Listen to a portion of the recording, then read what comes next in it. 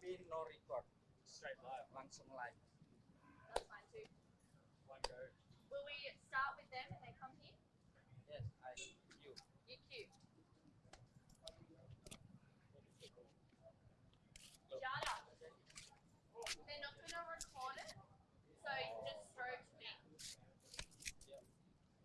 Oh, Opening dulu. stand by. Standby opening. Oh, sorry. Record or?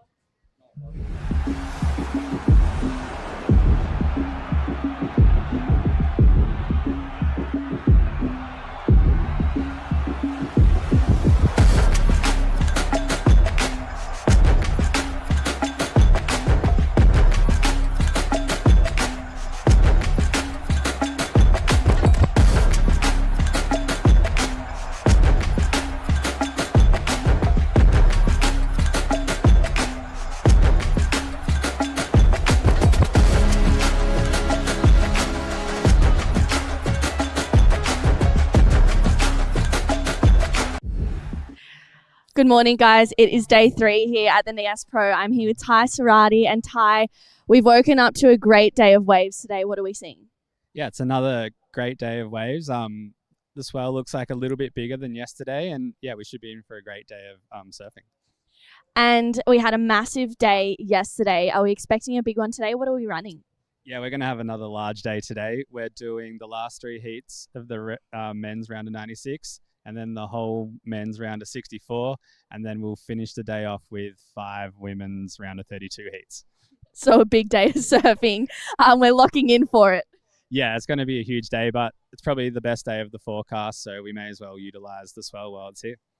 Thanks so much, Ty. We'll send it back to Giada and Di in the booth. Everyone, this is day number 2 of Nias Pro.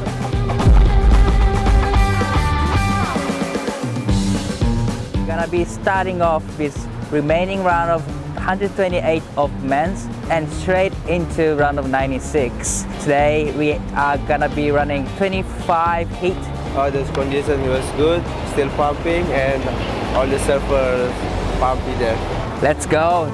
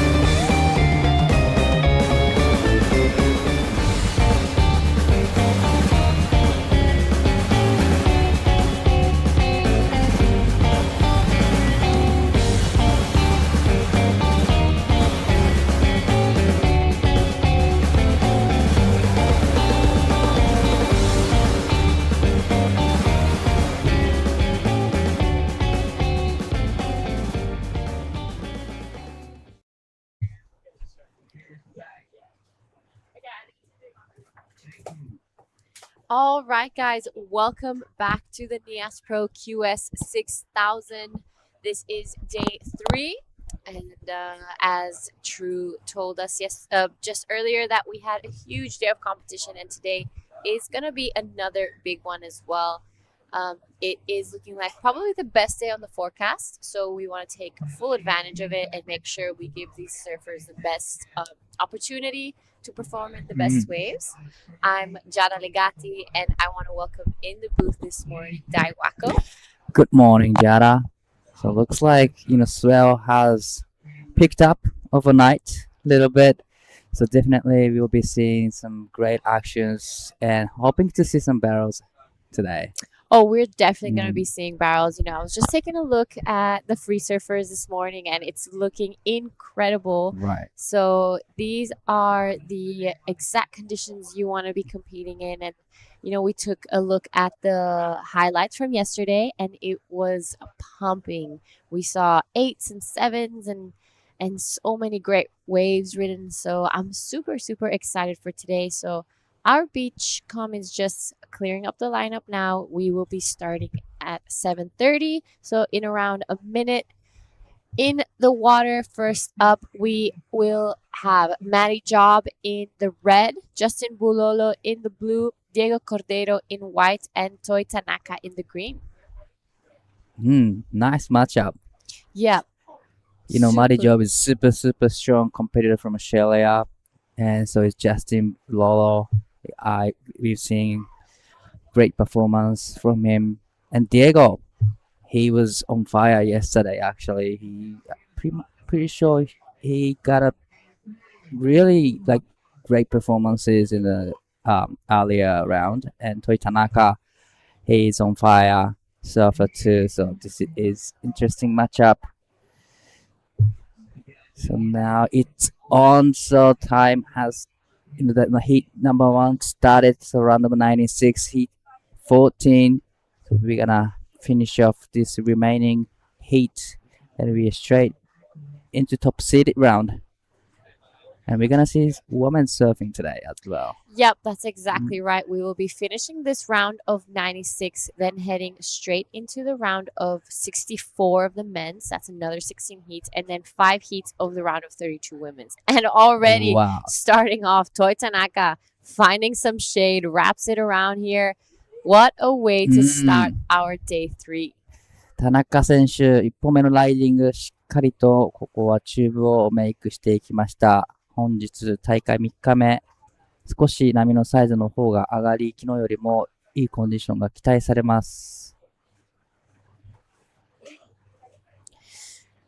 All right, so first barrel of the morning. That's exactly how we like to start things off. So just a little bit of background information while we wait for some waves to be ridden. Diego Cordero, he is Italian-Brazilian, but lived for a really long time, practically raised in Australia. He represented Italy with me for a couple years. So he did a lot of trainings with the federation and did some ISAs as well. His backhand is so powerful and strong, like he showed us yesterday. He grew up on the Gold Coast surfing snapper rocks a lot. That's why I think he's goofy foot, but his backside is super strong. I'm sure his mom and dad are watching, as well as his girlfriend who was with him in Krui. I talked to Diego, and he's doing a bit of surf guiding in Mentawai right now. So he's spending a lot of time here in Sumatra.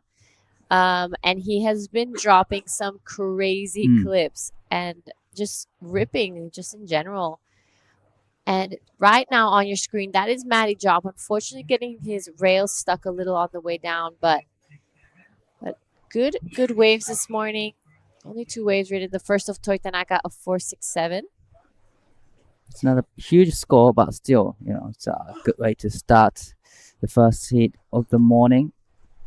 But yeah, now Diego lives in Mentawai as a surf guide. So yeah, he's just surf guiding a little bit on a boat right now, and I know he's spent quite a lot of time there. He's dropped some great clips. I know Stab and Surfline have been posting some of his videos as well. He's a really positive person to be around, always happy, and he's such a frother. So he did great in our trainings when we were competing for Italy and doing all of that. So he used to do the European region WSL, but has changed it now to Australia. So that's why he's competing in these QSs. He must be stoked because pretty much he lives in Mentawai. He loves this wave, but this is 田中選手2本目のライディング。さあ一発目は大きなファーストターンからセカンドターンへ、ここで少しレールが引っかかってしまったか。2本目のライディング、1本目は 4.67 をスコアしています。So Toi gonna be backing up that 467. Justin Bulolo, on the other hand, is a little bit of a chief here in Nias. one of the most famous names every time you come around. And I'm sure if you come here on a free surf, you would have seen him in the past. He's currently living in Bali at the moment. He just Right. opened up his surf school over there, and he came here for this event and to spend time here at home with his family. He's staying at his parents' house, and he says he loves hanging out here and spending time with the boys. So this is Justin right now. Up and riding straight into the barrel. Oh, and comes out so clean. It gets round. Nice combination from Justin. Yeah, he is a local, so he knows where to sit and he knows everything about this break. That's beautiful ride from Justin. Yeah, so that's exactly who we're talking about. Justin Bulolo, beautiful first ride to open up his campaign here in the QS 6000. He's one of the most well-known locals here in Nias, and showing exactly why. He knows what waves he's looking for, and he's going to be probably on the best ones of the day for sure. Definitely. Yesterday, he came into the booth. He was like, I really, really want my heat to be tomorrow. I know it's picking up. I know that's the type of waves I'm here for. So I'm sure he's stoked to have this first Right. heat today. And especially being able to surf your home break in front of all your friends and family with only 3 other guys out is a dream, actually. So Yeah, definitely. Just he will be showing his skills, and he's gonna show that he's the best in that lineup. I can't wait to see him getting on the set. yeah, and Justin is not here chasing points. He's just here to surf his home break by himself. So he has no pressure. He has nothing to lose here. He's just enjoying his time. I know he came down here with his girlfriend. Yesterday he was telling us stories of what it was like growing up here in Nias, and he told us that when he was younger he would also be part of the coconut mafia and like selling coconuts as well, but just a little more into the surfing. He spent all day out in the water, and being able to call this your home break is incredible, and he's just gonna be showcasing some great surfing as well. It's a great role model for all the young people just selling those coconuts muffins. That he is now in the QS 6000, high rated QS, and lives in Bali. Opened up his surf school. That is such a great role model. Yep, so there he is on your screen again.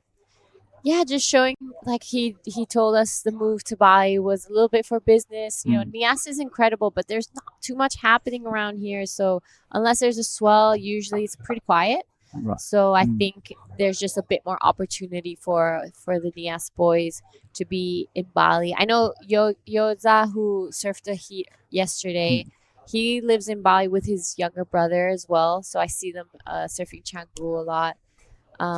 But yeah, many of them have moved to Bali for just more jobs and creating a bit more opportunity for themselves. Looks like a little bit of actions at the back. So now Diego has first priority. He hasn't got a wave yet, but definitely in no time he will be getting one of the set.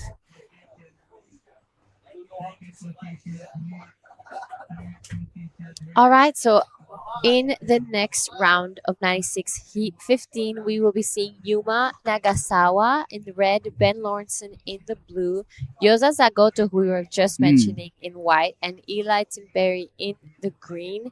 So a pretty big matchup. We will be finishing off with Heat 16, where we will see Mike Clayton Brown, Jay Akalupo, Zeb Stokes, and Yuya Iwase. And going straight into the round of 64, where we're going to be seeing the top-seeded surfers of this event. There are some big names coming up. I'm seeing Heat 1 already: Keon Martin, Elliot Parada-Reed, Kobe Clemens. I'm seeing Reef Hazelwood, who just came off the win in Krui. This is Toy Tanaka.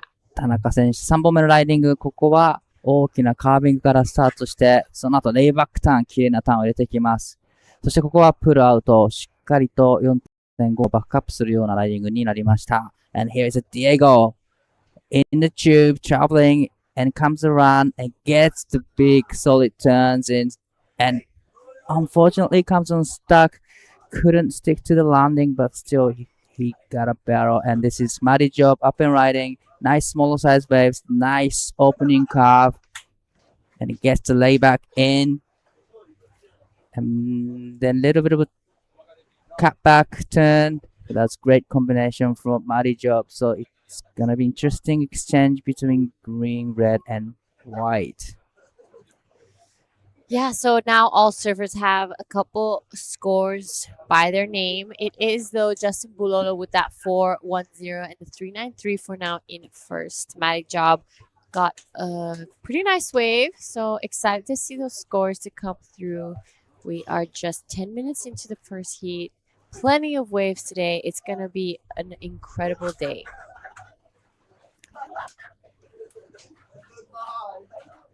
All right, so what were some of your highlights for yesterday? Oh, definitely Diego and Caleb's heat. It's like back-to-back heat. Both of them got a great waves, and in the end, Diego took a win. So that was my highlight probably. Do you have one? I yesterday? have a couple highlights from yesterday. I think I can start off with Teddy Billy. Oh, right. He had two of probably the best heats of his life. Especially being in the QS 6000. His second heat, his first heat, he got that 8. He just like took off straight into the barrel, threaded it through really nicely, and got out of it and got that 8. And then his second heat, he had an incredible matchup. I mean, all 4 surfers are absolutely incredible, and he just powered through it, got first place, and he's so young, so I was really excited to see that. Especially he came off an injury, has been training so hard. I know he's really been dialing in with the CI team in Bali with his boards, so it was great to kind of see the hard work pay off. That was a highlight for me. What else? I'm pretty sure it was... Who was it? He was in the end of the heat against Thomas and Caleb and Micah. So that was a great heat actually. I watched live, and I know. I think Soul Grendeling was a pretty cool heat as well. He did some really great surfing as well.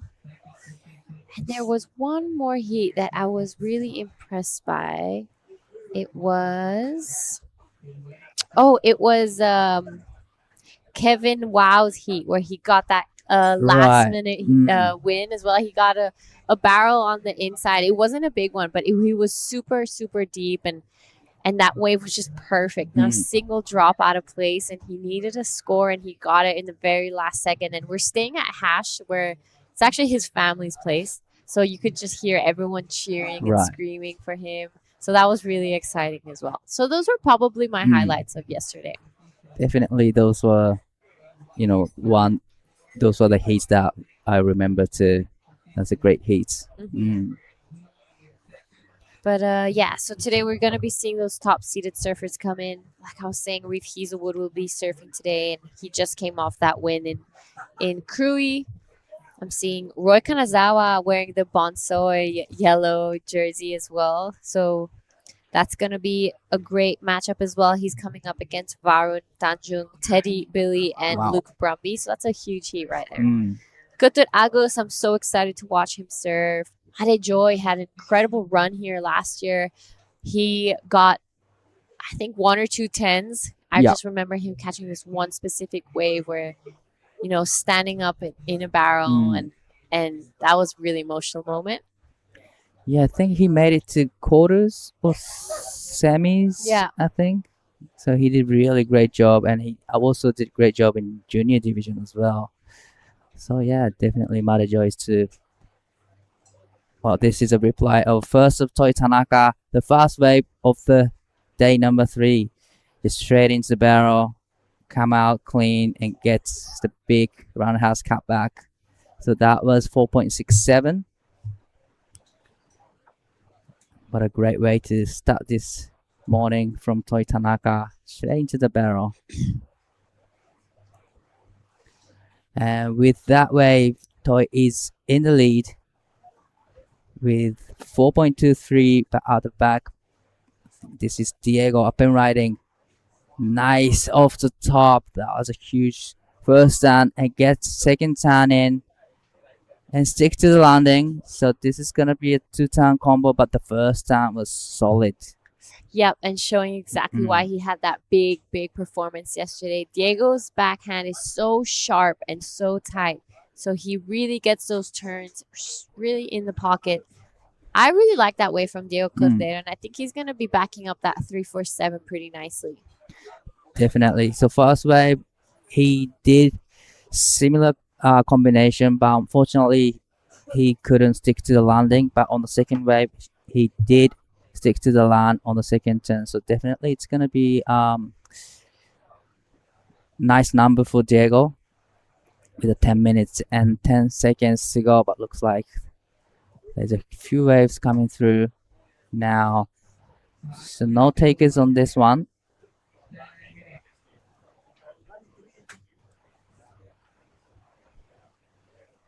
Oh, I was hoping to see more waves to roll through, but yeah, sometimes this wave has that. You just see like a one wave set come through and nothing out the back. So just about to reach the 9.5 minute mark. The last Diego Cordero comes in at a 5-1-0. So now on your screen, Matty Job under priority, big layback there. Wraps it around again, sets up for the second turn. So nothing too critical or crazy, but he wants to start to put some scores on the board. He's only sitting on a 2-9-0 and that 0-5-7. So Matty Job getting some turns in. That was pretty nice. I like that. Right. Really nice 2-turn combo just to get rid of the 0.57, but nice to have one, getting in the rhythm with the ocean. So you don't really want to be sitting in the ocean, just do nothing. So it was a great move for Matty Job with 8 minutes and 40 seconds. So now Justin has fast priority, needing 4.48. Not a big score if he gets that deep tube. Yeah, so Diego showing that you can get those higher scores by getting some just 2 big turns in. He yesterday we saw as well Jack Thomas get a 7-3-3, and he did those those 2 big backhand turns that he's kind of famous for. His surfing is so solid, and he had a great run here in the Nias Pro. I think it was 2 years ago now where he got a semifinal finish here. But yeah, so Jack is from West Oz. He's used to those like powerful, heavy water waves. And I'm sure everyone was pretty proud of him yesterday, getting just squeaked past that heat. He got that score in the last minute. So I'm excited to watch him surf again today now that the waves are a little bigger. But it is this round of 96, heat 14 in the water right now. We will be going into the round of 64 and then straight to the round of women's 32 up to heat 5 is the goal. So another big day of competition. But yeah, as we said, we want to take advantage of the conditions today. It's probably one of the best days forecasted while we're here. So great call from everyone organizing this event and making sure that we give the best chance to everyone. Definitely good call. Pretty much we'll be seeing 24 heats today. And yeah, like you said, so the forecast saying today and yesterday were the biggest day of the competition period. So definitely we, as an audience, we love to watch their surfing on a big days. So good call. And this is a heat number 1 of the morning. 6 minutes and 30 seconds to go. Looks like a few actions are out the back. Slowly reposition themselves out the back.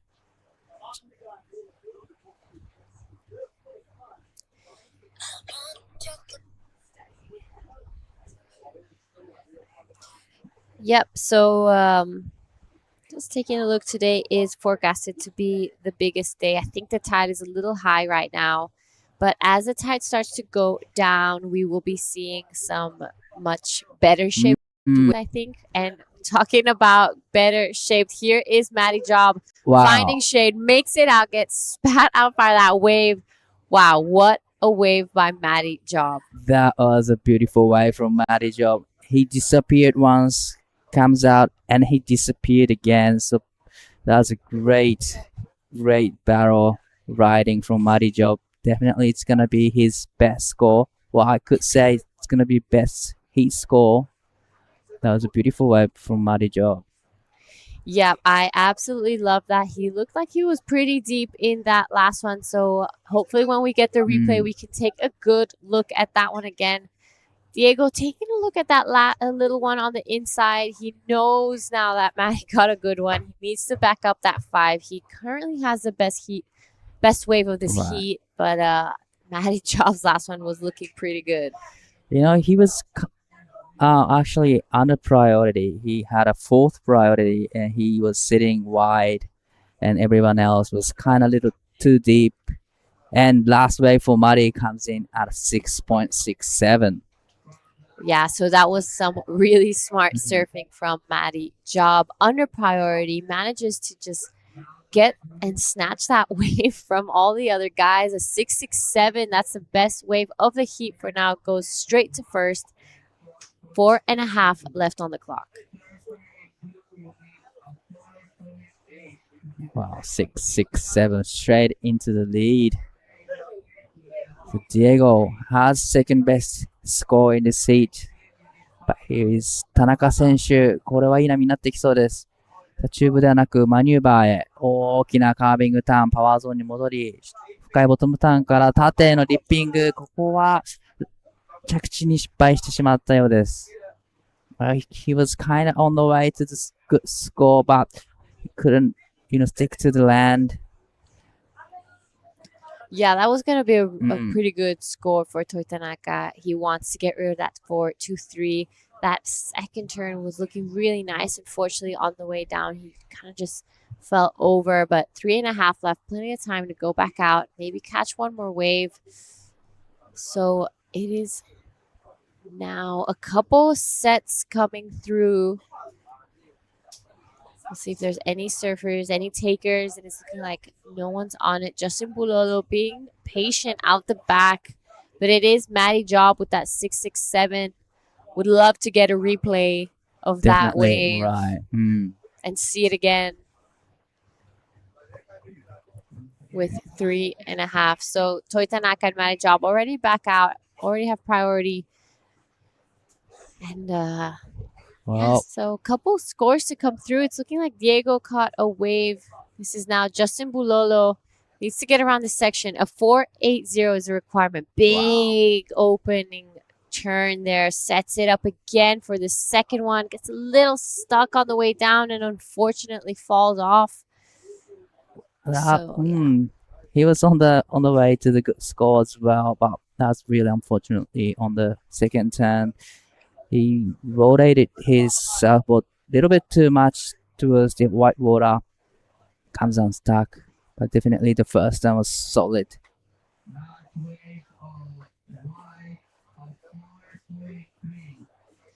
All right, so White caught a wave. A 4.30 goes straight to second. Just 2 minutes left now. Maddie Job with priority. Toitanaka second priority. It is eyes on Toitanaka and Justin Bulolo with the requirements of 4.74 and a 5.30. Wow, Diego now again with 5.10 and a 4.30 with a 1 minute and 40 seconds to go. So Maddie's got a first priority. Toy has second priority, needing 4.74. And last of Justin comes in at 2.83. So Justin now needs 5.30 to go into the second. Definitely he wants to get through this heat.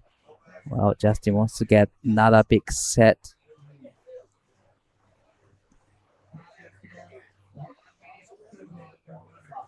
Yep, so just about to reach the last minute of this heat. It is looking pretty good for Matty Job and Diego Cordero. Will they be able to get themselves into the next round and surf again today? So a big, big day here in the Nias Pro. Lots of surfing, lots of waves, 45 seconds left. All eyes on Toi Tanaka, Justin Bololo, fourth priority. So it's not going to be easy. But we did see Matty Job get that 667 under priority. And there we have it. Our current heat leader takes off on this one. Pretty critical section there. Almost falls off, but manages to stick with it. Wraps it around there again. And goes for a third blast, but there unfortunately does fall off. He's not too worried though. He is currently in first. 田中選手4.74で2位の2位へジャンプアップします。さあ、一発目、クイックなターンをして、2発目、これは大きなターンになりました。スプレーも大きく飛ばしてきて、そして緩慢になったところでカットバックを入れてきます。さあ、この波で 4.74 スコアをすると逆転していきます。All right, so now Toi Tanaka, a 4.74 is his requirement. Ooh, what do you think?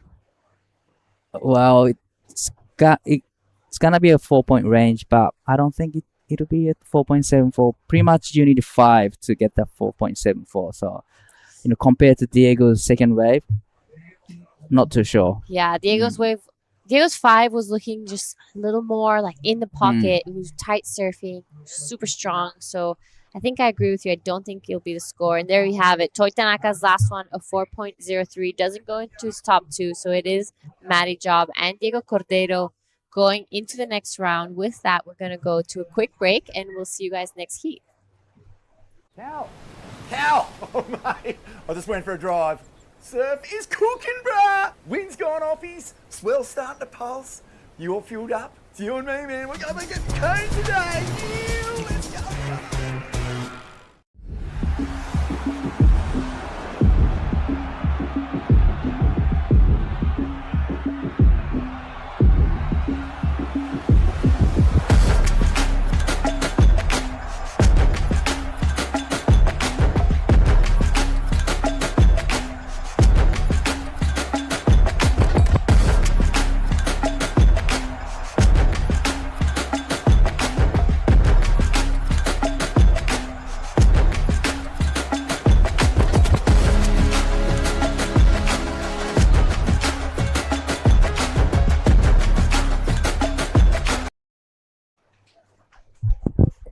Welcome back. This is Nias Pro Day 3. We are into round of 96 men's heat. Number 15, we have Yuma Nagasawa in red, Ben Lorenzen in blue, Yoza Zakoro in white, Eli Timperi in green. I'm Dai Wako here in the booth with True. How are you this morning? I am really good, thank you, Dai. It's nice to see some good waves this morning. There's been, the free surf looks pretty incredible. How was that first heat? Was there's a little bit of a slow time in between, but still we're seeing a great barrel ride from Matty Job, Toi Tanaka, and Diego and Justin. So pretty much all surfers got a barrel. So amazing start. Day this is day 3, right? Yeah, day 3. And another big day ahead of us. So on screen, this is Yuma Nagasawa.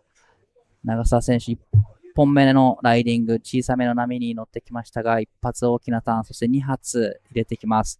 3発目は少しハーフターンになりましたが、素晴らしいコンビネーションとなっています。Yuma was in the Pro Junior final? Yes. Second? Yeah, he got second in Pro Junior division at Kurui, and he will be surfing in juniors as well. But on screen, this is Ben Lorenzen looking, wow, the first turn tags into the critical section and into the second turn again. It's a beautiful wave, beautiful ride from, Ben Lorenzen. Wow, Ben. Oh my goodness. Yoza. That was a big first turn. Gets a second one in as well. Wow, leans into a third. What a great exchange between Yuma, Ben, and Yoza just now. Back to back to back waves.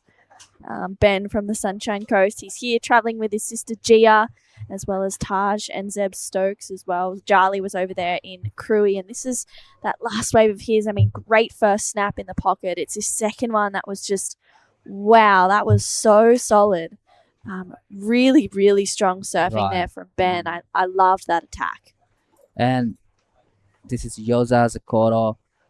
You know, compared to Ben's wave, his approach is so different. Nice, smooth turn to start with, and it gets vertical, and it gets a little bit stumble there, but still managed to get 3 turns in. So beautiful surfing from all the surfers. So first of red comes in at a 3.67, and we are still waiting for the last of blue and white.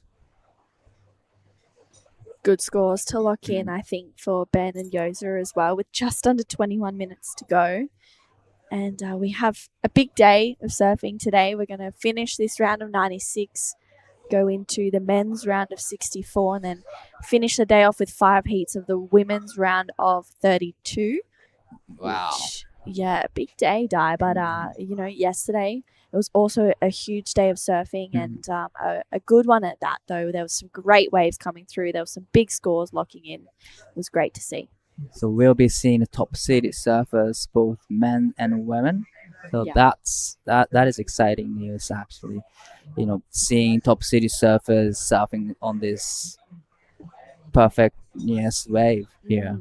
And today should be the biggest day of the competition period. So definitely love to watch them action. Yeah, it'll be so good. And Ben Lorenzen just locked in that 6.17. First of Yoza, a 4.2. So Ben out in front. He's up and riding again. This is live action. Big first turn for Ben. Gets a second one in as well. That was, once again, 2 really strong backhand snaps in some pretty critical sections there. I saw Ben a little bit earlier today as I was leaving Casa Bebas after my morning coffee with Giada. And I was like, good luck, Ben. Like, when you surf, he goes, I'm heat 2 of the day. I was like, well, go get yourself ready. He's like, yeah, I'm going to have some brekkie and get out there. And he just had this super calm vibe about him. And he was just, it seemed like he was really excited to be surfing a heat out there. I mean, he's been waiting 3 days to surf a heat. And today, he'll potentially be surfing 2. Yep. Well, he looks calm, but as well as he's very aggressive on the wave.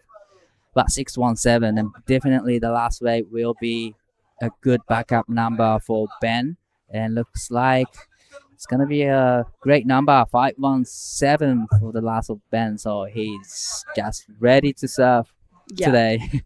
Wow, he's coming out all guns blazing right now. And this is Eli Tim Perry using priority. Big first hook in the pocket. Wow. Just, oh my goodness, that is such a hard section to hit, especially with when it's kind of like this and it's so clean, it's kind of hard to see where the section is and time it right. But that was a really nice first turn in the pocket. Yeah, really loved the first and really loved the second turn attempt from Eli. He just went over too much, but it was really unfortunate. But definitely he will adjust that mistake that he made. And so looks like we have a little break in action. We're gonna go head over to Giada with last heat winner.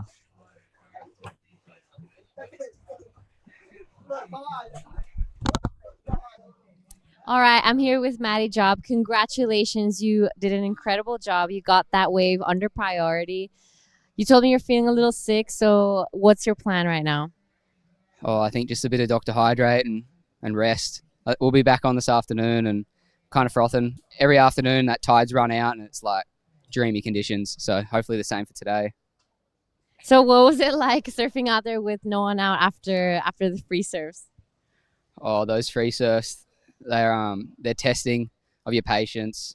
I just really only been out there for like 45 minutes, not really waiting for the bombs.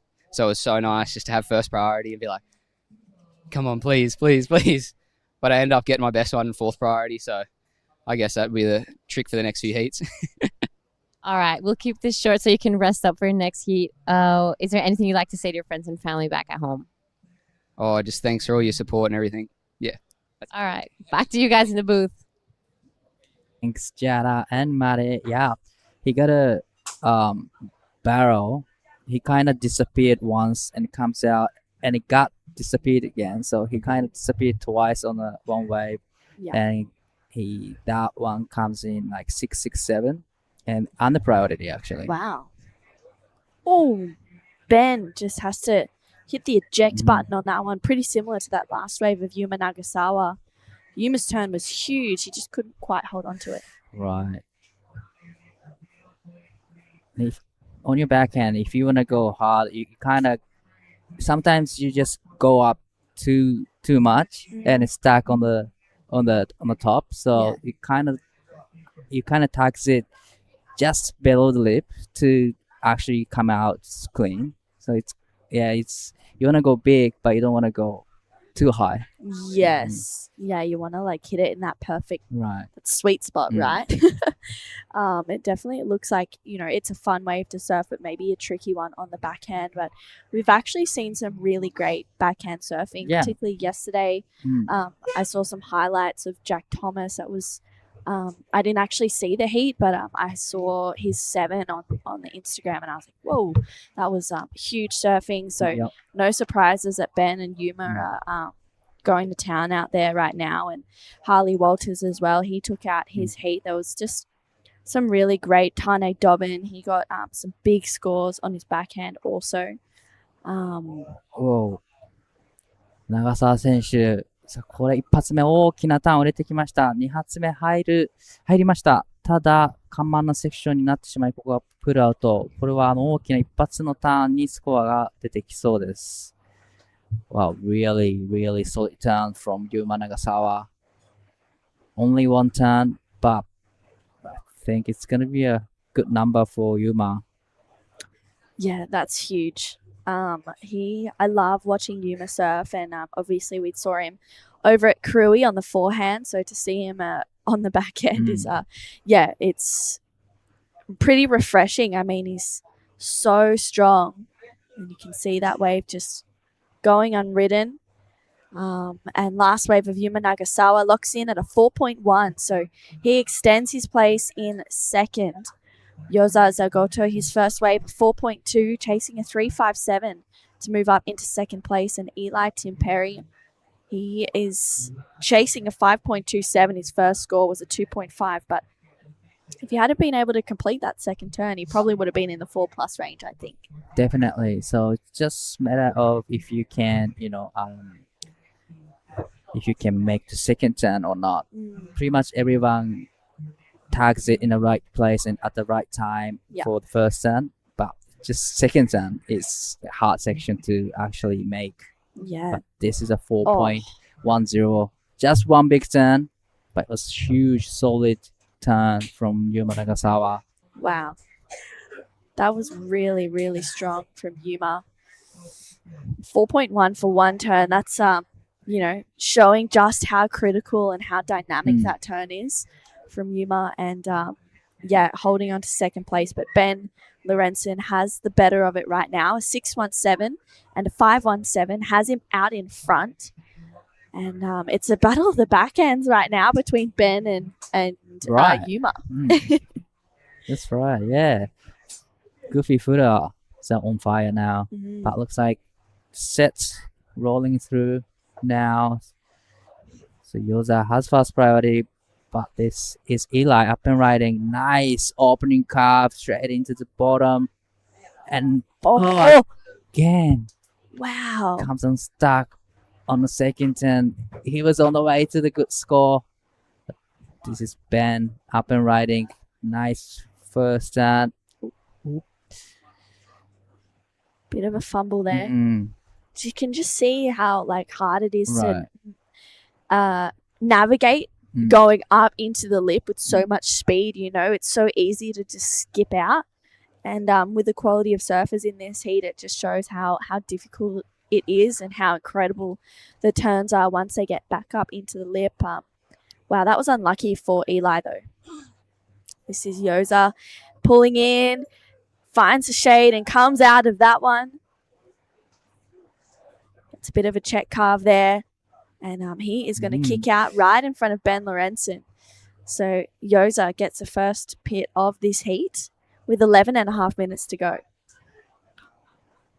Right, that was that was a nice ride from Yoza, right? So it's gonna be definitely his great backup score, needing 3.57. To me, he's done the job. So with the barrel and the carbs, still we're waiting for the last of white. But now Yuma need a score. But this is Eli's last wave. This turn, unfortunately, maybe he could have done that just under the lip. But here is a replay of Yoza. That was a beautiful, barrel from Yoza's Goro, just showing local power. Yeah, looks like it's gonna be a healthy number for Yoza, needing 4.83 the last of white. That puts him into the second place now. So now Yuma has first priority and needs 4.93. Eli now needing 6-3 with 10 minutes and 20 seconds to go. Wow, and Yuma holding first priority. 4.93 is not a big score. I mean, it needs to be his best wave of the heat so far, but I feel like if he can get 2 of those strong backhand snaps that we've seen, he'll definitely challenge for that score. And a 6.23 for Eli. I mean, he's been falling on those second turns. Imagine if he's making those, maybe just dialing it back just a little bit to get that completion and then get, at least a 4 on the board or plus. You can see some movement here. Yuma, he's scratching, looking like he's going to paddle into this one. レッドテイクオフします。逆転に必要なスコア 4.93。一発大きなターンを入れてきて、これは前に出てきた。2発目。ここもしっかり入れてきました。綺麗にメイクして、これはヒーラーエディングになりました。Wow. He did what, exactly what you said. Yeah. Hit the lip twice. And he's done that. So he needs 4.93. Wow. I think he gets it. That was like 2 pretty crazy turns. Got the fins out on both. Let's take a look from this front angle. I mean, absolutely belts it for that first turn. Free falls down, and look how tight he is in the pocket there. That was absolutely insane from Yuma Nagasawa. Wow. Locks in straight away. It's an 8.17. He goes to first place. And how was that fire and that passion from Yuma? That was so awesome to see. So he needed 4 mid-4s, but now he gets 8. Yeah, that was amazing. Crazy. Wow. Yeah, that was that was huge. I'm kind of speechless. So pretty much like what he did on the third wave, he did that twice. Yeah. So that's how he got 8.17, and that's amazing. Now he is in the lead comfortably with 8.17 and 4.10. So now Yoza in third place, needing 6.51, and Eli needs 8.54 to go into second.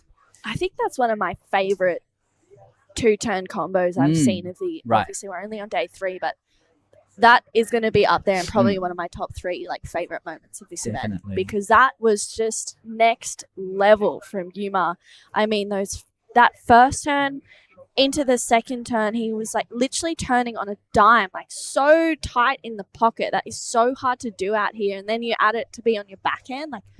Wow, that was really, really incredible from Yuma. Yep. And he's still a junior. Still in the junior, and he is doing great. So this is a replay of last of Yuma. Oh, that was a really hard section to hit, and here again, another one makes it so clean, and really love the body language after the ride. Yeah, I love that too. Definitely, definitely one of the rides that you should remember in this competition. 8.17 with 2 big belts on backhand. That was crazy from Yuma Nagasawa. he would be feeling pretty stoked with that, you'd have to think. Definitely. Is this his first time here in Nias? I believe so. Yeah. Wow. I gotta ask if he got through first place. I gotta do the Yes. interview with him. Then Yeah. I'll ask. Yeah. But I'm pretty sure this is his first time in Nias. Yeah. Wow. An 8.17. Heat 2 of the day. Already fireworks.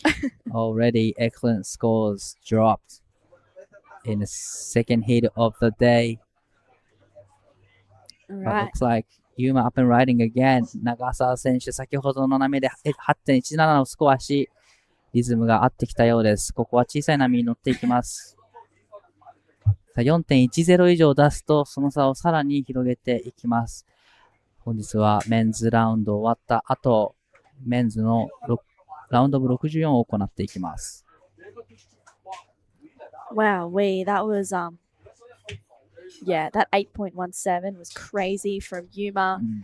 Really strong backhand surfing in this heat. Benny Lorenzen dropping a 617 and a 517 also. That was crazy. This next heat is going to be pretty stacked as well. Mike Clayton Brown is going to take on Jay Okalupo, Zeb Stokes, and Yuya Iwase. And that is going to be an exciting one as well. An exciting heat again. Well, pretty much every heat will be exciting heat today. Yeah. We'll see some top-seeded surfers as well enter the lineup for both the men's and the women's. Wow, I mean, it's already been an entertaining morning. This I'm is sure there's more only to come. day number 3. So we have like 3 more days to go, and we've seen some huge actions already. So, well, this is Nias Pro actually. Yeah. This is it. This is it. Stoked to be here watching all the actions. Yes. Just firing us up for a free surf at some point. We've got 4.5 minutes to go in heat number 15 of the men's round of 96, and it's Yuma Nagasawa out in front with an 817 and a 4.1. Ben Lorenzen in second. He has a 617 and a 517. Let's take a look at these waves. I think this is the 517 to start off, or maybe the 617, sorry, Ben. And once again, really, really strong backhand surfing we've seen in this heat, and Ben just adding to that. And he's just looking on point. The second wave was really huge as well, Dai. Big first turn, get the second one in. Oh, that's huge 2 turns from Ben. So that the last one was 517. Yeah. Wow, looks like it is Eli. Important wave, needing 854, decent score, but big opening curve, and gets a second turn in. This time he lands it clean. So now he did combo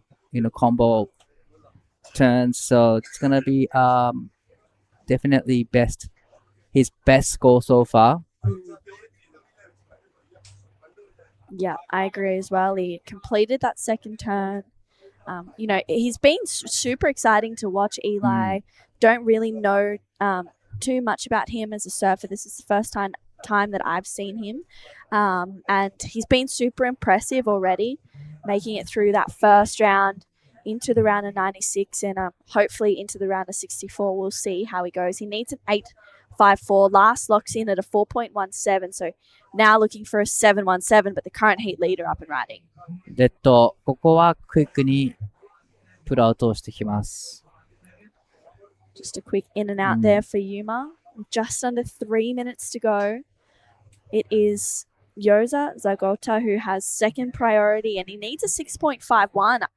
Not a difficult score to get on a day like today, especially knowing the wave as he does for Yoza.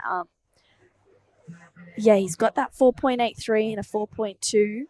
So we'll see if he gets another opportunity with just over 2 minutes to go. But Ben Lorenzen holds that first priority. 長澤選手、ここもいい波乗ってくるか、フローター、そして前に出てきたところでもう一発入れてきます。少し波待ちのポジションを左に取っているような印象です。Oh, wow. Yoza Zagota chasing a 6.51. He gets this one under priority of Ben Lorenzen. Wow, another big turn there for Yoza. Was absolutely going for it on those first two sections. Wow, he's needing 651 to go into second, and he gets the 3-turn combo on the smaller size waves. It was great surfing. Wow, I don't know. It's gonna be really close, and definitely it's gonna be his best score. Yeah, I think so too. 6.51. Wow, it's going to be really close. Those Right. first two turns were so strong. If I was Ben, I'd be trying to catch another wave at some point in the next Right. minute and 5 seconds. I think, yeah, I think this last one of Yoza will be pretty close to the score. Looks like Eli is going to take this one under the priority. Yoza's looking like it's going to come in just under tags at first section for Eli. Last of Yoza, a 4.63. This one of Eli, he needs a 717. I don't think it's going to be the score he's looking for. Yoza's surfing was really good on that last wave, but maybe just lacking the wave size there. Definitely wave size. It was a bit smaller than what Yuma and Ben been riding, so that's really unfortunate. But the surfing was incredible. Yeah, I mean, let's take another look at it. This first turn was huge, throwing so much spray. Gets a second one in. He was looking for a 6.51. Imagine if he did that on a bigger wave die. He'd be getting the score for sure. For sure. That was a beautiful ride from White. But he's not giving up yet. Going into the barrel. Traveling. Oh my gosh. Oh, is he going to make it? Oh, wow. That was so close for Yoza. He was right there. He was right there for the exit. He had so much travel time on that wave. He had a couple moments that he was going to fall off, but he just, he held on to it. Yeah. Wow, look at this Kemenpora flight cam. Are you serious? He had so much travel time in this one and then literally makes his way out, just loses a little bit of control, I guess, and unfortunately coming unstuck. That was really close. If he made that, that would have been really, really close to the score, if not the score, but unfortunately coming unstuck on the finish. Well, we're still waiting for the last of White, but I don't think it's going to be a completion, so it looks like Yuma and Ben will be going into the next round. With that, I'll see you guys in the next heat right after the bonsai break. That's a weird looking smoothie, Vorno. Tell him, son, this ain't no smoothie. This is as smooth as broth base for our bonsai ramen. How long should we wait, Master Ramen? Patience, young noodle. Wait, and top secret, I need corn. Behold, bonsai ramen. Morn-san, this is absolutely cooking.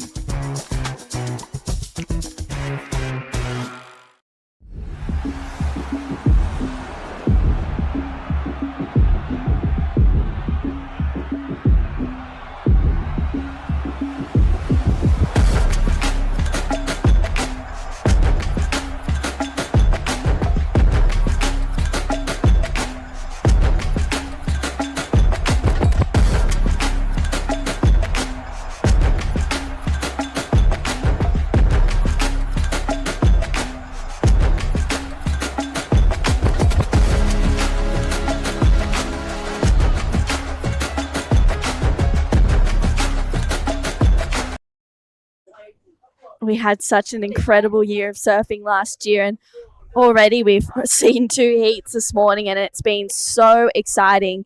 We have heat number 16 out there for the men's round of 96. Mike Clayton Brown is taking on Jay Okalupo, Zeb Stokes, and Yuya Iwase, and this is a big heat. I'm True Styling. Joined in the booth with me is Mark Clift.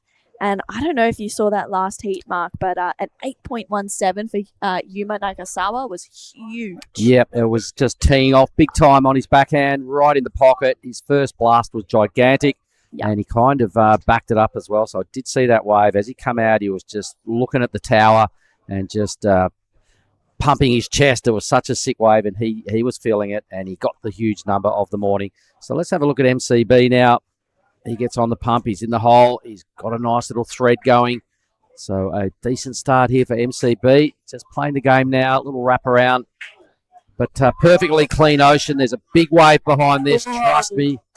Someone is in the pit. Oh my goodness, Jay Occhilupo.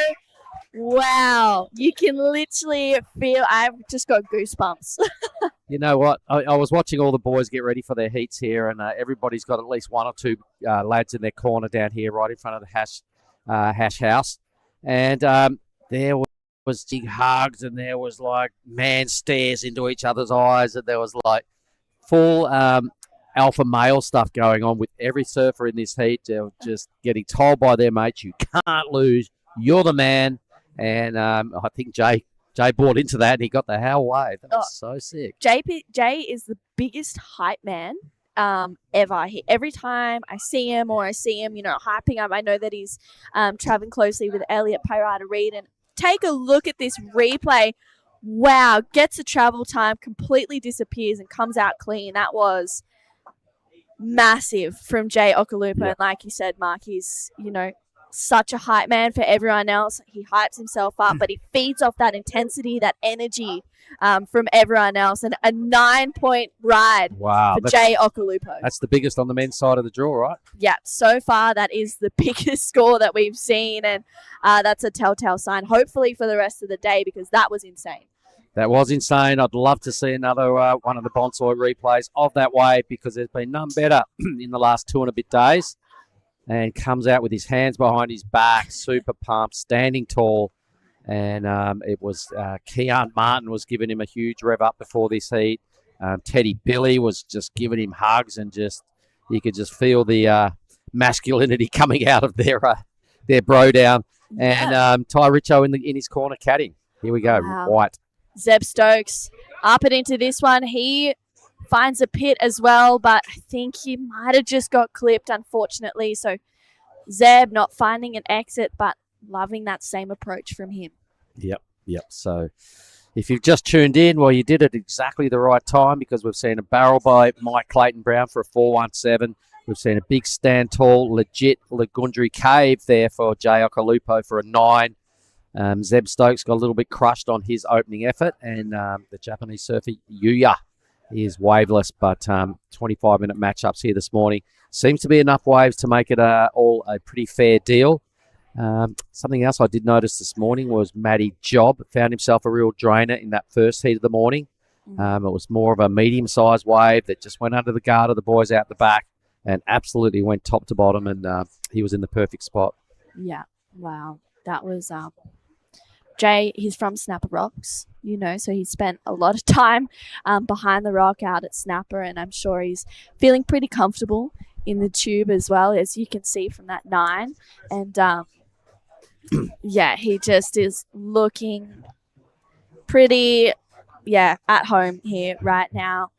A 9.0 for Jay. That is the best wave that we've seen.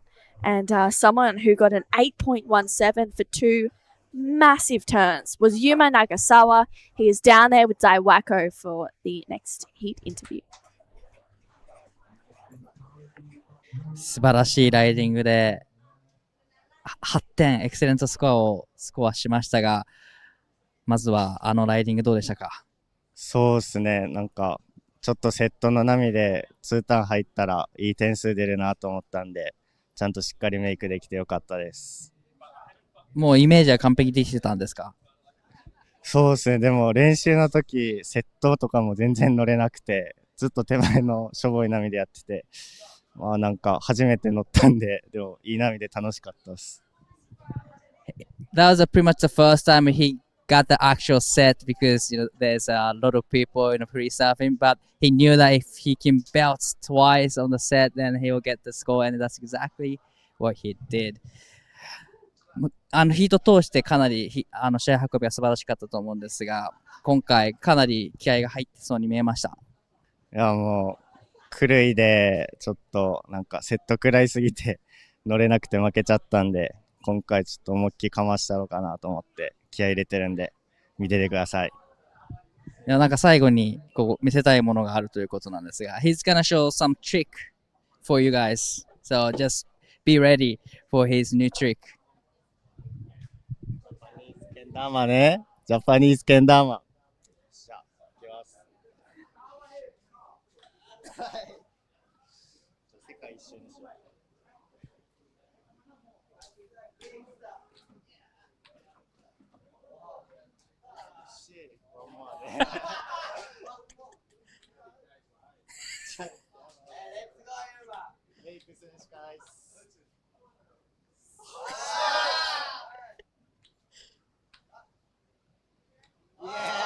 ありがとうございます。ジャパニーズスタイル、大きいに、ベンベンスポンサー募集してます。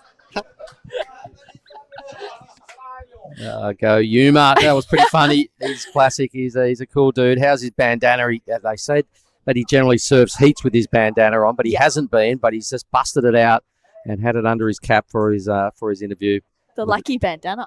Well, with this cool little what do they call that? I don't actually know what that's called. I need to figure that out. There's Loki and Barl and Cullen, who are some pretty incredible Australian young groms. They actually travel a lot with those, and I see them using it before their heats. Loki actually won the Stap High in Japan, and I know that he had that with him. It was super cool to see that, and bit of reaction time. Well, he wasn't going to give up on his trick, so it took him 4 or 5 goes, but he nailed it. He was pretty happy with his morning's work. I think you do way better than me. It'd take me about 25. I don't have that sort of patience. No. But so this morning, everyone, we've already seen the best score of the event, the 9 for Jay Okalupo in the blue. We've already seen the best score thrown down for manoeuvres for Yuma in that last heat, an 8.17. We haven't seen that sort of scoreline purely on turns. So the best of the best is starting to come out here this morning. It is day 3, 24 heats on our format today, so lock in everybody, word up your mates, tune in and stay in for the rest of the day. Why not? Lagundri, when it's doing things like Jay found, it's just world-class viewing. More of that, please, Huey.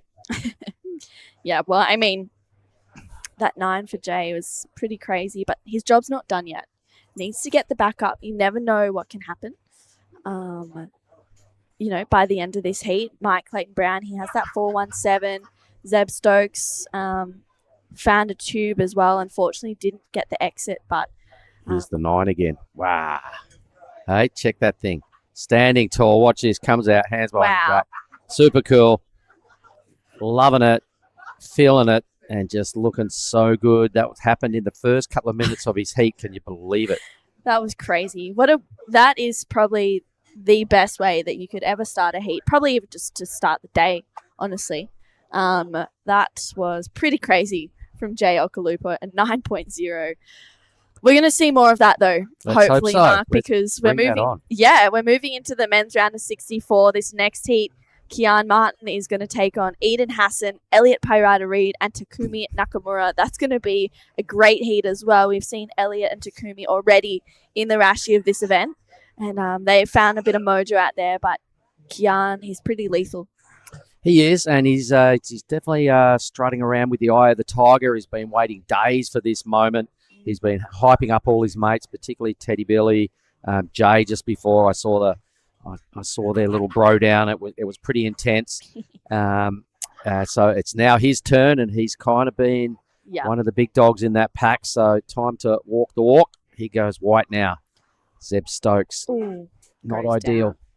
That was unfortunate for Zeb, just going down on that first turn. Oh, blue, sick. Look at this thread. Wow. Is it blue or green? I think that was Yuya Iwasi. Yuya. Comes out of one as well. Grabs a rail for that carve down and gets a second turn in there. So it's really starting to pulse here at Lagundri Bay. And that was a great first wave for Yuya Iwase. And also in this next heat, Eden Hassan, he's a young Australian grom. And, he's been putting together some pretty special heats. And he knows how to ride a tube. Well, that's why everyone comes to Lagundri. It's world famous for the big stand tall Lagundri barrel. None better this event than Jay Okalupo. There's been so much of that sort of stuff going on in free surfs as well.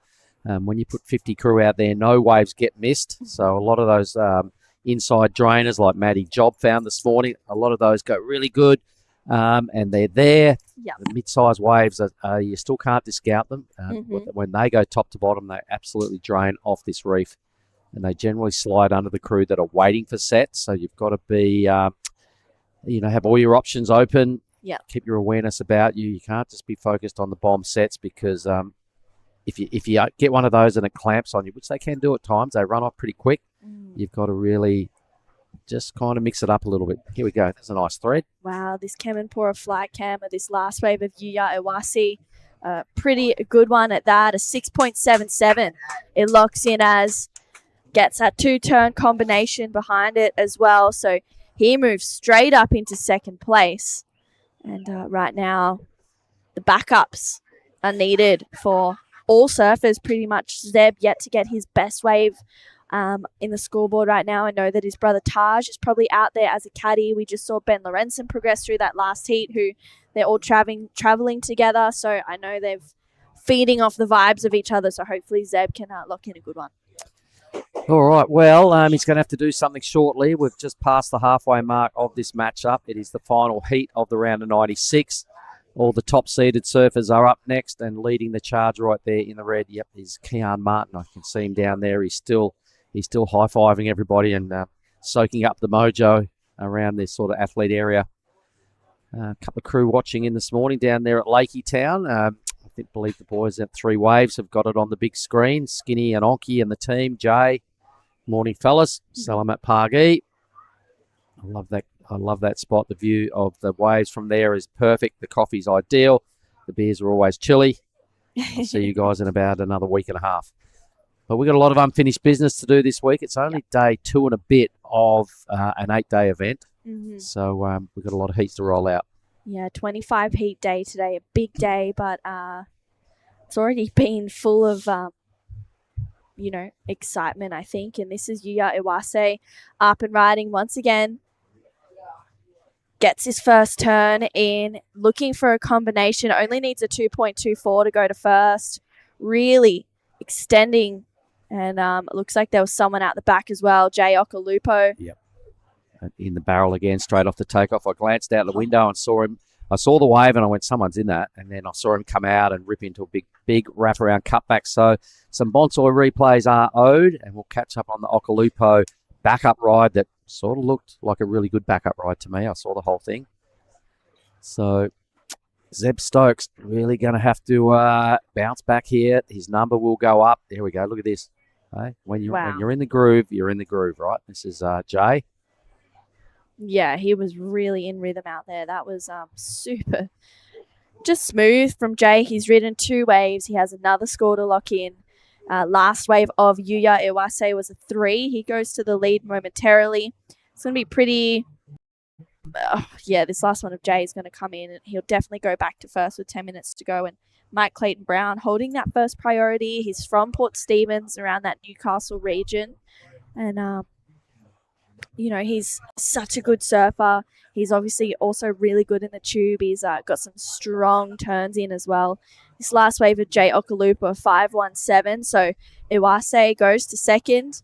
Mike chasing a 5.61, and Zeb Stokes, he's looking for an 8.54. That's a tall task right now. Yep, got to get moving soon. Got to make his next wave count. You would be thinking for Zeb. Got second priority, so the boys are languishing at the bottom of the leaderboard, at least at the top of the priority list. So perfect conditions out here this morning. But how's Jay Okalupo? He's had 2 waves. He's probably spent, 8 or 9 or 10 seconds in the tube this morning. And here is White. So Zeb now, he decides to park himself in the hole as well.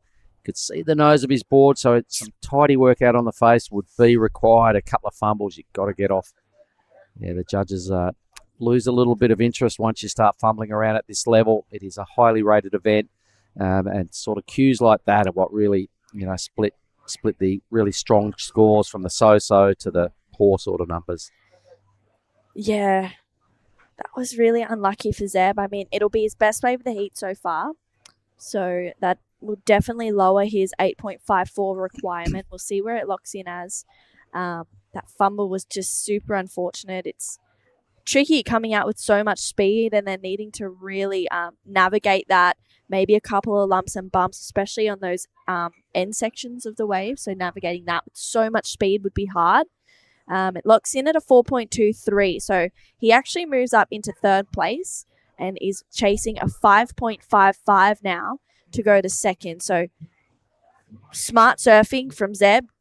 Got the job done, did what he needed to do, and now he just needs to lift a little. Yeah, so sort of right on cue, got his best wave. The fumbling without that, he probably would have pushed into the 5-point range. And probably the unlucky thing for Zeb as well is his tube ride came on the back end of Jay's last tube, the 9.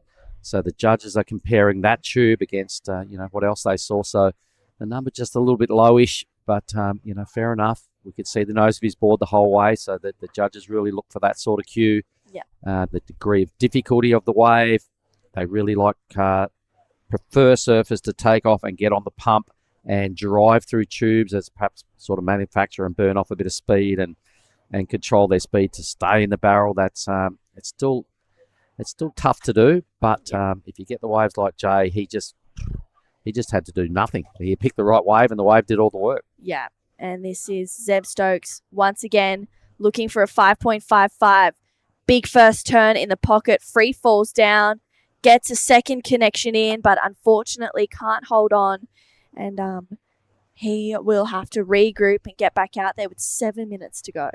Yep. All right. So at least he's being proactive and he's moving around, and you can get a 5.6 on those, a 5.5 on those sort of waves if you really connect and get it right. But just kind of got his weight going the wrong way as he hit his second move. And you're right. You surf this wave with so much speed that when you're hitting the lip or getting up to that end bowl, that really bends hard in back towards you. If you get it a bit wrong, it's really easy to get slingshotted out. It's really easy to lose your footing and your weight, like we saw there with Zeb. His weight's going one way, his board's going the other way, and you see a lot of that in the free surf as well because everybody's really going for it. But just from the times I've surfed it, it is so much energy and so much push that if you're going to take on that end section, you've got to get it perfect. Otherwise, you just get flicked and it's all over. Even watching that 5.17 of Jay Okalupo came out of the barrel, grabbed his rail on that carve to really stay low and just really complete it and not go where the board isn't going. He wants to stay connected. So I thought that was pretty smart from Jay, especially to get that backup. But that 9 is. Yeah, that's definitely helping him with this heat. That was what an incredible cave. Wave of the event, and So I'm sure far. it's going to stack up as still in the top numbers as we roll through our days here because that's a huge number. The judges have been very reserved with their scoring and to throw a 9. Anyway, let's watch MCB. Yeah, Mike Clayton Brown, he's in the tube as well. It's pretty open and he loves it. He comes out. He only needed a 5.61 and I'm sure he's got some good support in the caddies. I think maybe it might be Josh Stratton out there with him. I'm not too sure. Could also be Dave Perry, one of the two. So, Mike, 5.61. What are your thoughts?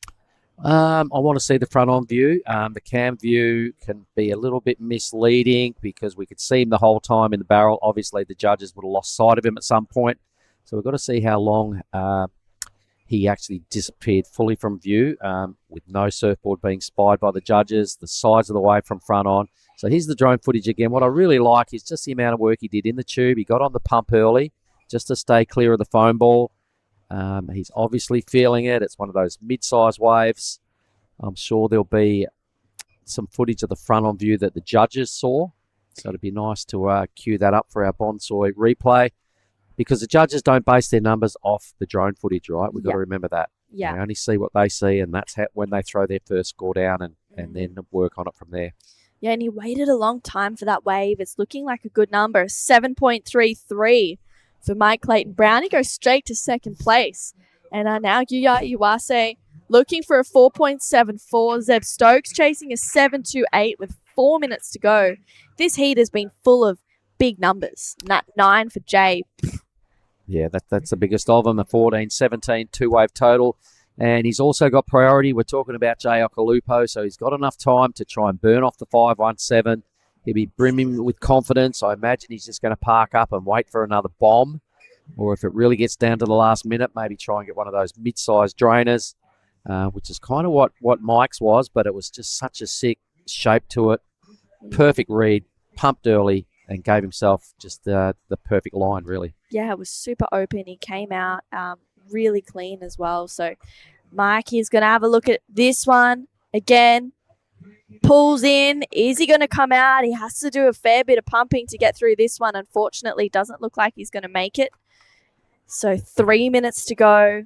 Yuya looking for a 4.74, not a big score. So I kind of liked that Mike tried his luck on that last one to better the 4.17. Yep, so leaving the door open a little bit for Yuya. He does have second priority. I imagine Jay will be quite content to either sit there or just wait for a nugget. So Yuya might be the beneficiary of that. He needs a good wave. He probably needs to get barreled or at least two big blasts to track down a 4.73.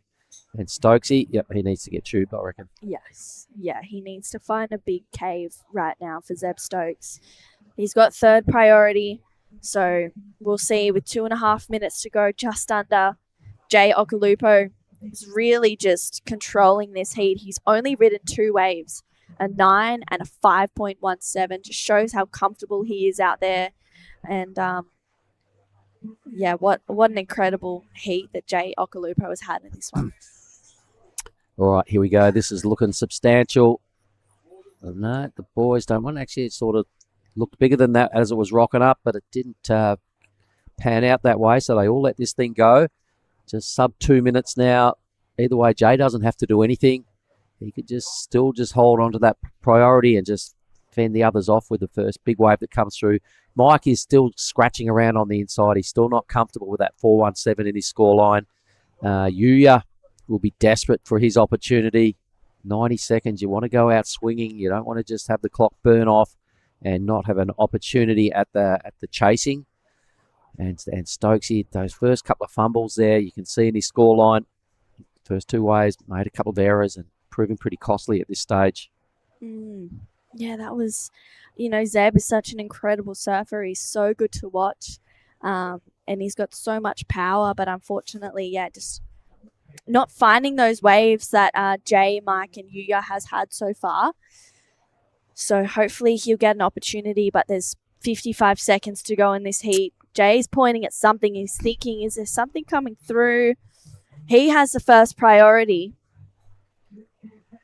What is going to happen in the last... They're on the move.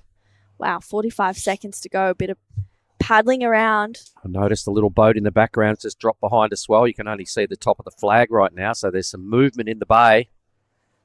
30-odd seconds to go. Is this set? I hope it gets here in time. Wow. There's definitely something going on here. They're paddling pretty hard now, pushing. Here goes Mike. Yeah, Mike Clayton-Brown looking to better a 4.17. High lines to start, drops down, gets that first turn, drifts the fins a little bit too much.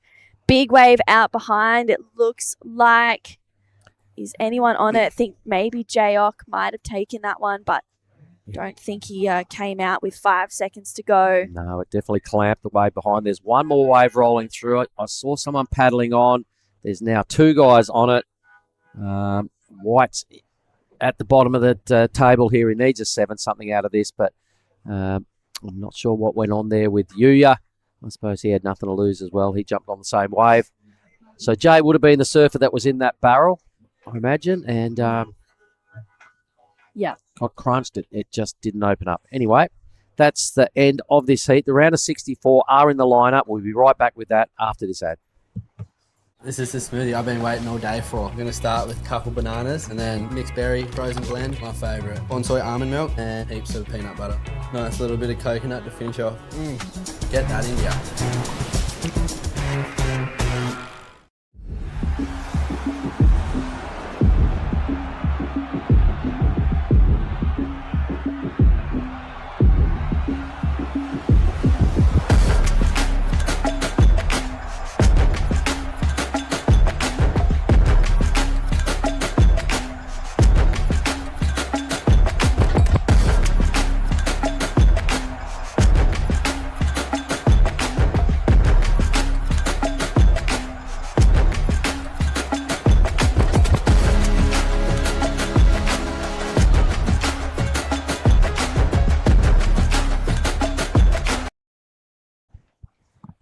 All right, here we are, Saraki Beach, Lagundri Bay in the south of Nias. We've got someone on the pump. The round of 64 has started.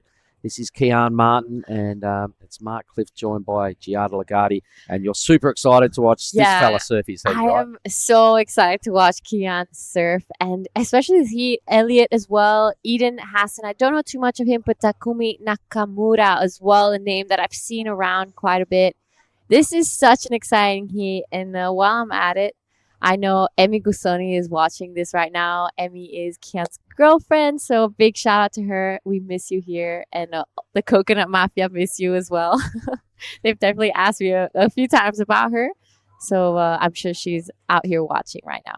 Right on. Well, welcome to the round of 64, everybody. This is a big deal. There's been a lot of people sitting on the sidelines watching heat after heat, wave after wave, waiting for their opportunity. Kian's burst out of the blocks with a score straight off the bat. With a crew like Kobe Clemens, Taj Stokes, Iko Watanabe. There's a whole lot of dudes that are about to pull their Rashi on for the very first time. I see Reef Hazelwood in Heat 8, winner down there at Cruy. For everybody's viewing pleasure, this round is as big as it gets. So the waves are there, and it's kind of firing. Here is Kian's first effort. Oh, I love that second turn from Kian Martin. You know, this was a smart move from Kian. 517 to start his heat off. Some heats get really slow out there. It's barreling and great, but then there are some heats that just nothing too crazy happens. So it's always good to have a couple scores under your belt, and I really like that Kian started early like that. Look, those medium ones, they can't be discounted, G. You know, everybody's like, got to get a set. Well, like Kian, just get on the rhythm early and stay busy. Those medium ones are really bowly. I saw Matty Job pick up one of them in the very first heat and got, barreled off his head.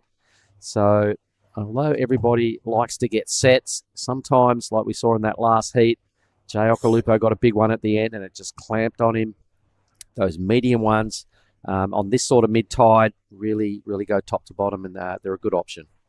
Yep, you're right. And at the end of the day, it's about passing the heat. So it's not just about getting the bomb of the day. Yeah, you got to get two numbers right. So Yep. I'd say right now Kian's got one early in the piece. Yeah, so a 517 is actually a really good score for days like today with nines coming out from barrels. A 517 from a couple turns is really good. Yep. And we saw a 7, and we saw someone lose with a 6 in their scoreline. I can see Jay Okalupo coming back into the athlete area out in front of the Hash family surf camp. Ty Richo's his caddy. The boys are all smiles. It's a good morning's work. And now a little bit later on, he's going to have to regroup and get it done again. He'll probably caddy for Ty when he fronts up in Heat 8. So we're going to finish this whole round of the boys. That's 16 heats. And then the ladies get to go late in the day, and I believe 5 of those heats are penciled in. So it's another 24 heat format to roll out on day 3. There's the backdrop here at Lagundri. Look how sick that is. Yep, so there looks like the boys taking a look at a bit of a bump there. Looking like Kian has 4th priority and takes a look at this one, decides not to go. I think maybe it was not as good as they thought, but yeah, so Kian the only one with a score on the board right now. This is Eden Hassan. All right. He obviously wants to get barreled, and he's in the tube, and he's done a nice bit of weaving work. Stays low, comes out unclipped by the lip into a big cutback. Sick footage. What a way to start his heat. Couple of turns out there on the face. So good, but perfect read straight off the bat. What a way for Eden. Well done. Yeah. Wow, that was great footage as well. We were looking straight into the barrel. Riza just following it through all the way. Would love to see the beach camp to see how deep he was, if his board was fully covered, if he was full inside. It did look like he was pretty deep in that one. Oh, he was deep. You could see he was just in front of the foam ball the whole way, and he kept on the pump, and he just had to keep compressing as he got closer to the exit. He did a really good job, and just such a good view from that drone footage. But we'd really love to see the camera angle from the front, what the judges get. Like I agree, it definitely gives us a better perspective of where the number fits. I saw Mike Clayton Brown last heat get something very similar to that for a 7.33. Here's the replay. So this is what the judges saw, G. All right. So from here, he was super deep in that, and he really threaded through quite a long way. So that's gonna be a pretty good score for Eden Hassan, a name I haven't actually seen before. So do you know a little bit I've about him? seen him. Yeah, I've seen him in events, and I've seen him. I'm pretty sure at Cloud9 last year. I'm sure I've seen him here. The judges are agreeing. They're loving that last work of Eden. It locks in at a 7. Fair enough. MCB got a very similar wave for a 7.33. So that's the range on those medium ones. We're seeing Kian drop a 5.17 for turns on a medium-sized wave. So there we go. You can't discount those mid-range sort of drainers. That was so sick. Well done, Ed. Yep. So we're going to stick with the live action for a bit because it looks like the boys are seeing something approach. It is Kian has third priority, so it is Elliot and Takumi now with the right of way. Let's see if there's anything behind this. There looks like there is. It's starting to stand up here now. Looking out wide. No, Kian's too wide, but here is Blue in the chute. It's Eden Hassan again. Oh, this is Eden just picking this one off the inside. Covers again. Big roundhouse cut back there. So he's going to be backing up that 7 already, which is a really smart heat tactic from Eden. And right behind him is Elliot Parada-Reed. Pulls into this one. Finds shade. Comes out. Big cut back there. So that's a great start for Elliot Parada-Reed. Elliot's put a lot of time in out here, so he knows the lineup. He knows what to do. And same with Jay Okalupo. So let's throw down and hear from the man of the moment with True Starling. Go for it, True.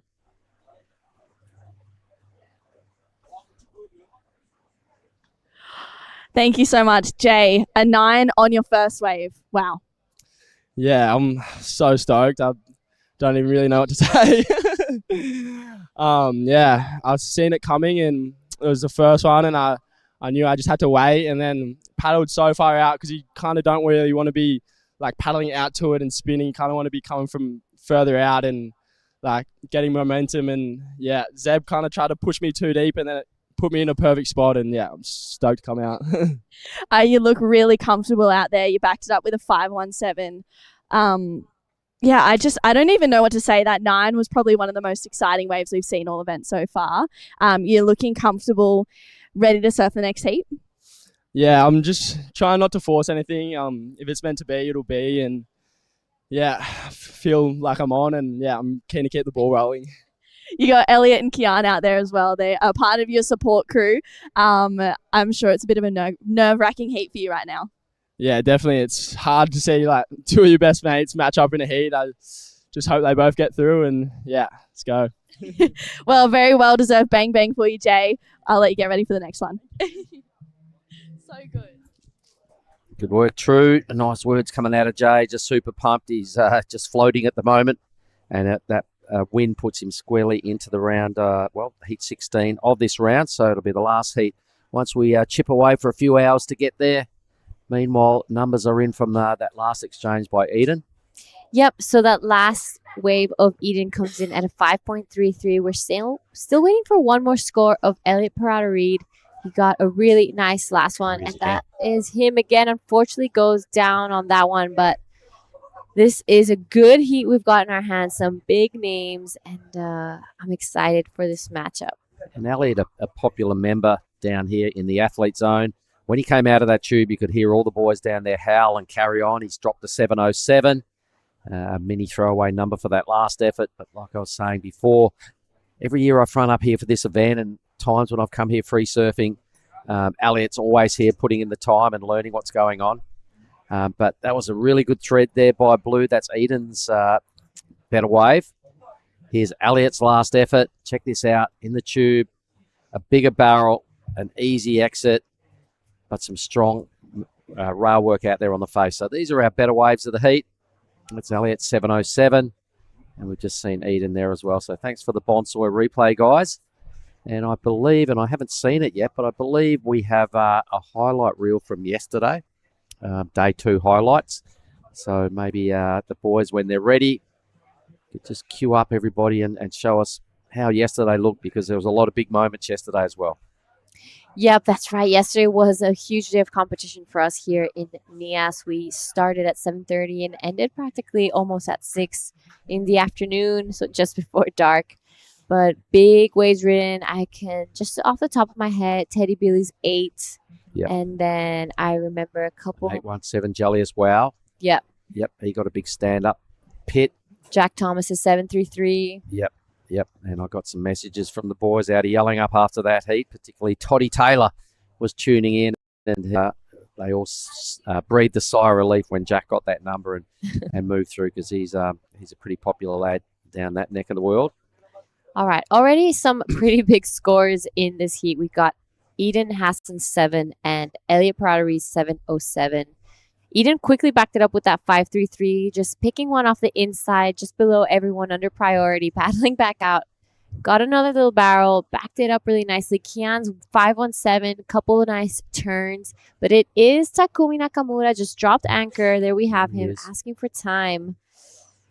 Replays of what's gone on. Eden on the pump early, had to do a bit of work to find this exit. Really did it well. A smaller tube compared to Elliot's, but he was in there for a long time. His turns on the face look pretty good as well. So thanks to Riser and the drone footage. The boys are on the move again. Elliot's ducked inside. Yeah. Takumi surfed more heats than anybody so far, hey? Because he was in the very first heat back 2 days ago. Remember that? Yeah, so he has started from round 1. He has had the most heats out there, but the conditions today have changed quite a bit from day 1 to now. Well, it's still kind of firing. Elliot's just moving around here. He's on a kind of a mid to small size wave in these conditions today, so he's going to have to go to rail work, get up there and slap the lip. So pretty strong move there for Al. Puts him in a good spot for this out wide section. Tucks in that the foam ball just clips him. Someone's in the barrel. All right, that was Eden Hassan. Again, under priority. Takumi, I think. Takes this one. Oh, sorry, this is Takumi Nakamura now. I confused the blue and the green. Really, really good wave from Takumi. We just caught him coming out of that one. But this is an exciting heat. It's just barrel after barrel. He got in early, so he had a good amount of tube time. Added a really nice bit of rail work out there on the face. So this is going to keep him well in touch with an all-important second spot. Bit of pressure now starting to get thrown on Kian, although he burst out of the blocks with that 517. That's not going to cut it at this stage. He's going to have to go higher because we're looking at 7s. We've got a 5 as a backup for Eden. So it was a good theory by Kian, but he's got to stay fully in the zone here and make sure his next wave is a keeper, because I reckon Takumi is going to have a number that might sort of fall in that range, what we've seen already. It's pretty good. I'd love to see the replay of that wave at Takumi's. So I don't think we saw it all from the start. So it'd be great to see him from the start and see how deep he was on that wave, because once we caught on to him, the nose of his board was still outside of the barrel. So, we saw that little bit point of difference from Elliot and Eden. Eden's wave a little bit smaller, but he was super deep and was in there for a really long time, whereas Elliot was quite a big wave, but just not as long inside the barrel. So similar scores, just a different approach. And Elliot did probably stronger rail work as well once he got out, because he's a pretty powerfully built dude. And hence he got the 707 being the best number. His backup is pretty low for that last effort. Takumi's dropped the 433. You can see that. So the judges, there mustn't have been a whole lot going on off the takeoff, although he got barreled. We've seen some pretty ripping tube riding in this heat so far. So they're keeping it real, just throwing him a 433. But at least the scale has been opened up a little bit here today, and we're seeing a lot more 7s and the 9 and a lot more goodness, because I think the waves are way better than yesterday. The scale is probably similar to what we saw yesterday, but the waves are better. So the judges, rightly so, lifted their numbers. Yep, that's exactly right. So Kian now with priority, asking for the time check. He's been here quite a few times. The past years, he has been traveling out here with his dad, David Martin, which I'm sure his whole family's checking in. His sister, Demi, and Hyana, probably all in Bali watching right now. So big shout out to the family over there, Angela as well. He's been in Nias a lot. He's one of the most loved characters in this event. I know all the local kids here as well love Kian. He spends so much time with them and really makes sure to you know, give them his time of day, and he buys coconuts from them all the time, even when he's already had like 4 or 5. So you really see that the community here in Nias knows Kian well. So Elliot staying on the move here. He's trying to get a bigger backup score. He's got the best number. He's tagged it a couple of times. Away bowls out a third time. And another nice wrap out there. And sticking with it. So Al's feeling it. For sure he'll go first, I think. Well, actually, what does he need? A 5.26. So it's debatable. It turns today, unless it's done on a bigger wave. The judges are definitely hedging their bets on the tube ride. It is Lagundri Bay after all. It's what everybody comes here for. None better this morning than Jay Okalupo. Throughout the whole event, that 9 is still going to stack up. And when he was having his interview, he was just all smiles. And he said, I don't even know what to say. I just saw that thing and I knew I had to go. And he reckons he got a little bit of hass from Zeb Stokes that put him a little bit deeper. And he reckons that got him in the perfect spot. Yep, it was an incredible wave. I mean, we were watching it down there on the beach, and it was just, you knew he was going to make it out. It was too perfect.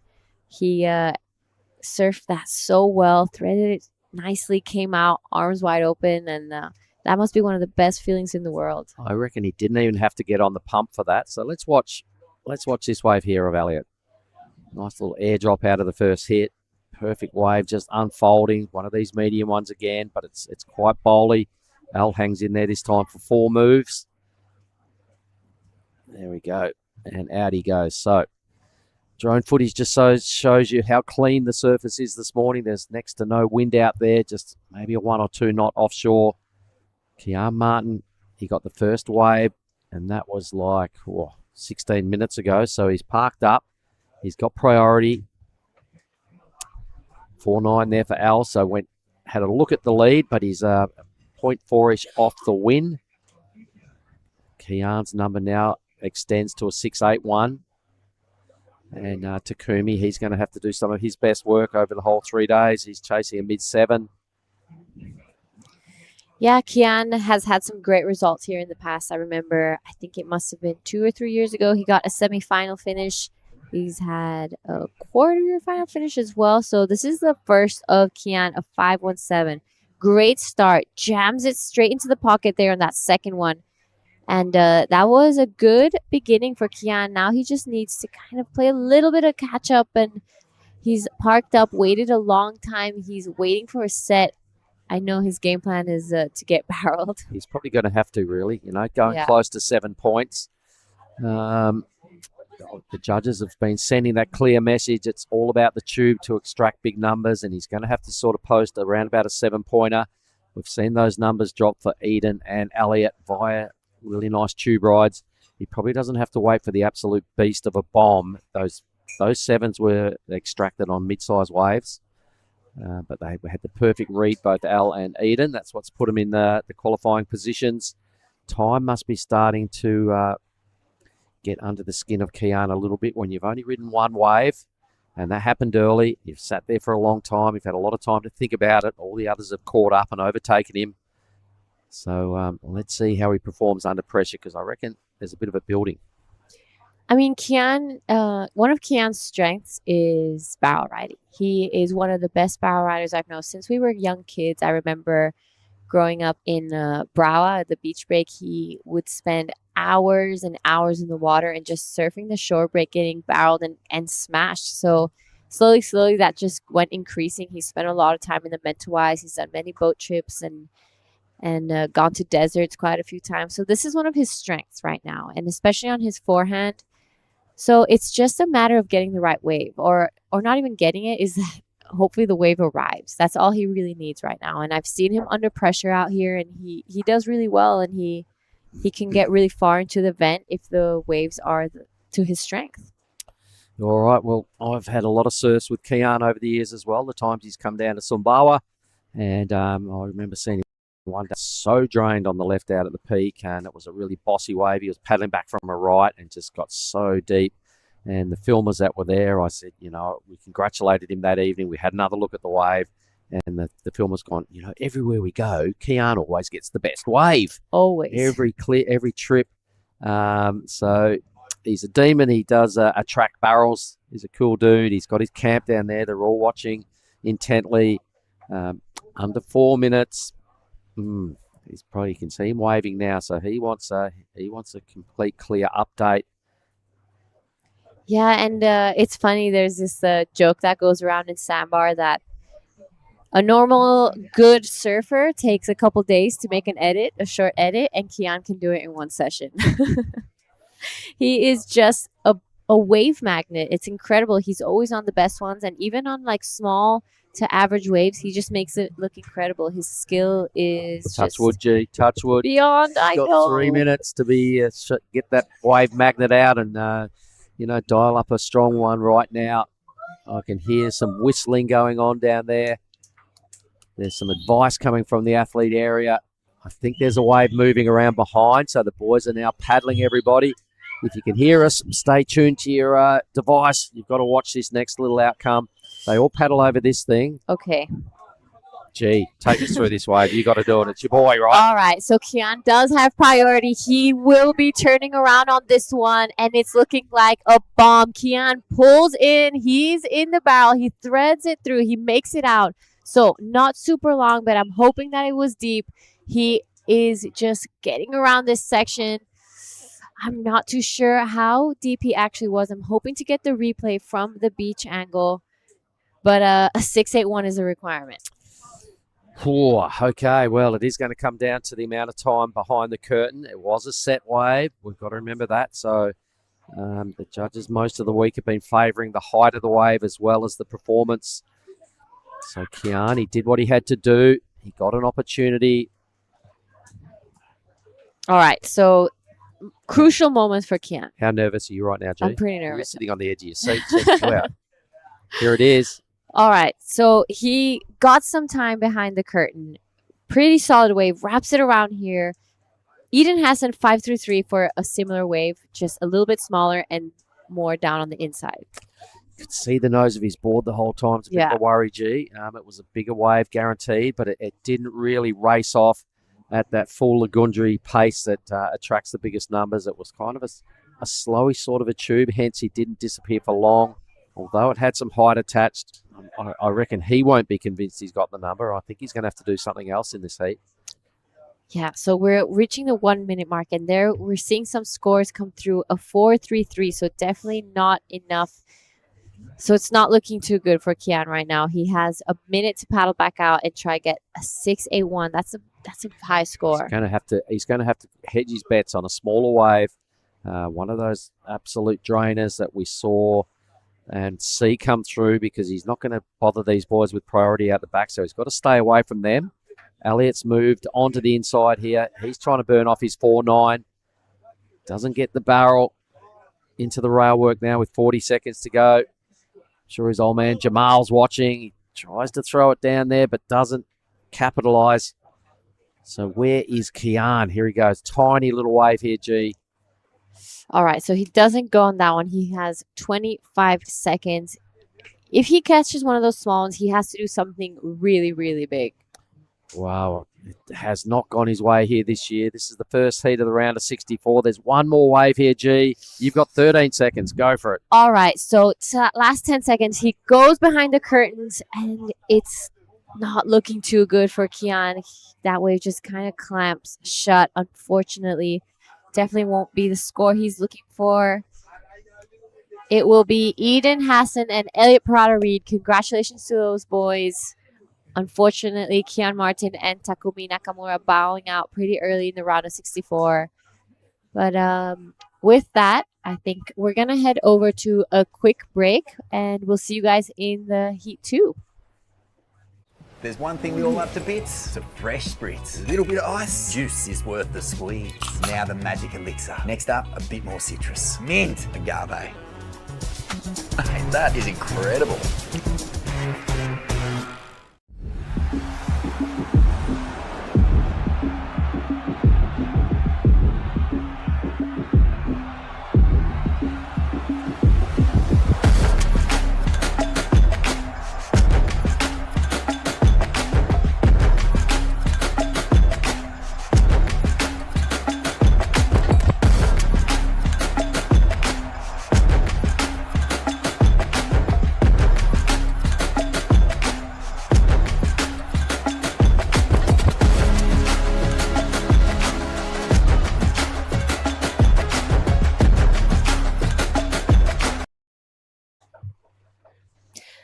All right, guys, welcome back to the Nias Pro QS 6000. This is day 3, heat 2 of the round of 64. Right now in the water is Kobe Clemens in the red, Kiyoshiro Suda in blue, Harley Walters in white, and Harry O'Brien in the green. I'm Jada Legati, and in the booth with me right now is Dai Wako. Welcome back. I'm back and straight away live action. Wow, a lot of paddling out there. Looks like the sets rolling through to the lineup. Oh, no takers on this no one. No takers. Oh. Look at that wave. Right. Just no one on it. That was a really good one. So taking a look at this one, not convinced. So it's been a bit of a screamer of the morning. We've had some crazy rides ridden. Jaya Kolupo and Right. 9. That's huge. Yeah, it's getting there. It's on. But what a heat last heat number 1 of round of 64. Yeah, so this is now the round of 64. All surfers will have surfed the event after this one. So it's a big moment. This right now on your screen, Harry O'Brien taking a look at this one, highlines his first section, sets it up and goes fins out. Unfortunately, falls off. Wow, what a shame that no one was on that first set. Right. Everyone was just way too deep in. Well, that happens a lot when there's no priority. Everyone just keep going deeper and deeper, and just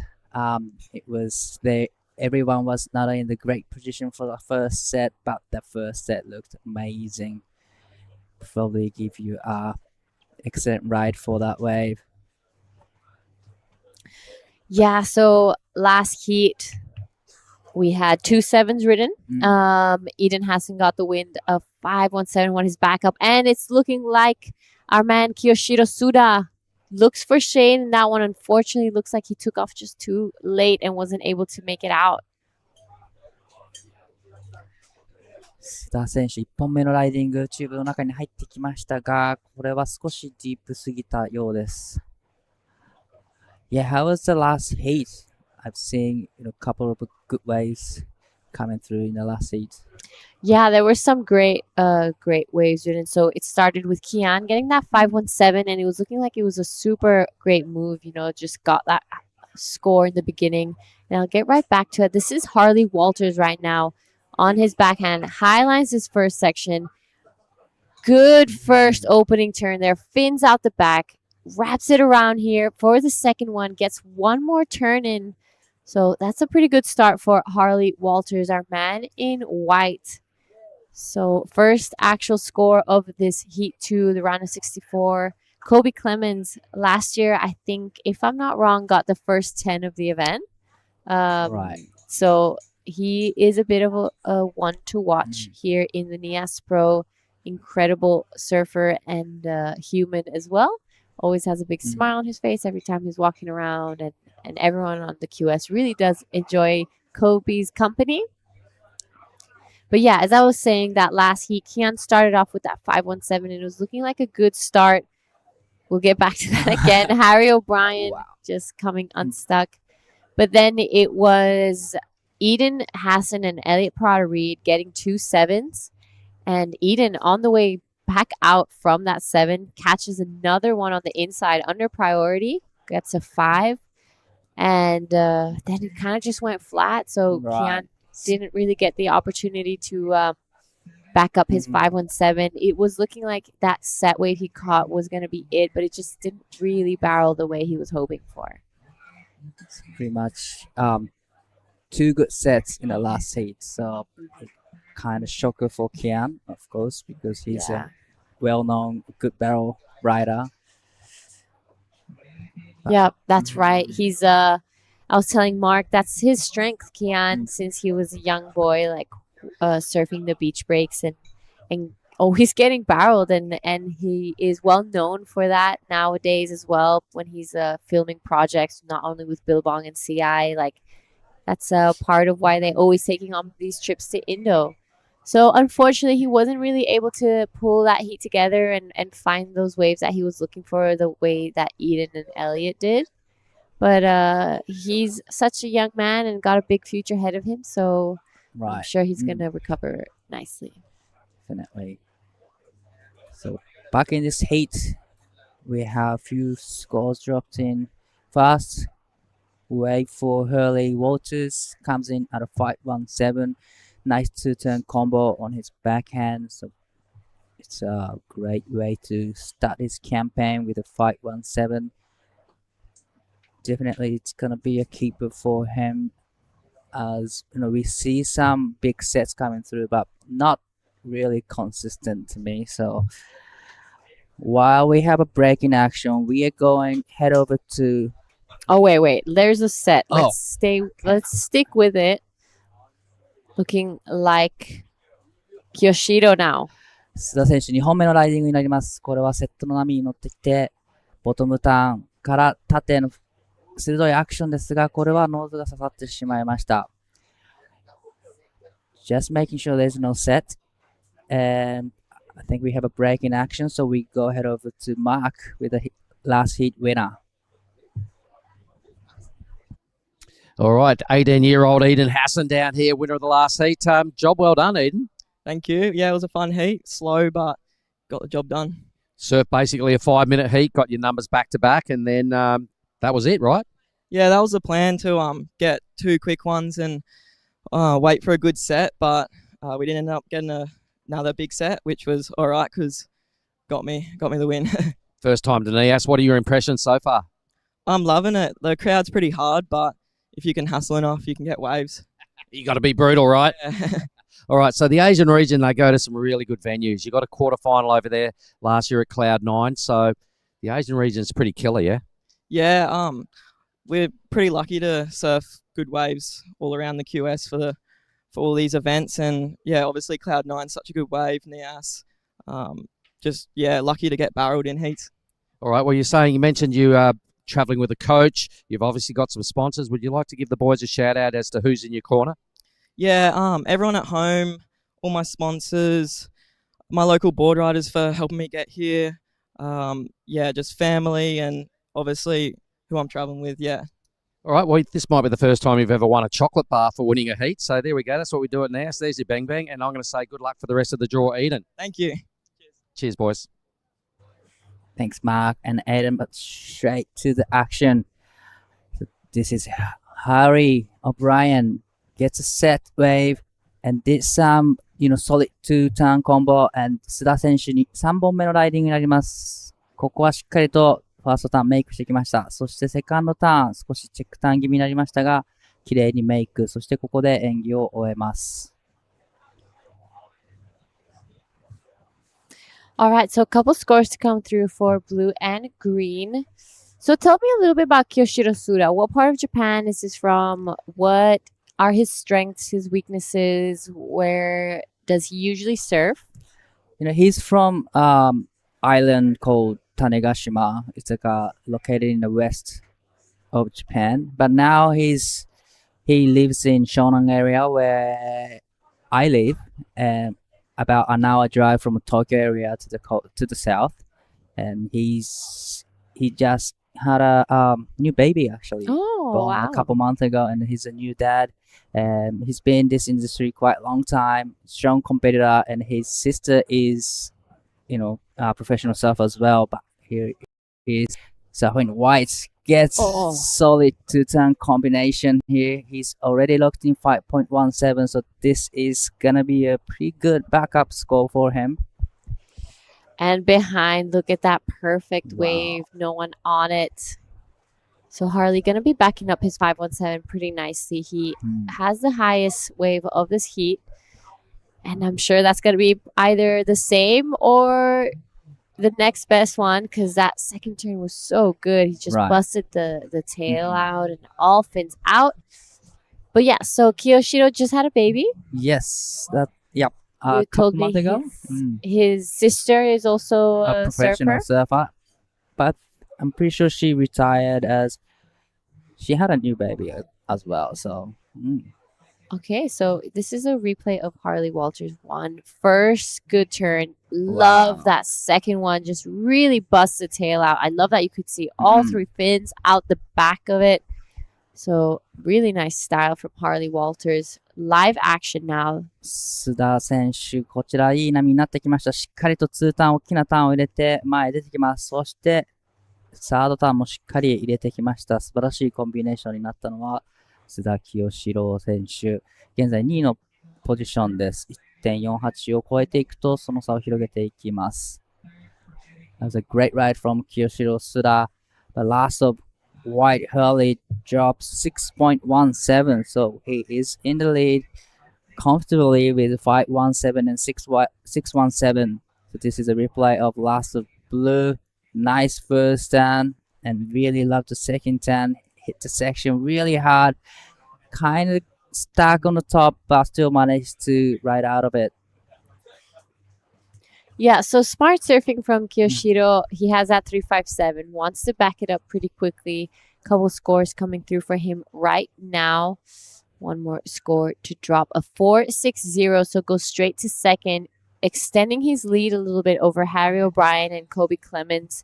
Kobe, with priority, still hasn't caught a wave, so he's decided to kind of just drop anchor and wait for a set to come, which could either be a great heat strategy, but if the set doesn't arrive, then he could start to be playing catch up towards the end of the heat, and that's not the best position to be in.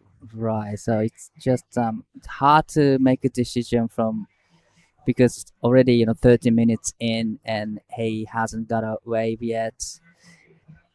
But I'm pretty sure he's he will be waiting for the set because we've seen at least one big set coming through in each heat this morning. So hoping to see some more coming through in this heat. Yep, and I'm sure he's hoping for that as well. Just past the 12-minute mark of this heat. Coming up next, heat 3 of the round of 64, we'll be seeing Taj Stokes, Monojo Yahagi, Raiki Masuda, and Sentaro Sakai. So it's the 3 Japanese against the Australian. It's gonna be an interesting heat. Raiki did great job in the Karui QS, made it to quarterfinals, and Sentaro is great surfer, stylish, really great surfer, and Monojo Yahagi did great in junior division a couple of years ago here in Nias, and he is the one to watch here as well. It's gonna be exciting heat again. Round of 64 heat number 3. A little bit of break in action, but looks like Kobe Clements using his first priority. Up and riding, nice first down, throwing a lot of spray. It's a bigger set and going to the vertical off the top. Unfortunately, nose digs in and falls off. So he decided to go on the set, and unfortunately he went down a second turn, so probably it wasn't the way that he was looking for. He waited for that wave for over almost 15 minutes. Yeah, so unfortunately sometimes when you just wait and sit for so long, it's so easy to just get those nerves getting under your skin. You start, you get in your own head a lot. When you're out there, it's an individual sport at the end. So you're sitting there with yourself and you have to be able to keep your conscience calm and make sure your thoughts are under control and that those nerves don't really kick in, because if you stand up and you have jelly legs, you won't be able to perform. So that's a disadvantage of waiting for waiting too long in the heat. But there's still 9 minutes and 30 seconds to go in this heat, so there's plenty of time for Kobe to regroup himself. But he's up and riding again on the smaller size waves. Gets the first section in, sticks to the landing. A little bit of fumble there. Unfortunately, couldn't come around the section for the second turn. Yeah, unfortunately, Kobe there just getting a little late to that section. He managed it well, but he just wasn't able to get that second turn in. We've seen it quite a few times here in Nias, and Justin Bulolo, one of the top locals, said it himself that here in Nias, if you mistime that first turn, or if you kind of have a little bit of a late takeoff, it's really easy to just mistime or misplace your second and third turn. So it's just so important out there, and you really have to get to those sections early. Definitely, you have to time it right. You have to pace right to get the combination. But the last of Kobe comes in 2.63 and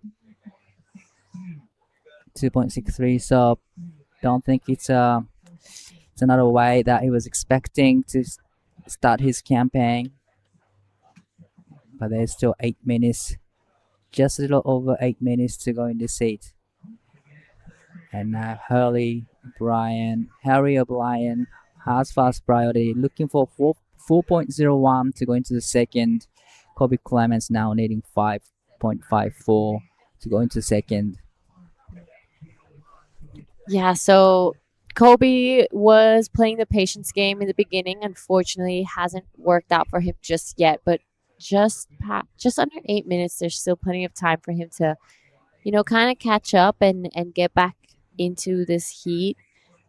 Today is going to be one of those days where sometimes that patience game doesn't always pay off because those sets just don't arrive, but it's looking like there's a couple waves coming through right now. It is Harry O'Brien with priority, sitting only on that 417, needs a 401 to go into an advancing position. So good looking wave here for Harry. ブルー、Oh, sorry. 5本目のライディングにテイクオフしていきます。素晴らしい縦のアクションですが、ここは前に出てこれなかった。So pretty much that's the moment you have to time it right to come around the section. So probably Kyoshiro just likely hit the rip at the right timing and couldn't, come around the section. But looks like there's few sets rolling through. Yep, you're right. So a bit more action now in this heat. It is Harley Walters, current heat leader now. Taking a look at this bomb. Upside down on the first one. Slides the tail around. Sets it up again and just goes over there looking like his board just lost a little bit of control. So won't be able to upgrade his scoreline. But not too much happened with the other surfers as well. So he's not in too much of a dangerous position. 6 minutes left. Now it is Harry O'Brien, Kobe Clements. They're looking for scores. They need to get some good waves to get themselves back into this heat and to keep their dream alive to get to be the Nias Pro champion. Right, so this is round of 64, heat number 2. Coming up next, heat number 3, we have Taji Stokes. Again, 3 other Japanese surfers. We have Monojo Yahagi, Raiki Masuda, Shintaro Sakai. Coming up in about 5 minutes and 30 seconds. But there's a little bit of action now at the back. I can see some line on the horizon. Now Harry O'Brien has first priority, but no takers on this one.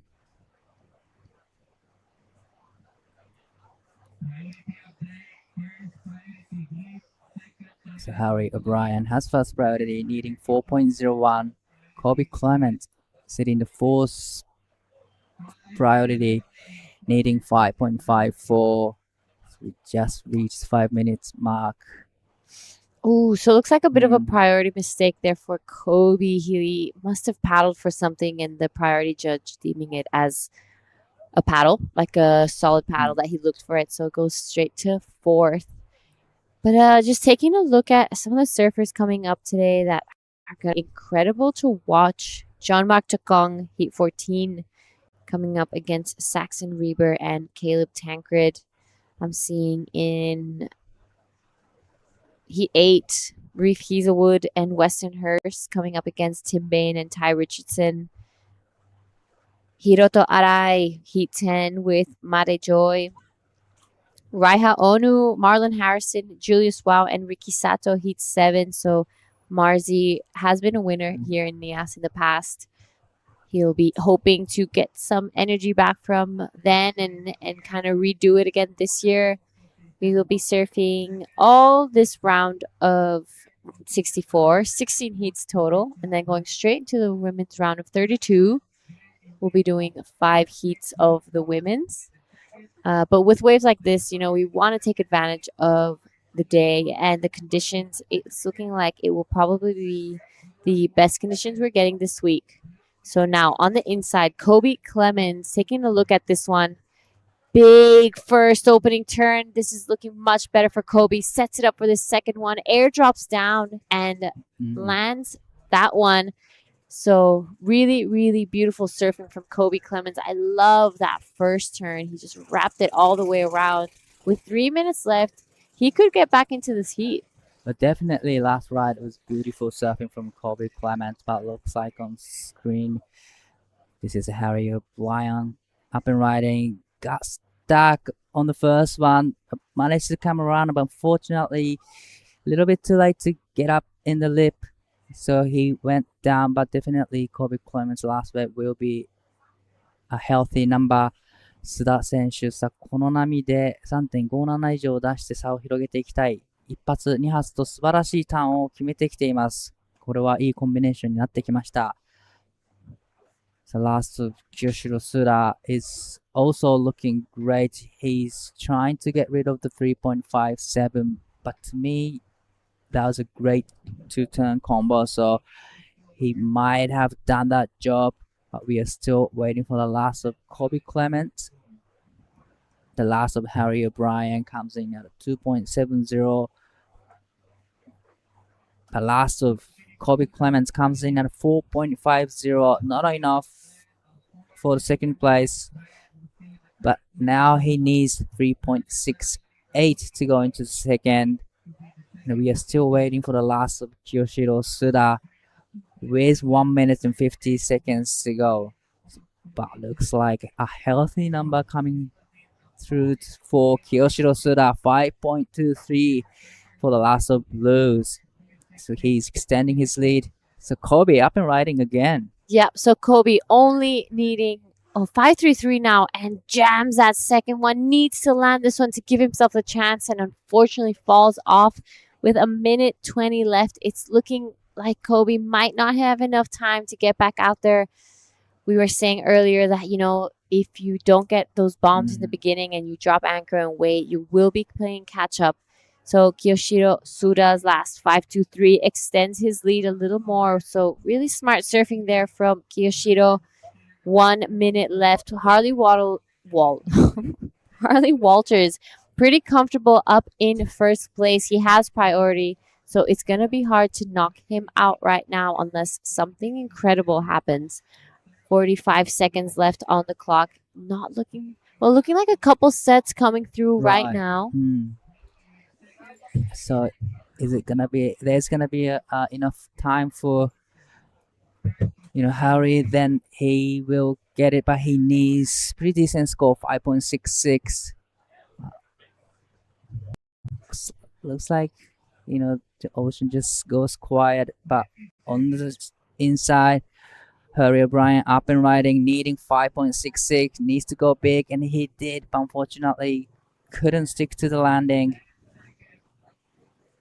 Down to 5 seconds to go in this heat. Well, looks like Hurley and Kyoshiro are moving into the next round. With that, we are going to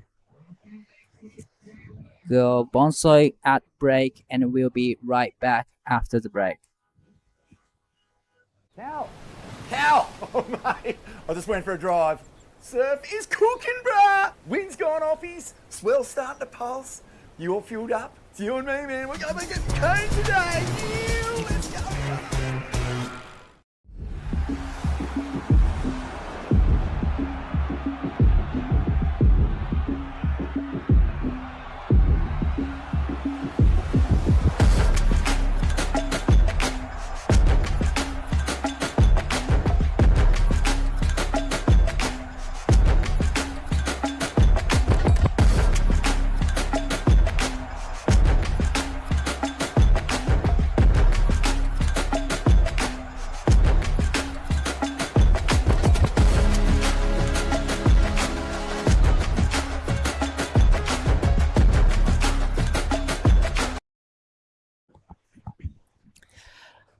So we are back to Nias Pro.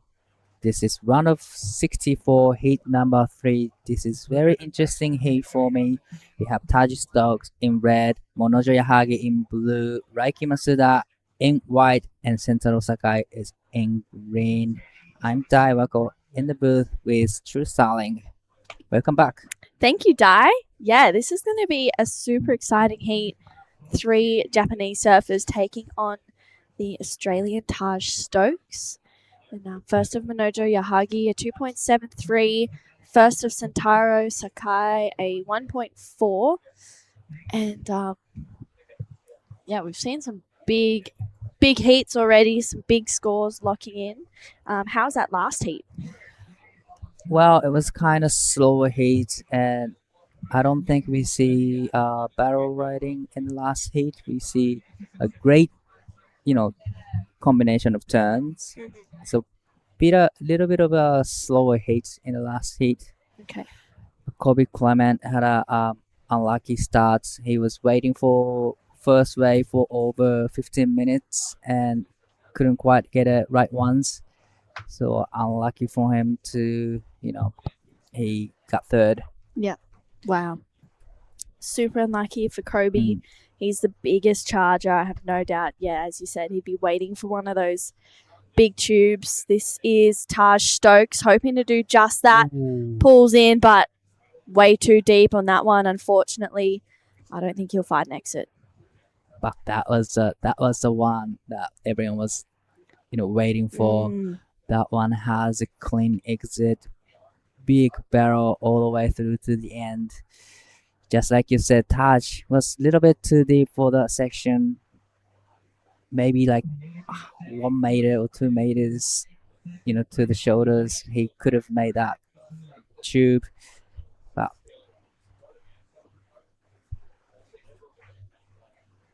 so it's just a 1.0 for the first of Taj Stokes.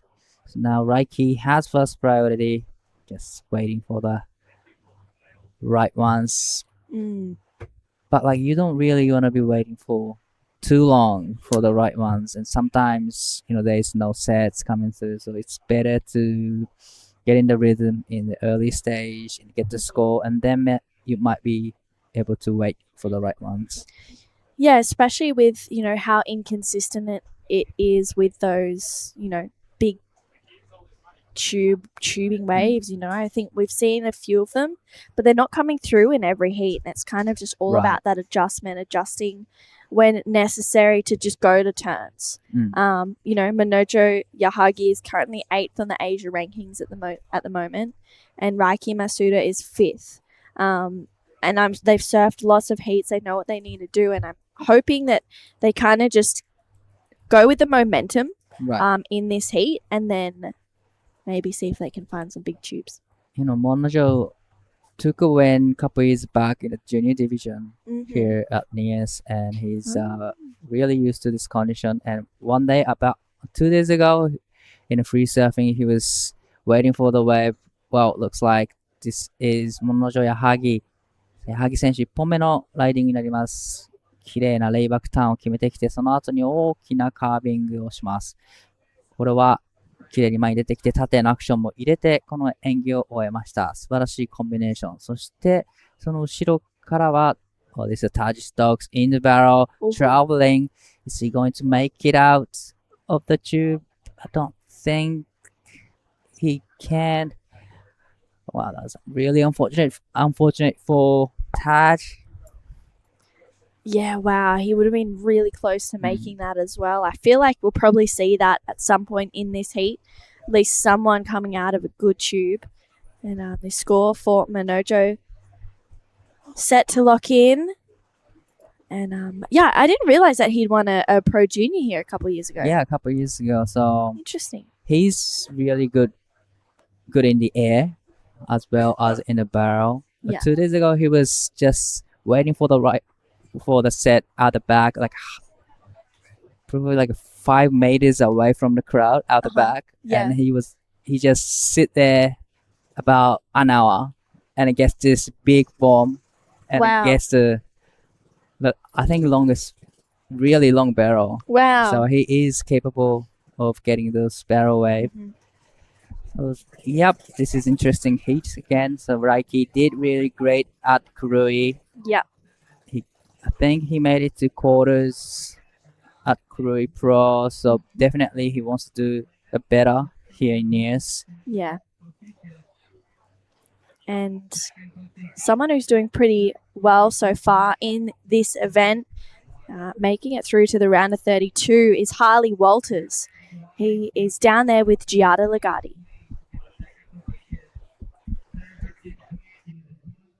All right, I'm here with Harley. Congratulations. You know, I'm sure you saw the heat before. People were getting so drained, and yours was a little slow. So did you have to maybe adjust your surfing for that heat?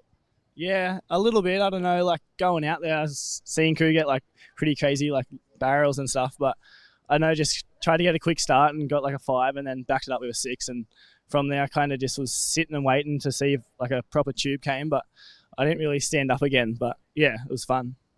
You told me this is your first time here in Nias. Has this wave lived to your expectation, or how's your time been here? Yeah, no, it's been sick. The wave's crazy. In a heat, it's like it's as good as a wave gets to surf in a heat, and then the free surfs are wild, but it's a sick joint, and yeah, I can't wait to come back when the comp's not on. So you're thinking of coming back maybe later on this year with some swell? Yeah, maybe for sure. I don't know, just wait and see, but hopefully can make a few heats here and see how we go. All right, so the tradition of having winning a bang bang when you win your heat, and I'm sure there's friends and family at home wanting to hear from you. Yeah, thank you. Yeah, just hello to my mum and sister and dad, and Nan and Pop are probably watching too. So yeah, hello, thank you. All right, congratulations, and back to you guys in the booth. Thank you, Giada and Hurley. So it was his first time here in Nias. But doesn't look like this is the first time for him. He just used to this condition and gets the win. Yeah, Harley's actually, he grew up in Yamba, that Angari region, so he's used to, and then living on the Gold Coast now, so he's used to surfing these right points. And yeah, he was saying yesterday in his post-heat interview that he feels really comfortable out here. So yeah, it's exciting to see him. And wow, Taj Stokes stalling. He's in the barrel and finds an exit. Wow, that really well done. Was really great wave, actually. That was a set that everyone wants to get and has the big exit. So it's not easy, but like easy to just come out so clean. Yeah. But he did really well on that wave. He disappeared for quite a bit and comes out of the tube so clean. But the back, 矢作選手もチューブの中に入ってきて、さあこれは長い。ザクしっかりと出てきました。大きなラウンドハウスカットバック。そしてこの演技を終えます。Wow, that was a well back-to-back wave from Monoji Yahagi. Well, it looks like Taj Stokes is going to take this one again. He still has a score to drop in for his last wave. Big opening arc just opens up the shoulders. Ooh, that looked like that was a pretty hectic fall there. The wave just starting to fill in as the tide's coming up. But it's going to be a healthy number for both red and blue. The last wave for Taj comes in at 7.33. That is a super healthy number for Taj Stokes. Yeah, wow. 7.33. We got 15 minutes to go. This is so far been a pretty entertaining heat. Minojo still has the score to lock in as well. His is coming in at a pretty good number. And locks in at a 6.27. This is a 7.33 of Taj Stokes. Just stalling to find some cover and comes out clean. And pretty similar situation for Minojo as well. Wow. Yeah, I gotta say, Taj's wave was slightly bigger than Monojo's wave, so that's the difference between 7.33 and 6.27. And the last of red comes in at a 3.17. Taj is sitting in the first place with 7.33 and 3.17. Monojo now is in second place. 矢作選手2位のポジション、酒井選手は3位、そして松田選手、ホワイト、それぞれ7点、そして 6.28 が必要な状況です。そしてここ、矢作選手、もう一度チューブの中に入ってきます。ストールをして、しっかりと時間をかけて、出てきました。これは素晴らしいテクニックを見せてきています。ここのレイバックターンで少し引っかかってしまいますが、素晴らしいチューブの中のテクニックでした。That's a really technical tube riding from Manager Yahagi. He's told to, make sure he's in the tube and traveling in the tube quite long time, and that's exactly he did. Yeah, wow, that was he was in that for so long. It was a smaller tube, but he really just, as you said, Di, it was a pretty technical tube ride. I was talking with Mark a little bit earlier about, being in the pit and then coming out with so much speed. And that end carve is actually real. It seems like it's pretty hard to hold on to. We've seen a lot of people fall because you're, anticipating of coming out of the barrel with so much speed, and that section kind of fades out. So you need to really maintain it. We saw lots of people grabbing their rails as they were doing that turn to kind of just tie the bow. And for Manojo, it was unlucky that he didn't get to complete that carve, but locks in at a 4.43 and he goes into first place. And it's currently Manojo and Taj Stokes running away with first and second right now. Right, so they are in a good rhythm with the ocean. Pretty much they are getting all those good waves out there. So now Raiki has first priority and Sentaro has second priority. So hopefully it's their turn now, and hoping to see them getting those barrel wave.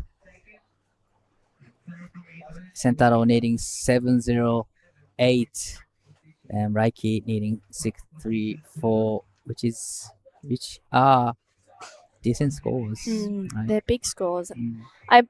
From the little bit of research that I've done, I think this might be Raiki's first time competing here in Nias. Is that correct? Yeah, I believe so, yes. Yeah, so it'll be hard to navigate this wave. I mean, being the first time, maybe even coming here, battling with the free surfs to then surfing a heat out here. He's locked in that 417, which is a great start. But yeah, it'd be tricky to kind of be in rhythm out there when it's already so difficult. This is Taj Stokes, so live action. Wow, that was a huge carve to start that wave off. Gets a second turn in. He only needs 337 to go to first. And what power surfing we just saw from Taj Stokes. I really love the first opening carve from Taj Stokes. It, really engaging the rail fully and a lot of projection, a lot of speed out of it. So that was great surfing from Taj Stokes, and definitely he's done the job to go, to meet the requirement. And probably that way we'll put him into the first place, but we're still waiting for the last red. Yeah, still this last score of Taj to lock in. No takers on this one. It's just going to go unridden. Doesn't look like it's that big cave that everyone's looking for. A 6.07 though for that last wave of Taj Stokes. That's a decent backup score. Decent backup score. 607.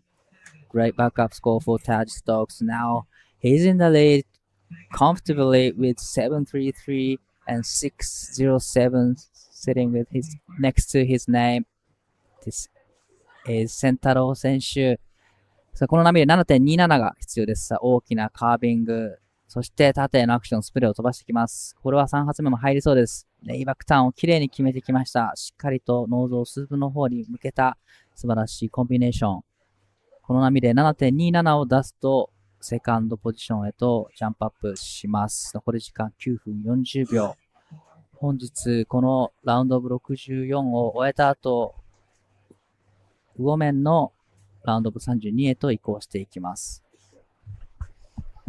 Yeah, well, it's Taj Stokes in the lead. Manojo Yahagi in second. Let's take another look at this 6.07 of Taj. Whoa. Oh, that was huge, Di. Love how he engaged the rail, driving through the first sound and comes out with a lot of speed and straight into the second turn. So it was what 607 looks like. And the last of Sentaro comes in at a 4.40. Now he needs 6.30 to go into the second. Araiki is holding on to the first priority for quite a while now. Yeah, he's got that 417. Needs a 6.53. That requirement increasing just a little bit with Taj Stokes' last one, putting him into the lead. And, you know, Raiki, he's such an incredible surfer. I feel like maybe he's waiting for one of those big, open tubes that we've seen. Right. I mean, that 9 from Jay Okalupo a little bit earlier on in the day was pretty next level. I don't know if you saw it die, but it was, it was pretty magic. So hopefully Raiki can find one like that. Manojo needs to better a 4.43. Looks like they're paddling out to something. With just over 8 minutes to go. Raiki having a look. 増田選手、この波で 6.53 が必要。さあ、しっかりとセットアップをしてチューブに入ってきそうでしたが、ここはマニューバーへと変えていきます。しかし少しタイミングが合わず、ノーズからこけてしまったようです。Wow, I thought he was gonna go, pull into the barrel, but probably he decided not to go and just looking for the turns. Unfortunately, comes unstuck on the first turn. Wow. That was really unlucky for Raiki, waiting for so long with that first priority. I thought he was going to find a tube on that wave as well, but unfortunately not. And those first sections are really hard to navigate, especially if you're not prepared for the wave pushing you back down. Right. Because it seems to be doing that. You get that airdrop, so you need to embrace it for sure. And we've seen those sections catch a lot of people off guard this event so far. You kind of have to surf right speed with the pace of the wave. Otherwise, once you time it wrong, then you just kind of, I don't know, it's hard to navigating the wave. So that's pretty much what happened to Raiki's last wave. He was gonna go to the tube and he decided not to go. So there was a little bit of a missed time there. And unfortunately, he comes unstuck for the first turn. But he waited that wave so long, so unlucky for him. Yeah, that was super unlucky for Raiki. Making it to the quarterfinals or pretty far in the draw over in Krui. He was definitely, I was excited to watch him there. Obviously, coming over to here at Lagundri Bay, it is a right point. So we're seeing a little bit of a different approach in all of the surfers for this event. Some great backhand surfing, obviously some great forehand barrels as well. 酒井選手、この波で 6.30 が必要。これは深いチューブになりました。しっかりと出てきたところで大きなスタイリッシュなカットバックを決めて前に出てきています。そしてキックアウト。そして、矢作物城選手、これは大きなチューブになった。しっかり、これは抜けてきました。かなり長い間チューブの中にいたので、これはいいスコア期待できそうです。Wow, that was a beautiful exchange. Wow. Green and blue. But here's Taj Stokes. It has a big exit in the end. And wow. 3 back-to-back barrels. Pretty big open ones as well. Clean exits from all of those surfers. Taj, Manojo, and Centauro. Wow, that was crazy surfing from all 3. They just found the perfect wave and didn't really put a foot wrong at all. That was super exciting. Wow. Definitely that was the one that Raiki was looking for. But here's a replay of Shintaro Sakai gets the tube, travel in the tube quite long time, and comes out of it so clean. And wow, what a stylish cutback from Shintaro. Yeah, that was really, really smooth. And then this is Manojo straight behind him. Wow, this one just peeled over him perfectly and leans into it. I mean, wow, Manojo is going to have a good score to lock in. And then behind was Taj Stokes. Wow, this one had a big exit in the end. It comes out so clean and quickly kicks out. So this is going to be great numbers for all the surfers. That was, wow. we got big numbers to lock in for Taj, Minojo, and Sentaro. Who knows what's going to happen in the next 4 minutes. Reiki holds that first priority.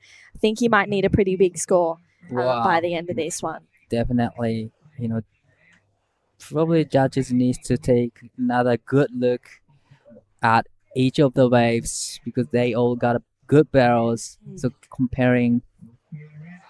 Wow, Taj again pulls in. Does he find the exit? Oh, he does. Wow. Gets this one under priority of Reiki Masuda and just another small one. Taj just looks like he's having a bit of fun now. Scores starting to lock in from Sentaro Sakai. It's going to be his best number of the heat so far. Wow. And it's a big one at that. It locks in at a 7.9 for Sentaro. He moves up into second. Scores for Minojo are looking just as big, though. It's going to change the leaderboard once again. It's at 8.67. Minojo goes into first place. Taj Stokes now has 2 scores to lock in. He needs 7.62 to go into the first. I gotta say, he'll get that. 9.27.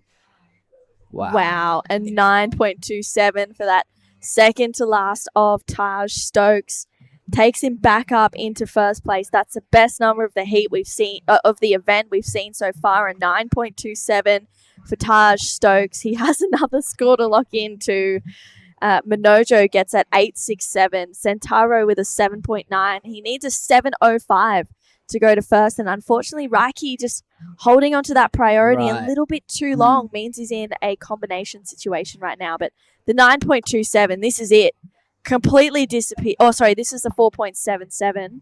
4.77 isn't a small score, but it's just thrown away. Yeah. Because he's got 7.33 and 9.27. Wow. Well, is 9.27 the highest score so far in this competition? Yeah, we saw a 9 from Jay Okalupo a little bit earlier. 9.27 for Taj Stokes. That's huge. And well rewarded for Taj. Taj gets 4 barrels in this heat. It makes out of every single wave. Wow. Throwing away a 6.07. My goodness, this is a very exciting heat. Taj holding the lead. Minojo Yahagi in second. Sentaro Sakai, he has second priority. Needs a 7.04. Will there be another opportunity for him to find a big cave? It looks like Minojo is going to have a look at this one. 矢作選手、最後の波で 8.67 のスコアし、現在2位のポジションへ 7.94 出すと1位のポジションにジャンプアップしますが、この波はチューブの中で潰されてしまったようです。酒井選手 7.05、増田選手は 14.94 というコンビネーションシチュエーションになっています。50 seconds to go in this heat. It is Sentaro chasing 7.05. Reiki looking for a combination of 14.94. Hopefully another opportunity. Right. Yes. Even just for Reiki to get a big barrel. Definitely.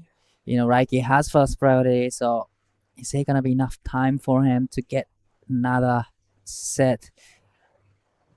But now I don't really see any lines on the horizon, unfortunately, for Reiki and Sentaro.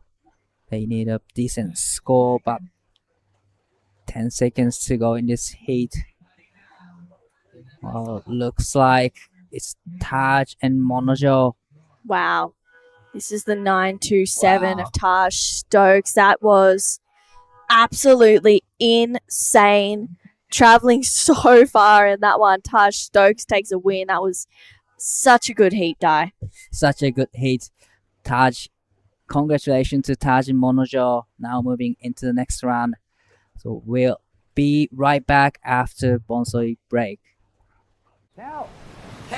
Oh, mate. I just went for a drive.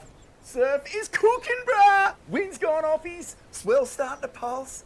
You all fueled up? It's you and me, man. We're going to get cone today. Yeah, let's go, brother.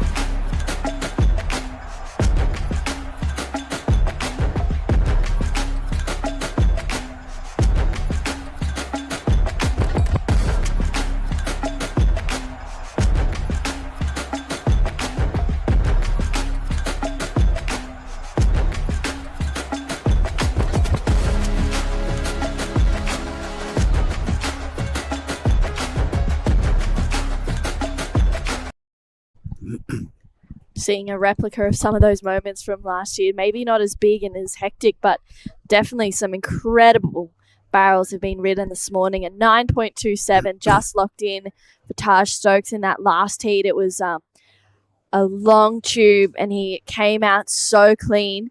This is heat number 4 though. We've moved into the next one with Iko Watanabe out in the red. Zaina Sink is out there in the blue. Irawan, wow, the local here wearing white, and Tommy Hinwood from the Northern Beaches in the green. I'm True Starling, and joined with me in the booth is Mark Clift. Yay, good morning. Steaming hot outside already. What is it? It's only 10 o'clock here in Nias time, everybody. And speaking of cooking, this heat is going to be a ripper because Iko, he took out the Pro Juniors down there in Krui. He's a big-time member of Team Japan. He's a big hitter. Zaina Sink was one of the best goofies last year, threading tube after tube. But let's stay with Iko. Super deep, way downtown. Good luck. Oh, don't gonna make it out of that one, unfortunately, for Iko, or more affectionately known as Ichi. And this is Tommy Hinwood on the backhand. It's a smaller wave. Unfortunately, just a little bit too deep on that one. Iko is currently ranked 3rd in Asia at the moment on the QS rankings. He got a 49th here last year, hopefully looking to do a little bit better in this event. All right, and Irawan Wa'u, being corrected, is how we say their surnames. So Irawan Wa'u. He's a really pleasant dude. He's got a nice big property just here on the corner of the Jalan on your way out of the beach. I saw him heading down, had a little chat with him this morning, and he's pretty excited for his heat. He said, oh, look, they're all sitting out of position. So if anyone knows, Irawan is just deadly out here. He surfs super fast, really loose, always goes for it for the max. He's in white. I've seen him do some brilliant work out here on the point. He's one of my favourites to watch because he's highly unpredictable, surfs really fast, and stand by for fireworks from Irawan Wa'u in the white. One of the sole remaining members of the clan on the point. He goes red. Yep, Iko speeding down the line. Is he going to find an exit on this one? Unfortunately, it looks like he just gets clamped once again, but loving the commitment from Ichi Watanabe. And he's, been one to watch for sure in these events. It's been exciting to see him, obviously take out the event in Krui, the Pro Junior there. He unfortunately didn't get the result he was hoping for in the QS, but still definitely a smiling assassin. 100% he is. And, I've seen him do enough good work with the Rash Fest on over the years to be convinced that he's the real deal. I reckon he'll be around for a long time. So nice work. His intentions are pretty clear. He wants to thread these barrels. He's only thrown down a pair of ones. So let's get back to that last heat as well, if you don't mind. I can see some big numbers. I mean, look, Taj Stokes, the best of them, a 1660 two-wave total is just massive. The best two-wave total of the whole event. Almost sitting on 15 was Manojo for second, but also look at 1230 for Centauro. He would pretty much be winning most heats, right, with that number. Yeah, Centauro locked in a 7 plus score in that last heat. Manojo had an 8, and Taj Stokes getting the best score of the event so far, being a 9.27, which was just crazy. It was such an exciting heat. It actually was Centauro, Manojo, and Taj Stokes going back-to-back-to-back barrels. Yeah, I watched that from up near the keyhole. It's such a good view from there. You watch them take off, and you see the whole wave stretched out in front of them, so you get to really see the steepness. You don't really get to see the barrels, but I just enjoy watching them drop in with the whole wall stretched out in front, and you really get a good perspective of how much the wave sort of bends back to surfers as well as it gets down to the corner. But here is Watanabe again. Ichi, he's been tube riding so far. It hasn't paid off, so this time a big fin waft to kick off his first turn. Keeps the rails a little more engaged that time, and he says enough's enough on wave number 3. So that'll put him into the lead. First decent number of heat number 4. So we've got a big day on our format, true. And it's unlike yesterday. There's not many clouds out there. It's steaming hot, as I was referring to earlier. And let's just have a look at Itchy's wave. What did you like? Yeah, this first turn was absolutely insane. Just drifts the fins. Gets a little bit hung up on this one, but does well to embrace that free fall down. And for Itchy, I mean, it's going to be a good score. Hopefully not a keeper by the end of this heat. I'm excited to see him keep hunting those big tubes. The 367 for that last one. Erawan had a look there, but it's going to be Tommy Hinwood. He is taking off.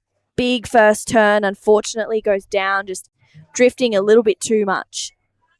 That would leave one of the boys out the back. There is a wave rolling through. It is Zane Assink here, as I was referring to earlier. Oh. Just did some brilliant work on his backhand here last year. He was involved in the heat of the event last year when it was cranking off its head.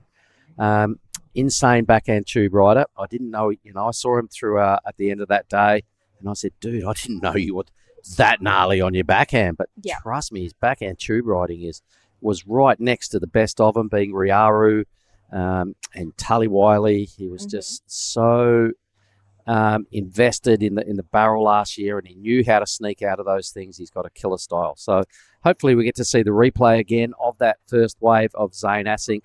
Yeah, Zane getting a 9th here last year, as you were saying, Mark. He went down to Josh Kerr and Axel Kuroda.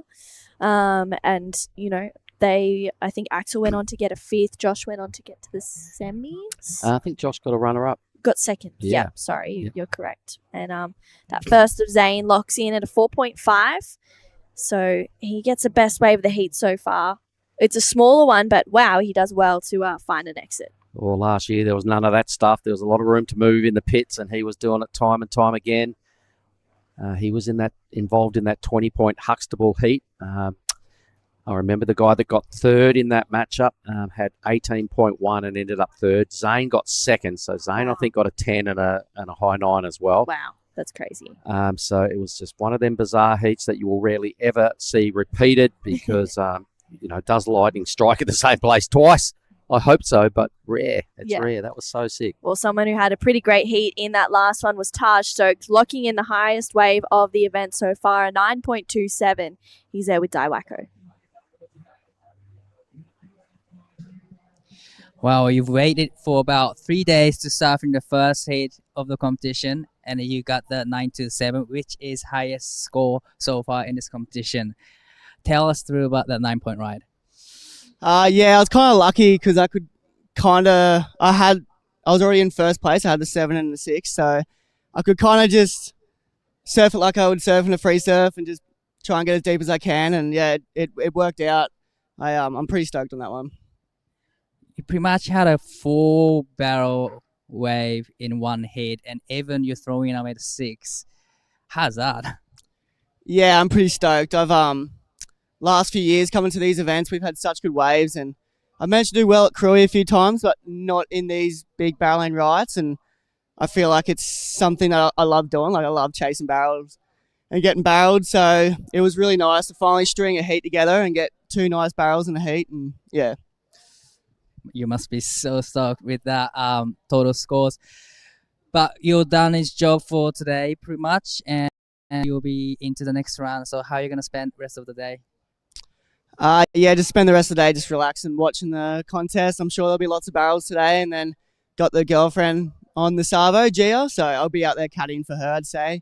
Me or Ben, her brother, but yeah, we'll have to rock, paper, scissors for the caddy to watch her try and get some barrels in her heat.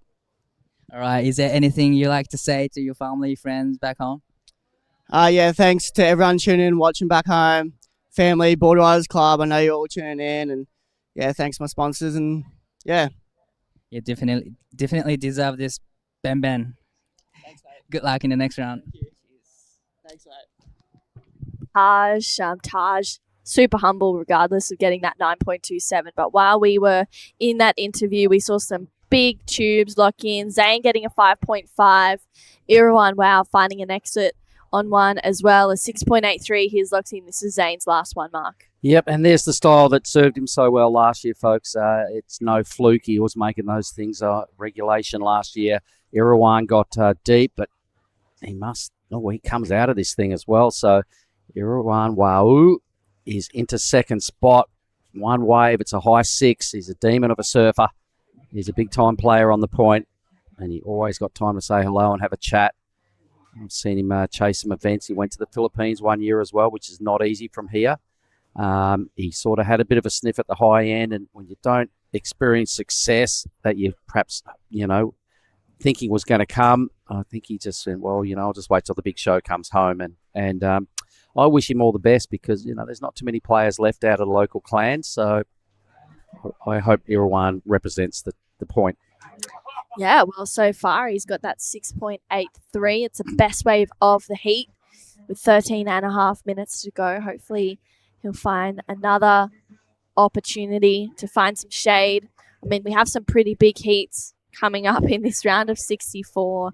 There's, all of our top-seeded surfers are coming to surf in it. And, it's been super exciting. I think Irawan was in the round of 128. So he surfed 2 heats already. This is his 3rd one. And we'll see Roy Kanazawa in heat number 13. He is the bonsai leader of the Bonsai Asia Super Series. And wow, that was Ichi Watanabe dropping into that one. Doesn't find an exit, unfortunately, for Ichi, but pretty exciting stuff. Yeah, that's the 3rd time he's pulled in this heat. He's been clamped each time. He got his 367 off some rail work, and he's deadly when he decides to keep the theory stock standard, just rail work. The waves have not been kind to him. We know he's really good in the tube. He's just picked those ones that have not maintained that roundness and unable to find the exit. So he's probably going to have righto back to the rail game and track down these last half of the heat. He's in 3rd, needing just a 317, but that's kind of fake news given that Irawan has got the best number and no second backup. Irawan could easily go into 1st here. Zane Asink, one of the best performed goofies last year. He really caught me off guard with just how polished and consistent his backhand tube riding is. So for sure, watch this space. Zane will be chasing something bigger and better, and he knows that's his real weapon on his backhand. So I reckon for sure his theory is just keep getting barreled. Yeah, definitely. We've seen enough of that today to know that it's definitely on the minds of a fair few, if not all of our competitors. We're going to see the women out there at the completion of this round as well. We have 12 heats left of the men's round of 64. And Tommy just dropping a bit low straight off the takeoff there. It's a bit of a pity. When you watch Zane do that, he'll stay in the top half of the wave right from the word go and just get that line just a little tighter. So Tommy, another little missed opportunity there for the man in green. I think we may have had a broken board there from Tommy Hinwood as well. So potentially Macca has it out there as his caddy. Might be paddling over to swap boards with him. So that was unfortunate for Tommy Hinwood, breaking a board as well. Had a good wave there. That theory of sort of trying to pick a better line. He just dropped a bit low. When you watch what Asink will do here. So this is Irawan again on the pump. He's in the tube. He gives it another pump. I think there's an exit there for Irawan. But if he can't make him, then there's the wave just gave him no love. Down he goes. It's only his 2nd wave, but here is Zane. So there's the style I'm talking about. Yeah, Zane on the backhand. Wow, he's just threaded 3 really great barrels. And he's just looking super comfortable out there on his backhand.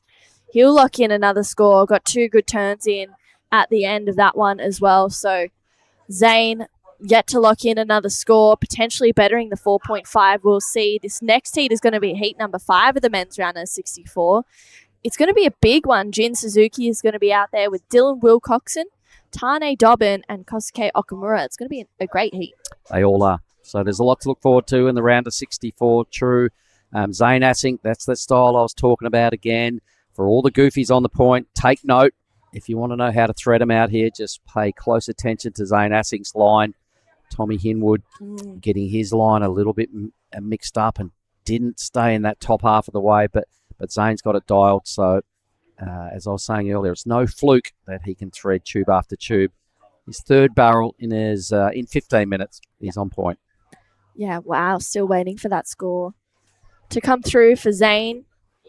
There it is again. Look at that bonsai replay. Thanks, guys. A lot of time behind the curtain and pretty deep. So I can't remember his 5.5, but It's For better than me, that for yeah, sure. Okay, there we go. Yeah, True styling. 6.57 There you for go. Zane to sink. Locks straight in, and yeah, he's just bettering his position. Look, his first wave of 4.5 gets a 5.5. Now that's 6.57. It's Itchy. Iko. All right, let's have a look at this. He's got a bowl. He's got a pit. He's pulled in 3 times. Fourth time lucky, they say. And for Itchy, Wow. it proves exactly that. He says to the judges, what about me? Finally, 4th time he makes a tube. So I loved it. There was a lot of time in the barrel there, True. Yeah, wow, that was super incredible stuff there from Itchy. I mean, he was in it for a long time. He found an exit finally in this heat. It was not an if but when moment, and you could see he was really hunting for it. So scores to come through for that last wave of Iko Watanabe with 8 minutes to go. He needs a 4.37 to get to first. He'll get that. To get to second, sorry, he'll get that. He'll get that. He might even have a little look at the lead. His second score, though, is a little bit low. This is what the judges saw out of this. So have a look at that. You cannot see the nose of his board. Still Wow. can't. You can see the red rash. He's travelling. A lot of time behind the curtain. He's feeling it.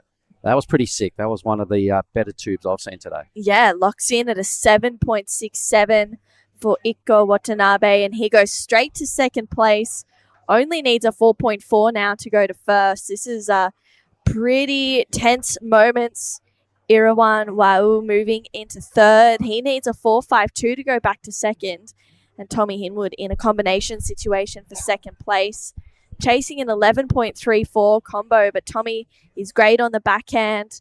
So hopefully he can find a big cave as well out here with just over 7 minutes to go. Yep, and he's going to have to do that work on a backup sled. I think we had a little bit of grief. There's the Latitude Zero boat in the foreground right there.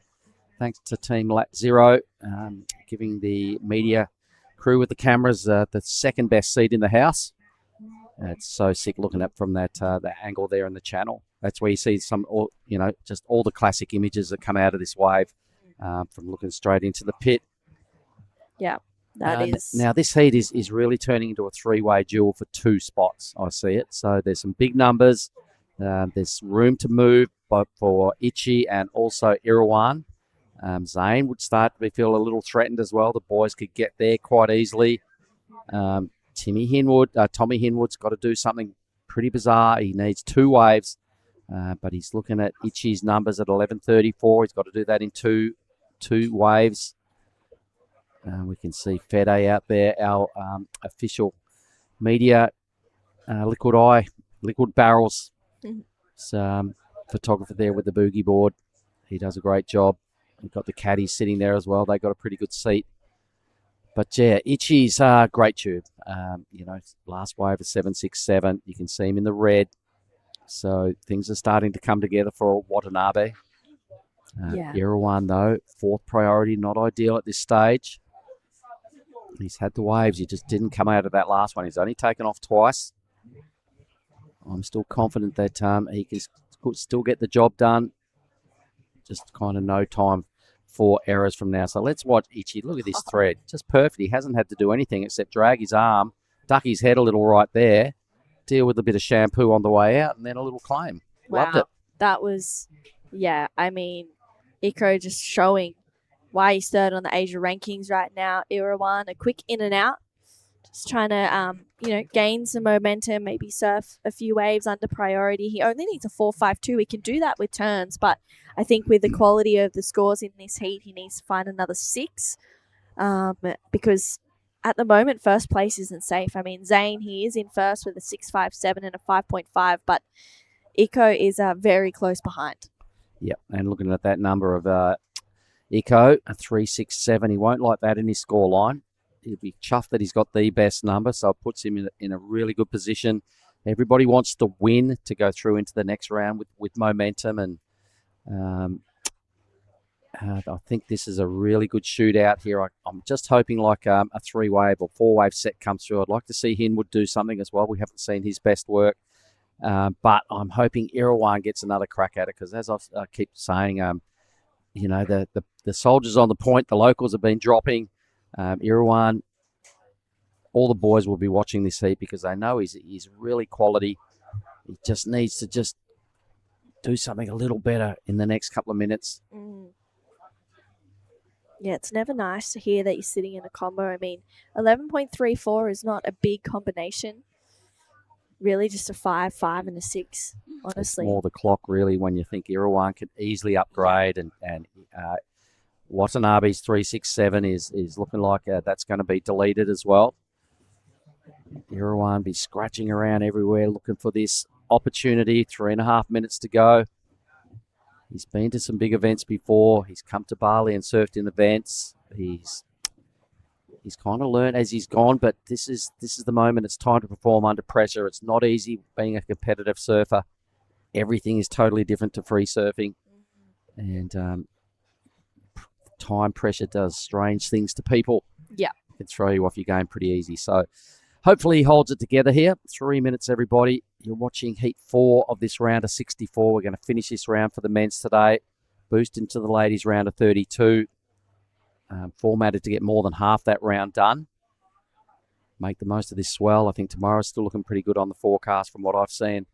So I imagine the next couple of days we're going to try and really rip out the bulk of this event. Yeah, we may while there's waves, we're definitely running heats, and this last couple minutes of this one has been a little bit slow. We've got 2.5 minutes to go, but yeah, big day today. Looking forward to seeing the women hit the water a little bit later this afternoon. But right now, Tommy Hinwood looking for a decent score to move up, at least just to get one, to get himself out of that combination situation. Irawan Wow, though, he is in the Paddling. real danger zone to get the 4.52. He's paddling. Red's going to have to take this off him. He does, because he goes second. So he's the one with his sort of neck on the chopping block. Oh, starting to get stuck in here. Needs to upgrade a 367. More importantly, just fending off White. He knows how deadly Irawan is. So Irawan still just searching here. He's hunting hard with sub 2 minutes. There is a bit of motion out there. I can see out our veranda. Irawan desperate to get in position. He's sitting kind of wide. Wow, 1:30 to go. Just over. And Irawan is chasing a score. He needs a might have a bite of this. 4.52. Here he goes. Irawan, wow. Looking for a number. Nice first turn. Lets the fins fly a little bit. Drives through a hard carve. Wow, that was strong. And he's saluting the judges there. He says, thank you very much, Tommy Hinwood. Out behind him, looking to break combination. Nice first turn connection for Tommy. Gets a second one in there, but unfortunately just hasn't had that much consistency in this heat. And we got scores to come in, this last wave of Iko to lock in, as well as last of Irawan Wow with 55 seconds to go. Yep, things are going to get pretty close for this all-important second spot. Probably the last time we'll see him stand on his board with the rash vest, but here goes Asic again. There's that style. Look at that. Hey, wow. That's his 4th tube in this heat. He's only ridden 4 waves. He's been barreled every time. He's sticking to his strength, giving himself a little golf clap. His pants are falling off. But, that's the butt drag. He does it well, and just about lost his boardies. 4 waves, 4 tubes, 100% strike rate, as I was saying, and I reckon he's gotten better with every wave. So the numbers that are important, though, Red and White, still not convinced who gets second here. Asink, I'll be looking forward to seeing his number as well. Another blockbuster tube by Zane. He surfed just the perfect heat.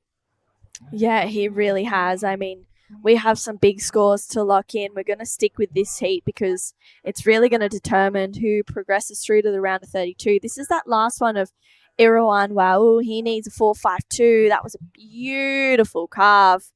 And you can see he's like asking the questions. I think I got the job done.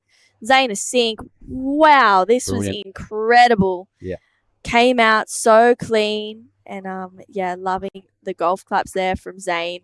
He'll that will definitely go into his top 2. That was huge. Yeah, really, really, what a perfect heat. If you're a goofy footer and you want to get the job done behind the lip, Zane Asic, none better today. So okay, scores wow. are filtering in. What do we got? Yeah, this last one of Itchy, a 3.7. It goes into his top 2 mark, but only slightly.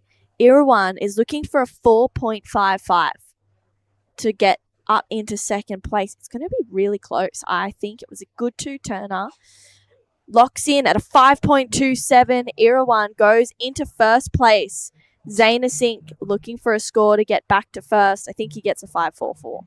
Yep, well, let's have a look at Irawan. He's flashy. There goes a little bit of a tail drift as well across the top of that wave. Big power hack in the pocket. So the judges have thrown him some love. He got his second number right on cue. Yeah. So it's a mid-5, and Asink straight back to the lead. What was Zane's score? Yeah, an 8.27 for Zaina Sink goes straight back to first place. So it's Zaina Sink and Irawan Waul moving on through to the next round. This is a replay of that 8.27 of Zane. Just, yeah, perfectly executes that one. I mean, wow, what incredible surfing. Don't go anywhere. We have a big heat for heat number 5 of the men's round of 64. We'll be right back after this. That's a weird looking smoothie, Vorno. Tell him, son. This ain't no smoothie. This is as smooth as broth base for our bonsai ramen. How long should we wait, Master Ramen? Patience, young noodle. Wait, and top secret, I need corn. Behold, bonsai ramen. Morn-san, this is absolutely cooking.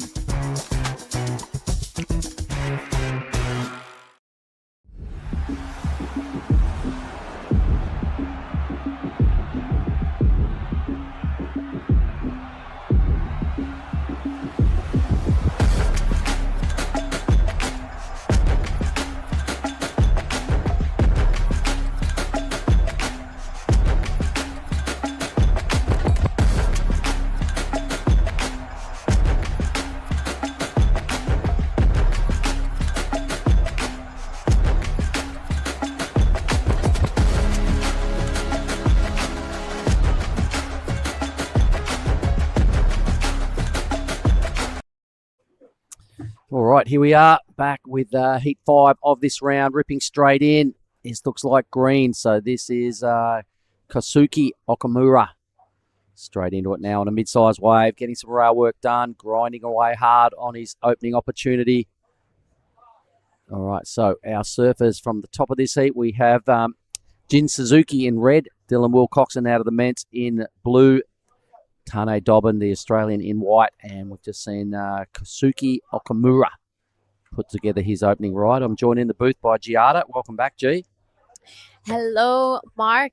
I'm excited for this heat. Round of 64, heat 5. Dylan Wilcoxon, one of my favorite surfers in the event, just because he's part of the Kandui crew. I spent a lot of time there in Kandui Resort with them, so I'm really hoping to see him, perform. He's an incredible barrel hunter, and he is just practically looks like he's born to do that. So I'm excited. And he's living in the right spot to do exactly that. Let's have a look. So this is Dylan. Here he goes. He's threading one now, so he's probably on the pump in there. I think he's still there. Of course he is. So Dylan, he's only 16, folks. Living in paradise, starting at the top of the surfing tree when you live in the Ments, and particularly in the playgrounds area there at Kandui. A little bit of info also on Dylan. We were watching yesterday, having a coconut late in the afternoon, and there was someone being a demon out at the indicator, and I did some hunting this morning, and someone said that was Dylan. I mean, Dylan Wilcoxon is such a talented surfer. Just turned 16 last month. Here we have him. Look at that. He has an incredible posture there. Wraps it around here. That's really his strong point. I think barrels are where he feels most confident. So this is definitely going to be a great heat to watch. Already starting off incredibly. 6.5 for Dylan Wilcoxon. One of the youngest guys in this event, and I'm sure he's going to be doing the Pro Juniors as well. Of course he will. Can't wait. More of that, please, Dylan. 6'5", judges probably want to see exactly that on a slightly bigger wave, but what a ripping start for the young fella there. He hangs out a lot with Rajo when he comes down our neck of the woods. One of the best tube riders I've seen, especially for his young age. He's been highly touted for a long time. And, imagine having your dad, owns the Kandui resort, and you get brought up there, you'd be like, Dad, you're the best dad in the world. Thank you. Yeah, so a big shout out to Ray Wilcoxon, who I know is down here watching. Dylan, he's here with Jaden as well as Alan and Alif. And as there's a quick break in the action, I'm going to throw it down to True with the winner of the last heat, Zaina Sink. Thank you so much, Zane. First heat of the event so far and 8.27. What a great wave. Yeah, I did. Oh, I don't know. I was pretty lucky to snag that one at the end. You know, I had a couple at the start where I wasn't like deep enough, and then I was like, oh, all right. I'm like, definitely need to lock in and try to get a deeper barrel on my next one, and then that just came out of nowhere, and I was kind of I was a bit late on it, but I kind of just the rail like caught nicely, and then yeah, set my line. It was pretty fun. It kind of seemed like you were in control that whole wave, and pretty much the whole heat. You started off with a 4, got a 5, then a 6, then an 8. Just building the foundations. Yeah, I guess I took off on the kind of small to mid-sized ones at the start, and you know, you're definitely gonna get the bigger scores on the bigger waves. So I was just thinking, yeah, I better wait, and then it should pay off if I wait. Seems like you have a pretty special connection with this place. Yeah, I freaking love it. I have, you know, some friends here, and everyone just kind of makes you feel really like welcome here and stuff, and it's really nice. It's a nice place. I'm sure you have lots of friends and family at home watching you and cheering you on in that last heat. Is there anything you'd like to say? Yeah, shout out to my family watching, my mum and dad, my sister, my extended family, and yeah, everyone, all my friends, everyone that supports me. Thank you. Well, congratulations on your heat win. Here's your bang bang, and we'll send it back to you guys in the booth. Unreal. Thanks, True. And yep, stand by, watch this space. Zane Asic is deadly out backhand. Gee, you didn't see that performance, but 4 waves, 4 tubes. Don't think he did a turn all heat. Maybe one upside down belt. But when you're that good on your backhand, you don't really need to do much more other than just grab your rail, park your butt, and you know, just stay under the shade as long as possible. Yeah, I mean, Zane has always been a big performer here in Nias. I think last year he had some great rides. Here on your screen right now, on his backhand, Tane Dobbin looking for shade. Will he make it out? Unfortunately, looking like he was just slightly too deep on that last one, but The set still continues though, G. sets coming through. This is Jin Suzuki now. He will be looking for shade as well. Pulls in. Does he make it out of this one? Oh, and he does. Standing tall. Big roundhouse here to tie the bow. We've got a great heat in our hands. Loving it, loving the action. So is a good mate of mine at home, Snakey. He's watching down there. He said Perth and West Oz at the moment, freezing cold, raining. All the reasons why I don't do winter at home. You guys can have that. But Snakey, I imagine, is probably on his way to the Mac Club about now. It's 11:30 in WA time, 10:30 up here in Nias. Things are cooking out there. It's boiling hot. The action is fired right up here. And we're just seeing tube ride after tube ride. So here is Jin.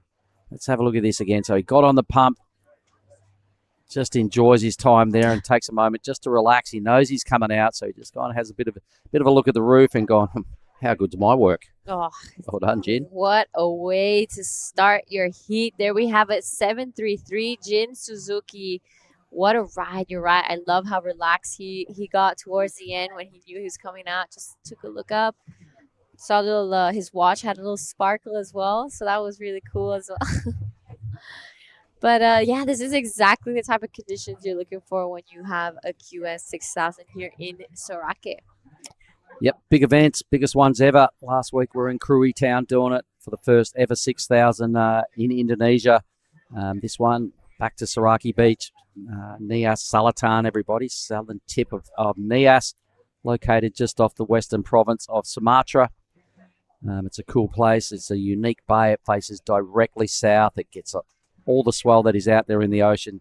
And when it's got a touch of south on the degrees, it just loves it. It just filters in here. It's so good. Yeah, so big day of action coming up in the Heat 6 of the round of 64. We will be seeing Axel Kurata, Ryo Inaba, Kenshin Matsunaga, and Raju Sera, also known as Sena, part of the Padma Boys crew. Again, board riders, so it's going to be an exciting matchup right there. Ryo Inaba name we've seen quite a bit here in the Korean Nias events. So it's going to be great to see him back out in the water. Many of these surfers are hitting the water for the first time. They haven't surfed heats yet. True that. That would be all the red and blue rashies, right? I think at least red because they're the top seeds. Yep, so Dylan has waited a while as well for his chance, so he's making the most of it. Yep, Axel and Rio seeded straight into this round. Reha Onu, Marlon Harrison pass winner coming up in Heat 7. Reef Hazelwood winner in Crewy. He's in Heat 8 along with Weston Hurst, who is a man-child at 16. And he's a weapon on his backhand. Katura Gus, he's won here before as well. He's in Heat 9. The list goes on. The entertainment this afternoon, everybody, is just at a high level. So given the surf, there's our backdrop. This is Saraki Beach right there. You can see the pond docks out there on the tip of the point. The fishermen up there just doing their everyday stuff. It is a sleepy little fishing village here in Lagundri Bay. And Lagundri Bay is the site of Saraki Beach, which all the locals go. It's Saraki, and they're proud of their little beach here. And here it is. So it's a great scene. The other side of this bay is just lined with coconut trees. It's just a beautiful island. There's so much lush vegetation. It's just perfect to come down here and park up and just, even days when there's no surf, there's a lot to do. It rarely does it stop breaking though, G. The first day we got here, the inside was kind of so much fun. There was waves everywhere. It was really good, but there's a lot to do. The King's Village, have you been up there yet? I have. I've been a couple of years ago, so it's a great little tourism spot to check out when the waves are flat or when the contest isn't on and there's 500 people out in the water. You go check out the King's Village, and rock pools all around. Even driving around, just grabbing a motorbike or car and seeing the greenery in the area is gorgeous. So this is the replay of Dylan Wilcoxon's 6.50. Beautiful ride from Dylan. Spent so much time in there. And I would love to see the 733 again from Jin Suzuki. So Sure we will. So really good bit of hand control. You could see him at first. He was just not touching the wave, and then he's realised, hang on, I could stay in a little bit longer. So here is Jin. Look at this thing. It's a little bigger. He had to pump, realises he's got it done, stands tall, just investigates the roof into a big ripping cutback. So these are the two waves that have got Jin into the lead and Dylan into second. Kasuki, he's only got one lowish number, a mid-4. So he's got a little bit of work to do. Tane, he survived a heat yesterday late where he got a wave that got him into this position. So 13 minutes. The ocean's a little bit patchy from time to time, but it has been producing. Biggest numbers of the whole event have been sliding through today. We've been seeing a whole lot more 8s. We've seen a whole lot more 7s as well. So the judges are being able to open up their scale today a bit more, because the surf is pretty much on the cook when they come. Let's have a look at this. Priority, this is young Dylan again. G. So Dylan's seeing potential, and there we have it. His read for finding barrels is insane. Big wrap there, super stylish, really pushes the tail. One more there, so what a wave from Dylan. Priority was with Kosuke. He didn't see what Dylan saw, and I'm sure that's a great way to back up his 6.50. I'm sure it's going to be in that range again. Loved it. And you can just see him dragging his back arm just to make sure he milks it for all it's worth, to stay close to the wall. Perfect technique. He's done that a million times at home. He's got rifles right there on his doorstep, and Kandui left on the other side of his island. It's got to be the most glamorous island you could grow up in. So Ray, Father of the Year. I'm sure your team love you for what you do, and making that option and that choice years ago to live on Kandui. Loved it. I know, and Ray also always has his big group of kids around him. All the Kandui grounds are with him. I know Alan's there. Jaden Wilcoxon is with them. Alif is always traveling with them. And they actually drove here from Crewy. So it took them, I think, around 2 or maybe 3 days to get here. It's a bit of a mission, but just shows, he really wants the whole team there, and that's how they get around.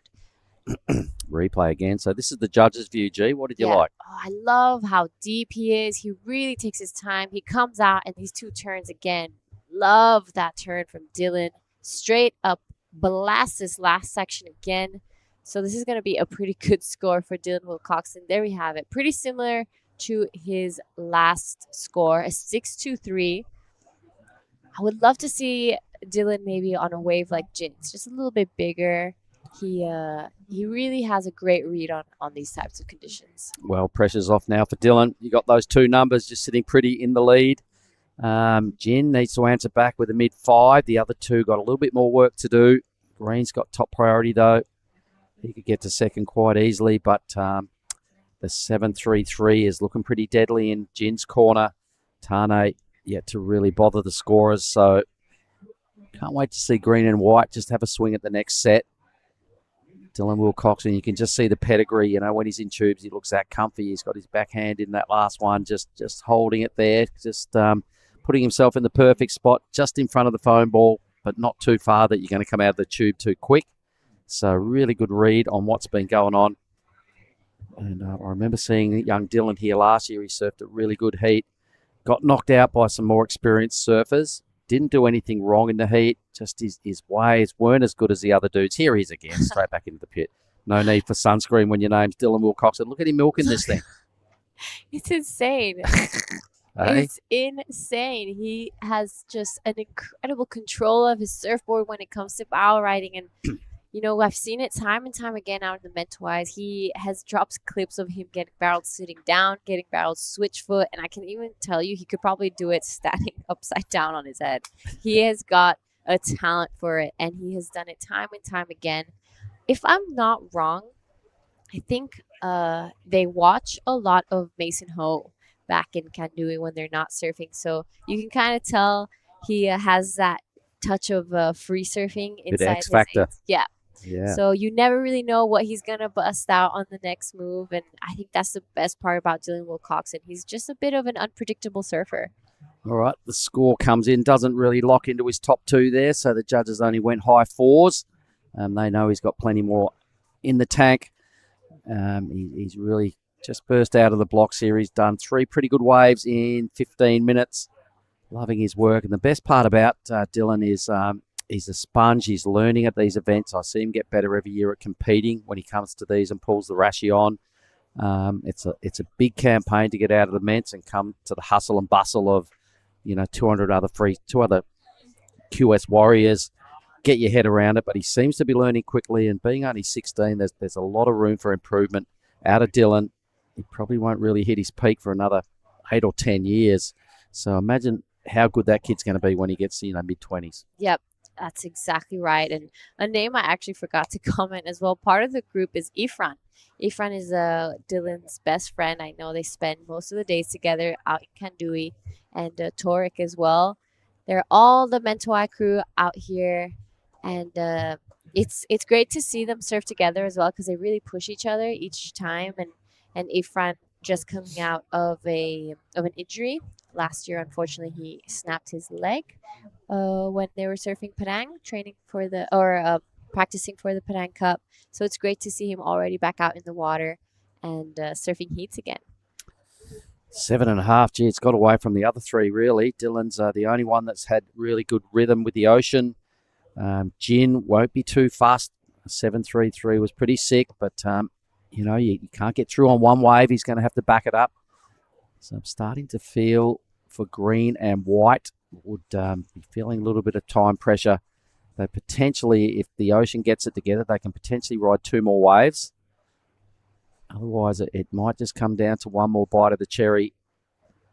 We have seen the ocean a little bit sporadic today with its consistency. Some heats have been blessed. Asink rode 4 waves in his last heat for 4 really good barrels. And one of the better performers last year on his backhand. So he's kind of really milked it here this morning, but none better than Taj Stokes, got a 9.27. Jay Okalupo threw down a 9 this morning. So the big old Stand Tall Lagundri Bay barrels are there. They're in kind of short supply. Seen some ripping mid-range tubes here today, particularly that first heat with Matty Job. Really nailed a ripper. And here is Dylan again. Dylan just having fun on the inside. Big first turn there. Love how much he pushes the tail around when he gets to that whitewash. Such a stylish young man there. He's kind of just having fun on the inside now. He's pretty comfortable out in the lead, a 6.5 and a 6.23. It is now Tane Dobbin and Kosuke Okamura. Bit of work to do because that 7.33 now next to Jin's name is looking really good. Yeah, Jin could steal the lead off Dylan quite easily. There's a little bit of a break in the sets, etc. So let's just have a look at a little bit of what went down yesterday with these highlights. Check this out. Everyone, this is day number 2 of Nias Pro.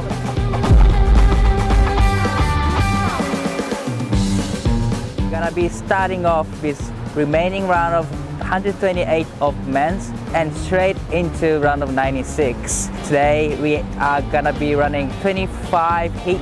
The condition was good, still pumping, and all the surfers pumping there. Let's go.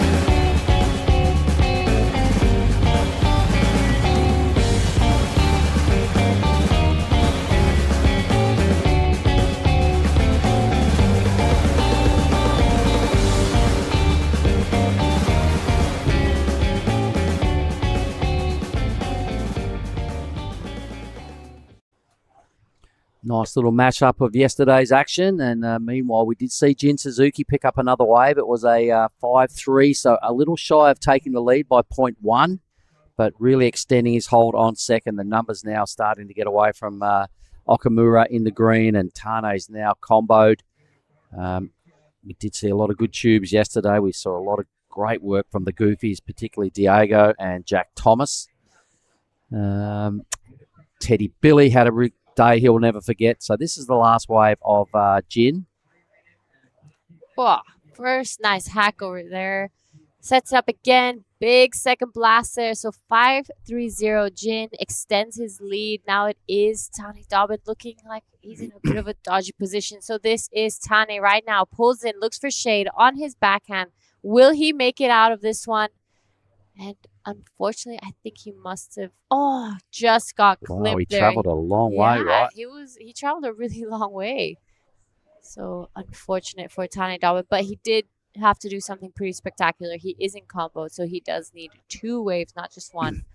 Unfortunately, now with just 2 minutes 45 on the clock, it's not looking great. And you know what I'm seeing out of this heat? Just great tactic by Dylan Wilcoxon. He got to an early start. He got barreled at every opportunity. He's now paddled out and he's gone, all right, enough of staying busy. I'm in the lead. I've got priority. Time to shut out the heat and just sort of do what the older boys get used to doing to him when he's in heats, which is just control the back end of it. So a really great tactic by young Dylan. And this is the learning we were talking about to get here and learn quickly, rapidly at this level, because you can't make too many errors. You don't get too many opportunities. And he's really making it count right here. So I think Dylan is really showing us some of his best stuff here. And what a composed effort. He's on the hunt again now, folks. So with 2 minutes remaining, I'm just loving this guy's approach. He's definitely going straight back into the tube, and he's there right now. Look at him. There's that back arm again, just controlling the play. Gets a little pump. Comes out of yet another barrel. You can hear the athlete zone in front of this restaurant just going nuts. They're loving what the young man's putting together here. He's making a statement as he's going to move through to that round of 32. We'll confirm that in 90 seconds. But for me, he's just surfing just such a good heat, G. Yeah, he's surfing an incredible heat. He has been on fire. And just again, like we've said time and time again in this heat, Dylan's bow riding is insane. This is Tane Dobbin now. Again, looking for cover. Will he be making it out of this one? Unfortunately, I think it just ran away from him. But Dylan going to be backing up that 6-5 and 6-2-3 pretty nicely. Yeah, I'd really love to see the wave again from the judge's angle, just to see where it sits on his scoreline. I agree. I think he improves his situation. So Jin's just holding down second. Okamura could get a 7-8 and move into that second spot. So Jin's got to be a little careful here. Here's the replay. So this is what the judges saw, all right? A nice thread again, just a drainer. He's picked the eyes out of it. He's picked pretty much the better waves, apart from Gins. He's been on the next 3 best waves of this heat. Just wrapping it around, tagging it nice and high in the pocket. Sick replay. Thanks, Bonsoy. 20 seconds to go. Still yet to confirm that number, but for sure I'll be having a chat with Dylan. And as all grommets do, he'll love a bang bang. Yep, I know Dylan Wilcoxon and the Kandui Groms love they have a good sweet tooth. So he will be stoked, and it's looking like a big number for the last of Dylan Wilcoxon. Waiting for one more score to come through. Yeah, it's just about in. It's going to be his better number by the look of things. The judges are throwing 7s at it. What is it, G? 7-7 for the last of Dylan does extend his lead. Wow, what an incredible heat, Dylan. I'm super happy to have seen that. And I'm sure you'll be having a chat with him very soon. With that, I'm going to throw to a quick break, and we'll see you guys in Heat 6. This is the smoothie I've been waiting all day for. I'm going to start with a couple bananas and then mixed berry frozen blend, my favourite. Bonsoy almond milk and heaps of peanut butter. Nice little bit of coconut to finish off. Get that in ya.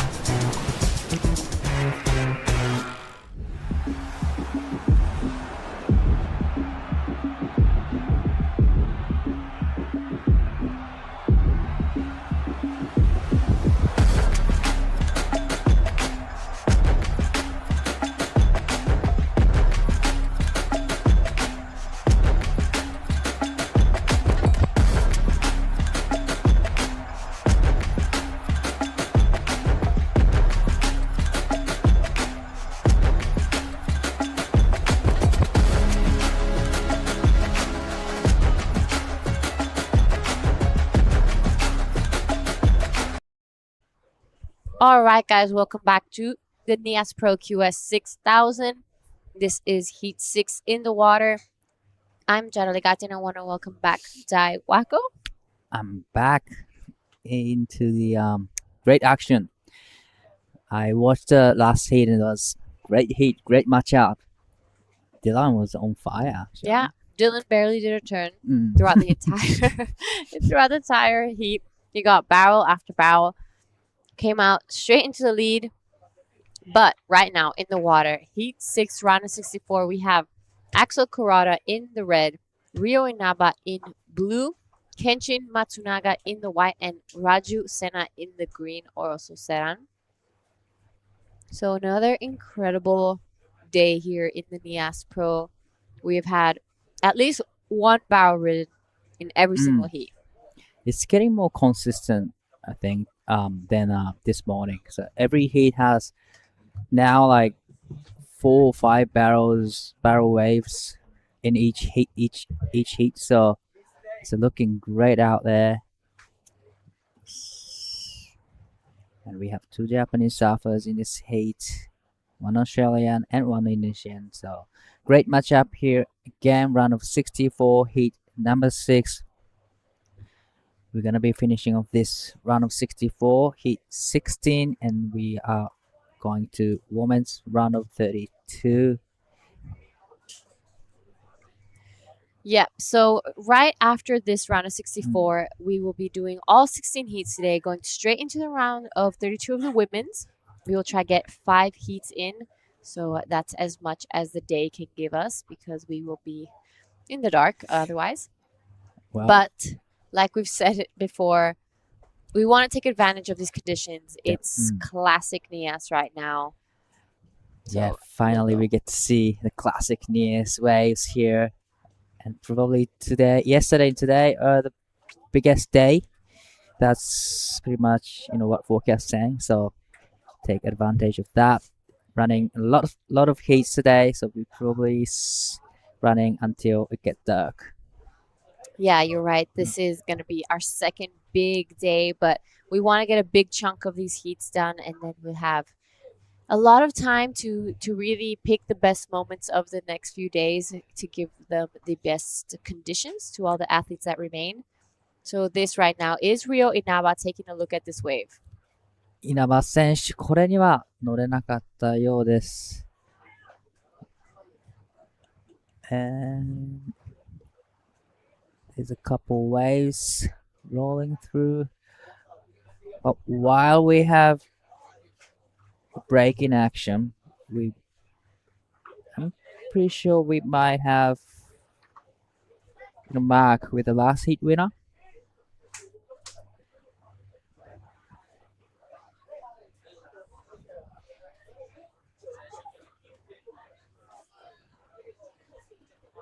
All right, winner of the last heat, Dylan Wilcoxon. Man, that was such a good heat. You got to be happy with your performance, right?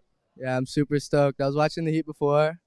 I was watching the waves. I saw it was pretty slow, so I just tried to get the 2 waves as fast as I could. Loving your style, mate. Dragging that backhand, keeping yourself in as long as possible. So you had a really good read on the lineup today. Yeah, it was super fun out there. This Asian tour, mate, for me, it seems like it's made for people like you. Surfing heats in really good waves. There's no groveling. The Asian tour is really good, and you're going to do most of it this year, you're telling me. Yeah, I want to do Cloud 9 and stuff, so yeah, that would be fun. All right, so where do you want to go with pro surfing? You live in the best place in the world, but would you like to really explore this pro surfing gig and see how far you can go? Yeah, I'll hope try to be world champ, but if I can't do that, I'll try to be someone like a free surfer like Mason Ho or something. All right, well, it must be really cool as well having a lot of your buddies here out of the Mets because you're a long way from home and it's all a bit different and there's a lot of pro surfers here, so it must be unreal to put yourself around people you're comfortable with. Yeah, super stoked here. It's fun meeting everyone, meeting all the locals, hanging out here, my brother, my sisters, and my friends. Yeah, it's been super fun. Well, being a Grommet, I know all you Groms love a chocky bar, mate, so I'm going to hand that over proudly and I'm going to say well done and all the best for the next round, Dylan. Thank you. Cheers, guys. Thank you. All right, Dylan, a name that I'm sure we're going to be seeing much of in the future. Such a talented young man. He has an incredible talent specifically for bow riding, but not only, I was just saying that I'm pretty sure his inspiration is Mason Ho. I always, when I'm in Kandui Resort, I always see them watching Mason's YouTube channel. So they get a lot of inspiration from him and just giving that extra, like, unpredictable factor. So every time you see Dylan catch a wave out in the men's, you never really know what he's going to do. So it keeps it exciting.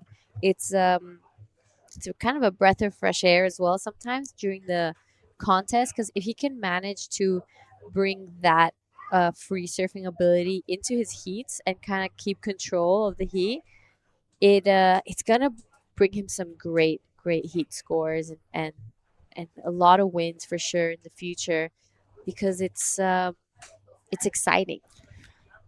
Yeah, it's super exciting to see his surfing in a free surf. He's getting pretty much like all the good ones out there to me, especially at Krui. He was getting those good lefts all the time, and his surfing was on fire. Absolutely. Yeah, he's doing so well, and each year that he comes here, you kind of really can tell that his competitive surfing gets better as well. Right. So he's keeping control of the heats. Like the last one, he got 2 6s, then went to the inside, was just having fun really, and then with priority got out the back and got that 7. So this is Rio.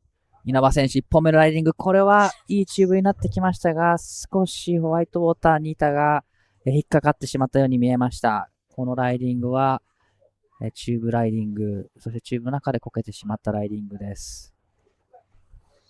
So Rio Inaba, a name we've seen a lot throughout the QSs, but maybe tell a little bit about him and what his background is. Yeah, he's from Chiba, from Japan, and he surfed in the Paris Olympic Games, and he made a couple of heats.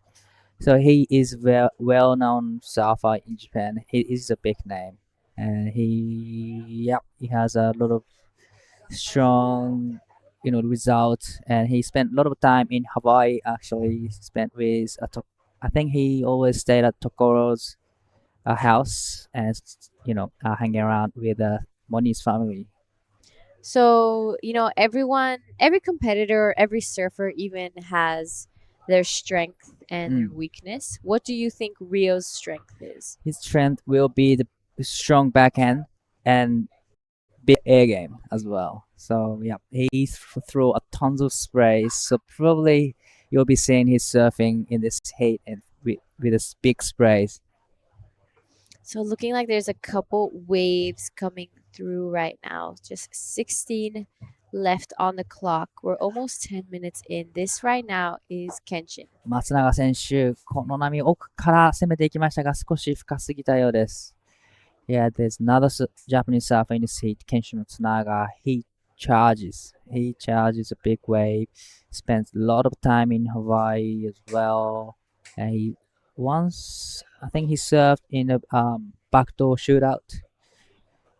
I'm not too sure with his brother, but his brother was also surfing in a backdoor shootout. So he is just big charger. He loves the big barrel. So this is going to be a really interesting heat. All right, so Kenshin is you say is a bit of a charger. He is comfortable in the heavy waves. So besides Hawaii, does he spend a lot of time chasing swells around Indonesia or? He went to Tahiti for the chasing waves, and on the screen this is Axel Kuroda up and riding. Gets out of the tube clean and gets roundhouse cut back. So this is a great opening wave for Axel Kuroda. Right behind Raju Senna now, part of the Padma boys, coming out of a good-looking barrel, decides to pull off. That was a good wave and a good exchange for both Raju and Axel. So as we've said, we have not had a heat yet with no barrels. 稲葉選手、さあ、この2本目の波、大きなターンを入れてきましたが、これは少しタイミングがずれてしまったようです。That was a solid turn from Rio Inaba, but unfortunately it comes unstuck. But it would have been a big score if he could have landed that one. All right, so there was a big backhand blast you were talking about that Rio Inaba is known for, but can't wait to see the replays of Axel and Raju, both surfers getting some shade out here in the Nias sun. So we'll see what the judges think of that one. It all depends on how deep and how long their time inside the barrel was.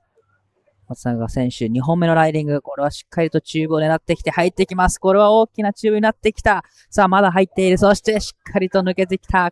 これはいいライディングになりました。Wow. That was a beautiful wave from Kenshin Matsunaga. Beautiful.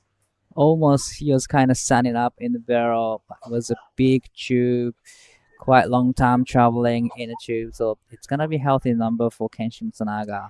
Wow, I love how, he didn't rush to get into the barrel. He kind of just let the bottom turn and then went in and just let the wave kind of deal with it. So he let the wave tell him what to do. And he read that perfectly. So that's going to be a good score for Kenshin Matsunaga. Beautiful, beautiful wave. Yeah, that was a great read of the wave from Kenshin Matsunaga. Just like you said, he didn't rush and he didn't even stall. He just went straight to the bottom and do the bottom turn and time it right and just traveling in the tube quite a long time and come out so clean. I'd love to see the replay of the last of Kenshin Matsunaga. Yep, so the first of Axel comes in at a 5. This right now on your screen, Raju Senna looking for the barrel. He's deep. Will he make it out of this? Oh, unfortunately, I don't think so. Maybe slightly too deep on that one, but it would have been an insane ride. Raju is also another surfer that is well known for his barrel skills. He grew up surfing Legian, so when it gets to a certain size, he's like surfing those big closeouts. Yeah. Big closeout, wow.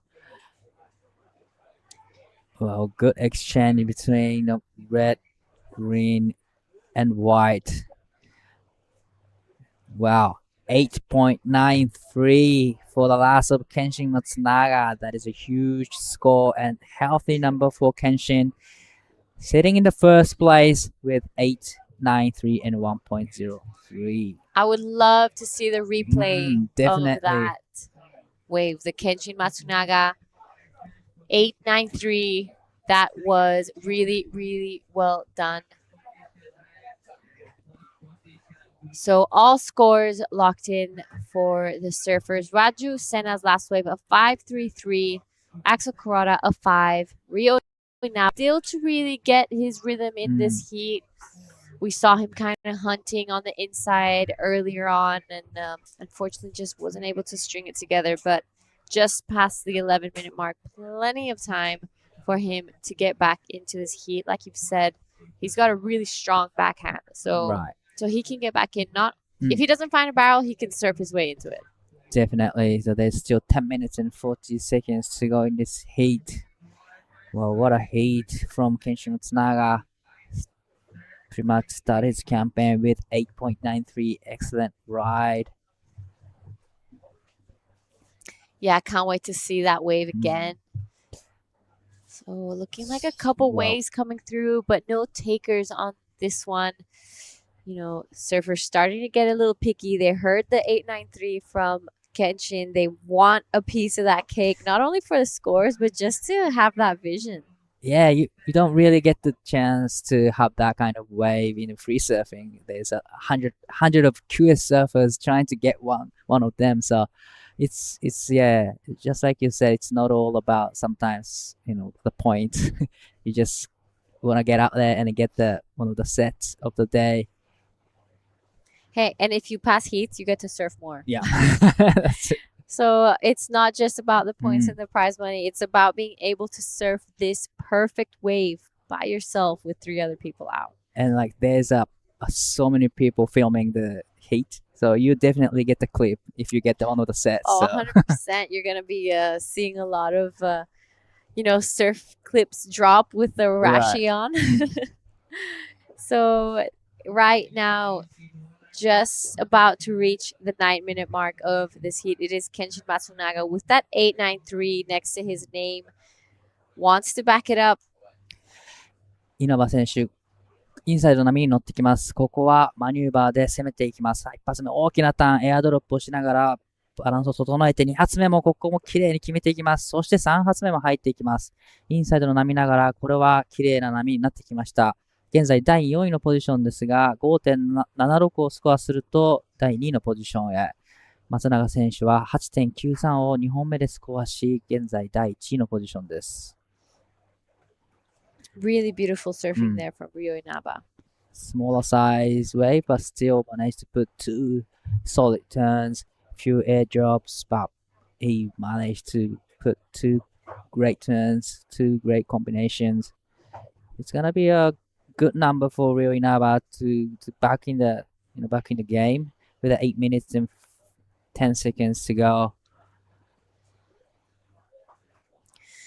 Yeah, so coming up next, Marlon Harrison has been a winner here in Nias in the past. He took it out, if I'm not wrong, in 2022.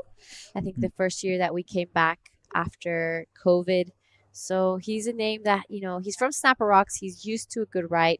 He loves getting barreled. I did a trip with him earlier last year with the CI Pro team, with the CI team in HT's resort. Also an incredible ride, world class and world known. And he got some crazy rides out there. So I'm sure he's going to be trying to get inspiration from all of that and try put it out in his heat. He hasn't surfed yet. This is the first heat he'll be having. Round of 64, heat 7. He'll be up against Raiha Onu, Julius Wow, and Ricky Sato.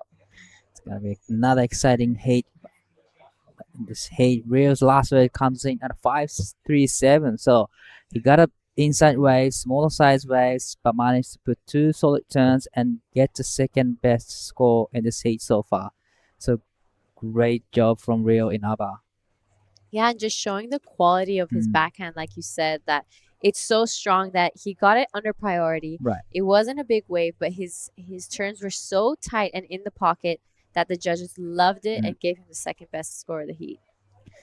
So now he's in the game again, and it's been a really close heat so far, except for Kenshin.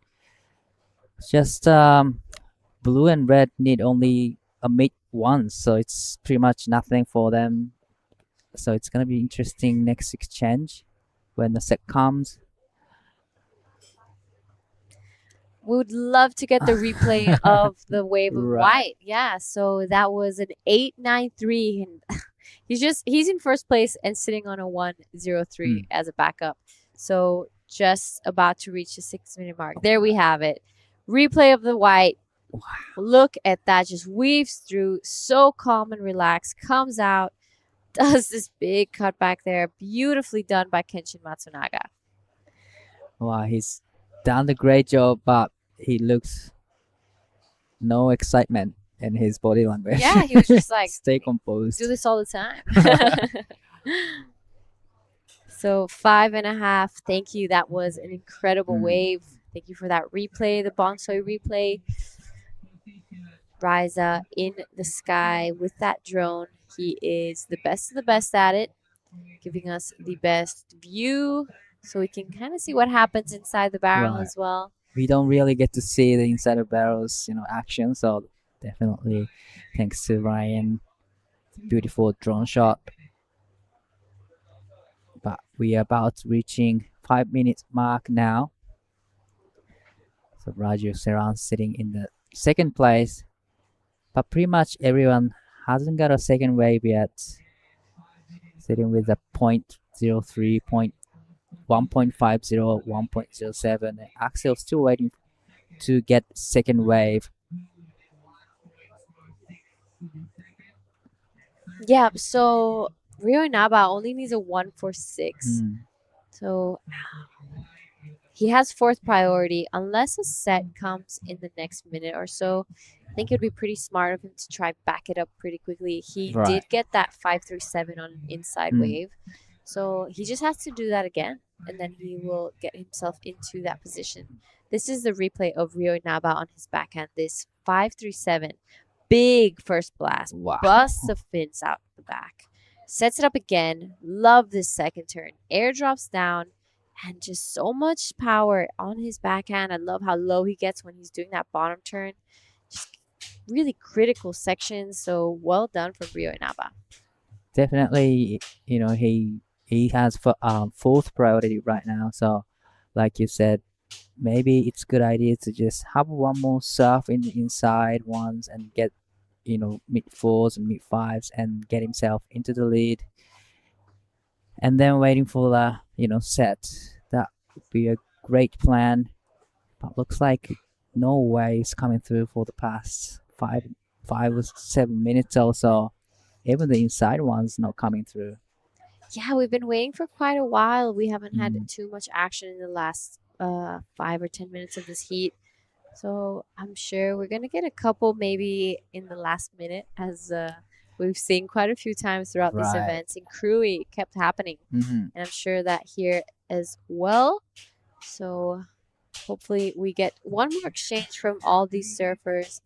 And as there's a quick break in the action, we're going to head to a quick bonsai break. There's one thing we all love to bits, some fresh spritz. A little bit of ice, juice is worth the squeeze. Now the magic elixir. Next up, a bit more citrus. Mint, agave. Hey, that is incredible.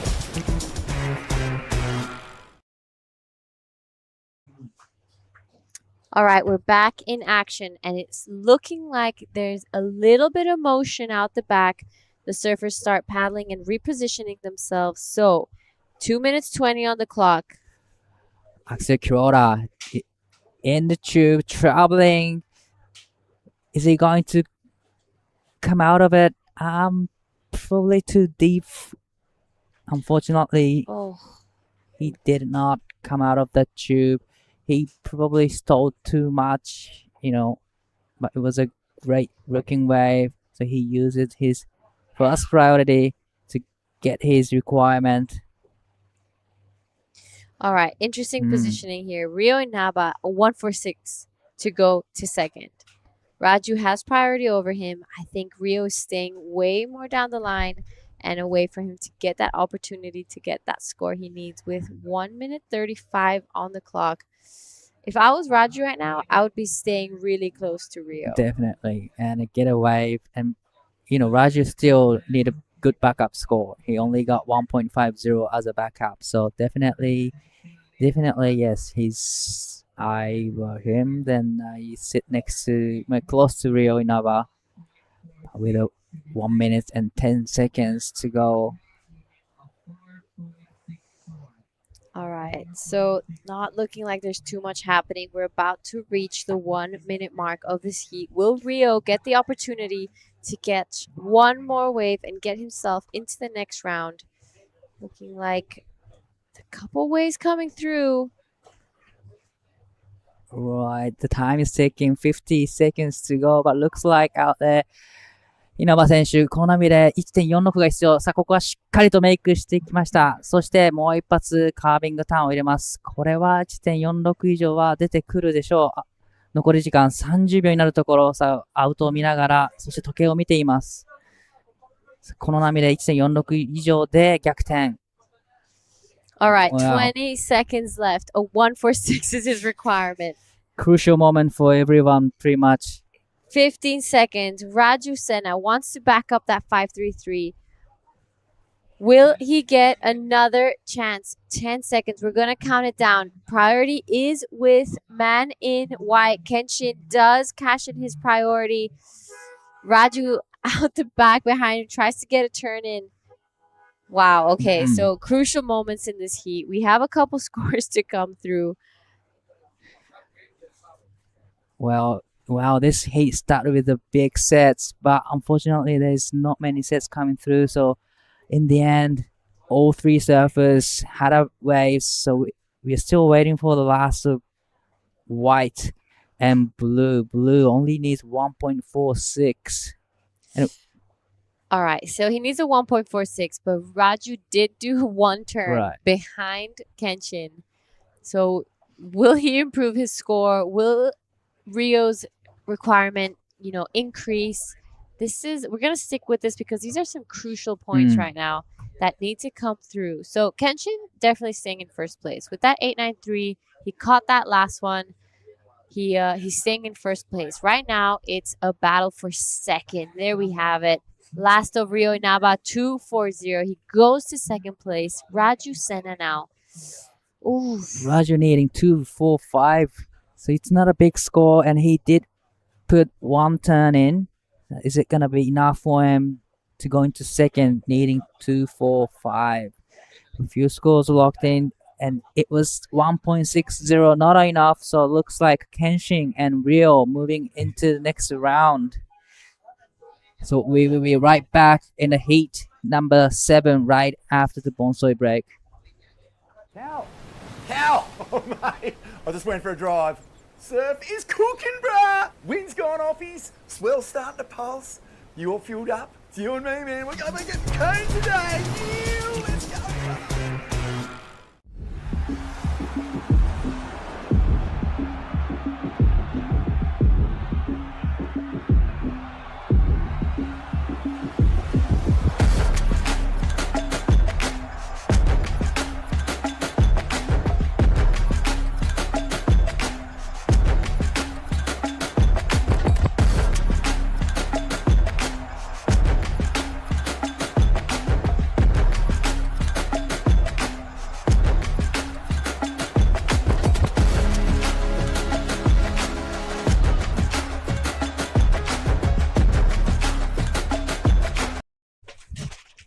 All right, guys, welcome back to the Nias Pro QS 6000. We just had a bit of a nail-biting finish on that last one, but it was both the Japanese surfers Kenshin Matsunaga and Rio Naba taking first and second.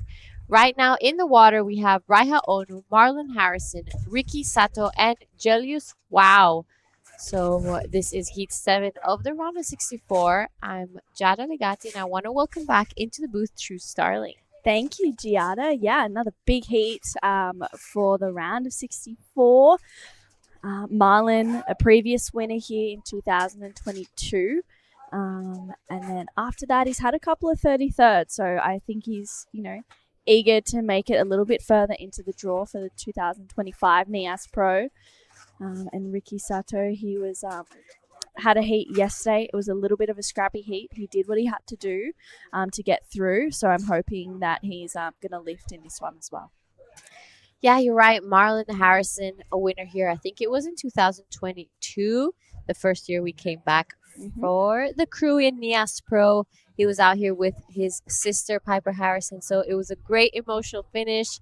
a lot of celebrating after that. You know, Marzi is a very well-liked competitor throughout this event, but he is from Snapper Rocks, so he knows a good right when he sees one. Yeah. And I'm excited to see him in this event. This is the first time he's been surfing, day 3, but after this round, all surfers in this competition would have hit the water.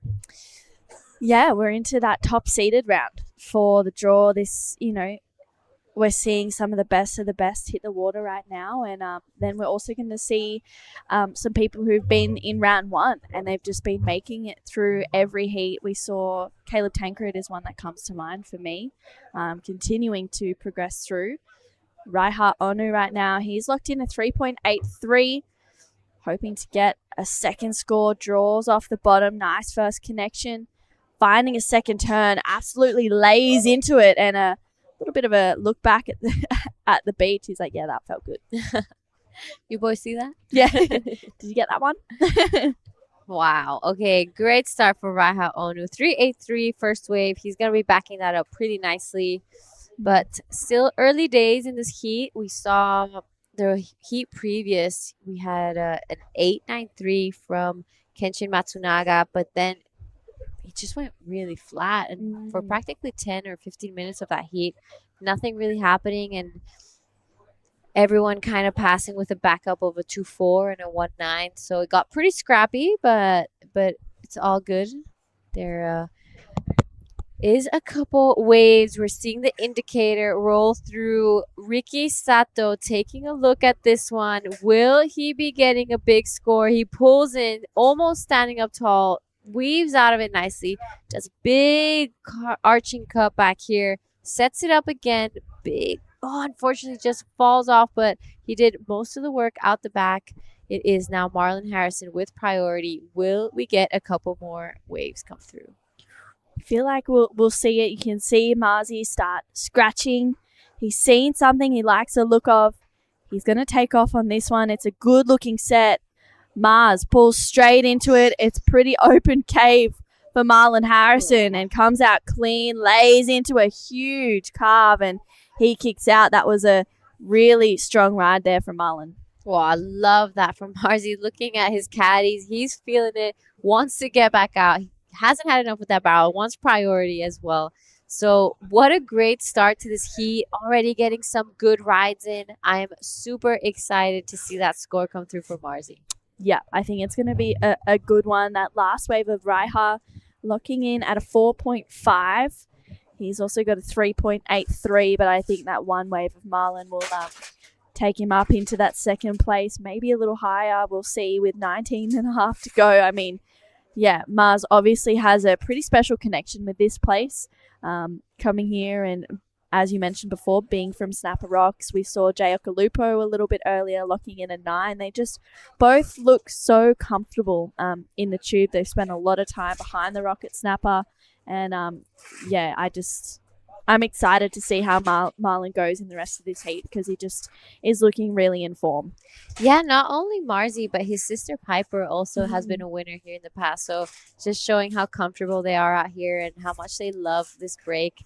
Unfortunately, Piper didn't come this year, but I'm sure she's having a great time in Australia. And with that, we're going to head over to a quick post-heat interview with the winner of the last heat. All right, we're going to stick with live action, actually. This is Ricky Sato taking one on the inside, finding cover, pulls out. What a wave. Ricky Sato going to be backing up that 4.43 really nicely. Is there anything else happening out the back? We feel like there's a couple sets coming through. We'll stick with live action now. Marlon taking a look at this one. I think he's liking what he sees. Will he go? And it's looking like Marzi gonna go for this one. Good looking wave. He pulls in, finds shade again, disappears behind the curtain, pulls out again, wraps it around. Nice looking carve there. And pulls off. What a heat we've got in our hands, True. Wow, a 7.33 already for Marlon Harrison. He's going to lock in a good score to back it up. Seems like there might be a little break in the sets potentially, so we'll go and have a chat with Dai Wako and Kenshin Matsunaga.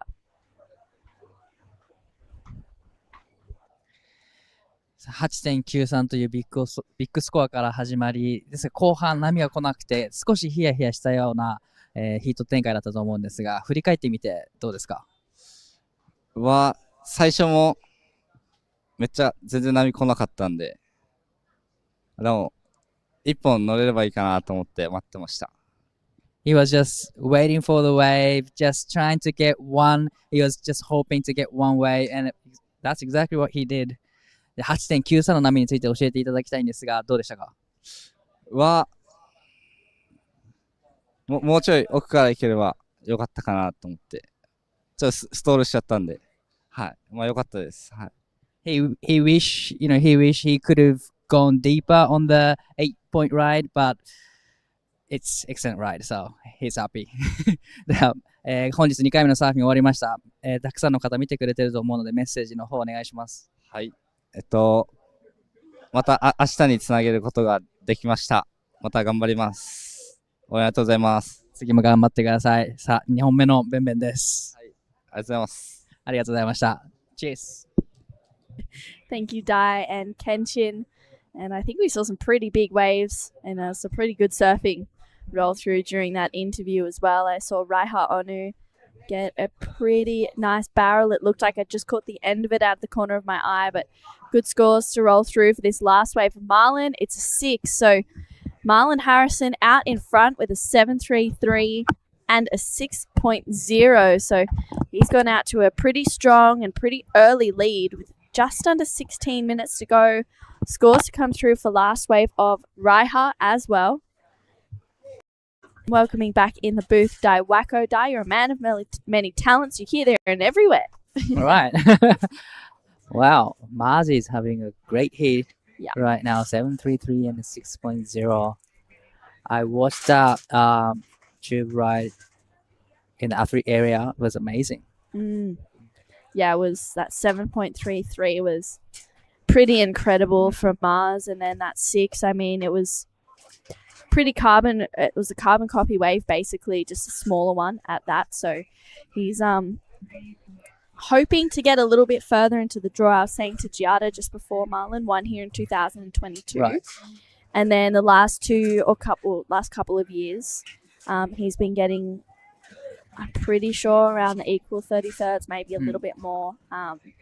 From memory, I can't quite remember what last year was, but yeah, I think he's hoping to keep progressing through in this event, obviously making finals day. And with surfing like this, I mean, are you kidding me, Marlon? Wow, that was huge. Beautiful tube riding from Mali. Definitely he's on the way to the finals day and with that surfing. And no surprises there. Mars is obviously quite comfortable in the barrel, and first 2 waves, 7.33 and 6. That's huge numbers already. And if anything, it's a telltale sign for what's to come in the rest of this heat for Marlon Harrison. Right, and Raiha Ono is sitting in the second place, 4.50 and 3.83. So before the Korea event, he had a surf trip to Java with Pepen-san, and I think he just dropped his clip on Instagram 2 days ago, and it was great tube riding, and then Stab actually shared it. So it was a great tube riding from Raiha, and also he is used to this kind of condition. Raiha charges too. Right. Yeah, and he said that he needs to practice a condition like this more, so that's why he spent a lot of time in Indonesia this year. Yep. And try to be ready for this comp actually. This is, I believe, that's the 6 from Marlon Harrison. You can see how perfectly, he's got such a great barrel riding technique, and that was a beautiful carve as well to finish that one off. So 7.33 and a 6 for Marlon Harrison. Raiha in second with a 4.5 and a 3.83. Spent a little bit of time on the Gold Coast as well. Yes. He's actually he's not in Japan anymore. I mean, he's living on the Gold Coast. Like he lives in Japan, but he spent most of his time pretty much overseas, Mm. either Indonesia or Australia. Wow. So for surfing. Fair enough. I mean, there's some pretty magical waves over in Indo. We've got some fun waves in Oz as well. Right. Yeah, we're very lucky to be here at Saraki Beach in Nias, celebrating another year here with some great surfing so far. It's only day 3. It's crazy. And this next heat is going to be a huge one as well. We can see Tim Bain making his way out. He'll be taking on Ty Richardson, Weston Hurst, and Reef Hazelwood. That is a huge heat. On paper, that's a good one. Right. We've seen Reeves getting a big backhand battle in Xiaogao last year too. So I'm goofy footer, so I'm love to watch his backhand attack. Yes. Very exciting. Reef is he took out the Krui Pro just a couple of days ago, and he's come off that win into this second event at Nias. I'm sure with a lot of confidence, and as you said, he's a great backhand barrel rider. Right. His confidence probably building up so much since a couple days ago. Take a win from the Krui Pro. It's a huge win actually. QS 6000 high rated event in Indonesia, and pretty much the first competition for the 25 season. Yeah, we got so many. Well, not so many, but we do have a lot, which is amazing. Right. I mean, the next stop we will be going to Korea Next month. Yes. couple of weeks. Not far away. Not far away. So that's gonna be another interesting interesting competition, because now we are in the Indonesia for the perfect wave. But we are going to another perfect wave, because they all surf in the wave pool. It's gonna be a perfect wave again. Oh, so many opportunities for them to surf So in many. the good surf point. I remember the last one that we went to. I'm pretty sure it was Keijiro Nishi taking that one out, Yes. and also Amuro Suzuki. Yeah. So, So it was a QS 3000, Mhm. but this time it's QS 6000, a co-sanctioned event. Yeah. So a lot of surfers from Australia or New Zealand will come join. So it's gonna be an exciting event. it's going to be a huge couple of days as well. But really looking forward to heading over to Korea for the next stop from the 18th to the 20th of July. But we still have champions to crown here at the Nias Right. Pro. Right now it's Marlon Harrison out in front. That's 7.33 and a 6. He's only had 2 waves. Raiha Onu needs an 8.83 to go to first.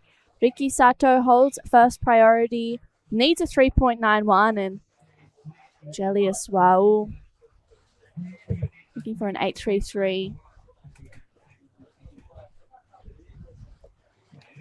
And he hasn't had a wave yet with about 9 minutes to go. Well, it's been great start in the seat. So Madison had 2 good waves. Raiha got 3 waves, and Ricky Sato actually had 3 waves. So it's a great start, but it's kind of slower for about 10 minutes or so. Yeah. A little bit slow with just under 9 minutes. Mars with the best 2 waves of the heat, a 13.33 combination. That's a really good combo. One of the higher ones we've seen of the event, or of the day so far, I should say. And it's the first time we're seeing Marlon and Raiha out in Arashi in this event. Right, so they waited for 3 days to surf in the seat, but definitely it was worth waiting for, because pretty much today is the best condition so far out of the 3 days. Yeah. So they are stoked to be surfing right now and stoked to get one of those sets. But for now, the ocean goes a little bit flat, a little bit slower heat. I'm sure there's going to be a few sets rolling through the next couple of minutes. Just under 8 minutes to go in this heat. Wow. It looks like maybe Jelius Wau might not be out there. I'm not too sure what is going on, but 7.5 minutes. It's Ricky Sato that needs a 3.91. Seems like it's a bit of a battle for second. And while we have a bit of a break in the action, we're going to go to a quick Bonsoi brew break. We'll be right back after. That's a weird looking smoothie, Vorno. Tell him, son, this ain't no smoothie. This is a smooth as broth base for our Bonsoi ramen. How long should we wait, Master Ramen? Patience, young noodle. Wait, and top secret, I need corn.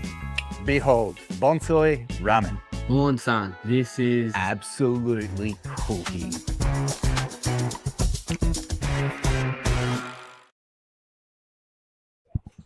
And we are back, and it looks like there's a little bit more motion in the ocean for heat number 7 of the men's round of 64.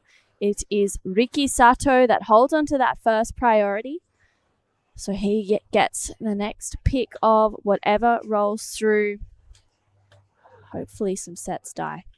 Wow, it looked like a few sets coming through, but no, I don't see any lines on the horizon. Unfortunately, just reposition themselves a little bit to the peak. So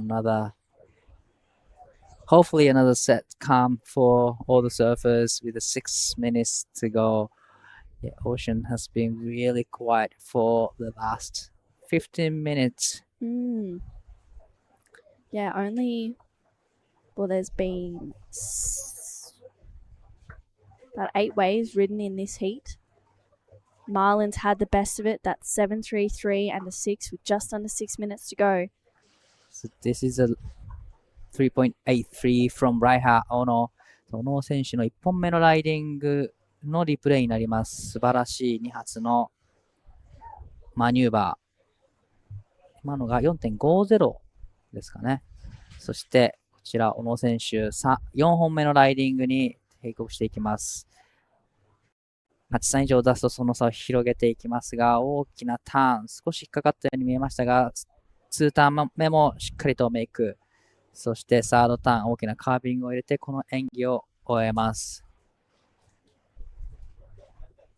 It's a great combination from Raiha Ono. It was a smaller size waves, but trying to get a wave to get rid of the 3.83, and he managed to put 2 solid turns. So it can, replace his backup score, but we are still waiting for, actually, yes, we are still waiting for the last of red to lock in. Yep. Needs to better that 3.83. I mean, for Raiha, I thought it was a smart decision to go that smaller one.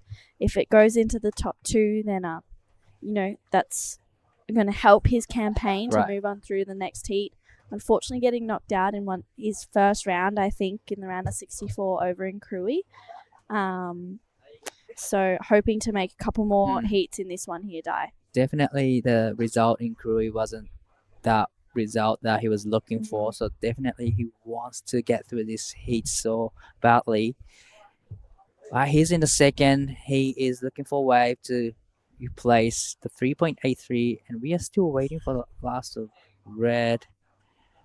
And like you said, it was a smart decision from him. Although he had a higher priority, he's trying to just extend his lead over Ricky Sato. Now Ricky's sitting the 3rd place with the first priority. So this is the replay of last of red. A nice first turn and straight into the second turn. Much bigger maneuver, air drop. Yep, he's done really nicely. So last wave comes in 4.70. He's done to extend his lead over Ricky Sato. So Ricky now needs 4.77.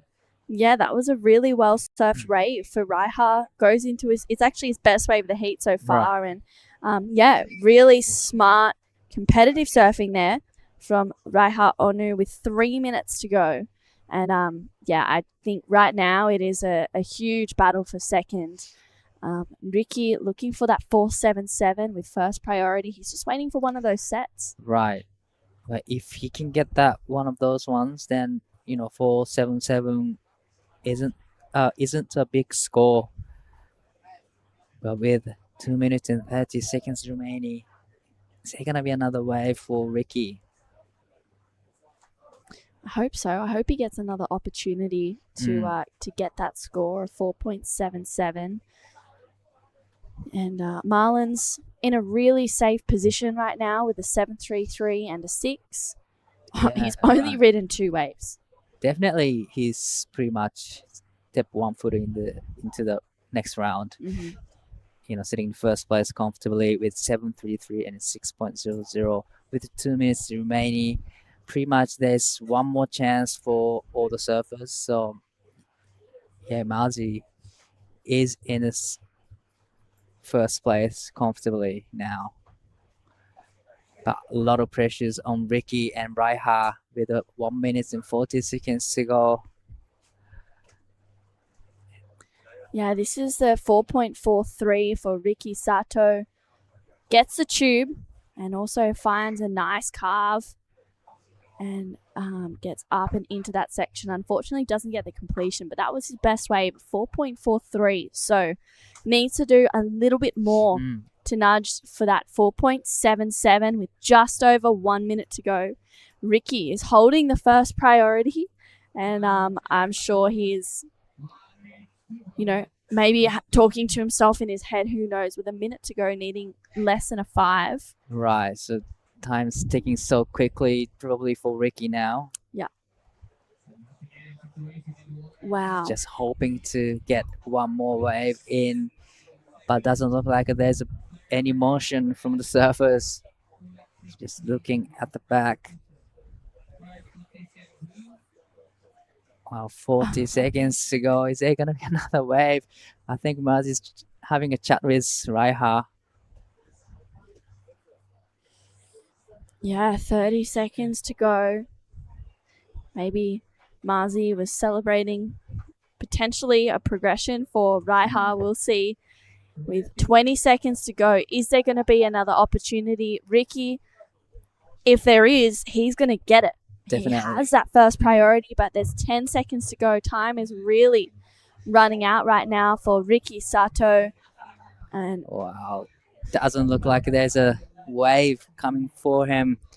Really unfortunate for Ricky, but looks like Marlon Harrison and Raiha Ono moving into the next round, and we'll see you guys right after the bonsai break. This is the smoothie I've been waiting all day for. I'm going to start with a couple bananas and then mixed berry frozen blend, my favourite. Bonsai almond milk and heaps of peanut butter. Nice little bit of coconut to finish off. Get that in ya.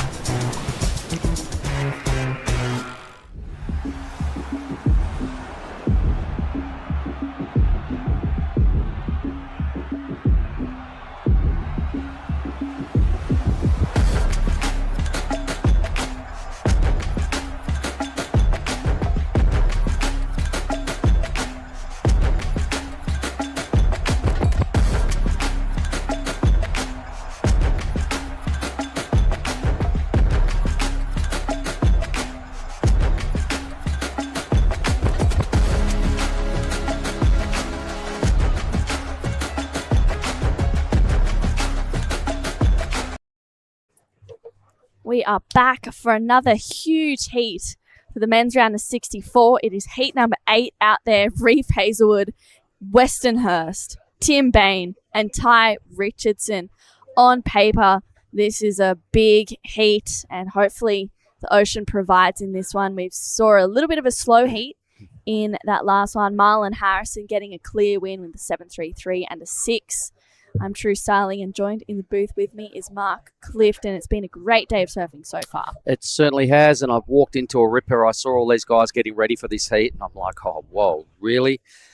So Reef, the winner down there in Cruy, so he's on an absolute tear. He showed us a whole lot of variety, a big bag of airs, and just so many good things about his campaign at Cruy. But he's on his backhand. I saw him warming up. He's the man at the moment. Got a bit of a target on his back after winning at Cruy, you would imagine. But let's see what his backhand looks like. Westonhurst, I imagine Dad and Mum are watching down there in Bali. So Troy and Uni, I hope your boy can perform. It's a big deal this heat. And same with Tim Bain. I imagine his supporters are a little bit nervous, but throwing him their mojo. And Ty Richo, I imagine Dadgy there at home. Mark, good luck. Here we go. So Tim Bain, first blood, tucks in. Looking a bit tight for me. Whoa, hang on. Timmy Bain doesn't think so. How good was that? Yeah, he surprises us all there. That one got a little bit small, but he stuck with it. I know that Ty Richardson was a board caddy for Jay Okalupo a little bit earlier on in the day, and I think he's hoping for a big cave in this heat. We'll see if the ocean provides that, though. But Tim Bain starting off really well and showing us what he's made of. Nice work. That was very... he did really well to come out of that tube. Let's say it wasn't that big, and it looked like it might have had a lot of crumble attached to it. But here it is again. Let's have a look at this team. It was a medium-sized wave. He got on the pump pretty early and then just held his line and through a bit of turbulence. Out he comes. Kind of messed up the move right there, but the judge is just throwing a 4.83 at that. So not a bad result. Could have been a 5 or a 6 easily had he made that turn. Yeah, definitely. Good start for Tim, and I like that he tried to get a quick start as well, because that last heat was pretty slow by the end of it. So I think that was a really smart decision. Looks like an opportunity presents. They paddle over this first little wave. I've seen a lot of waves just tubing pretty gnarly out there, looking really good. We're just on the way up from the low tide. It was just after 10 o'clock this morning. It's almost 11 o'clock. Well, it's almost 12 o'clock down here. Mm-hmm. So the tide has been coming up for just over an hour. So generally, most reef breaks around Indo, it provides a bit of a push. Yeah. I hope so. Fingers crossed. Yeah. So tell me about Marlin's wave in the last heat, True. They were both very similar waves, but the second one was a little bit smaller, hence it being a 6. But 733 got absolutely tubed and a very, very clean exit, just showing such an expert performance for Marlin. Riding the tube really well, big carve at the end of it. We know that he is a winner here in 2022, so feeling like, shades of potentially a finals day appearance, but, we still have quite a few heats to go. Yep, that was such a sick moment. I remember that when Marzi won. We ended up calling him the fire starter because he kept on getting through heat after heat with tubes. He's a demon in the barrel, but it was one of these tubes he got in a round where from that point on, everyone started getting barreled. So he sort of lit the fire in a way and started that real tube hunting experience here at that year, and went on to just keep getting through heats, late in heat, getting tubed off his head. A lot of nervous moments, but he took it all the way to victory. So here is a blue. This is Westonhurst on his backhand. He's got a good line. Oh. Wow, the foam ball eventually caught up with Weston and a bit too much turbulence there. So we can see the Reef Hazelwood. He's just biding his time. He's on the inside. He doesn't want to give it up. But that was a pity for Weston. Looked like a really good wave. Yeah, it did. Wow. And yeah, as you mentioned, that foam ball just getting the better of him there. And looks like Reef Hazelwood, he has the inside and he's having a good, strong look at this one. Yeah, he's going to have to get on the pump as well. Bit of a la Westonhurst on that wave. Bigger set waves where they just raced off a little bit quick. Obviously, everybody wants a set, but if they're too fast, that's going to be a common theme. Mm-hmm. The foam ball catching up. You got to pick up. I don't know. I've seen a lot of those medium ones that look like they're draining pretty hard, and a lot of the local boys, when they come through, they're all pointing, going, "Oh, check that one." Quite often, they have no one on them. Yeah, there's plenty of opportunity out there though, and it's definitely starting to maybe get a little bit more consistent. I mean, Reef is so good on his backhand and he's an incredible backhand tube rider, but this one of Westonhurst, very similar as well. Just getting the foam ball, unfortunately coming unstuck on that one. A 1.3 locks in for Weston, a 1.47 for Reef Hazelwood, so the 4.83 for Tim Bain is looking really good right now. Yeah, he'll be happy with his work. Yeah. Not a bad result. He'd be sure. hoping it potentially doesn't stay in his score line, but I mean, if it turns into a backup, Tim would be pretty happy that at least he's made a wave, got barreled. We didn't think he was coming out, but he did. So out of the 3 waves, 3 efforts at tube riding, both flew. on their backhand, getting stuck and a little bit mowed down by the foam ball. And someone that did really well in that last heat, only riding 2 waves, was Marlon Harrison. He's down there for a chat with Di Wacko.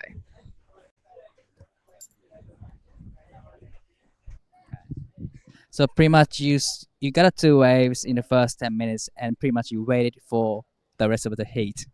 Yeah, it was definitely unexpected, but stoked to start off with a 7, then back it up with a 6 straight away. And yeah, I really wanted to keep catching waves, but there was really nothing around. And I had Raiha and Ricky, and they're such good surfers. I didn't really want to leave any open doors, so just wanted to just keep out there with priority and just wait and see if there was any waves to come towards the end. But obviously it didn't happen. But yeah, it was just sick being out there. It's pretty amazing. Watching it, I was shaking. I was like, oh my god, I just gotta do me and yeah, go and get barreled. And yeah, I was stoked to do that in 2 waves. So. It's definitely expectation is so high by watching the live, because when a set comes, it's just perfect. But did you expect you had to wait that long? Yeah, I wasn't expecting that, because I was like, I'm gonna get plenty of opportunities here for sure. Definitely just build and yeah, hopefully get some good scores. But yeah, obviously you had to adapt and just be aware of the whole situation. And yeah, I was stoked I did that. And yeah, obviously I'm just super grateful to just be out there, and the opportunity on surf out there with 2 other guys is pretty ridiculous. So yeah, just stoked to be here. Got good people around me. Yeah, shout out to my whole support network. Love you guys. And yeah, shout out to Ando. I know you're watching. And yeah, just learn all lessons learned from you. So yeah, let's bring it on for the next round, but it should be good. Yeah, say again, you get the first Ben for the winning in the heat. Epic. I thought I was going to go on a dive, but obviously not. Bang Bang's a start. Am I going to get a box after this? All right, good luck in the next round. Thanks, man. Cheers. All right, well, Marzi breaks his diet with a tasty Bang Bang. Former winner here. Can't say no to them. Oh, they're hard, aren't they? I mean, They're so good. They're kind of just currency up here. It's such a good little thing. They're wrapped up in a red wrapper. Here is the Reef Hazelwood effort. A nice thread here. Cops a little bit of fluffy stuff on the head on the way out. Down he goes on the back end of that maneuver. So I think that was a replay, actually. Here goes Weston Hurst now doing some stomping on his backhand. Yeah, nice second turn there for Weston. Looks to get up and into it once again. Wow, that was a strong third turn. Weston Hurst opting to go to the turns to at least get a score on the board. I like that approach. We do have a score for Reef to lock in as well. That last turn was a pretty similar fall off to the one prior to that, unfortunately for Reef. That's why it looked like a replay. Okay, because I saw that out, the live action, but still really yet. He'll get some credit for the tube. It was pretty good. Weston Hurst, a couple of big blasts for me, looked quite strong. So not prepared to just sit around. Here is Reef again, parking himself in this thing. So that was pretty good. It was a small tube. That would have been mighty handy. So Reef just catching the rail again. What did you like most about Weston?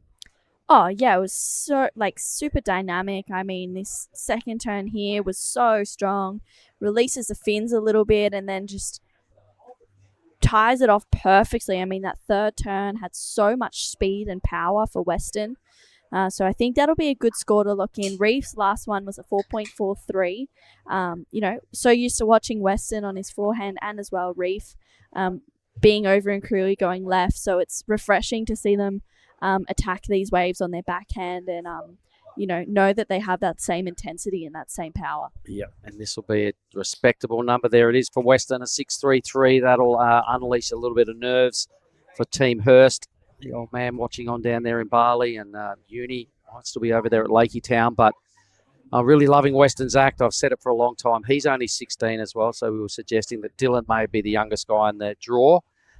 Weston's right there with him, 16-year-olds doing their thing out in front here at the Lagundri Bay venue in a big 6,000. So it's crazy how good kids get these days at a young age with all the mod boards and the coaching and the video and everything that help them fast track. And Weston's been the demon surfer, such a good natural talent for so long.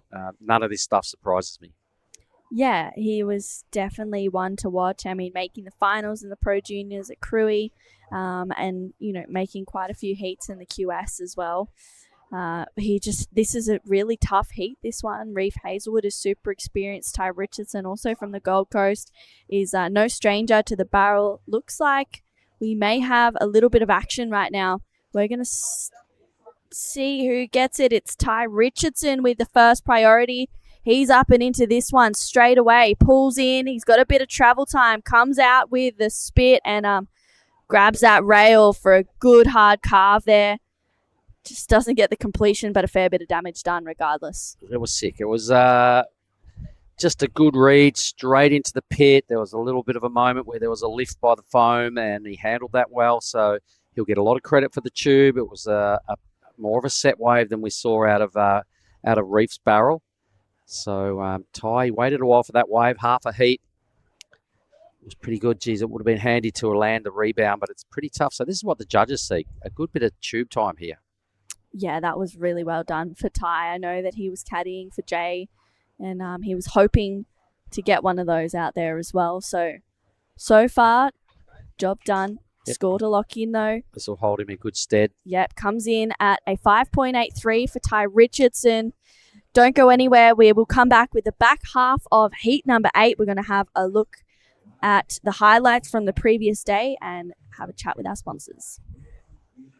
There's one thing we all love to bits. It's a fresh spritz. A little bit of ice. Juice is worth the squeeze. Now the magic elixir. Next up, a bit more citrus. Mint. Agave.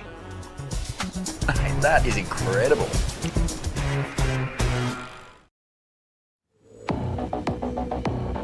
And welcome to Nias Lagundri Bay for this year's Nias Pro. Yesterday was pumping, it was up to 8 foot on the sets. There's still plenty of leftovers here this morning for day one. With the men's round of 136, there's 4 heats of those. And right now over my shoulder, there's got to be 60 people having a warm-up surf because it's still pumping. So day one's going to kick off in fine style, starting at 8 o'clock. Woohoo! And I can't wait.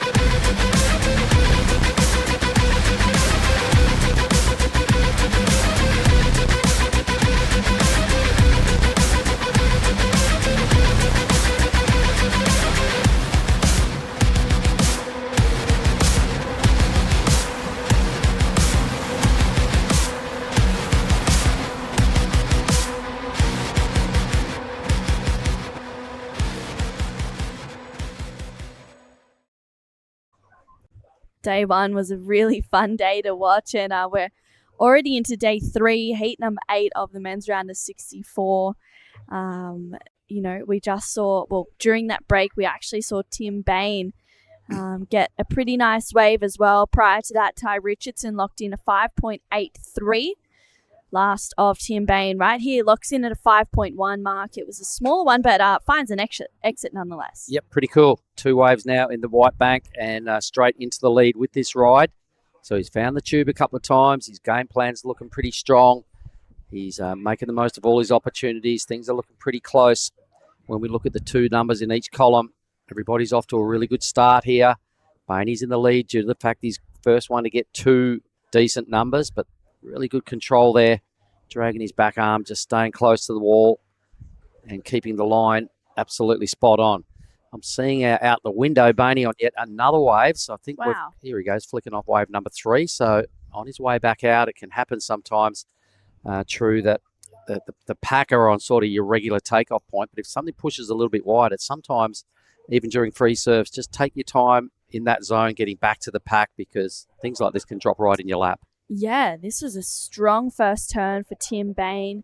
We know he throws lots of spray deep off the bottom, gets a second turn in, air drops down and completely stomps it. Wow, what a great wave there from Tim Bain. 2 really strong connections. Potentially he might go into his top 2. Needs to better a 4.83 to extend his lead. Weston Hurst still with the best wave of the heat so far. That's 6.33. He needs a 3.6 at this stage to go to first place. Reef Hazelwood looking for a 3.21. And Ty Richardson chasing that 1.81 with 7.5 minutes to go. Time is ticking away. Yep. So just to confirm there that Bainey in the lead due to the fact he's got the only surfer with 2 reasonable waves. He scored a drop. It was some pretty decent turns. I think his 4.83 could be gone. It's a matter of how much love the judges throw at those moves. They were kind of similar moves, but at least he attacked the lip. It's not easy to hit that lip and survive. He did it twice. So the judges are looking like they saw that in his favour with the 5.73. So Bainey's done it with tubes. He's now done it with some big hits. And he's got, at this stage, a decent lead. You can see all the requirements on the right-hand side of our numbers. They're not big, but we've still got 7 minutes now. So I know Weston, he never serves for a 4-5. He'll still be going flat out. 6.33, he'll be hoping stands him in good stead for a qualifying position here. Hazelwood, winner from Cruy. He's under threat a little bit here. He had every heat going his own way down in Cruy Town, so now he's going to have to perform under pressure and fight back from a non-qualifying position at this stage. Yep. Richo's only got 1 wave, but it is the second best score, so he's still well positioned, and this is Reef Hazelwood. Yeah, Reef up and into this one, pulling in. You can see him just trying to find that exit. He does this time. Really well done from Reef Hazelwood. Strong turn there. He's got such a good backhand snap and gets that 2-turn connection, which we don't see too often. Usually that second turn, people either dig their nose in or kick out. So 2 turns to finish that one off for Reef. I think that'll be a good score. I agree, because it was a pretty decent tube. It was a little bit manufactured. He stalled and did the good things. We'll stick with Weston's wave, and let's see. This blast always looks so good. Weston's just prepared to put it right in the pocket at every opportunity and spins the wheels just for a point of difference. I can hear the athlete area just blowing up outside because Team Indonesia, they loved what Weston just strung together. We're owed 2 good numbers by the Goofies.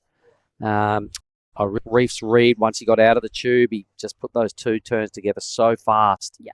And as he came out of his first hit, I just noticed how quick he put it back on rail, knowing that if you leave it just momentarily too long, you're then out in some fat water. So he kind of just had the perfect read to manufacture 2 big hits. Weston Hurst, though, in stark contrast, just sticking to his power game and tagged his first move in the perfectest position. I think we're going to see a move on the leaderboard. Hazelwood and Hurst will go up.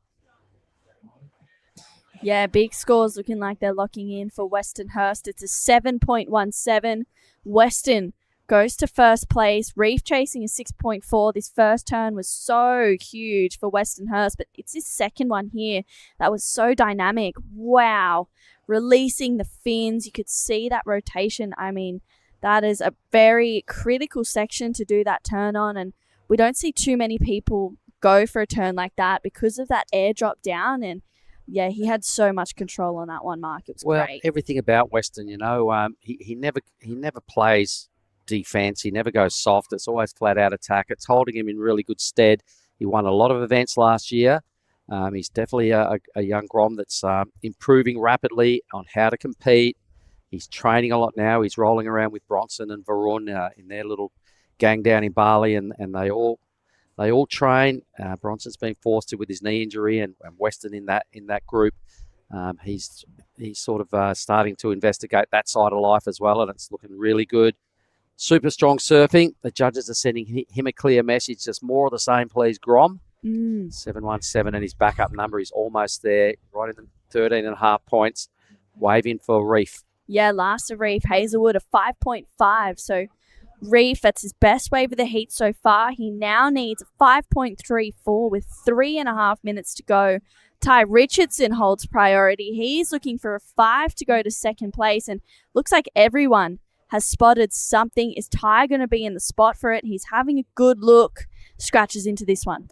All right. Drags the arm. He's in the pit. He gave it a pump. The arm's doing a bit of work back there. He gets both arms out in front of him. He tries to grind on the rail. And once again, just didn't right out of a manoeuvre. So 2 waves, 2 tubes effectively for Richo. Pretty good work done in the tube. Just needs to tidy up the end of these waves to have a better shot at a second placing. Because Bainey's well positioned. Hazelwood performed under pressure, but he's going to have to do it again. The champ out of Cruy. We haven't seen him in this position out of all his heats last week. No. Yeah. Here is Richo's tube. So pretty good. Lots of depth about it. He gave the judges a little shoulder shrug, but might have been more intent on maybe digging some rail in and finishing that cutback. Anyway, 5. What do you reckon? Could come close to the score. I really liked it. He was in it for a while, so we'll see for Ty Richardson. I mean, it's a very obviously important score. He's only ridden 1 wave in this heat prior to that, so He got a 5.83 for his first. Uh-huh. I reckon this was marginally better. yeah. So 5 is the requirement for Ty Richardson to move up to second with 2 minutes to go. Reef needs a 5.34, but it's kind of in a position where Tim Bain holds that first priority in second place. He's been surfing really well. His best number just from doing turns. So I reckon the boys upstairs are having a look at Richo's first wave. They're obviously having a bit of a decision about this last number. It is a pretty crucial number. They're only down to 90 seconds, so may not even get another bite of the cherry here. Richo gets his 4th priority. This score could determine who ends up in second spot. If Richo goes up, then Hazelwood drops to 4th. Bainey's been vacating one of these qualifying spots for the whole heat. But here goes Westonhurst, the only dude that doesn't need a wave. Here he goes. Yep. Flying down the line. What's he got for us? Is he going to go big? Oh, a big hard carve. Just unfortunately loses it. But loved that approach from Weston. Has to go big in a heat like this as well, because the other 3 surfers in it are very obviously pretty strong. Scores to come through for this last wave of Ty Richardson with 55 seconds. Wow. Right on the cusp. It's right there. If I was you at home, Richo, I'd be very nervous. It's a 5.2. Situation does change. Ty Richo goes to second place. Tim Bain down in third. He needs a 5.31. And Reef Hazelwood, the winner of the Cruy Pro, he's on the ropes, needing a 5.54. Tim Bain holds first priority. We know he's got a really good frontside snap, so hopefully he gets another opportunity with 30 seconds. My goodness, how quickly stuff can change, and just squeaking over the requirement there. Ty Richo, he needed a flat 5. We had a couple of scores just above that. We had 1 below the average there for the 5.2. Bainey now is sweating. Reef's just sitting there going, oh, dog. Wow. How did it go that wrong?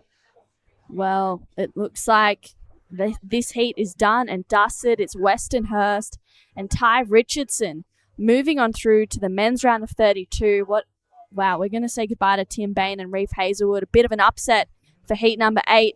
Don't go anywhere. Heat number 9 is about to start. We'll be right back after this really quick break. Cow! Oh, mate. I just went for a drive. Surf is cooking, bruh! Wind's gone off his, swell's starting to pulse. You all fueled up? It's you and me, man. We're going to get cone today. Yeah, let's go, brother.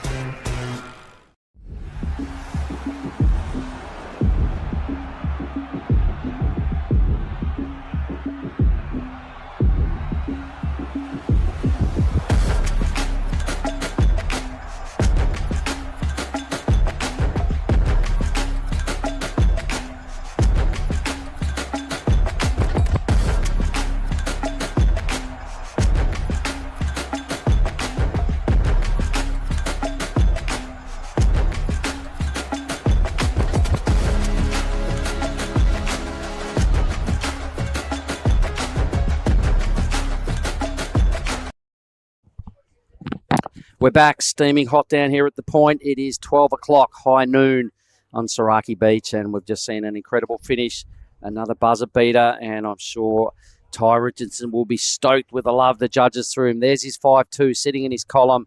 You can see the numbers. He got above Bainey by 0.2.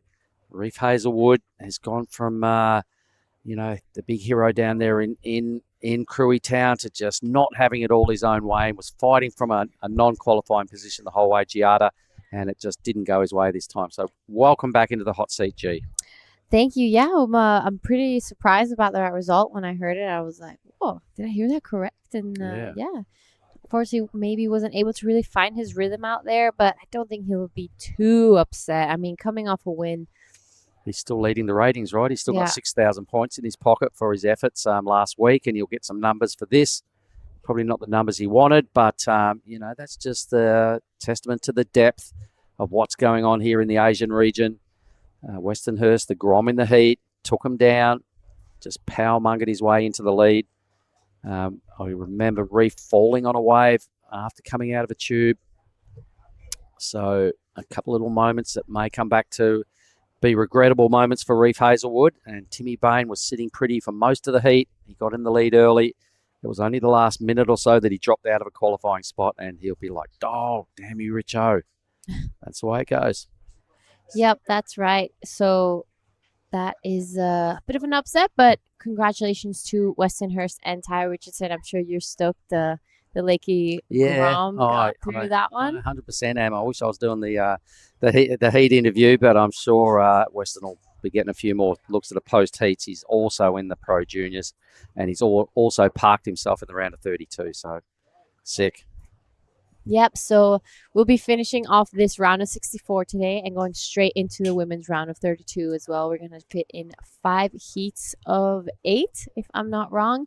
So big day here for us in the Nias Pro, but the conditions are absolutely firing and it's pulsing as well. We don't want to give up on this opportunity. No, it's one of the better days on the forecast, so we've got to maximise it. 24 heats on our format. This is heat 12 of the day, so we're just about halfway through a busy program. We did the same number of heats yesterday, and it left us all pretty tired. It's a hectic schedule, but there's some big numbers crammed into a 6,000 event, as you would imagine. Round of 32 for the ladies are also on the sidelines, and we'll get a look at it this afternoon. The afternoons have always been firing up. We see some of the better waves of the day go down in that last hour or two. And pumping for all his worth is Hongo. Takuya Hongo, a little bit too downtown to make that one count. But who else have we got in this heat? Yep, so in the red, Mr. Kutut Agus. In blue, we have Hiroya Miwa. And in the green, Maka Hazard. So good heat in our hands. I'm really excited to be watching Kutut Agus in this one. He has been looking in fine form, especially in Krui. He got some really good heats under his belt. And Kutut, a surfer that I grew up with in Bali. He's part of the Halfway Kura board riders. And he is one of those guys that is just always happy. He's great to be around. I love seeing him water because just that. He's really welcoming. All right. Well, the boys are a little too deep to make sense of that line. It was a nice inside wave. I looked over the fence and just saw that thing grind off. So there's obviously a little bit of hass going on here. The Kiwi in green, Maka Hazard, not prepared to give up the inside. I know Katut's quite staunch on those sort of things as well. So while we have a quick break in the action, let's hear from Westonhurst and True Starling. Yes, thank you guys so much. Weston controlling that heat from the start. Yeah, bit of a slow heat, slow start, but got 2 really good ones. So yeah, stoked. You were trying to get some backhand barrels out there, but it wasn't working at the start. I loved how you changed up, I guess, a heat plan and went to turns. Your backhand is looking really strong out there. Yeah, I was trying to go on that barrel, but I was just a bit too deep and then had no prio. So I was like, going a medium one, try to do some turns, drop the 6, and then the next one, drop the 7, which is good. That was a really hard heat as well. How did you, I don't know if you felt any nerves, but if you did, how did you keep them at bay? Oh, yeah, definitely was super nervous. Like, I was asking people around what to do, this and that, but I just went out there, did my thing. You're seeming really calm at the moment. I know that you have lots of support here. Is there anything you'd like to say to anyone watching? Yeah, all my supporters, my sponsors, mom and dad, love you guys. Thank you.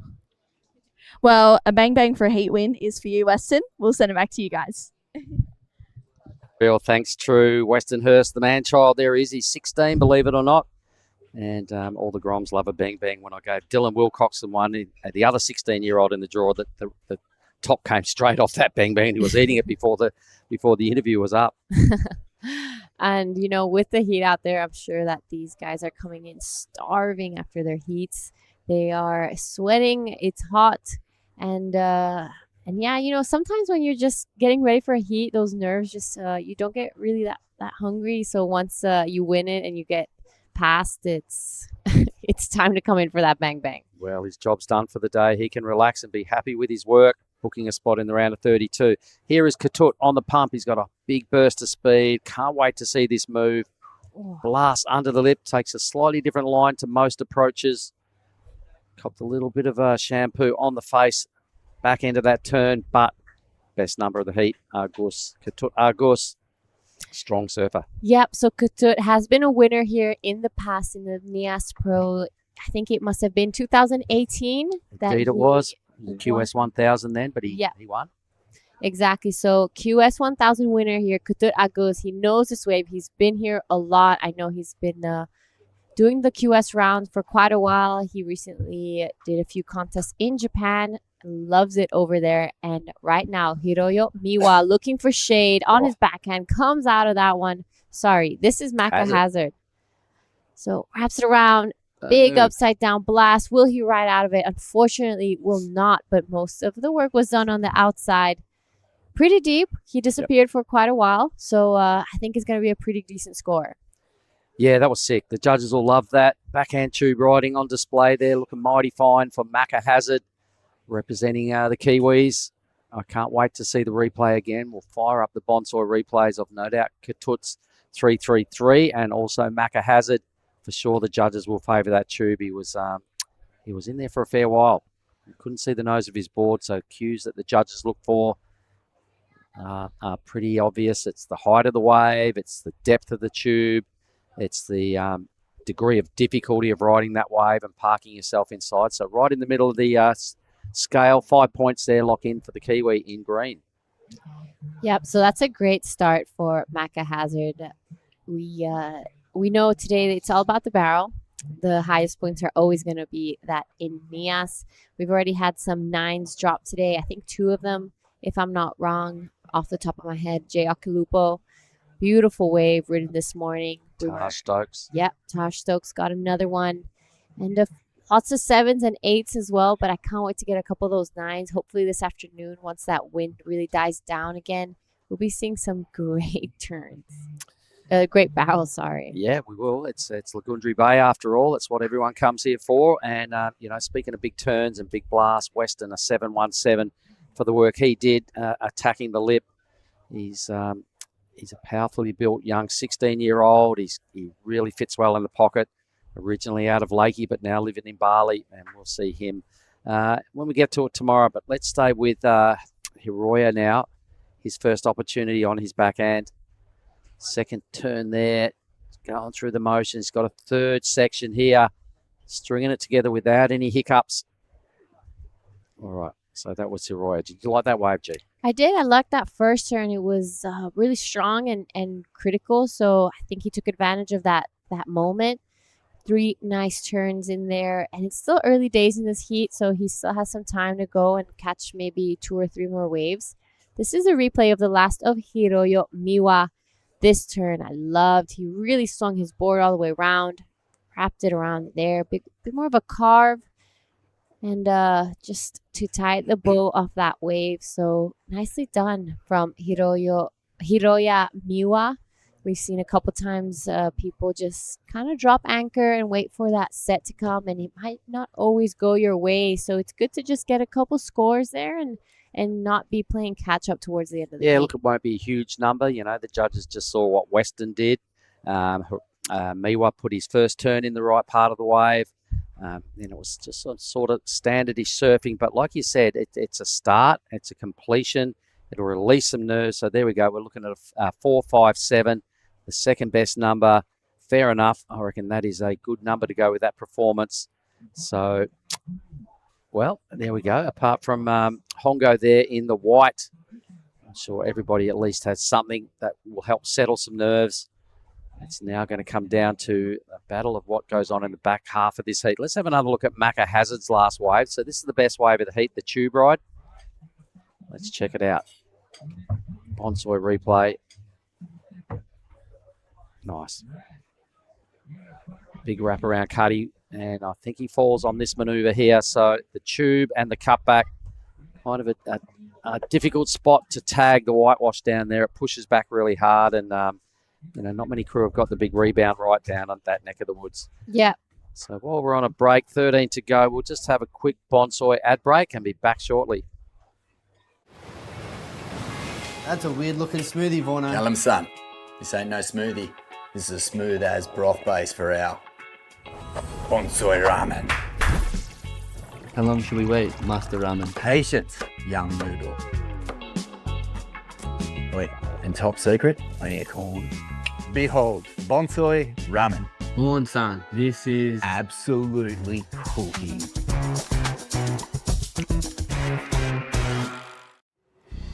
Soraki is the home of the legendary wave in Lagundri Bay. It's rich in history and tales of awe-inspiring swells. It's a perfect right-hander bowling over a sharp coral reef, drawing surfers from every corner of the globe.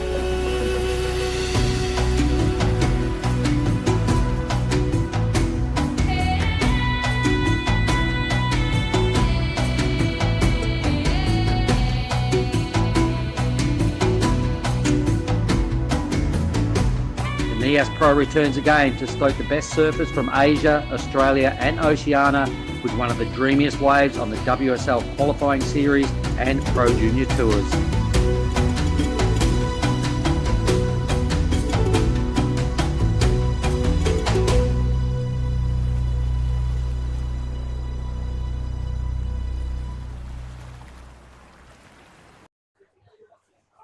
Righto, back to the live action, and a little clip there just giving us a look at some of the joy that went down on the point here last year. It was just so memorable.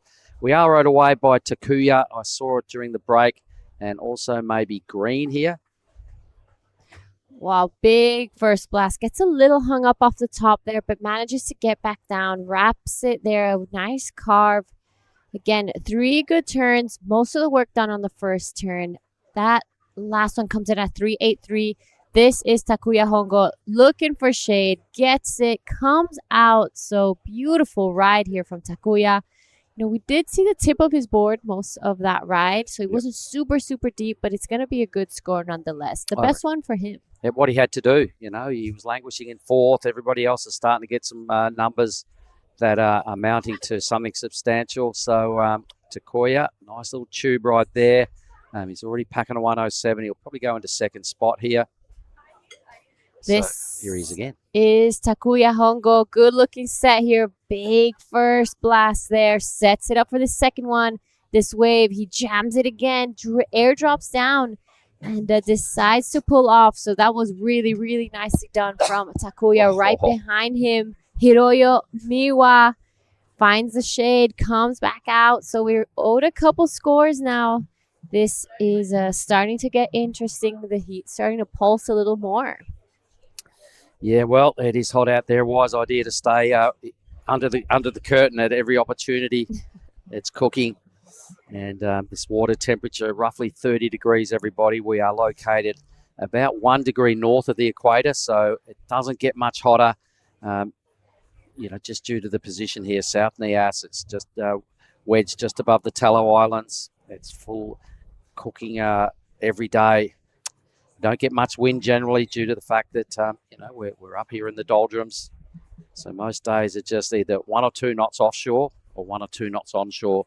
And it's just the Indo everybody loves, just those glassy mornings, and just all the good things that go with Indonesia. Hot, warm, cheap, good food.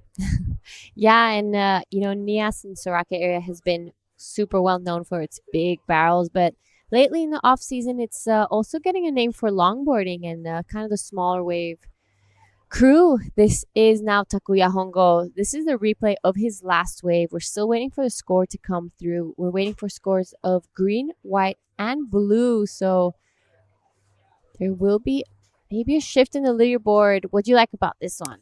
The way he just parked himself straight in the tube, I reckon, well done, Miwa. He didn't opt for any manoeuvring down the line. He's got about a third of the heat left to produce something a bit better. He already sitting, his number is in. So his number is a 457. Or does he have another score? Anyway, Macca Hazard's number is yet to drop. 8 minutes remaining. Leaderboard is chopping and changing as we speak. Tut Agus. He needs another wave as well. You can see him sitting there in the red, checks his watch. He's got priority. Only got a 3:33 for his first effort. He's probably being a little bit haunted right now, by the last heat we saw him in Cruy where he got one wave in the whole heat, right? Remember that? And it was right at the end with about 30 seconds to go. He won't want to go there again, that's for sure. Yeah, that's exactly right. I'm sure he put that down in his notes and what not to do in a heat. Yeah, you've got to get 2 waves. Otherwise, that's a mortal sin as a competitor. So numbers in now for Miwa. That last one, what is it, G? So the last of Hiroya Miwa comes in at a 4.40, goes straight to second. We're still waiting for one more wave of Macca Hazard. A 3.97 is his requirement.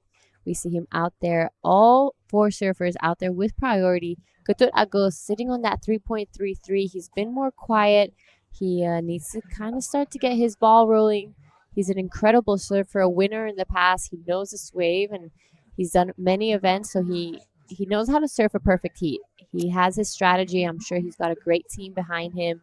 Well, he has. And right about now, Ari, the team coach, will be losing it. He's probably just jumping up and down and going, what are you doing, Couture? Catch waves. He gets quite invested in his athletes' heats. So I'm sure he's quite animated down there and will be going, what is he doing? Katut knows what he's doing. When you win and you're a past winner, you just got to dig deep into your belief and what you know and just really now perform under pressure. 5.64 needed. So the wave of the heat needed right now for Katut. You can see him in the red rashi prowling around. He's waited a long time to pick up his second wave, so you want to make it count here. He wants to pick a good wave, G. Are we seeing that here? Yep, and I think there's a little bit of motion out the back. Could be some sets, guys. Oh, it's just one of those small set ones. Yep, slide under the pack. So we can see the next heat starting to get prepped. Yeah, so Katut's wave 5.64, not a huge requirement. And it's still anyone's heat. We haven't had anyone really bust out of the 5s. Macca Hazard, a 5 to his name. It's the highest wave of this heat. So it could go any way, really, in this last 5 minutes. Oh, geez, you'd be a bit nervous if you were Katut about now. He rode his last wave a long time ago. Didn't really get the connection he wanted on it either. He got a couple of turns in for just a 3.33. So the defender, well, a past champion here. Things are not going to plan. So 5 minutes on the clock. Let's see how he can perform under pressure. But as we see that next heat stacking up out the back there, to let you in on it, it is going to be Hiroto Arai taking on Made Joy, Satria, Tom Whitpain, and Bodie Williams. They'll be doing it in Heat 10. So another Team Indo player coming into it next. I think Made got a 10 here last year as well. He features on our highlights of last year's reel. Yeah, that's what I was about to say. He has that ride. You just see him just swift through it so beautifully. It's so much space inside that wave. So that was definitely one of my highlights for last year. He had a great run. I think he might have gone up to semifinals, if I'm not wrong. Yeah, he got thereabouts. He did get through a lot of heats. He's in the next heat. He'll be coming up in blue. But boy, oh boy, this, you can just see Katut check his watch again. We're watching replays of what got Macca Hazard here into third. He's going to have to dig deep as well. He needs almost 4 points. So this is one of the better waves of the heat, that 5. We're going to probably have a look at Blue's numbers as well. So here is Hiroi. He's got a 4.57. He's only got a pair of 4s. So pretty shaky numbers for both first and second. They're both just sitting in the 4 to 5 range. Nothing super convincing.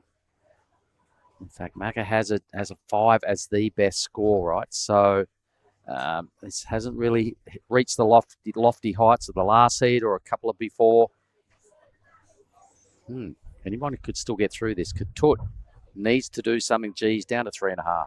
Yeah, so we're feeling a bit of breeze now, and it's looking like the wind has kind of switched offshore. It's pretty good news for us, meaning that we're going to be seeing a lot more barrels today. We've already seen look at so Couture. many. Oof. Surely, stress mode.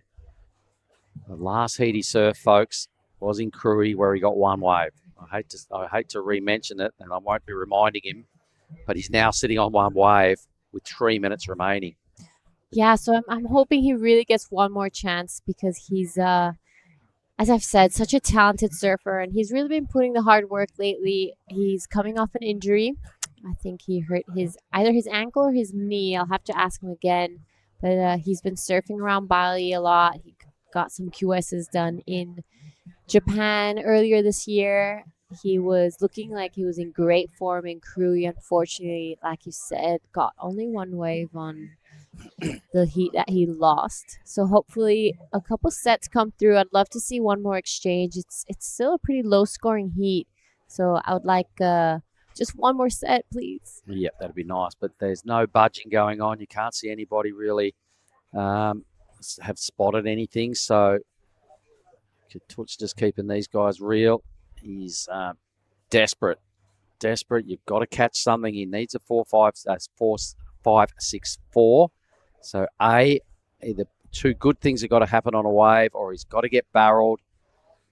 He will have to be sweating bullets underneath that rash vest right now. A good-looking inside wave goes through. So this is Macca Hazard, the goofy footer out of New Zealand.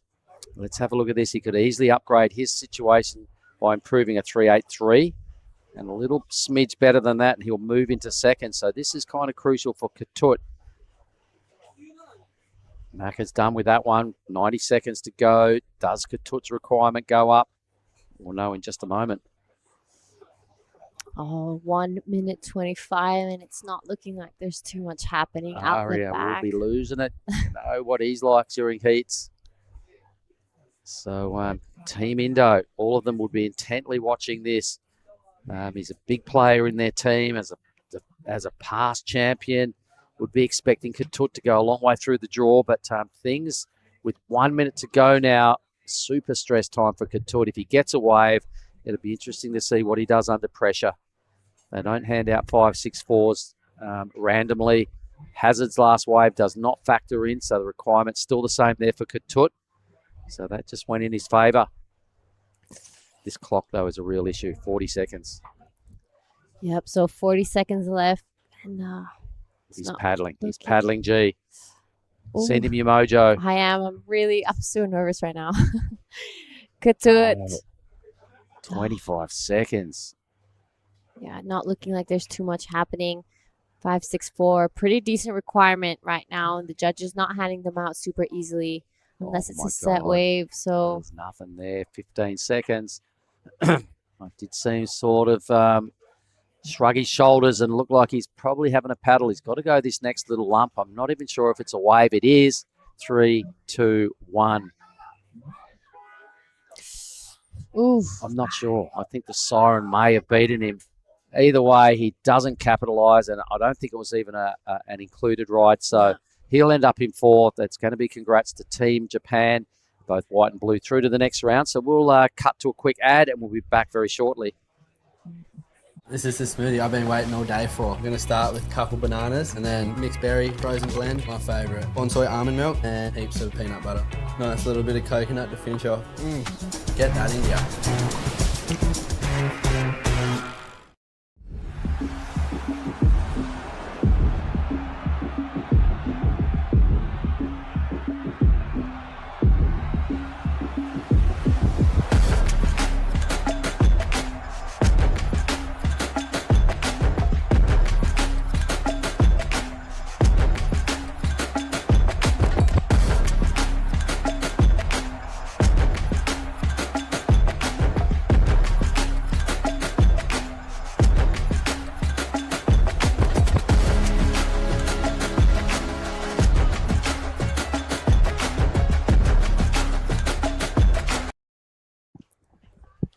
Gee, we're back. What are we looking at now?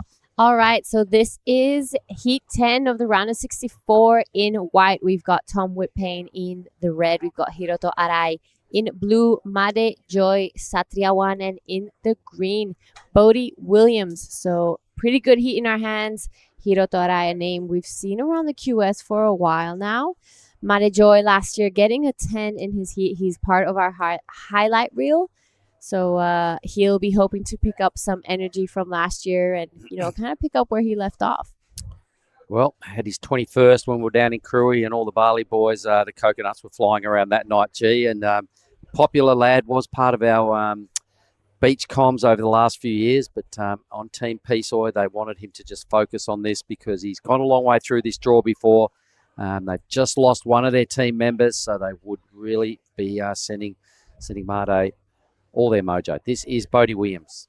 Bodie Williams looking for shade here, and unfortunately just gets taken out by the foam ball. So a little bit of a smaller wave. It was going to be really difficult to make it out of that, but great start. He knows we kind of from that can tell his heat strategy. He's going to be hunting for some barrels out there, which is what has been getting most of those big points today. This is Nias, and that's what we're all here for. 100% it is. There's a good look at the point. Saraki Beach, everybody. If you've never been here, oh my God, it's just such a picturesque place. I really like it here. 31 years ago was my first experience of the point. It did not look anything like this. It was all a bit different. It wasn't as much accommodation, but boy, oh boy, the wave has gotten better. Here goes Red on the pump. He's deep. He's looking good. Does not miss a beat. Hiroto Arai here, really capitalizing on his very first opportunity. A nice thread right there, Giada. Yeah, so really, really good wave from Hiroto Arai. That's exactly how you want to be starting your heat here in Nias. He is one of the seeded surfers of this event, so this is the first heat he does out here, and I'm sure he's been watching it for the past 3 days. Super excited to get himself out there.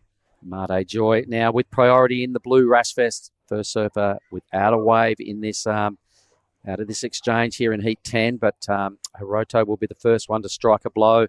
Just got a perfect wave. The tube just held totally round the whole way through. He didn't have to pump. He didn't have to duck. It was just a really nice line on just such a good wave.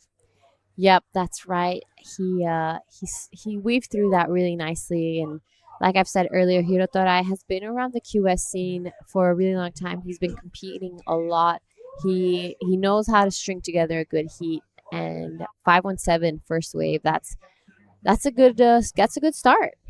For sure. When you look at what happened last heat, I mean, the winner was just over 9 points for the win, right? So premium waves and good numbers, they're not easy. You really want to get the party started early. There's only 4 minutes off the clock. We've had 3 rides, and here goes Whitpain. This is Bodie. Into wave number 2 now for Bodie Williams. Get some rail work done. A nice bit of a tube time, and here's Made Joy. This Made Joy last year had an incredible run, and looking like he's on the way to have another good one as well. Beautiful start there, Made Joy. So calm, cool, and collected in the barrel. Looking like there's going to be a bit of a paddle battle here. Made Joy and Bodie Williams fighting for priority. Wow, what a wave. That was so sick. And, Hiroto got a 517 for his tube. This one of Made Joy's was bigger. It was just as perfectly round. He didn't have to do too much work once he got in because he picked the gem. And it was a bit of a Lagunju Bay gift that just dropped right onto Made Joy's lap.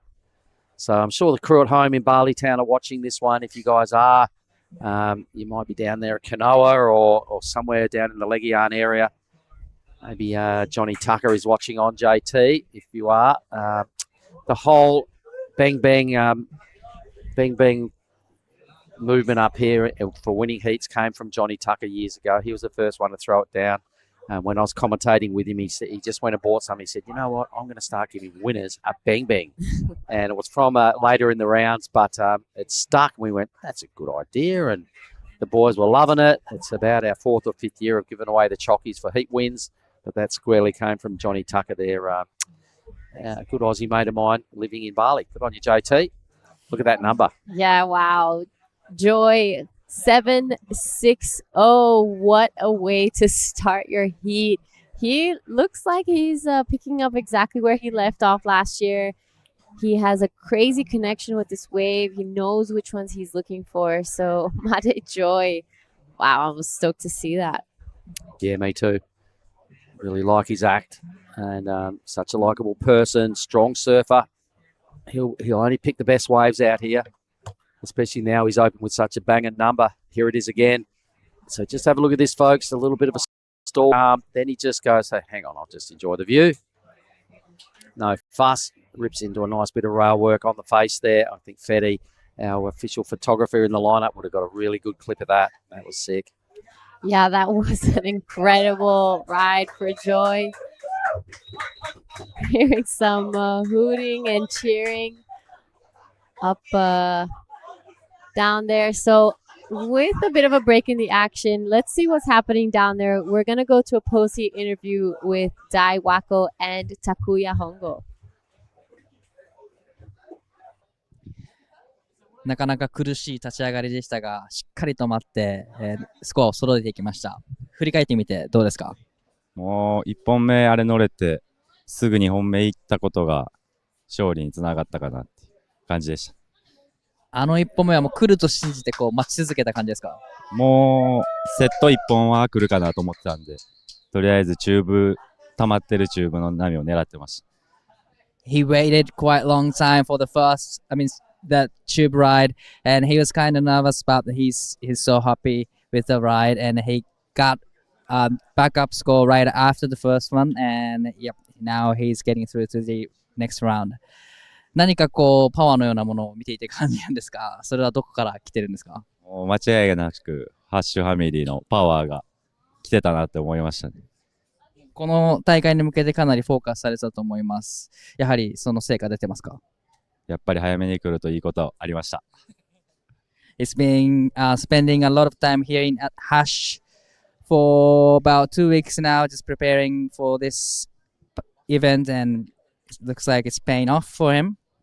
では最後にたくさんの方応援してくれてます。メッセージの方お願いします。次も狙いを定めてチューブ狙っていきます。応援よろしくお願いします。では2本目のベンベンどうぞ。ベンベン。頑張ってください。Well, there it is. It's the international word up here. Even the Japanese that can't speak English know how to say bang bang. So good on you there, Takuya. And nice work, Dai Wako.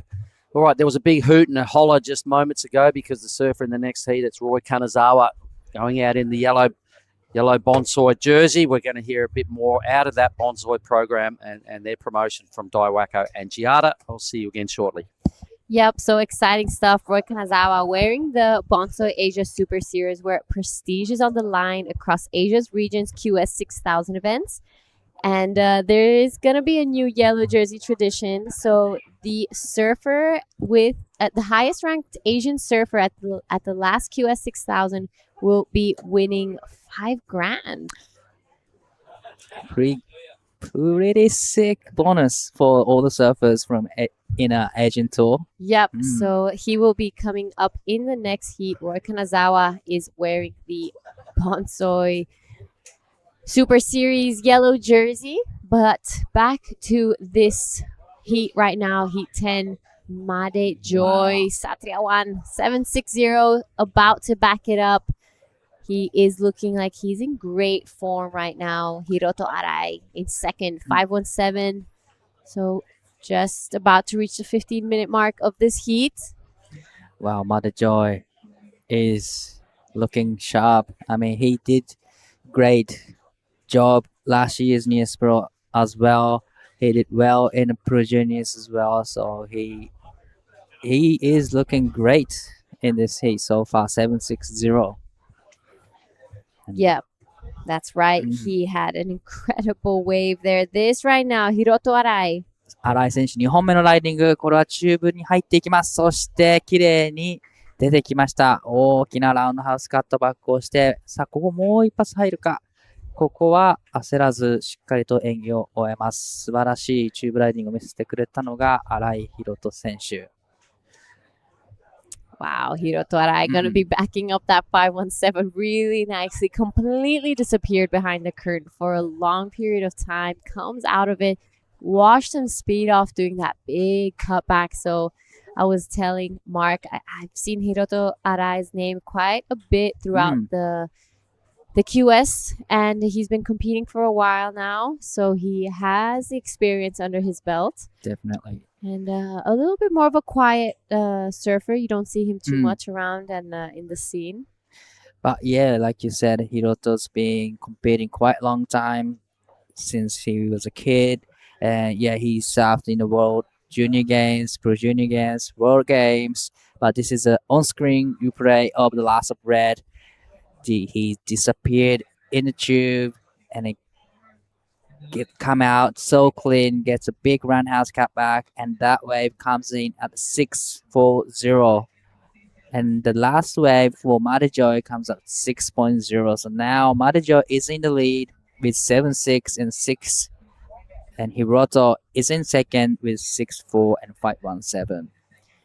Yep. So it is now Bodie Williams and Tom Whitpain with a bit of work to do. Bodie Williams requirement 7.40. Tom Whitpain in combo, meaning that he needs not just one but two good waves to get back into this heat. But it is Joy. That 7.60 is looking really good next to his name. Last year, or all the previous years, we've had him as our beach commentary, but this year he got selected as part of the Indonesian team, so he's fully concentrated and invested into this event. You know, you are telling us about the training that they do all the time. So pretty much 5 days a week, they train together, they surf together. It's a great relationship in between teams. Almost breathe together. Right. And they travel together here, stay at same place. Here is the Matajoy's last wave, 6.0. Nice opening, big carve, lights into it, and straight into the second, another big carve from Matajoy. So this is what 6 point looks like. Oh, beautiful surfing from Matajoy. Just showing exactly why he got all the way to the semifinals last year. Not only is he an incredible surfer like in barrels, but he has some great turns as well. He's pretty solid, so he's a strong guy. Trains a lot outside of the water as well. And here we have Tom Whitpain now taking a look at this one, cashing in priority. He's in a bit of a situation right now, needs to be a good wave, tucks behind the barrel, manages to get out of it, hits this section again. Good looking stuff from Tom Whitpain. This is going to get him straight back into this heat. Well, yeah, definitely it's going to be his best heat score so far. Probably, get out of the combination. Yeah, definitely getting out of the combination situation. But really love to see the last wave white from the beach angle. That wave looked really great from the drone angle, and we're still waiting for the last of white to lock in. Yep, so there will be a bit of a change for Tom Whitpain. He will definitely be having 1 foot back into this heat. Unfortunately, he was only sitting on a 1.07. So there we have last of Tom Whitpain, 4.03, gets himself out of combo, but it is our man in green now. Bodie Williams on his back, and unfortunately just gets wiped out by the foam ball, so isn't able to ride out of that. He is looking for a 7.40. That's a pretty big requirement right now. Right. He's going to have to look for a set. Definitely he needs to be on the set and tuck in the barrel to get this requirement, 7.40. It's pretty big. Decent scores.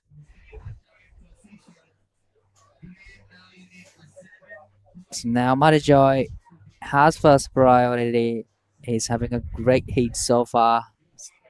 13.6 in total. And Hiroto is sitting in the second.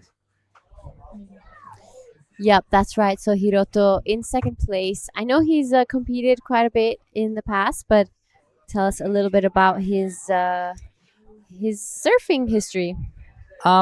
He is one of the strongest competitors. He's very smart, and he's getting all the result that you really want as you're in a teenage generation, and he's been competing on QS for about over 10 years, I think. Wow. So he's been on the tour quite long time, and he's a new dad this year, I think, or this year. So probably there's many reasons to be on the tour and doing his best, trying to qualify for Challenger Series again. Yeah, so Hiroto Rai, wow, it's more than 10 years on the Yeah. QS and competing. That's a lot of experience, many years of traveling and in these events. So he's a name that we've seen around for a while now. He's in second place right now, looking pretty good. Bodie Williams 740 is his requirement, and Tom Whitpain 754. But it is Madre Joy Satyawan, our man in blue, 760. Next to his name, backed it up by a 6. So he's looking in great form. Made Joy last year got a semi-final finish, and he's part of the highlights reel of last year. You can see him just Right. threading through this gorgeous barrel. There's just so much space. He looks so comfortable, and he looks like he's exactly where he belongs there. Definitely. Well, looks like a few motion out the back.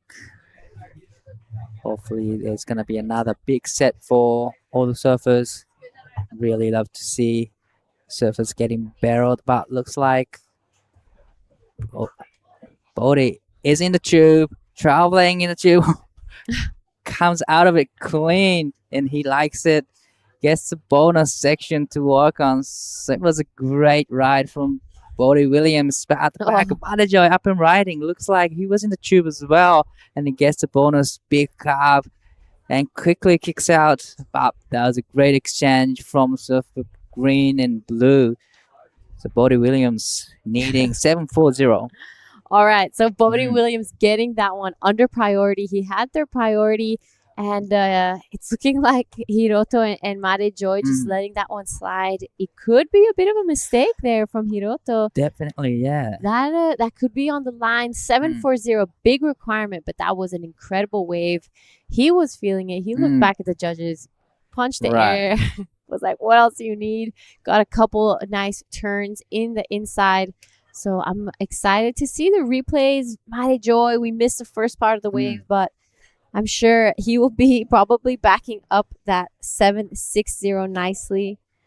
Yeah, like you said, it's Marijo is sitting in the first place comfortably, but Hiroto did make a little bit of mistake there. You know, let the body go on that wave because the wave just turned into a great wave and got a tube and a couple turns in. So needing a big score, but it might be a really close.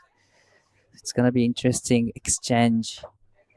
And we are still waiting for the last of green and blue.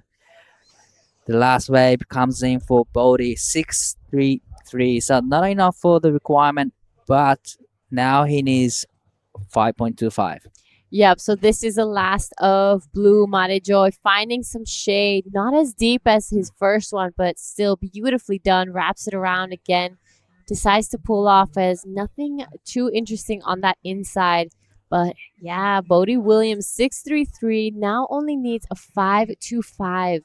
So he got that last one under priority. Hiroto Arai has to be really careful now with the last 5 minutes of his heat. If Made Joy gets, if Bodie Williams gets a chance again, he's gonna look a little deadly. Definitely, yeah, right. So with the 5 minutes to go in this heat, there's still time left on the clock. There's enough time for another set coming through. So, it's pressures building for Hiroto, Bodie, and Tom. But also, Made Joy comes in at a 4.47, which is not going to his best two scores. With the 4 minutes and 40 seconds to go in this heat. Hiroto Rai is having a look at this one. 新井選手、この波で 5.17 以上スコアしてその差を広げたいところですが、これはストールしてチューブに入り、少しチューブの中で引っかかってしまったようです。Well, that was a smaller size waves. Hiroto was up and riding, trying to find a shade, but unfortunately couldn't come out of the tube. So he was looking for the score to better 5-1-7. I don't think it's gonna be that score. So board is still needing 5-2-5. Tom Whitpain now needs 7-5-4. Yeah, so pretty big requirement for Tom Whitpain. Smart surfing from Bodie Williams, getting that one under priority, 6-3-3. So third best wave of the heat. He only needs a 5-5. Now, will he get a chance in the last 3.5 minutes? On your screen right now is someone surfing. I'm pretty sure this could be Mane Joy. There we go. Wow. He is looking unstoppable right now. Mane Joy under priority. Got that last one. Well, he got that wave under priority and traveled in the barrel for quite a long time. And it come out really clean. Oh, it got a feeling that it's going to be another good score for Mane Joy. Yes, I agree with you. That is going to be a great score for Mane Joy. He's already in first. So he will hopefully be extending his lead. He wants to be in the next round, in the round of 32. Ooh. Looks like a few healthy numbers locked in for Mane Joy. Yep, so one more score to lock in for the last of blue. There we have it, 7.07, the last of Mane Joy. He goes straight into the 14.67 heat total. He is looking on fire. He's got the 7-point ride on the priority. So everyone doesn't like look of it, but Mane Joy got the wave and scored 7.07. Wow, he's in the lead comfortably with the 2 minutes to go in this heat. So Tom Whitpain, this is an important wave, needing 7.54, racing down the line. Camera on the section. No way. Just snapped his board. Mid-turn. Wow. I've never seen anything like that before. Oh, what? That's not a usual thing to happen in the water. Really unfortunate for Tom Whitpain. He was on the way to this good score. Unfortunately, the board got snapped in half. Wow, it'd be great to have a replay of that. That was pretty bizarre. Hopefully, he'll be getting to his caddy with just over a minute left. It's looking like that must have been the last of Tom Whitpain. But yeah, he went for the turn. Board snapped just halfway up the face. I've never seen anything like that. Right, that was not usual thing to see. Really unfortunate for Tom Whitpain with the 50 seconds to go in this heat. So now Hiroto has first priority. Mane Joy has second priority. Probably with the 40 seconds to go, Hiroto will be playing defense with this time on clock. Yep, so 30 seconds left, and it's looking like there's not too much happening out the back. Wow, that was pretty unfortunate for Tom Whitpain. He needed a big score. It was a good-looking wave. Unfortunately, as he was coming down from that turn, his board just snapped in mid-air. And you can just see how strong the offshore wind right now is, that his the top half of his board just flew over, up, and out. So as we're counting this one down, I'm pretty sure I can safely say I'll be having a talk with Mane Joy. And with that, congratulations to Joy and Hiroto Arai. They will be going into the round of 32. And with that, we're going to head to a quick break, and we'll see you guys in the next heat. There's one thing we all love to bits, some fresh spritz. A little bit of ice, juice is worth the squeeze. Now the magic elixir. Next up, a bit more citrus. Mint, agave. Hey, that is incredible.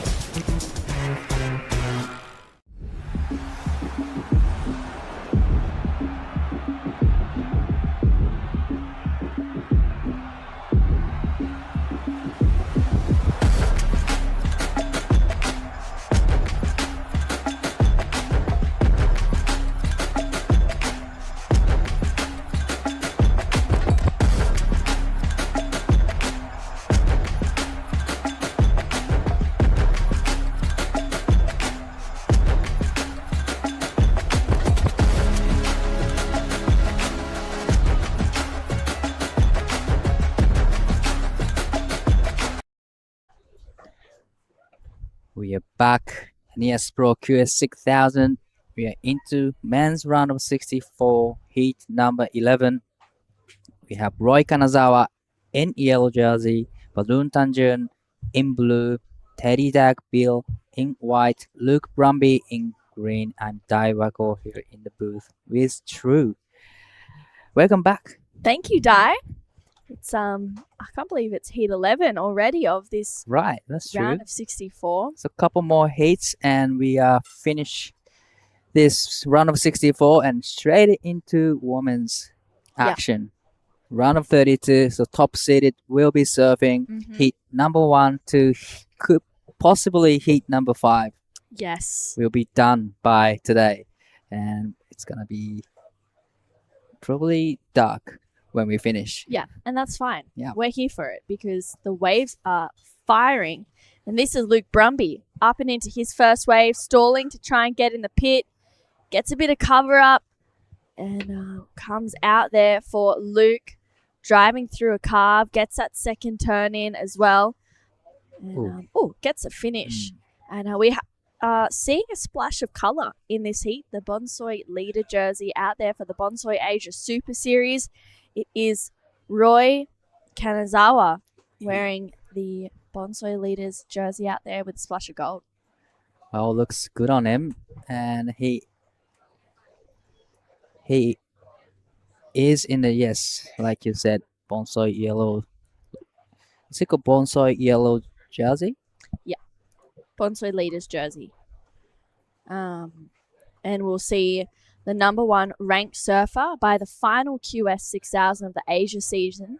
They're going to win $5,000. We'll go in that there's a prize pool of $5,000 for the men's and the women's, which brings extra pressure and extra glory, which is super exciting. So we actually saw Iko Watanabe in the Bonsoi leader jersey over in Krui.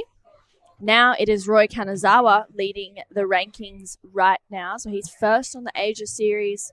We'll then see another event over in Korea for July 18th to 20th, where the drama continues, really. A huge thank you to Bonsoi for backing the next generation of talent in the Asia region.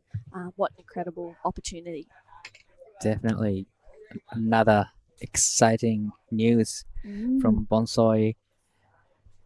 You know, the little bit of extra bonus will definitely help all athletes. So yeah, great opportunities for all the Asian QS surfers.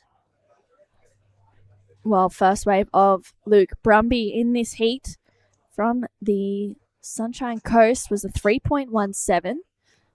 And just that one wave locked in for this heat so far, just under 20 minutes to go.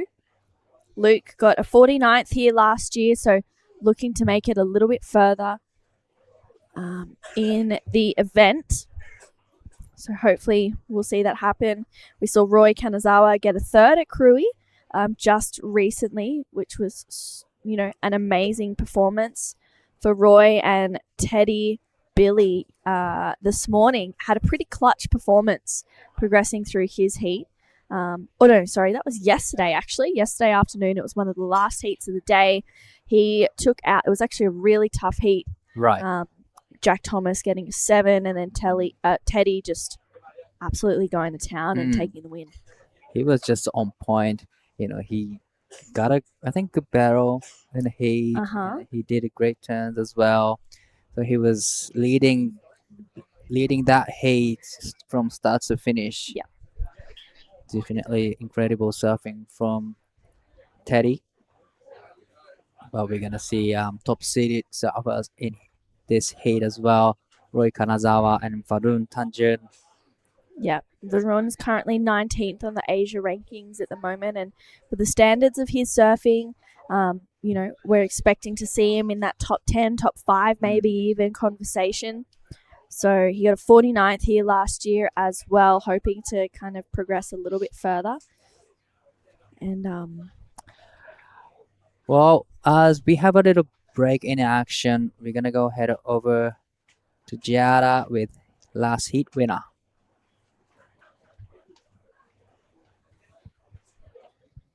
Mare Joy I've seen your wave from last year over and over in the highlights here, reels, and it looks like you're doing a copy paste of that again this year. How are you feeling right now? Yeah, actually feeling pretty great. Come back in Nias after what I got from last year, and actually I didn't do well in Krui, like on the last event, so I have a good equipment under my feet, so I couldn't catch any wave in cruise. So I'll hopefully just score some wave in Nias because everybody told me it's gonna be pumping, so I'm ready. And pumping it is. Speaking of your equipment, it's looking great under your feet. Tell us a little bit about it. Yeah, this is a board from Shop. I actually after I got making myself on a good results in Nias last year, and Rio was hit me on Instagram and wants me to try some of his old shop eye, and also one of his good manager Freedon, and everything just come into it. And then now shop eye has become part of my team riders. Thank you to Berjo, Adam, and everyone. So you have a great result here last year. Coming this year, how do you try to keep yourself calm and go heat by heat? What do you tell yourself? I think I just kind of thinking about what happening last year. So I just kind of basically in a good rhythm, having a good vibe with the friend and the team. Now, because I'm joining the Indonesian team, so pretty much I'm having a good supportive team with Kailani, Dea, China, Fajar, and Daniel along my side. So and also with the coach Dylan and Omaria. So yeah. So last year, like you said, this year you were with the Indo team. Last year you were here with us. Tell us the dynamic of your team. How does a day look like when you're here with the PSOE and the Indonesian team? It's actually so much different.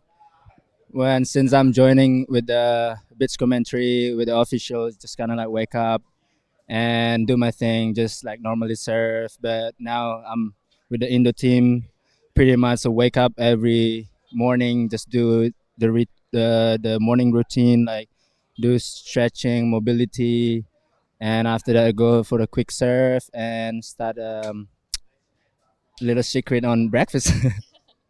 What's your secret breakfast? Actually, I have a smoothie bowls with something on it, so it just gave me some power to calm myself a little bit. All right, I'm sure there's a lot of people watching. What would you like to say? Terima kasih untuk semua yang telah mendukung, terutama PSOI, Kemenpora, dan juga Surfing Indonesia. Mudah-mudahan semua atlet timnas Indonesia maju ke babak berikutnya dan sampai final. Thank you so much, Marijoy, and I'm super excited to watch your next heat. Back to you guys in the booth. My bang bang. Thank you, Giada and Marijoy. She forgot his bang bang. He goes, Wow. "Where's my bang bang?" It's coming. It's we coming promise. on your way. On the way. She's coming to grab it. Right. Well, it's such a great opportunities for all the Indonesian team, just staying together, traveling together, and pretty much back home they train together and surf together. So there's a strong bond in between all the surfers. So love to see the vibe cheering up for each other. Yeah, this is the replay of the 2.7 for Luke Brumby. Just a one turn there and gets it second in. Unfortunately, just coming unstuck. Wow, that was an awkward fall for Luke. I hope he's all good. But yeah, it's really special to see all the Indonesian surfers training together, traveling together, basically surfing together every day at home, as you were saying, Di. It's such a special connection. It feels like another Brazilian storm, really. Yeah, really, yes. And I love how they just get together, whoever in the heat, and just cheering up. So I love to see that kind of support from each other. So yeah, it's great teamwork and in live action. Roy Kanazawa is having a look at this one, but doesn't like a look of it. It's a very slow heat. Only Luke Brumby getting 2 waves, but Not a big scores on the board. 10 minutes in, and still no rise from the other three surfers. Yeah, wow. This has been a really slow heat. Varun, Roy, and Teddy yet to take off on a wave. A few small scores for Luke Brumby. Yeah, it's tough, especially when you see heats before with 14-point combinations like we saw from Made Joy in that last one. You go out into these heats expecting to get the same kind of consistency in the waves, but sometimes that just doesn't work, and that's just really how it is. These surfers have been watching the waves really closely. They've been seeing what's going on, and I'm sure that they're aware of the fact that there's some heats that are consistent and some heats that are a little bit slower as well, and that just is what it is. But heat number 12, I was just having a look at this next heat diet. It's going to be a pretty big one. Wow, we have Xavier Bryce, who was in the final at Cruy, and Don Thomas, so Grundling, and Jack Thomas. That's a huge Australian heat. Yeah, that is. It's going to be crazy. Hopefully we'll see a big flurry of waves, a big flurry of surfing in that next heat. We're about halfway down in this one. 11 and a half minutes to go and just the two waves for Luke Brumby. Just two waves ridden in this heat. And patiently, they are waiting for the set to come.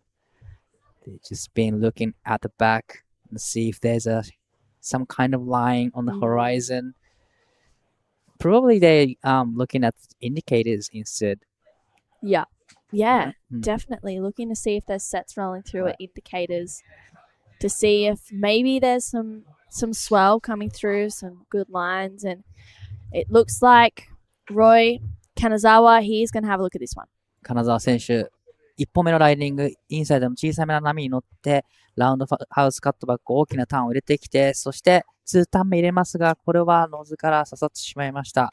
ただ、10分以上波を待っている中で、波が来ていない状況が続いていたので、今のはスマートな動きだったんではないでしょうか。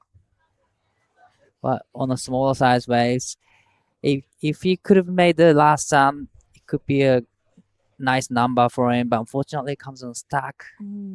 But definitely, there was a smart move from Roy Kanazawa, just try not to sit for, a long time. Yeah. Trying to be busy at the back.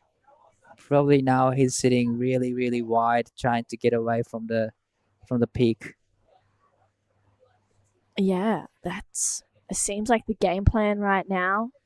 Maybe a few lines coming through. We'll see. I mean, it's Varun and Teddy who have yet to take off, a 3.17 and a 2.7 for Luke Brumby.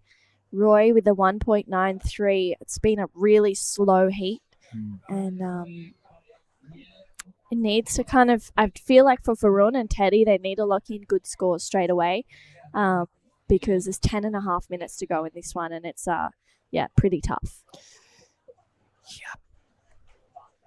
Blue and Varun waited for like about 3 days to surf in his first heat of the Nias Pro, and he's been waiting for almost 15 minutes to just get one wave. First wave in. Must be super hard to just wait for the ones come through. Yeah. Yeah, wow. 10 minutes to go. The patience game right here is pretty huge. But, looks like a few waves coming in now. So Teddy is having a look at this one. Yeah, Teddy Billy leans into this one, pulls into the tube. He's racing through it, finds an exit, and drives through a big carve there for Teddy Billy. And that's exactly what he was looking for after waiting for about 15 minutes for that wave Varun out behind him. Wow, in the tube, traveling, come out of it really clean. So it was worth waiting for blue and white getting those great waves. Finally, we saw the sets Yeah. coming in, and that was a great wave from white and blue. Varun and Teddy just going back to back. That was really smart surfing from them both. Yeah, there's no mistake from the both surfers. They pull into the barrel, comes out clean, and getting good scores probably. Yeah, some decent scores to lock in for Varun. And for Teddy, it's Roy Kanazawa and Luke Gumby, who might be on the ropes here in the last 8.5 minutes of this heat.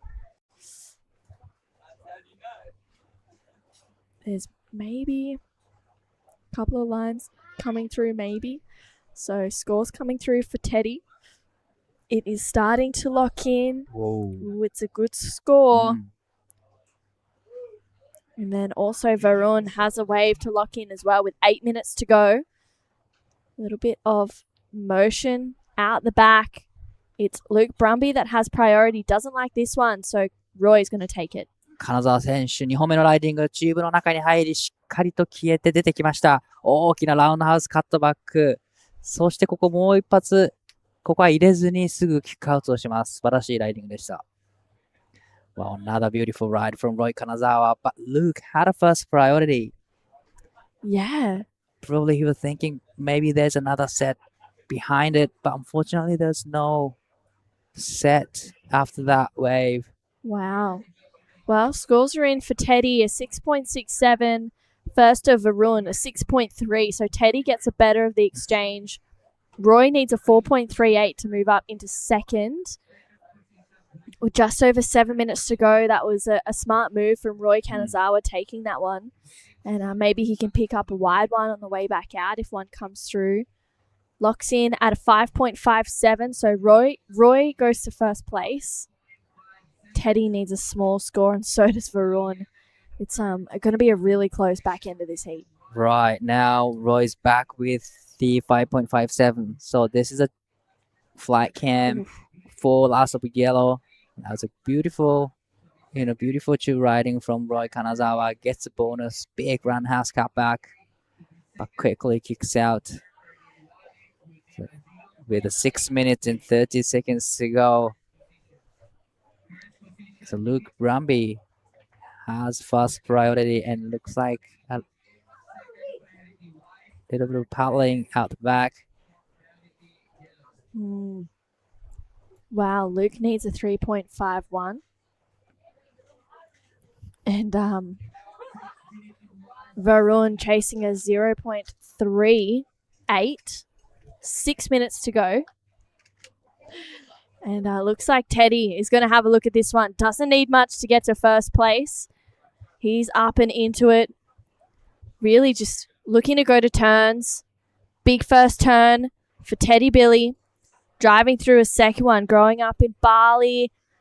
Ooh, doesn't get the ride out though, but he will move into first place with that wave. Right, definitely. He only needs 0.83, so he's done the job, but probably he was expecting to get two-turn combo on that way, but unfortunately it comes unstuck on the second turn. But still, first turn was solid, so definitely it'll be a nice number for Teddy to back it up. 267, so straight into the first place. Roy now needs 3.78 to go into the first. 金沢選手、この3本目にも乗っていきます。3.78 をスコアするとその差を広げていきます。大きなカービングターン、そしてスプレーを上げながら縦へのターンをして、3発目もしっかりと決めてきました。That was a really smart move from Roy Kanazawa. He was needing small score, 3.78, and it gets the three-turn combination in. That was good surfing. I love watching Roy surf. We saw his brother, Taki, a little bit earlier, unfortunately getting knocked out in one of the earlier rounds. But Roy will better the 1.93, probably get the 3.78. Right, it's going to be close. Three-turn combo on a smaller size waves, but still there's a steep section to hit. And that's, exactly what he did. So we are still waiting for the last of yellow. And looks like a little bit of motion out the back. Oh, Luke Brumby has first priority. He needs that 4.34. And Varun only needs a 1.2. We're still waiting on this last wave of Roy with 4 minutes to go. Will an opportunity come through? Looks like there's no takers on this one right here. Wow, time is ticking. 3 minutes and 45 seconds to go in this heat.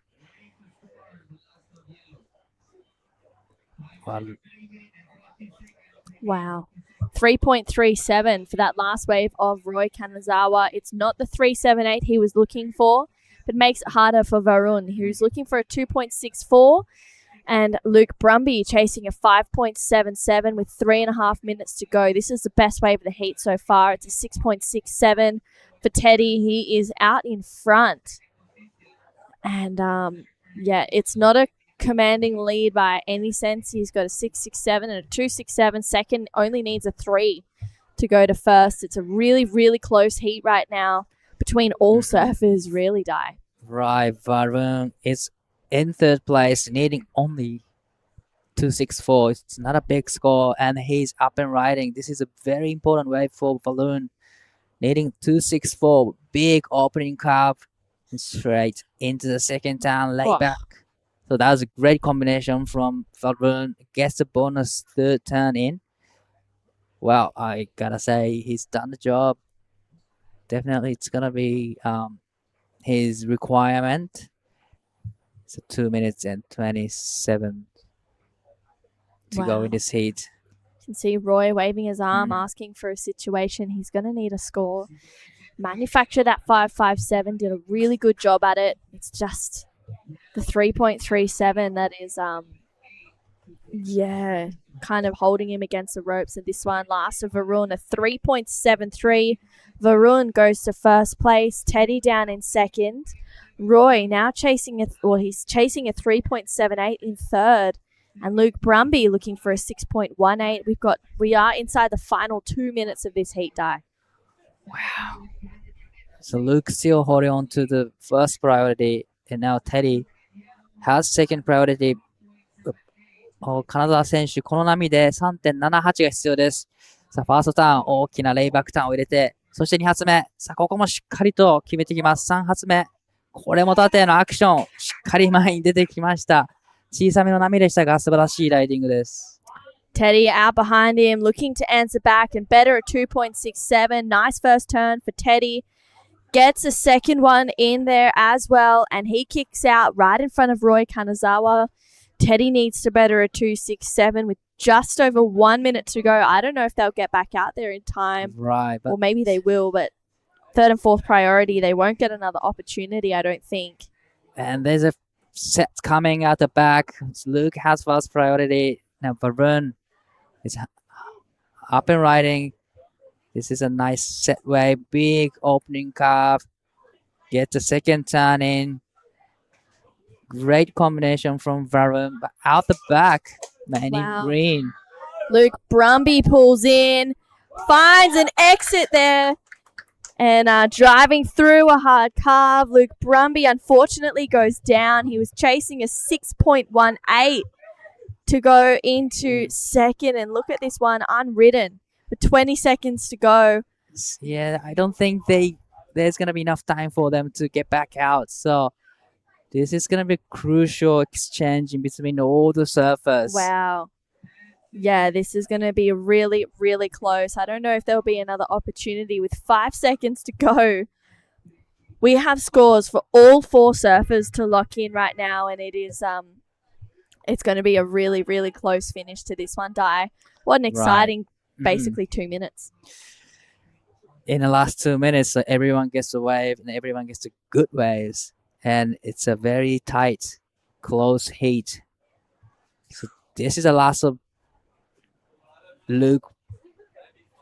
It was a great tube riding and gets the roundhouse cut back, but unfortunately comes unstuck. So he was needing 6.18. It's going to be really close. Yeah. And Roy had a wave with a 3-turn combination. Teddy had a wave. Locked in 4.404 last of Teddy. Now put him into the lead. Mm-hmm. Okay. And Roy needs 4.47. Wow. He did 3 combo. And then Yep. Luke needs 686 and got a barrel. So it's going to be really close. This is going to be so close. Varun also has a score. So all of Teddy's scores are locked in. Right. He's got a 667 and a 4.4. So his last scores, a score for Roy Kanazawa locks in the 3.73. It was not enough. So we now go back to this last score of Luke Brumby. Is it the 6.86 that he was looking for, or does Varun extend second place? This is a crazy finish to heat number 11 of the men's round of 64. Right. So Luke's last wave has to be better than the Teddy's first wave, 667. Mm. Oh, it's going to be really close because it was one of the sets, Yeah. bigger wave. And he came out of the tube really clean. Mhm. He gets a cutback, but unfortunately it comes unstuck. Yeah. So pretty much all the scores come from that tube. Yeah. Wow, that is big requirements. Let's take a look at this last of Varun. Really beautiful opening arc. And you can see he just leans into that second turn. It looks like first indications of this number. It's a 427, so betters his position. It's this last one of Luke Brumby. Disappears, comes out clean, but unfortunately comes unstuck on that roundhouse. A 7.4 is now what he's looking for. Oh, I'm not sure if it's a 7.4. I mean, it was a really good tube. It's going to be close. Definitely, yes. It's going to be really close. But 740, pretty much you need 7.5. So, wow. We have to, wait and see. Wow. Judges are taking their time. It's starting to lock in. And it's a 5.6. So it is not the score that Luke Brumby was looking for. It's going to be Teddy Billy and Varun Tanjung moving on through to that next round. We have heat number 12. It's a stacked one coming right up after this quick break. Cow! Oh, mate. I just went for a drive. Surf is cooking, bruh! Wind's gone off his. Swell's starting to pulse. You all fueled up? It's you and me, man. We're going to get cone today. Yeah, let's go.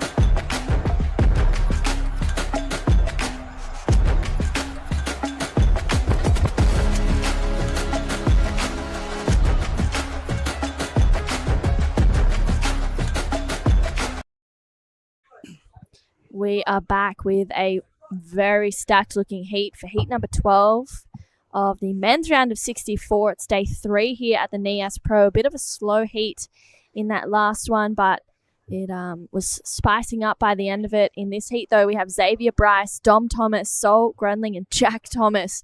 What a stacked heat. I'm True Starling, and to talk me through this one is Mark Clift. Yep, big heat. Big heat again. We say that every heat because it's true. It's heat 12, around a 64, everybody. So Xavier Bryce, fresh off a fourth placing down in Cruy in a 4-person final. So he made the GF, which was good news for him. Jack Thomas, a 3rd placing here a couple of years ago, so a semi-finalist. He knows how to get the job done. He had a 7.33 yesterday on his backhand. Sol Grundling here. He dodged a couple of bullets and had a couple of real close heats down there at Cruy, but he got through quite a few rounds. And Dom Thomas, he's been going around the QS ranks for quite a while and generally goes pretty well with the Rashi on. Yeah, and Dom's still a junior as well. He's from that Port Stephens, Newcastle area. He got a 25th here last year as well. And it's actually both Xavier and Sol's first time competing in this Nias Pro event. All right, well, it's something they will never forget, particularly if they get into the round of 32. The joy would continue. So the waves are out there. The barrels are out there when they're when they decide to show up. Teddy Billy went on his winning way. It's his third heat in a row that he's just won for the man in white, the young Grom out of Bali, out of the Bingen area. So no doubt Daiwako will be having a chat with him shortly. Not just yet. So not much to write home about so far in this matchup, everybody. For all the crew around, watching your supporters. For the crew down there and yelling up. Here comes Jack Thomas again. Popular lad. He's out there in the green. He's holding the inside. We had a quick little discussion. He knows what needs to be done. His backhand is, the judges are loving it. He's one of those heavy-setted, goofy footers that put it in the pocket, and the judges generally love that kind of an act. So here he goes, JT. Let's have a look at this. Let's see if he sticks to the formula. Bit of a roof float to kick things off, and down he goes. So not ideal, but 22 and a bit remaining, 21 and a bit remaining. So I'm sure we're going to see a bit better than that from JT. Yeah, no doubt. He was looking really strong yesterday, as you mentioned, Mark. And this is the first time we've seen Xavier Bryce and Dom Thomas in the Rashi in this event with 21 minutes to go in this heat. They're yet to take off. We saw a very slow heat in that last one. It was pretty crazy. Honestly, the best waves were ridden in the last 5 minutes. All right, so let's just hope it's sort of heat on, heat off. I'd love to see the boys get stuck into this. But meanwhile, let's have a chat with Teddy Billy, who I'm sure is oozing stoke. 3 heat wins in a row. So go for it, Di. Well, really stressful heat, wasn't it? Yeah, nerve-wracking heat. It's we didn't get a wave till about 10 minutes left. Yeah, it's scary just sitting out there and not knowing if a set will come, but one came and I managed to get a barrel, so yeah, I'm stoked. Yeah, how did you maintain your nerves out there with the 15 minutes of waiting? I don't know. To be honest, I knew that was gonna come, and I've been practicing for this. And yeah, I don't know. I got nothing to lose. This is the first I've gone in a QS in a while, so I don't know. I've been feeling like in a really good headspace. So yeah. Pretty stoked, huh? Well, what was going through your head when you were on the first wave? I just wanted to get that first wave, to be honest. It was me and Varn, my good friend, just sitting out there waiting. And when I saw I was going to barrel, I just thought, okay, I'm going to get deep and then pump out of it and make it. So yeah. Must be so stoked getting through with your friends, yeah? Yeah, it's a good heat. I've been waiting for a heat with Varn for a while, especially out here in Nias. It's really cool. And it's good for us to both make it 1 and 2. Now you're on to the next round. Your job is done for the day. So would you like, is there anything you like to say? Yeah, to my friends, family, mom, dad, sister, everyone watching, all my supporters, thank you guys for all the messages. And yeah, we're going to keep going tomorrow. Hopefully it's still firing. And yeah, let's get it. Yep. Good luck in the next round. And this is another the best part. Thank you guys. Cheers. Thank you, guys. Well, he's won 3 of those red chocolate wrappers in the last 2 days. 3rd heat win in a row, so starting to ooze confidence. All smiles. He's in a happy place, he reckons. So let's have a look at Sol Grundling. Yep, Sol into his second wave, ducks in and comes out for Sol Grundling from Freshwater. Big arc there. And Sol goes up for another turn, just a little bit too late, and just goes over with the lip, unfortunately. But good first turn and, tube to first turn. Yeah, look, that'll be the best number. Low-scoring matchup. Nothing better than 1 point so far, so straight into the lead. Really like this young guy's form, and I've heard a lot about him as a junior. He's come over to West Oz before and surfed in the small prize. So a lot of crew sort of make that effort to come across now that it is a highly ranked junior event. I think it carries 10,000 points these days towards the Pro Junior Series. So, yep, Sol was impressive when he came to the West Side. Love to see how the rest of his career pans out. We know he's only a young fella. Where do you reckon he goes with his surfing? Wherever he wants to, really. Right. I think whether it's Sol or anyone else in this heat, no matter, I feel like you can do anything that you set your mind to. And Sol's a pretty determined young man as well. He's pretty dedicated and he's pretty switched on. So I feel like wherever he wants to go, he'll end up. So I guess at some point in your career at this level and beyond, you need lucky breaks here and there. There are so many surfers that look similar, have that same skill set. They're all well-versed in competition side of life.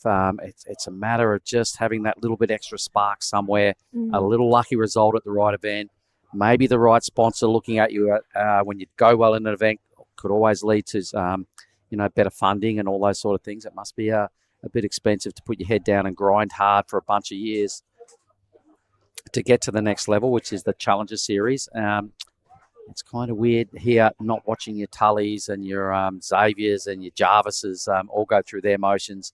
Oscar and a bunch of others that have been here forever doing the Asian region, at least the last 2 or 3 years. You just get used to seeing those guys, and now they've graduated up to the next level.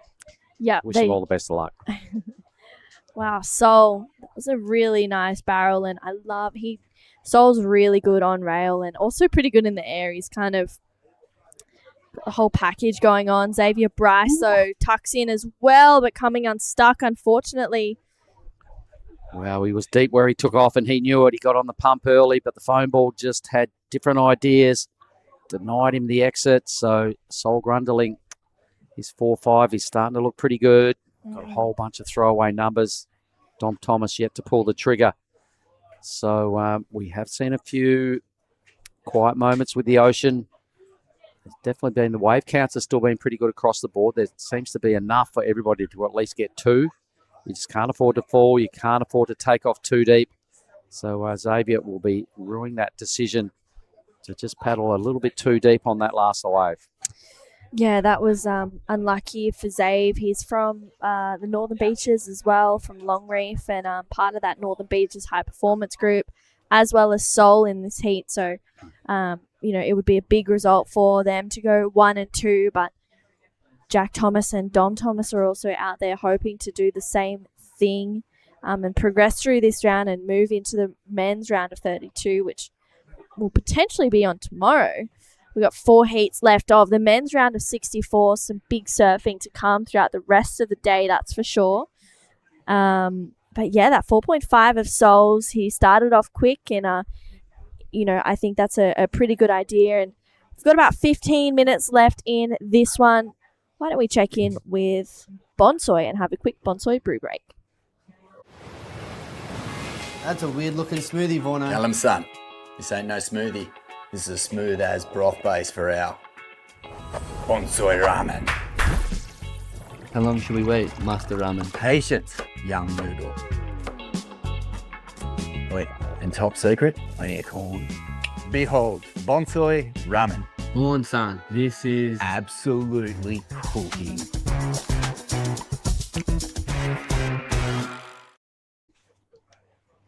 Quick break to hopefully wake Huey up a little bit, and looks like there's some lines rolling through outer indicators, potential for maybe some waves to come through.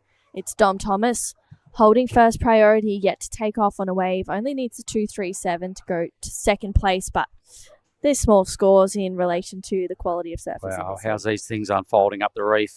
People at home must be just be going, what is that? Well, it's called the indicator.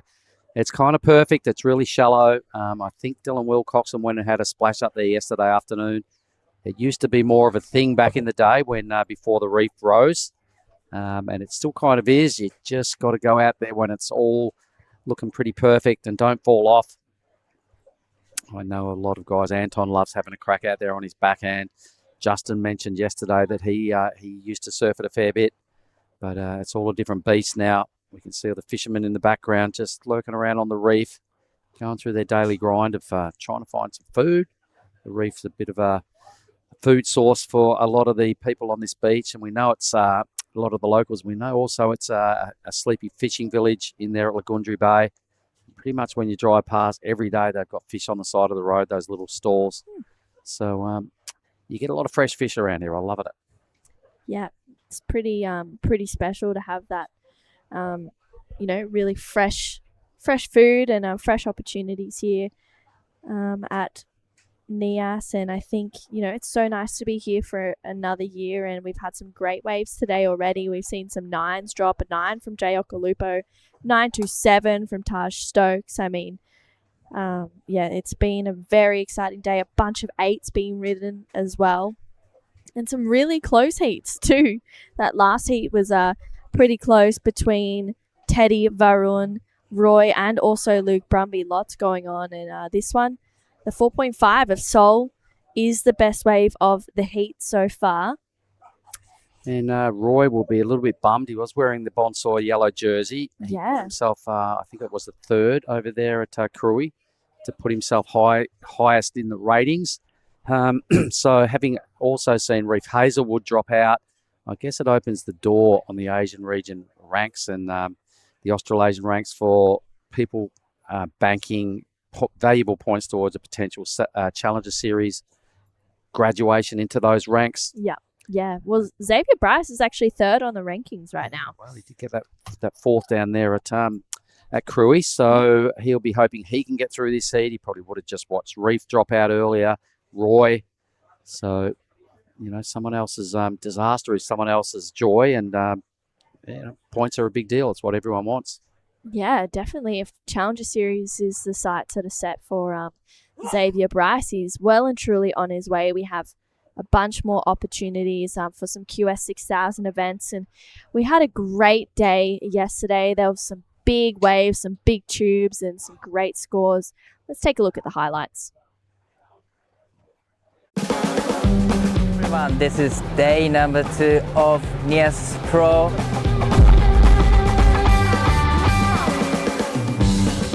We're gonna be starting off with remaining round of 128 of men's and straight into round of 96. Today we are gonna be running 25 heat. The condition was good, still pumping, and all the surfers pumping there. Let's go.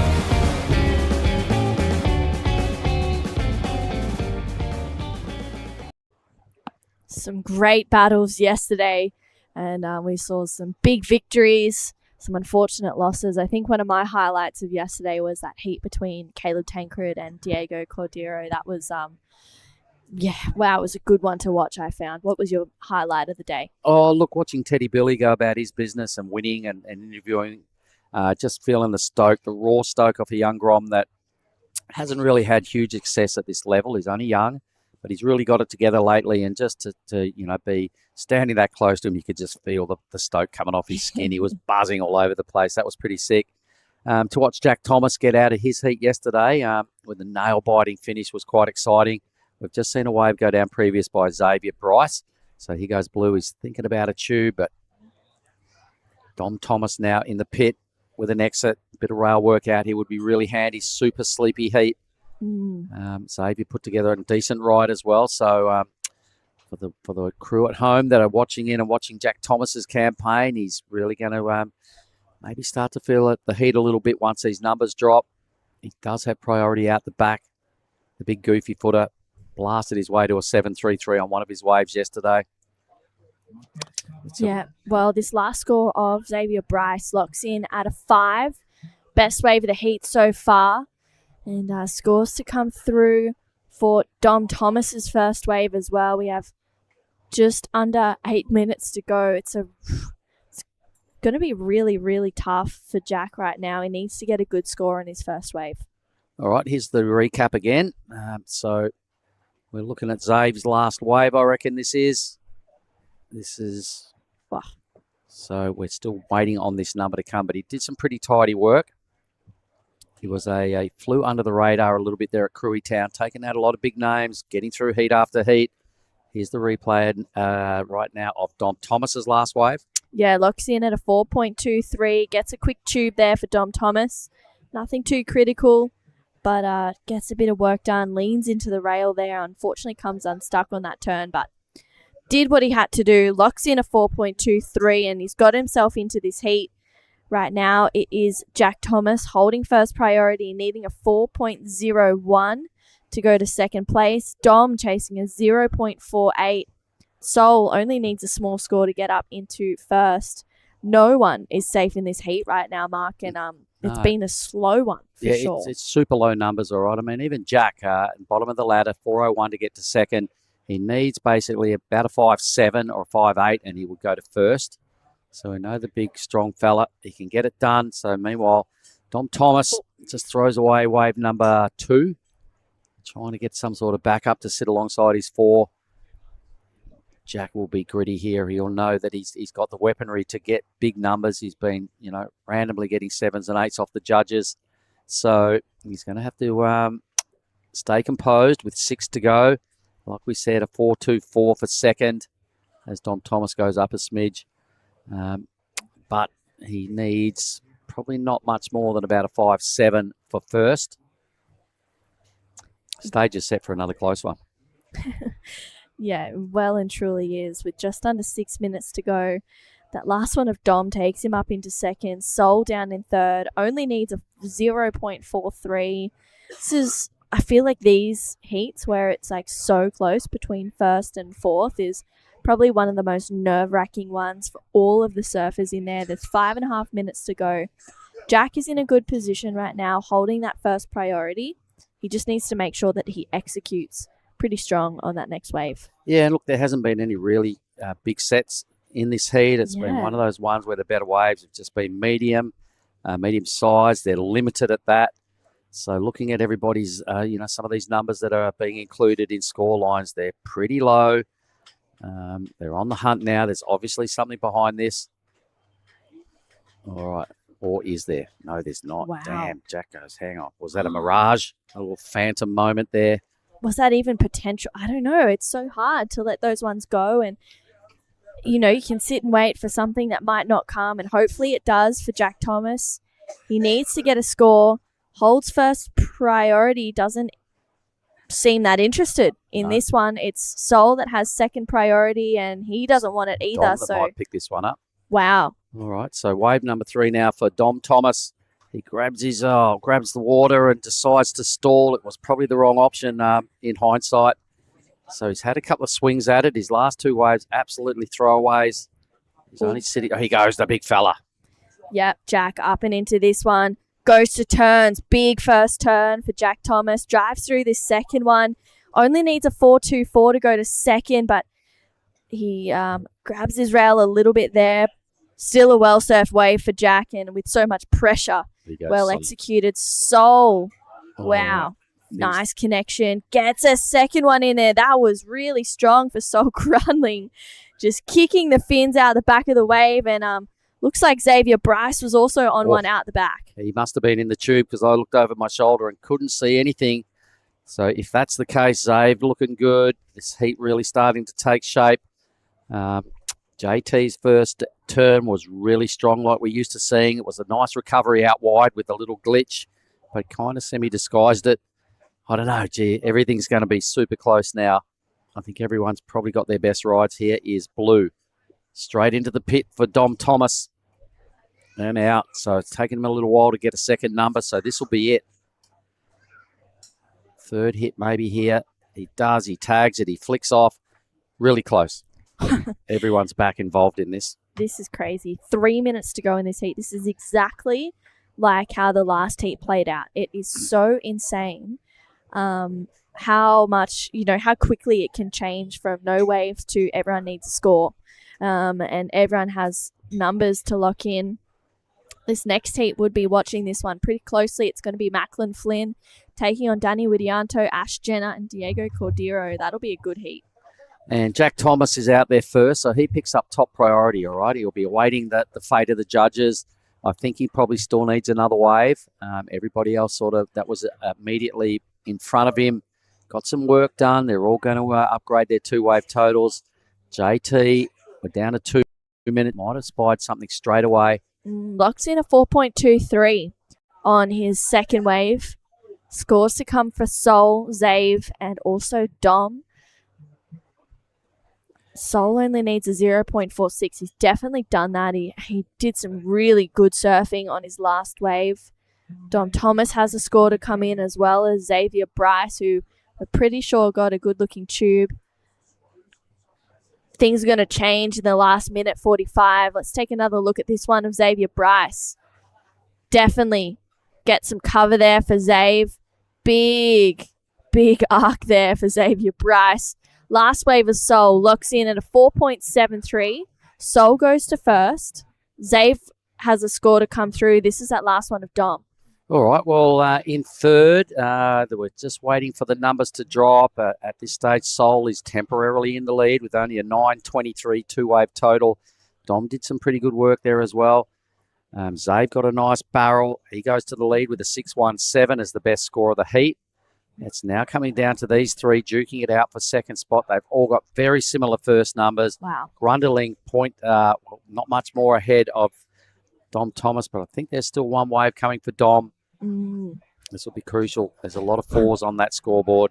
We're literally inside the final minute too, Mark, with 50 seconds to go. This is a pretty important score for Dom Thomas. Oh. Jack might get another opportunity. At this stage, needing a 5. It may or may not increase. It looks like Xavier Bryce is going to have a look at this one. He's currently in the lead. Last of Dom is still set to lock in. Unfortunately, Zave comes unstuck. Dom's wave is looking like it's going to be a good score. It's a 6.67. Dom goes to second. Sol down in third with 20 seconds, chasing a 6.18. And Jack holding first priority. He needs a 6.68. And he's paddling with intent, folks. Everyone at home, he did this yesterday. We're down to 10 seconds. Oh, wow. The countdown is about to start. Look at the clock. It's at 5, 4. Here goes JT. Time to do your best work under extreme pressure. Pretty good start here. Second big section. He does Jack Thomas stuff. He's laying plenty of rail. He's throwing a lot of water. He gives a double fist pump and a bit of a clap. Sick. What a finish. Xavier Bryce will extend. He did a pretty good job. Oh, Jack Thomas, has he resurrected himself yet again? He gave us a moment yesterday. Yeah. Needed a 4 and he got a 4.27. This time he was chasing a 5 something or a 6, was it? What's that? A 6.68 is what he's looking for. All right. 6.68 for Jack. He liked the feeling of it. Couple of big blasts with a bit of a cutty out wide. Judges have been loving his act. Did he get it right? I'd love to see it from the judge's view because the drone angle doesn't quite sometimes show you how vicious the pockets were. So let's have a look at this again. Sets up off the bottom. Boom, he's on his way. He needs another one of these. Boom, he gets another one of those, and the chook feathers fly everywhere. There's spray going crazy out the back. You can see why he gave the little fist pump. Comes in at a 5.43. It was not the score he was looking for, unfortunately, for Jack Thomas. So, wow, that was a really, really close heat. It was Xavier Bryce and Dom Thomas moving on through to the next round. Don't go anywhere. Heat number 13 is about to get underway. We'll be right back. This is the smoothie I've been waiting all day for. I'm going to start with a couple bananas and then mixed berry frozen blend, my favourite. Bonsai almond milk and heaps of peanut butter. Nice little bit of coconut to finish off. Get that in ya.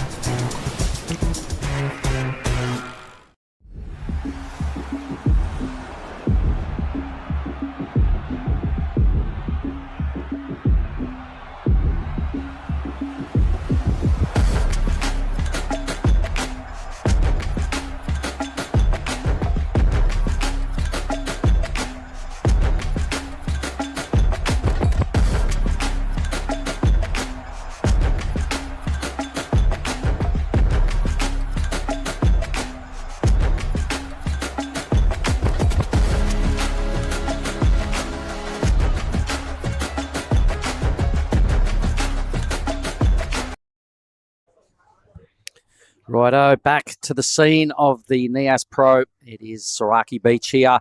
We've got Heat 13 in the gates ready, and they've started a minute off the clock. It is another West Aussie there, and Macklin Flynn in red, Danny Widianto in blue. So I'm glad you're in here, G. We've got Ash Jenner in the white and Diego Cordero, who was one of the dead set standouts yesterday. Yep, so super, super great matchup right now. A little bit about Danny Widianto. He's here with the Indonesian national team. His teammate Mare Joy earlier had an incredible run here. He got that 7 and the 6. But Danny is part of the Halfway Kura board riders, and his sister Dea Natasia is qualified to be on the team as well. She's probably down at the beach watching. They're all cheering them on right now. So it's been great to see them travel together and kind of move on to from Krui to Nias and move from training in Bali and kind of putting it all together and string some heats here. Right on. Well, some exciting finishes have been going on as well. That was a crazy little back end to that heat, and commiserations to JT.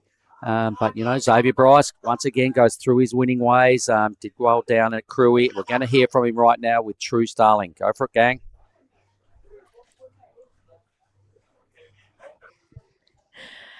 Thanks so much, Zave. That was a really tough heat.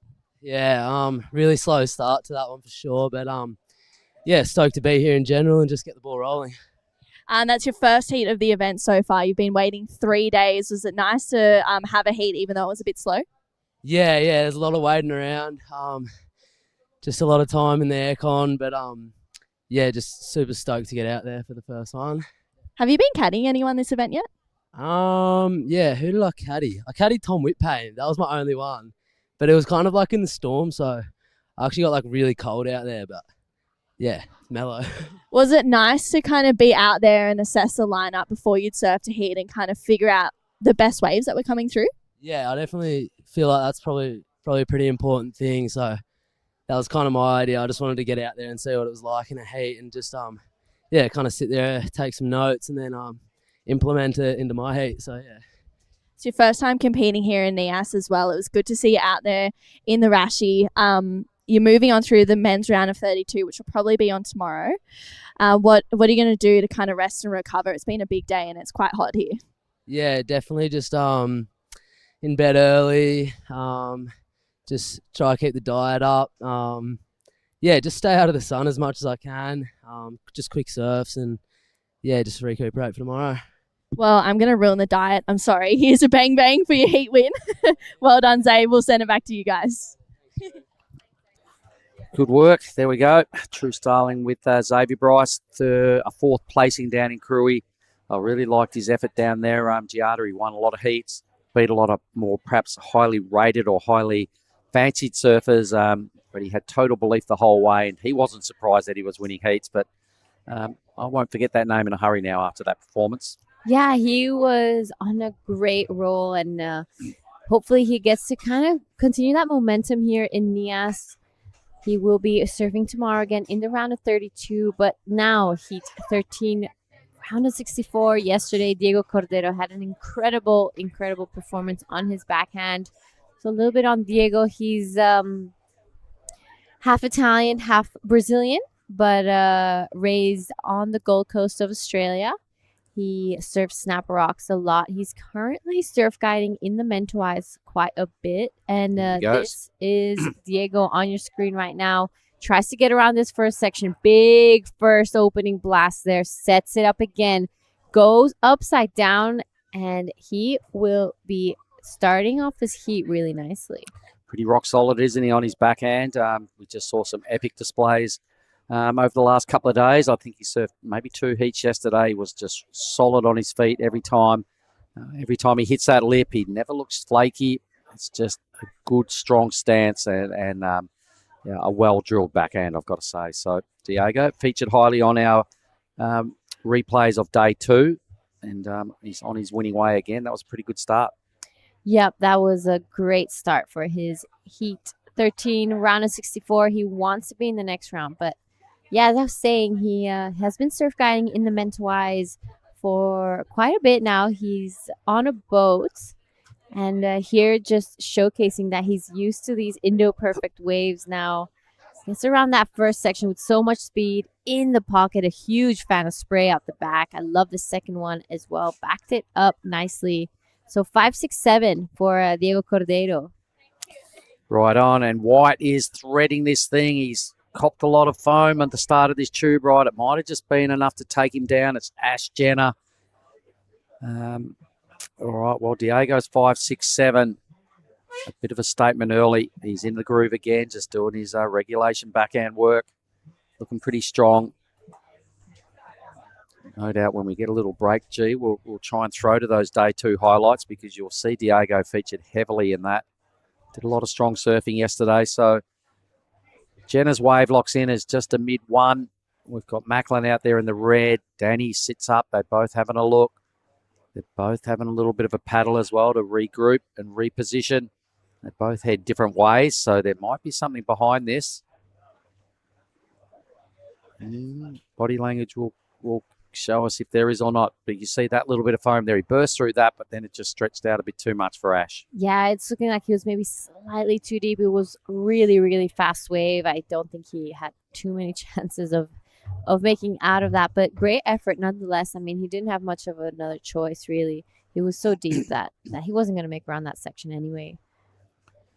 All right, so a lot of inside waves just sliding through as well. We look over the balcony here at the Hassan family surf camp. Every time I look out, there still seems like there's waves, but everybody likes to be on sets. Sometimes on the slower heats, the option could be just to stay busy on the inside. The judges don't throw big numbers, though, at those inside waves, so you've got to go crackers if that's your game plan. It looked like there might be a bit of movement here. Danny Widianto, here he goes. Yep, so this is our man in blue right now, setting up for this first turn. Huge first opening carve. Bit more critical and jams it in the pocket there for that second one. Wraps it around to just tie the bow, and that's a big start for Danny Widianto. So much speed. Had a lot of flow in between his turns. I love that second one. Kind of just jammed it, giving that variety to the judges. So I'm loving that scene. Yep, me too. He's a good performer. I've seen him do really well a lot of times with the rash vest on. Confident lad, strong lad. He's on the Flanos, the Jason Flanagan model. That'll be the happy hour epoxy. It looked really good under his feet during our expression session down at Cruy. Had a look at it when he came in. I loved it so much I ordered one. Here it is. So Danny Widianto again. Love that first turn. That's just sick. so much speed, and then jams the tail right into the pocket on that second one. So this third turn is just kind of wrapping it all together. So that last of Danny comes in at a 5, goes straight to second. Diego Cordeiro, the 5.67. The judges just loving the backhand. You know, we were mentioning yesterday that the goofies kind of get into the pocket a little more, and they get really, really vertical. So it kind of a little easier than for the regulars, especially in this wave. Get to open up their chest a little more when they're going to the turn. So just getting sometimes a little extra points when it comes to maneuvers. Well, Diego's is that good. You might as well stick with that. It's definitely working a treat. I did notice Zane Assing today as well. One of the best performed goofies so far as well. Really did a turn in that heat. He caught 4 waves and got 4 barrels. Had a great outing here last year. Really caught my attention. I'm talking about Zane Assing. He won his heat this morning. I'm watching this live action in heat 13. And it's not going to plan right now for Macklin. 10 minutes off the clock. And Diego and Danny will feel a little bit comfortable here. Mid-range numbers is better than nothing. So priority sits with Macklin. I'm sure his folks down there in Gracetown are watching, and his brother, Ace Man, has been giving me hits. He wants in on this next year.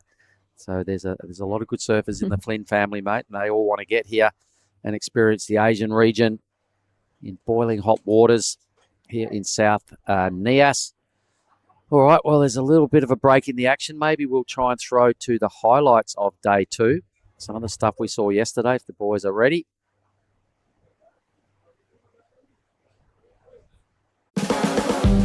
Everyone, this is day number 2 of Nias Pro.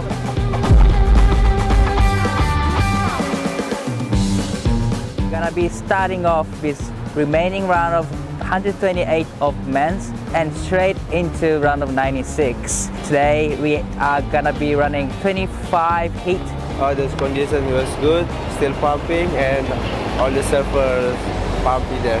Let's go.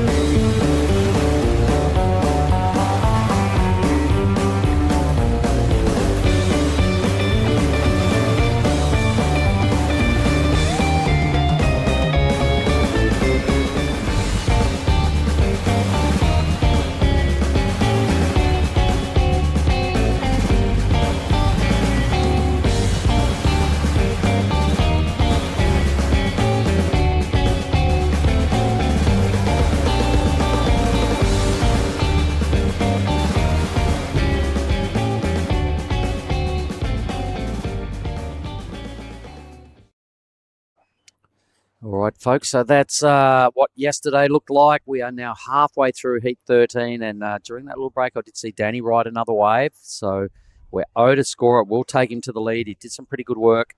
So 2 waves now in the bank for Blues. Going to release some nerves for Danny. Macklin, he's going to have to get his campaign started shortly. Got to stay in touch with his crew. Can't let them get too far ahead. So he definitely looks like he might have spied something here. The surfer in red out of Gracetown in West Oz. And here goes Macklin. All right, so Macklin, first wave of the heat. Good first opening turn. Unfortunately, just gets his rail a little dug there and isn't able to ride out of it. Oh, he'll be spewing. Normally rock solid. He's a really good competitor. He surfs so much. He's been doing the rounds at home with Surfing WA and had a real standout event over there at Cloud9 last year. He got a 5th. And that put him in contention. He went then to Taiwan. He got a pretty good number there as well. I think maybe a 9th. So this is Danny's wave. It turned into a 4.33. So he's riding the epoxy construction here. It's looking pretty sharp. He's making it count. 2 rides for a 9.33 2-wave total there for D Dubs. Danny Widianto. And white now, Ash. All right, Ash Jenner now looking for a 4.25 to go into an advancing position. Big opening carve there. He sets it up again, a little more tight in the pocket that second time. So just those 2 turners and he will be out of there. So only sitting on that 1.43, 4.25 to go to second. I think that was a pretty nice wave from Ash Jenner. I liked he had a lot of flow throughout his turns and didn't really fumble, so it was good. Yep, and we'll keep him in striking distance now. So Macklin will be ruining that opportunity. Just over 10 minutes remaining. Back to the Macklin story. He missed out on CS qualification by only 1 or 2 spots. It was really close, and he only went to a few events. He missed Cruy, he missed Nias, so here he is trying to get up to the CS tour.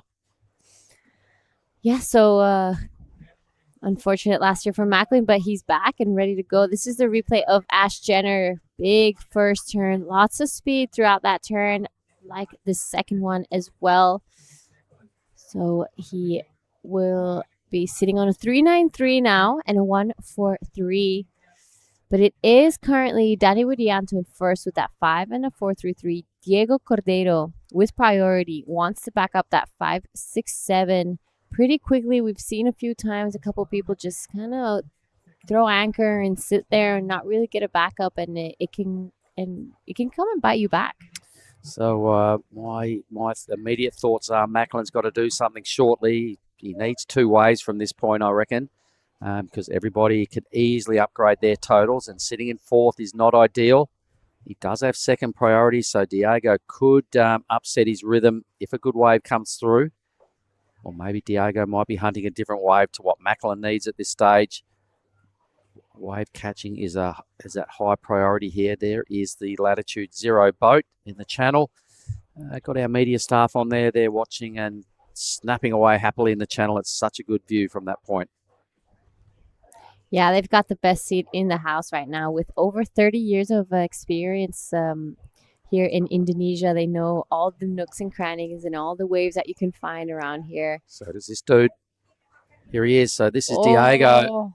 Nice thread. Look at the line he's got. He does some really good work behind the curtain. Doesn't even bother with a turn, but he does bother with the double fist clap.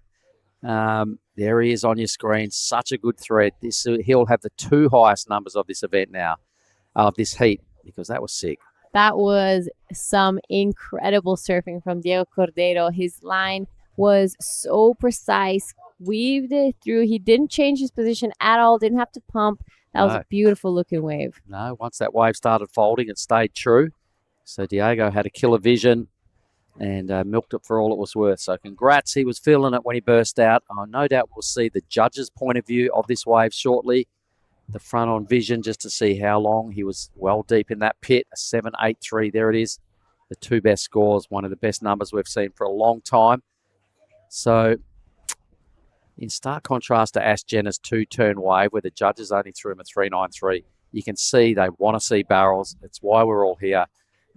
They do like to bust out in their scale, as often as possible. So Diego's the beneficiary of a 7.83, and wisely so. That was a sick wave. That was pretty epic from Diego Cordero. You're right. I would love to see the beach angle, but you see the guys taking a look at this one. Nothing too interesting there. Diego Cordero sitting on the 2 best waves of this heat. He is looking pretty unstoppable right now. I'm excited to see that. We've done a lot of trainings together when we were both competing for Italy. We were both signed up to the European region. This is the beach view of that last 7.83. Beautiful wave here from Diego Cordero. You can see he took off, pulled in at the bottom, and kind of got dragged to the top and made it out. So changed his line in the barrel, right? Perfect. So really good read as well from Diego Cordero, showing that his time in the Mentawais has really been paying off right now. But yeah, like I was saying, we did a lot of trainings together, and I always noticed that his backhand was super strong, especially from surfing Snapper Rocks so much. It's really tight and in the pocket, and he's a solid guy. So he does a lot of training. He puts the time in the gym, and it's all paying off right now. And I'm really happy to see that. So Danny and Diego have kind of starting to run away with this a little bit. Ash has done a little bit of work. Macklin has fallen. Macklin with priority those 6 minutes. We can't write him off. I know he's a good competitor. I've seen him do the rounds a lot throughout his junior career in Western Australia. Surfing WA have a big program to a pathway to get these guys some success. Jacob Wilcox and obviously Jack Robinson are the beneficiaries there, and Bronte Mack did a lot of it to get themselves up to the highest levels. So Macklin looks over his shoulder. Cannot buy a wave at this stage for Macklin, and he's been a bit skunked here. I'm kind of spewing for Macklin. I know he's way better than what we've seen so far. I imagine his folks at home and his gang down there in Gracetown will be sending him his mojo. Jenna, meanwhile, scratching hard onto a small wave number 3. All right, so Ash Jenner now.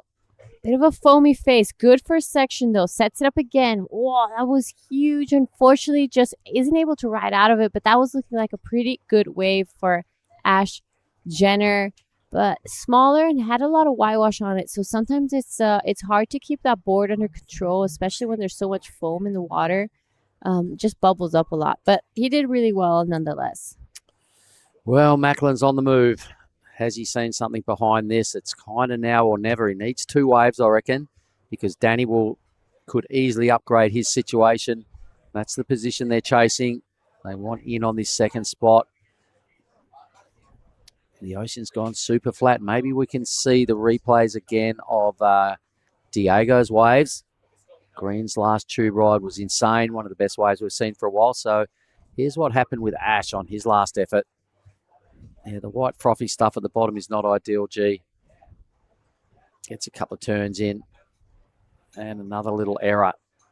So when waves are so rare, you can't afford to make many mistakes. That's potentially what went wrong for Macklin as well. Got him out of rhythm. Got him on the wrong side of priority. 4 minutes now for red and white to answer back. Would love to see another replay of Diego's 7.83.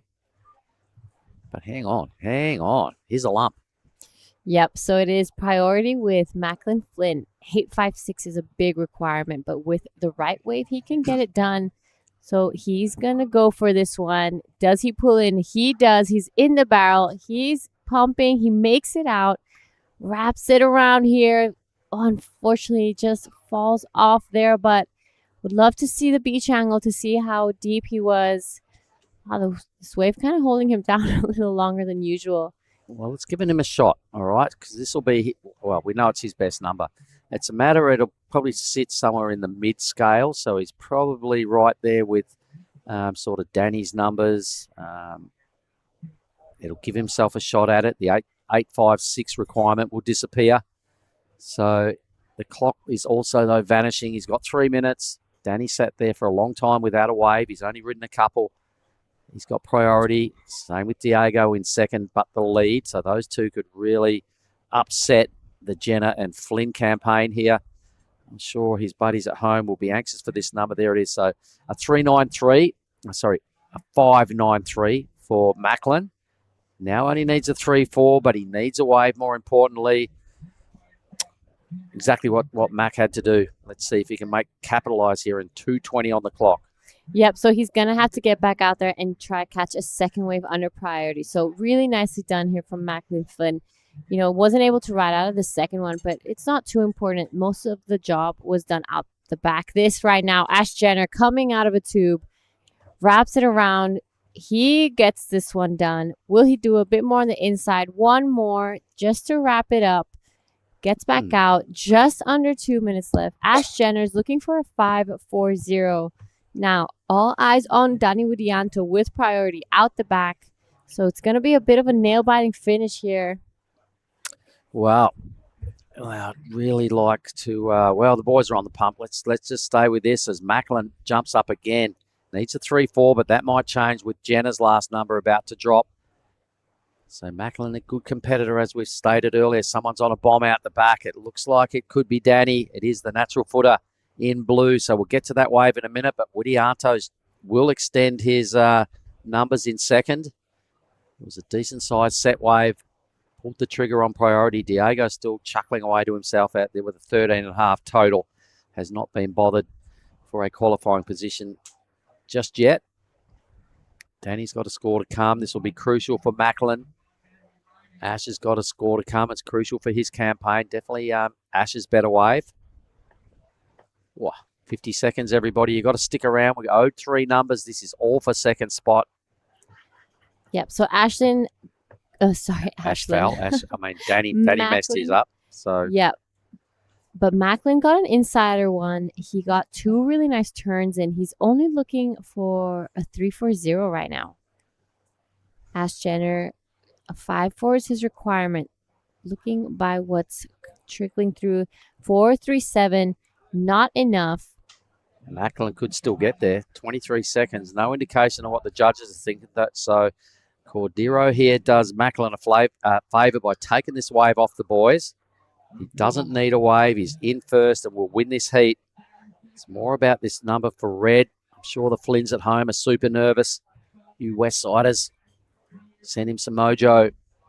It's in the hands of the judges, but Widianto is also up and riding. So this will be a keeper for Danny.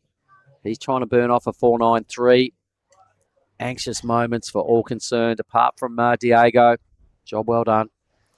So unfortunately, Ash Jenner wasn't able to get that score he was looking for. It's all eyes on Danny Widianto and Macklin Flynn.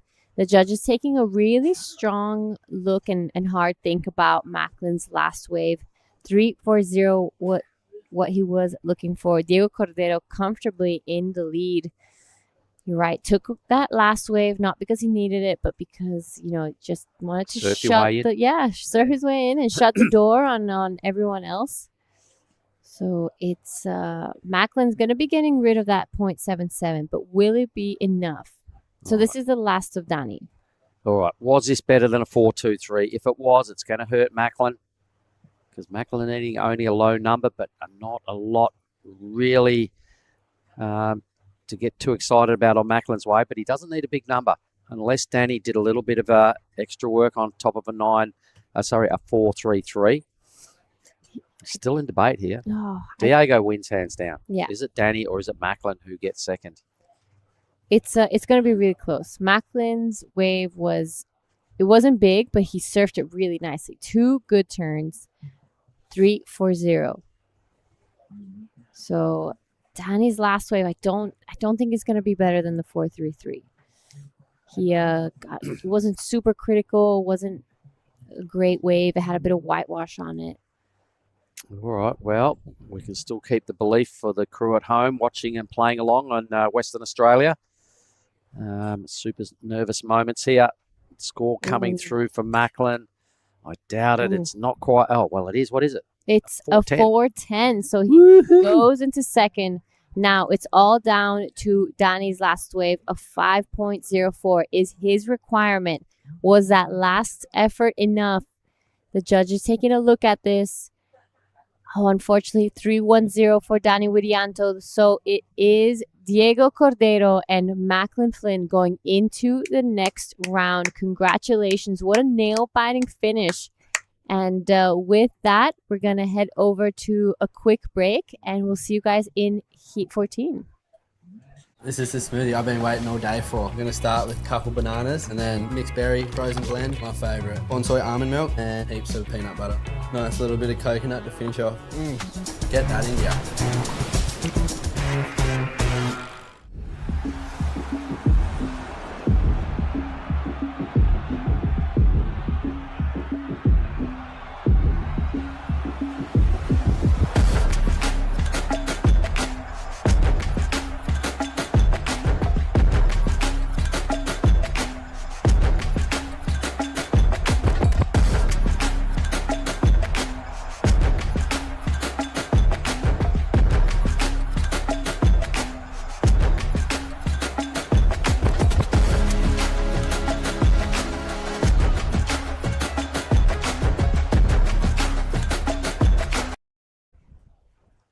All right, guys, welcome back to the QS 6000 here in Nias.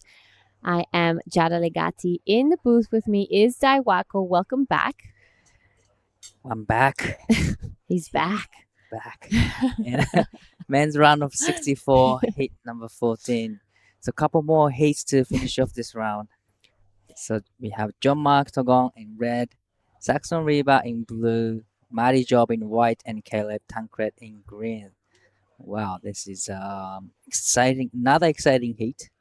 But looks like the last heat was another exciting heat as well.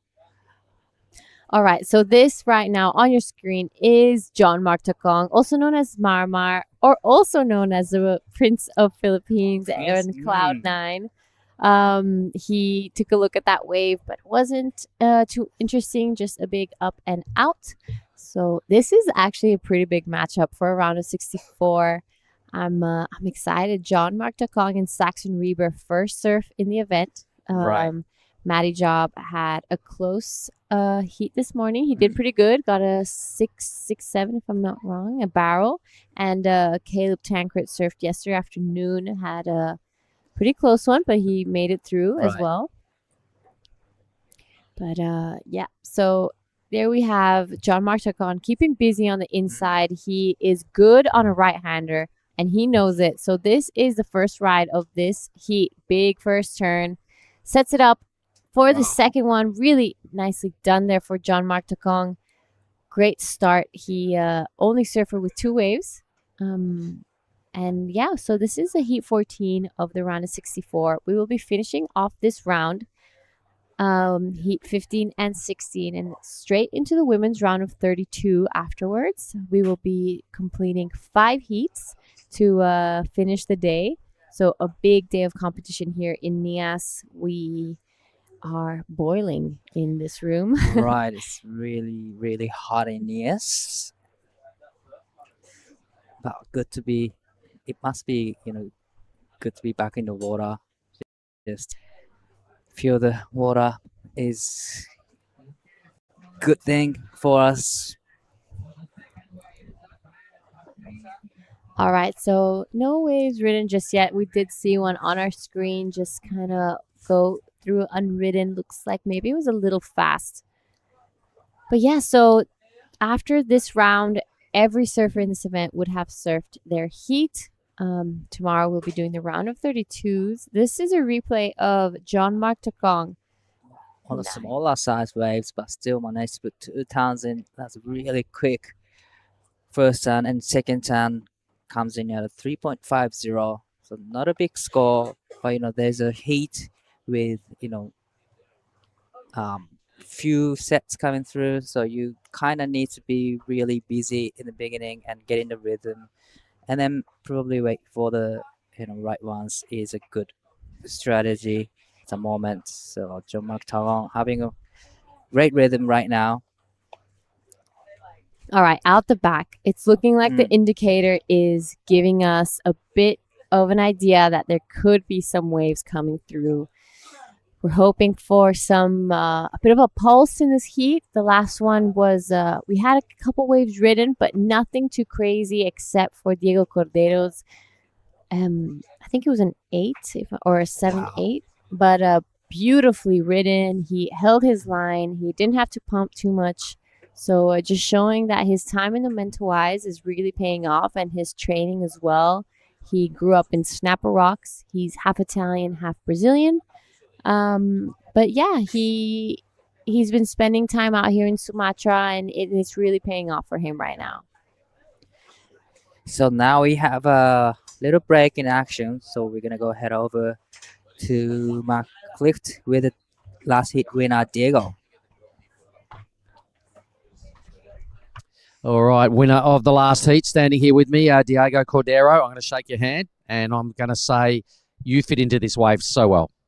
Yeah, every time I come here, I have so much fun. And yeah, I really love this wave, so I think everything just works out. And it looks like you've got a magic carpet under your board. That board does not miss a beat. Tell us about it. Yeah, shout out to Johnny Cabianca and to the boys at Surfboard Empire, Gavin, for sorting me out. Yeah, this board's insane. It's been going so good. I sort of broke it in the men's before I came here, so I kind of wanted to save it for the comps. So I've just been riding it in the comps. So yeah. I would put it on ice as well if I was you. That's looking so spicy under your feet. You're telling me you work on one of the boats in the men's. Would you like to give it a mention and a shout out to those boys? Yeah, shout out to Wave Hunter Mentawai. I got the day off to be here, so the week off. So yeah, shout out to them. So into the round of 30, if you get a good result here, do you have eyes on perhaps the next part of the Asian leg going over to Korea and beyond? Yeah. I actually haven't entered Korea, so hopefully they give us a wild card if I get a good result here. But yeah, 100%. The way things are going, I think you should have a chat with Bonnie and try and get into the draw, because I reckon you're on the way to a good result here, mate. I'm loving your work. Thanks, mate. Thanks heaps. Got one of these little suckers too. You better take hold of that. And well done, Diego. That was a really good performance. All the best. Thank you. Thank you. All right. Thank you so much, Mark. And congratulations to Diego Cordero getting himself into the round of 32 here at the QS 6000. So while we were on that break, we saw John Mark Takong kind of just get blown out of a barrel there. A 5.83 and a 3.5. And we're seeing some scores for man in green, Caleb Tancred as well. So a bit of action while we were there. A 5 for Caleb. Saxon River now up and riding on his backhand. Camera on the section. Gets a big first time with a lot of spray and a nice carb off the top. This is a nice combination from Saxon River. This is his first wave. The last of Caleb Tancred drops in 5.0. So John Mark Tagon has a highest score in this heat so far, 5.83. So yeah, love to watch the replay of the last of red and green as well. Yeah, so the last of Saxon still waiting. Maddie Job been pretty patient out there. Unfortunately, Maddie told me earlier that he actually was feeling really sick yesterday. Had to get a bit of an IV drip. So, you know, he powered through his first heat, but he's back out there again. So this is a replay of John Mark Takong, 5.83, nice barrel. holds the rail, gets back to the whitewash there, reappears out of it. Well, he just right out of it from the big white water. But that was what 583 looks like. Got into the tube, traveled a little while, and comes around, and then gets the extra cutback. So 4.10 for the first wave of Saxon River with the 16 minutes and 10 seconds to go. But on an inside wave, Caleb Tancred up and riding. It's a smaller size waves, but still nice off the top and hang on to the landing. It was a solid one turn, but unfortunately he didn't get the second turn in. One turn, but that was really impressive. Right. I feel like his feet just fully came off his board and landed back on it. So behind him, Saxon Reber caught a wave as well. Just a quick up and out. Wasn't really impressed with what the wave could give him on the inside. But so situation, we're waiting for the last of Caleb Tancred to come in. He only did that one turn. Really well done. But, you know, the judges really giving points to those two big blasts. And Matty Job still sitting on priority. He's probably waiting for one of those bigger sets to come through. He saw Diego get that high score on that last one. But if that set doesn't come, he will be having to play catch up. And that's not a good situation to be in towards the end of the heat. But looks like a few lines out the back coming into the lineup. And probably not for Matty Job. He's still waiting for the right ones.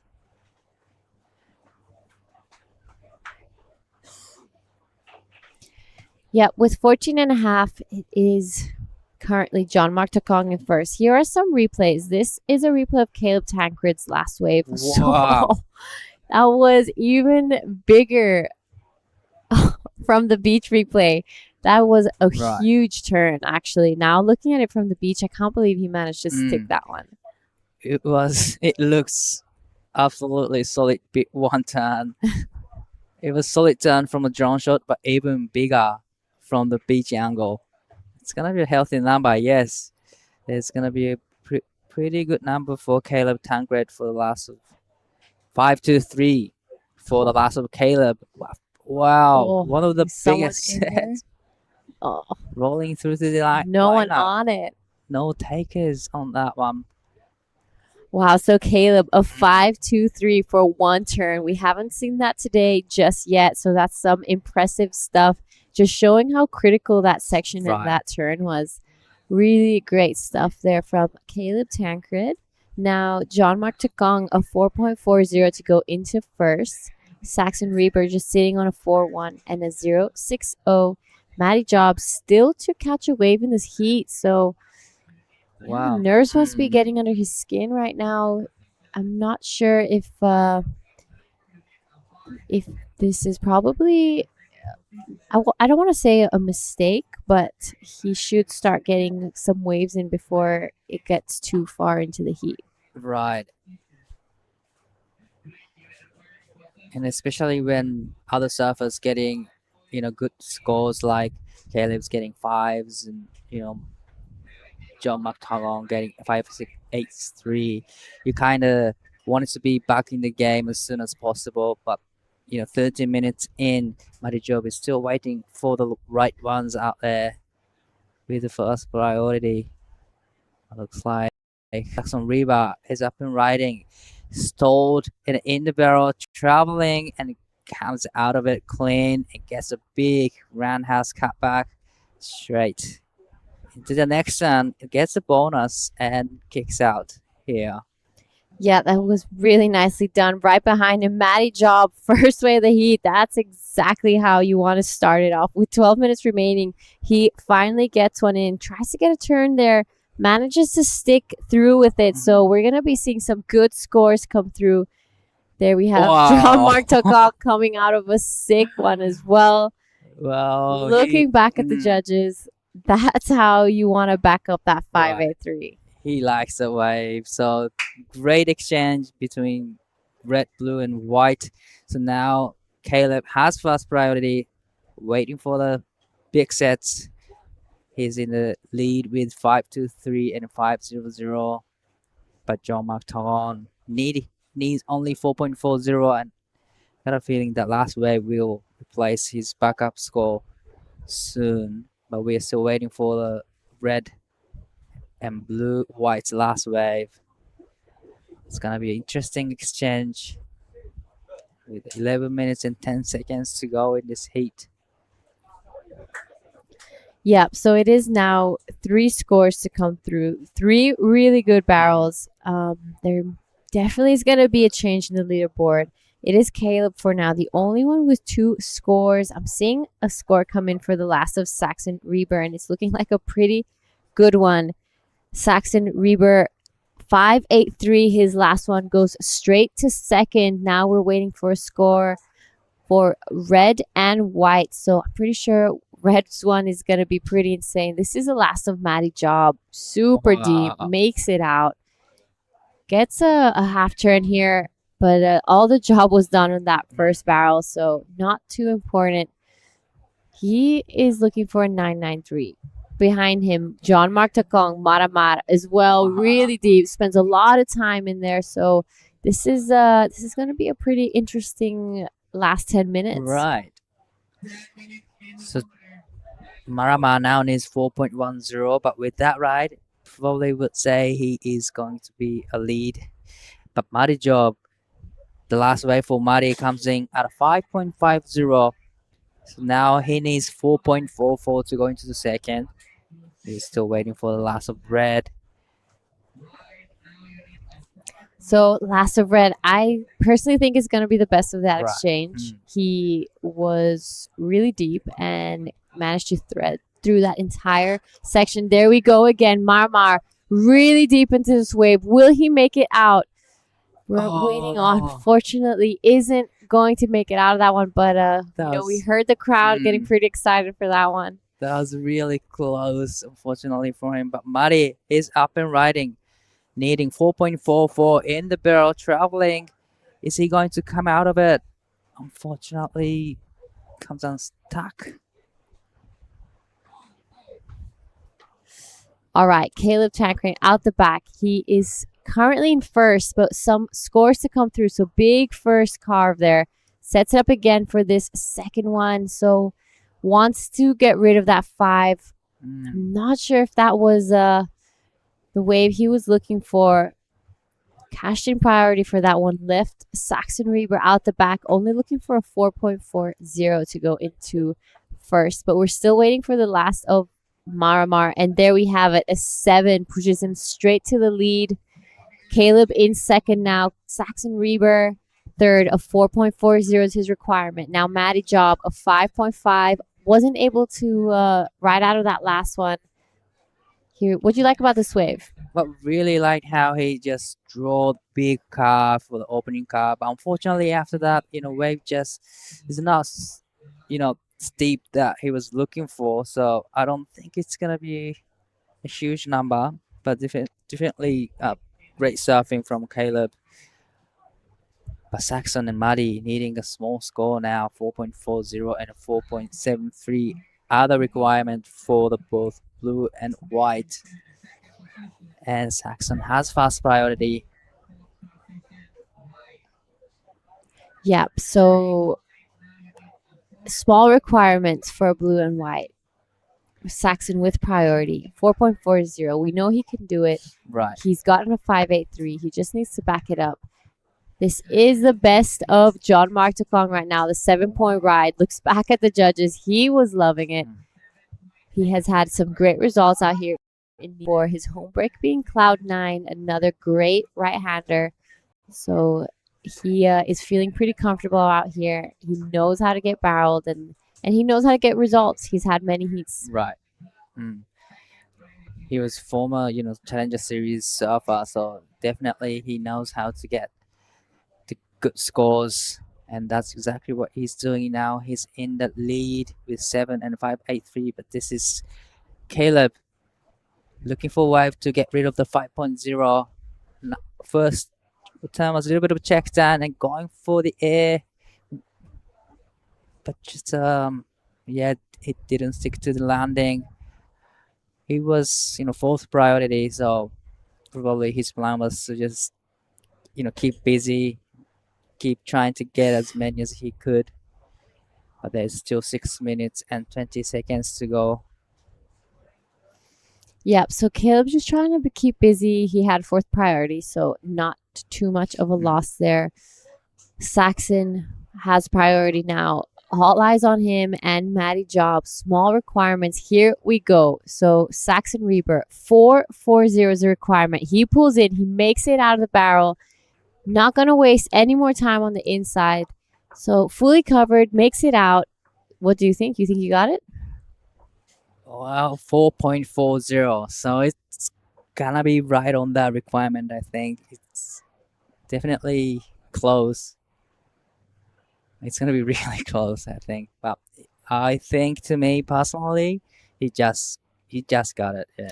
Yeah, I think he might have just got it. Pretty similar to that the 410. He did a couple turns. Right. So here is the replay. Last of Saxon. He's looking for that 440. So he disappeared completely for a second, and then come out and quickly kicks out. So there's no bonus turns after the tube. So all the point comes from the tube. Oh, looks like it's gonna be close. 4.57. Yes, it's enough to go into the second. Now Caleb needs 5.18. Maddie needing 4.91.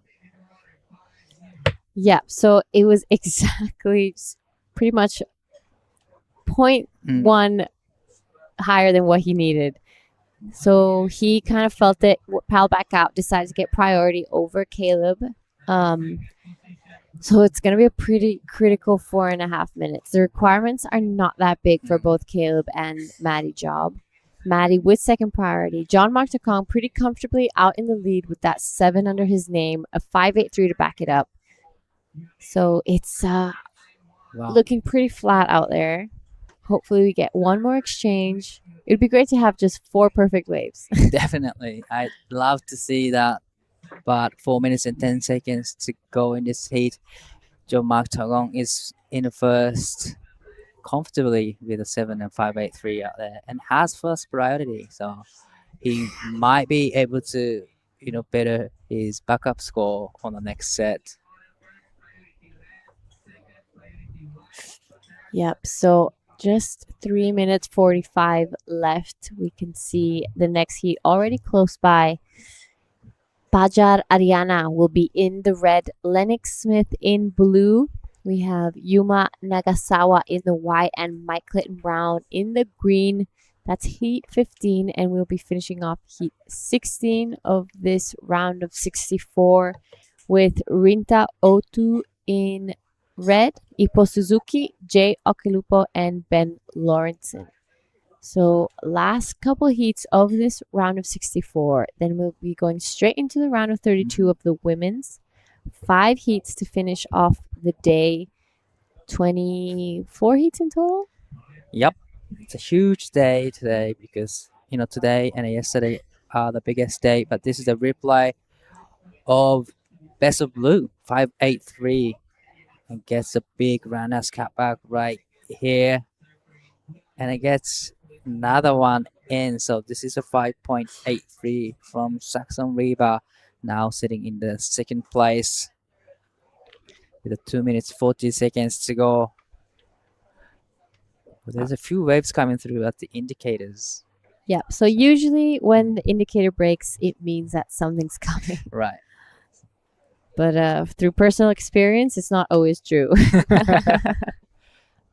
That's also true.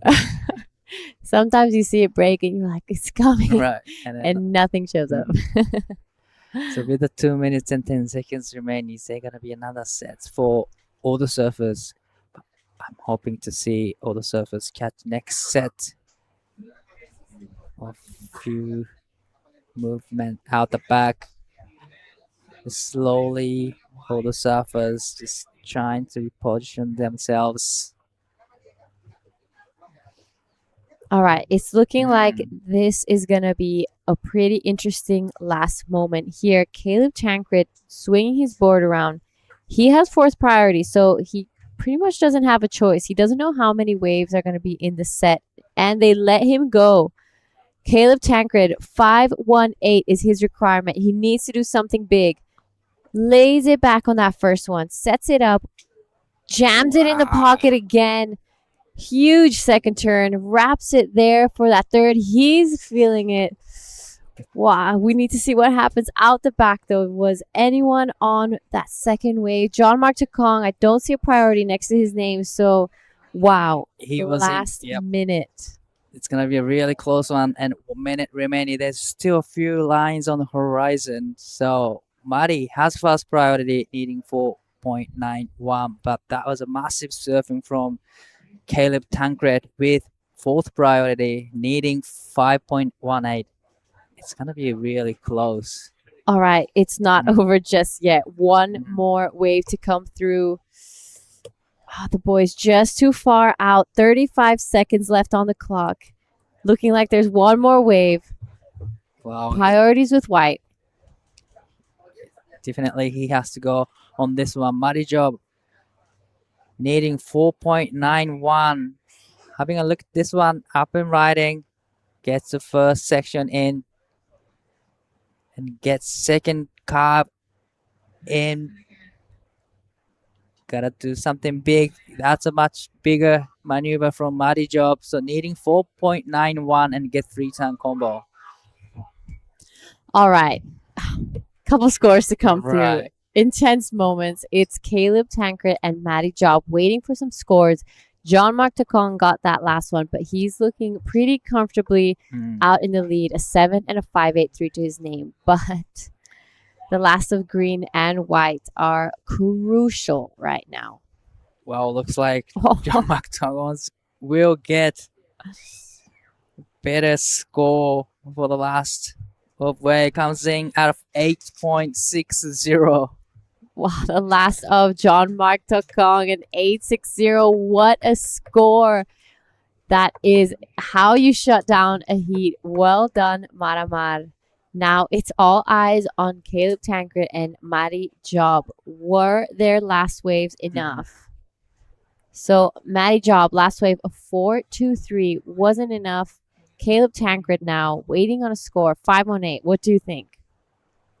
So personally, he got it. It was a bigger wave than Maddie Job's last wave, and he got 2 big turns in. So yeah. Oh, there we go.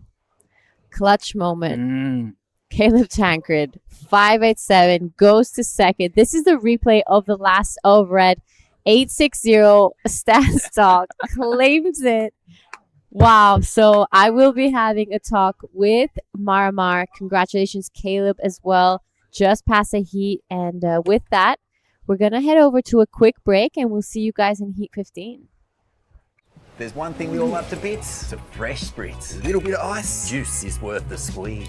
Now the magic elixir. Next up, a bit more citrus. Mint. Agave. Hey, that is incredible.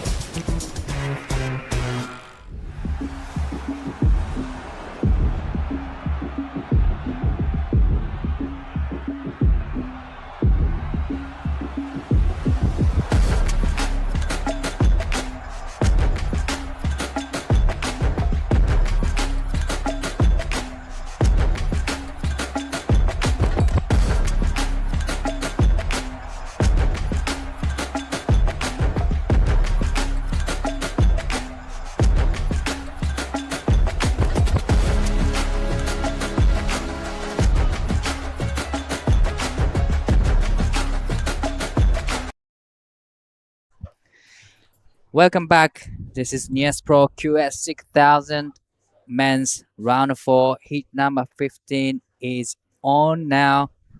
We have Made Ariana in red, Lennox Smith in blue, Yuma Nagasawa in white, Mike Clayton Brown in green. I'm Dai Wako here in the booth with True for live action. This is Alpha in blue in the tube. Whoa. Traveling the tube quite long time and comes out nice and clean and gets a bonus couple turns in. So this, what a start from Lennox Smith. Wow. Lennox going to town straight away. And what a way to start off Wow, the looks like heat. Oh my goodness. looks like a few waves coming to the indicators at the back. So hopefully we're about to see more sets rolling through for 3 other surfers here.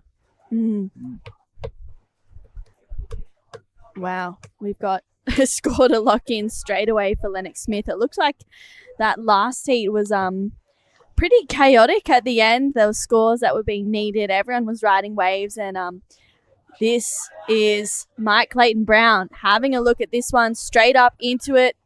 He's going to go to turns. Loads up for a big first carve. Eyes this section, brings it around again. Unfortunately, loses his footing. So Mikey gets out of that one and scores to lock in for both him and Lennox. Lennox's score starting to filter on through. It's a 5.5.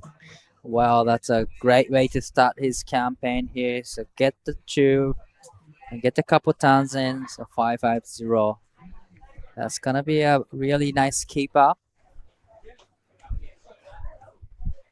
But you know, it happened in the last heat, but you never know until the last seconds. It's pretty crazy. I feel like that's happened so much today, Di. Like, we've seen so many heats where people have got the score in the last, like, seconds, minute, like 2 minutes. It's so crazy. Well, we got 5.5 for first for Mike Clayton. For first for Lennox Smith, 3.5 for Mike Clayton Brown. And now at the back, Yuma has first priority, and Paja Ariana has second priority out there. So we've seen Yuma surfing this morning, and he just scored 8.12 this morning with the 2 big belts on his backhand. So we'd love to see that again. Bring it on. 8.17. Yuma getting second in the Cruy Pro Junior. It was super exciting to watch him there. Lennox Smith is currently 8th on the Australian rankings at the moment, but it's Pajar who's 4th. Pajar Ariana in the red. He's 4th on the Asian rankings. Mike Clayton Brown, though, having a look at this inside one. Nice opening carve from the lad from Port Stephens. Gets a good second turn in there, driving through another one. And that was a good 3-turn combo. It'll back up that 3.5. And love that he's just catching a couple of waves straight away, because seems like it's been pretty slow. Yeah, it's I reckon it's good strategy to keep busy, get as many as you can out there, because sometimes in your heat it can get really quiet and really slow. So probably it's a good idea to get early start. So 6 minutes in, that's exactly what Mike Clayton Brown are doing here. So probably the second wave for Mike is gonna be a good number, but out the back looks like Yuma is having a look at this one. 長澤選手1本目のライディングになります。これはいい波になってきそうです。セットの波、大きなボトムターン、そして一発目大きなターンを入れてきますが、少し板が抜けてしまったように見えました。Well, that's the surfing we're wanting to see from Yuma Nagasawa. But I'm not able to get the finish. Bit of a paddle battle maybe going on right here. Mike Clayton Brown is trying to reach Yuma and get that 3rd priority, but I'm not too sure if he'll get there. There's a little bit of distance. Still a fair bit of time remaining in this heat. And the last wave for Mike comes in at a 4.50.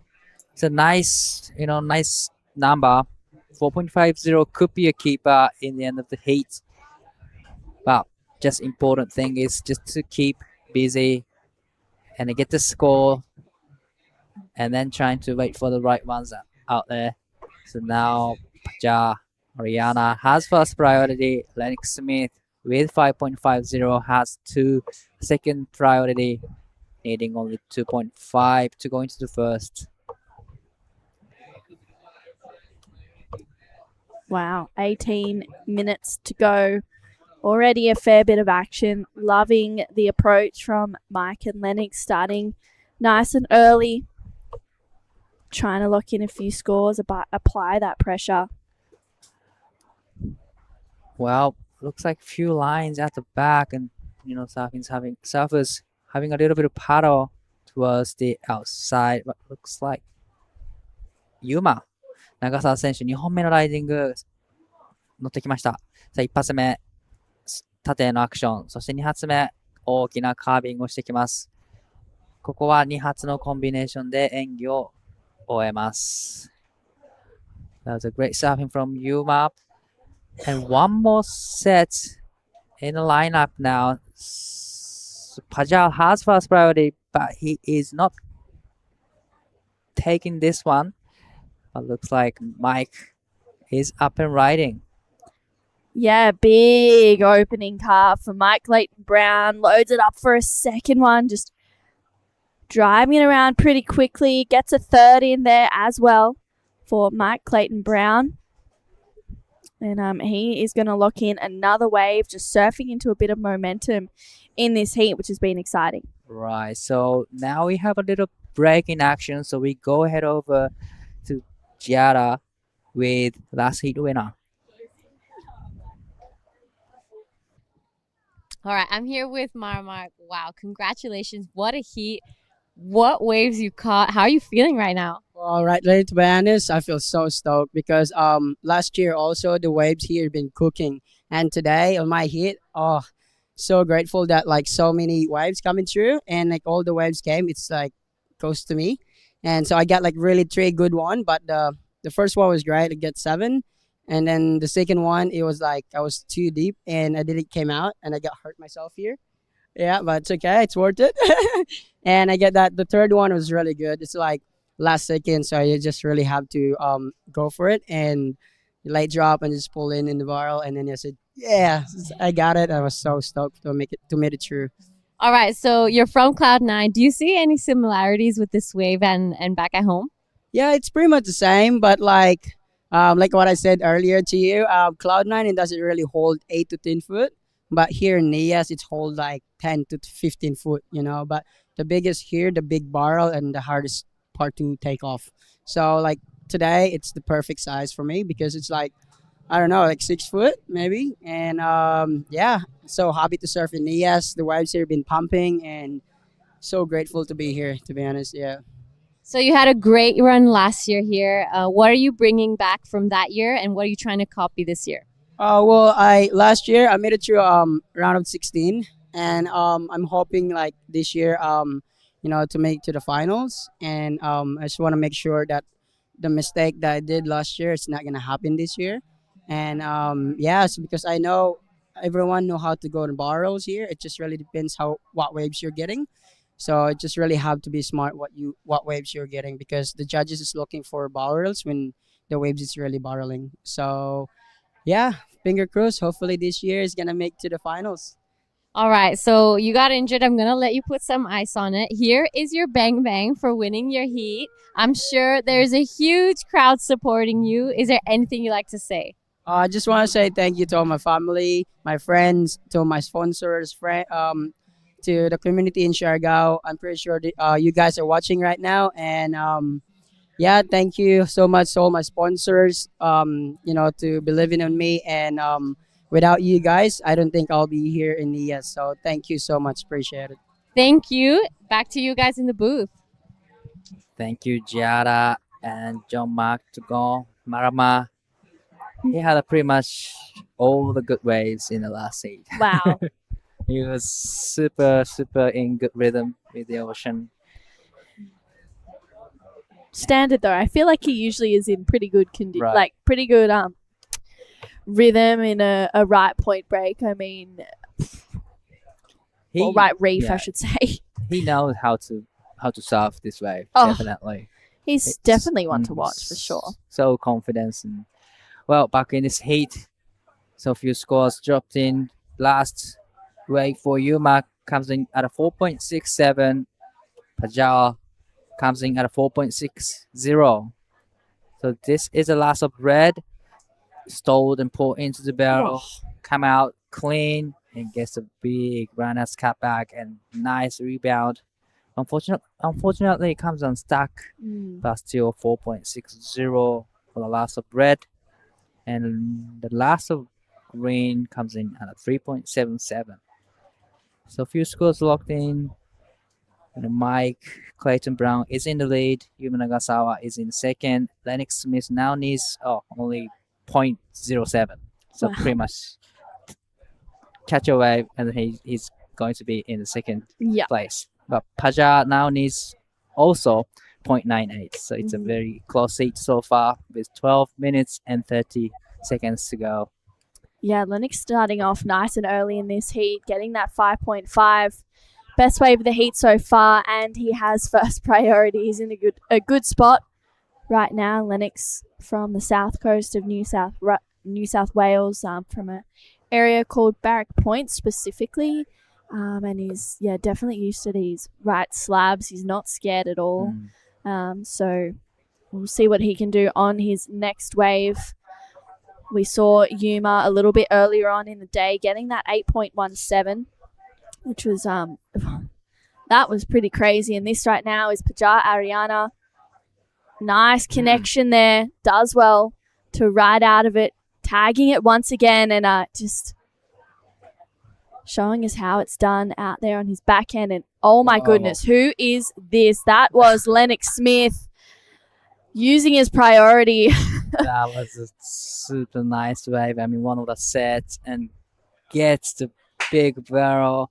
And out the back, 長澤選手、これはサイズのある波にテイクオフしてきました。大きなセクションに一発大きなサーブを入れてきました。そしてここからもう一回大きなボトムターンをして、少し緩慢なセクションになってしまいましたが、大きな一発、これはいいスコアになってきそうです。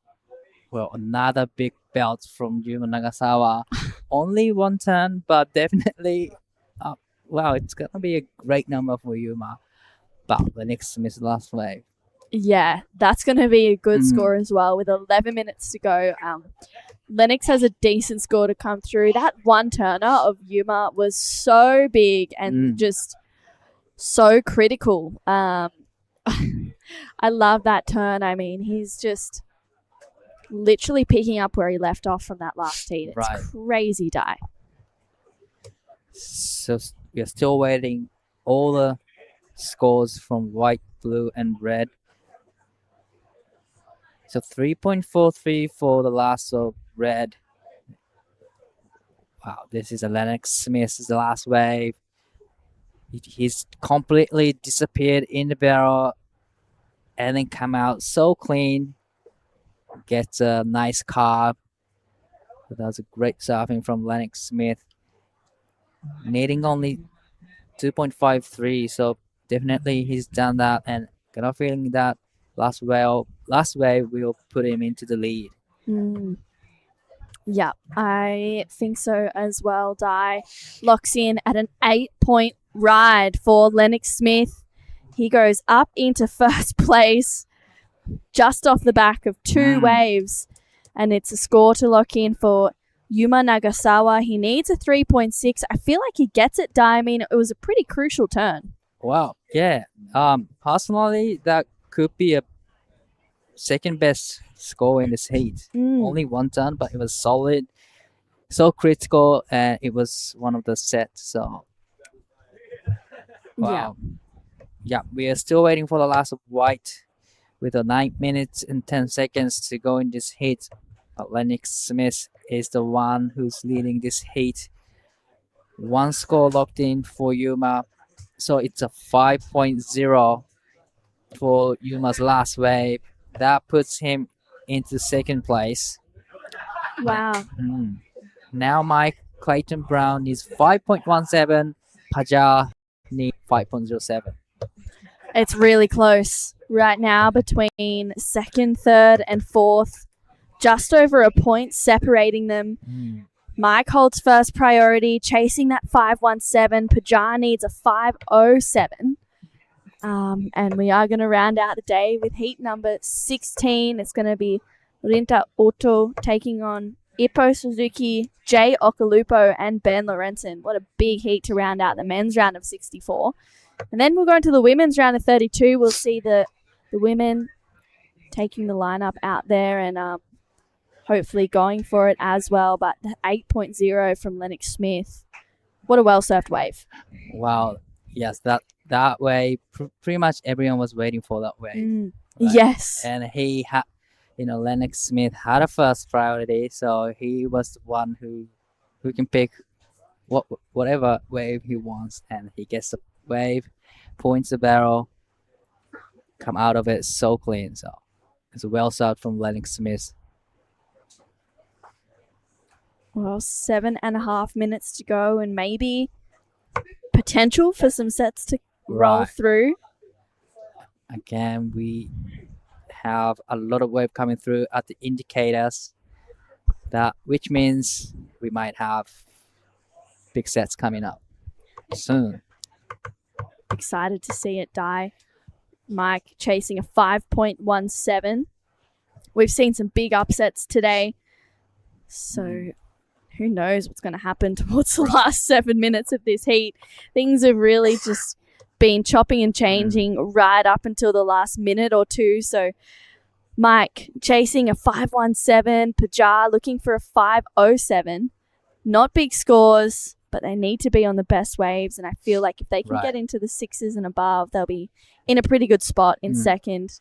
But with the likes of Yuma Nagasawa, he gets a 5 for basically one turn. Right. He does 2 of those, and we'll be seeing 8.17s like we did earlier this morning. 100%. So actually, Yuma hasn't got a good waves yet. So he only put 2 turns in on smaller one and gets one big turn on a set, but which didn't really offer too much for him after the big one turn. So he probably needs to be on the good wave to get up maybe mid 6 or mid 7s, or he could get his requirement doing 2 big hits. Yeah, I agree.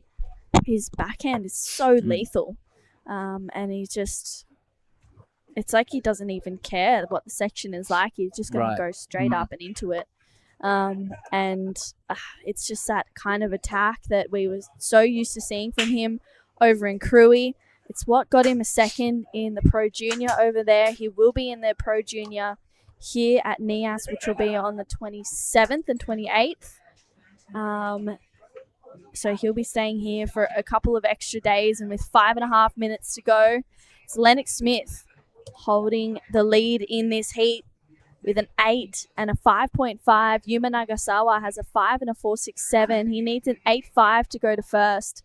Mikey Clayton Brown from Port Stephens chasing a 5.17, and Pajar looking for a 5.06. And let's take a look at this 8 once again from Lennox.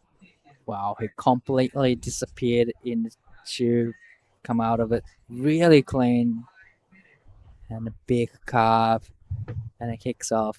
Wow, what a great performance from Lennox Smith. He, literally he waited for about 4 days to surf, this heat, and this is his first heat of Nias Pro, so he's having a great time out there. Probably, that set, you don't really get that set in a free surfing. So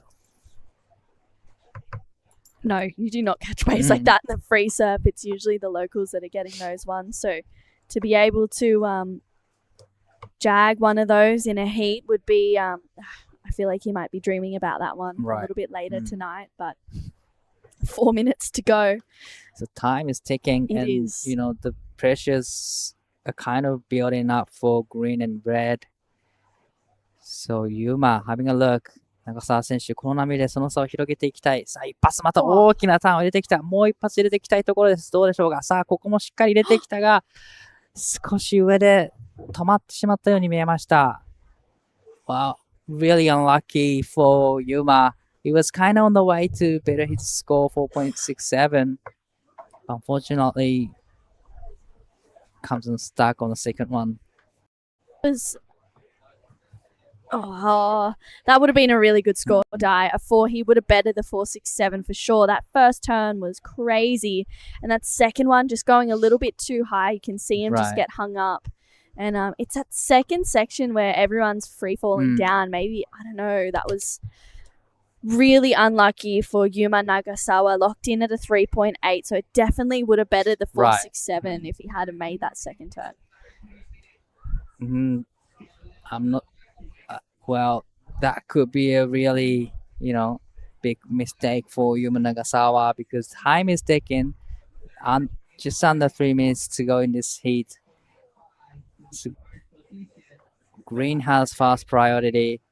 So pretty much he picks the next set and looks like a few lines out the back. But Pajar needs a wave, needs a score.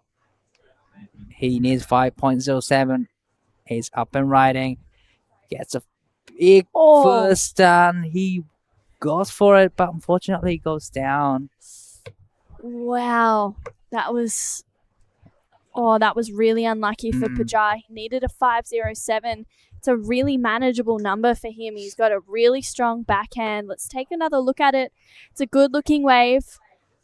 And just goes a little bit too hard on that first section and unfortunately goes down. This is Mike Clayton Brown, holds a priority, needs a 5.17, claims that he liked the feeling of it, driving through a hard carve and wow, gets that completion, a 5.17 and 長澤選手、チューブに入って、これもしっかり出てきました。そしてここで大きなカットバックをします。そしてもう一回入れずにここはキックアウト。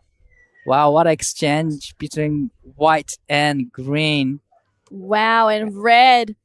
That is Pajar. He just doesn't come out of that one, unfortunately. Wow, big things happening in the last minute and 20 seconds of this heat die. Well, again, in the last minutes, we have a probably crucial exchange. Does your heart rate start elevating? Because mine does in these last 2 minutes. There's so many waves, and Yuma and Mike Clayton Brown, they've gone back to back to try and fight for second place. Okay, so now Mike needs 5.17 with that ride, and I think he gets that requirement. Yeah. But Yuma had a wave in a barrel and gets a cutback. Here's a replay of last of green. Nice clean tube ride and gets the carve. Okay, and then he needs 5.17. And now... He gets it. It's a 5.9 for Mike Clayton Brown. Yuma looking for a 5.41 on this wave. Ooh. Wow. Do we think he gets it with 25 seconds to go? Scores for Yuma Nagasawa to lock in, chasing a 5.41. Dai, this is going to be really close. Right, definitely it's going to be close. But I think Yuma's wave was kind of a little bit smaller than, Mike's, but this is Yuma Nagasawa. 長澤選手、ここで 5.41 が必要です。少し前に出てこれなかったか。ここで出てきたところで、少し緩慢になってしまいました。Wow, you could tell that he knew that last wave was not it, but we still have that previous one to lock in for Yuma Nagasawa of 5.41. The judges are going to really look at this one and dissect it. What do you think? I really don't know. I don't know. It's going to be close, I think. I mean... Yeah, I think the Mike's last wave will be better than Yuma's last wave because it was bigger. Yeah. Big tube, but few scores locked in. It's going to be close, needing 5.41. Wow. It's a flat 5 for Yuma Nagasawa. So unfortunately, not the score that he was looking for, but Lennox Smith just dominating that heat die. Right. So we'll be right back in the round of 64, heat number 16 after the bonsai break. Cow! Oh, mate. I just went for a drive. Surf is cooking, bruh! Wind's gone off his, swell's starting to pulse. You all fueled up? It's you and me, man. We're going to get cone today. Yeah, let's go, brother.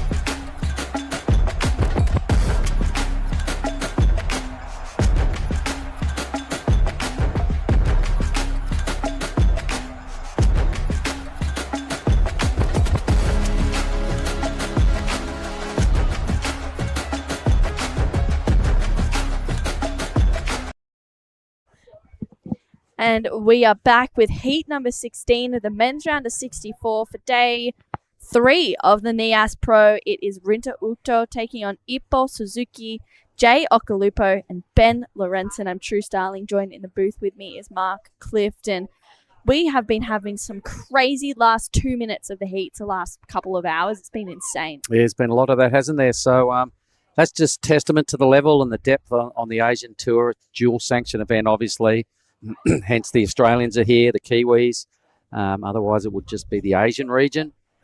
Japan, super strong. Indonesia, super strong. Philippines have got a couple of charges. We've seen some surfers come from Sri Lanka over the years and a few other venues. But this fella here, Ben Lorenzen, has been looking really good out in front. A sharp, goofy footer. When he gets a bit of room to move, he's just got this wicked high-speed backhand slash that just fits in so well. So watch this space. We'll see more of him as this heat unfolds. But I agree, this is another one of them heats. The last heat of the men's, the round of 64. So effectively our 19th heat of the day. 5 ladies heats on the format to finish off the Savo. Yeah, bring it on. I'm looking forward to seeing the women hitting the lineup out there for sure. That first heat is going to be Sarah Wakita, Taina Izquierdo, Lucy Dara, and also Ruby True. Wow, that is a really good heat for the women to start off for the women's round of 32. First to Ben Lorenzen, just a 0.77.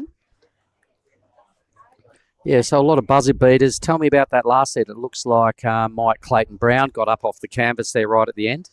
Yeah, he did. He got a 5.9. He was looking for a 5.17 and gets a score. Yuma Nagasawa was looking for a score but just didn't get it. This is Ippo Suzuki. Tucks in. Does he find some speed? He is so deep on this one. I don't think he makes it out of that one, but wow, it would have been crazy if he had. Well, you'd have to be Ryaru Ito to get out of something like that. A demon here last year on his backhand. Let's have a look at Ben again. He's deciding to stay with the tube option. This is looking much better for Ben. Indeed, he threads it now. This is the backhand I love. He's got such it's a die-for backhand when he gets the moves going. The tube was spicy. Loved it. So does he. That was sick. Well done there to Ben. So a huge advantage now in this heat with that completion. Great tube. Couple of hits. Judges will soak it up. Beautiful.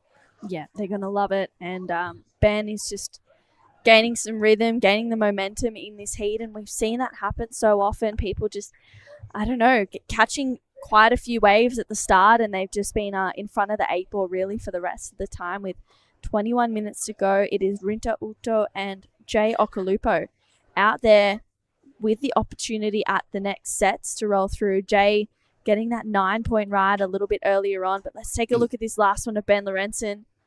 Tucks in, gets a cover, and goes up for a really strong backhand connection there. Ben is such a great backhand surfer, and you can see he loves that one. I love watching Ben on going right. 7.33 is what it looks in as. Perfect. It was such a good drone angle. You could really see him just pull up at exactly the right time to the right height on the wave to avoid the lip, and then just held that line and blasted off a couple of big hits as well. So that's what a 7.33 looks like at the start of Heat 16. Yeah, some big surfing in that last heat as well. It was Lennox Smith taking it out. He is down there with Daiwako.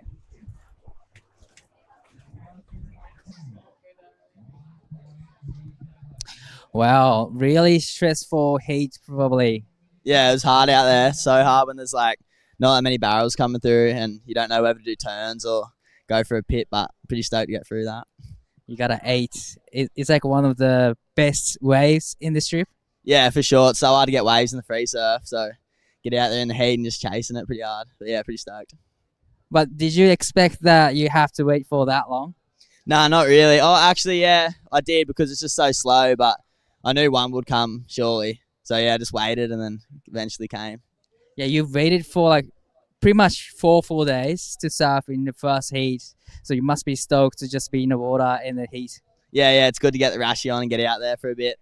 It's get pretty anxious sitting upstairs watching all day and waiting for your heat, but yeah, good to get out there. All right. Is there anything you like to say to your family or friends? Probably they're all watching your heat. Yeah, hello to the fam and everyone watching. Cheers for the support. All right. Good luck in the next round. And this is a tradition. Ben Ben. Cheers, mate. Thank you. Cheers. Thanks, Di, and thank you, Lennox. Lennox got a 5.5, backed it up with an 8, and that was pretty much all he had to do in that heat. Rode 2 waves. Yeah. Did it well. All right. So a big total there. Good work. Becomes a round of 32er, which we'll confirm the format tomorrow as to what rolls out. We might have some intel on that by the end of the day, but every now and then stuff's still going on up there, up the point. On the indicator, that's a little deeper than the indicator. It starts to wind down. This one maybe not going to hit the exact spot, but boy, oh boy, it looks pretty good. Still just a blistering hot day, perfect offshore, Lagundri Bay, Saraki Beach, doing its thing here. Glamorous conditions. I'm sure everyone's still pretty stoked they get an opportunity. And he goes, Jay Okalupo, opened with a 9 last time. What's he got here on his first wave? He ducks. He gets a nice thread going on. I'm loving what he's done so far. Good little bit of rail work. Now needs to get up there and tag it. He does. A full completion. So had a little bit of everything. Loved it. Yeah, that was a nice wave there from Jay Okalupo. Rinta, unfortunately, comes unstuck on that big one, but almost got there. But yeah, Jay gets a tube, backs it up with a 2-turn combo. Good way to start his heat. Yep. So everybody's off and racing now, some better than others. Ben Lorenzen will be pretty chuffed with his work. He's on the hunt as well. And I think that's a starter. Always let that one slide through. It obviously didn't have much wall to it. So Jay will have a good number. No doubt we'll get the Bonsoy replay again shortly, maybe from the judge's angle. Always good to see these waves twice because I believe it's going to be up there with one of the best numbers. I reckon it goes up there near Ben's. Yeah. Yeah, I agree, Mark. I think it'll be a good score. With just under 17 minutes to go in this heat. Jay has a number to lock in. Ben gets the best of it. A 7.33 so far. Let's take another look at the replay. Tucks in, disappears, comes out cleanly, and then that was really, really well served. I mean, these two sections here times it perfectly for that second connection and gets a little bit more critical, but it's a 5.17 is what it locks in as for Jay Okalupo. Good tube. I think he might have left a little bit hanging on his second move. He just left it right out there on the face. Put him in a good spot, though, for that third hit. But, geez, you wouldn't turn your nose up at a 5.17 in these conditions. Some of those absolute carryover into first and second placings. So a little bit of a pressure release there for Jay. Not the lofty heights he went to this morning.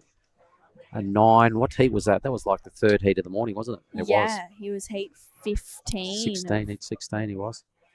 Pretty sure he was heat 16. Yeah, he was. Yep.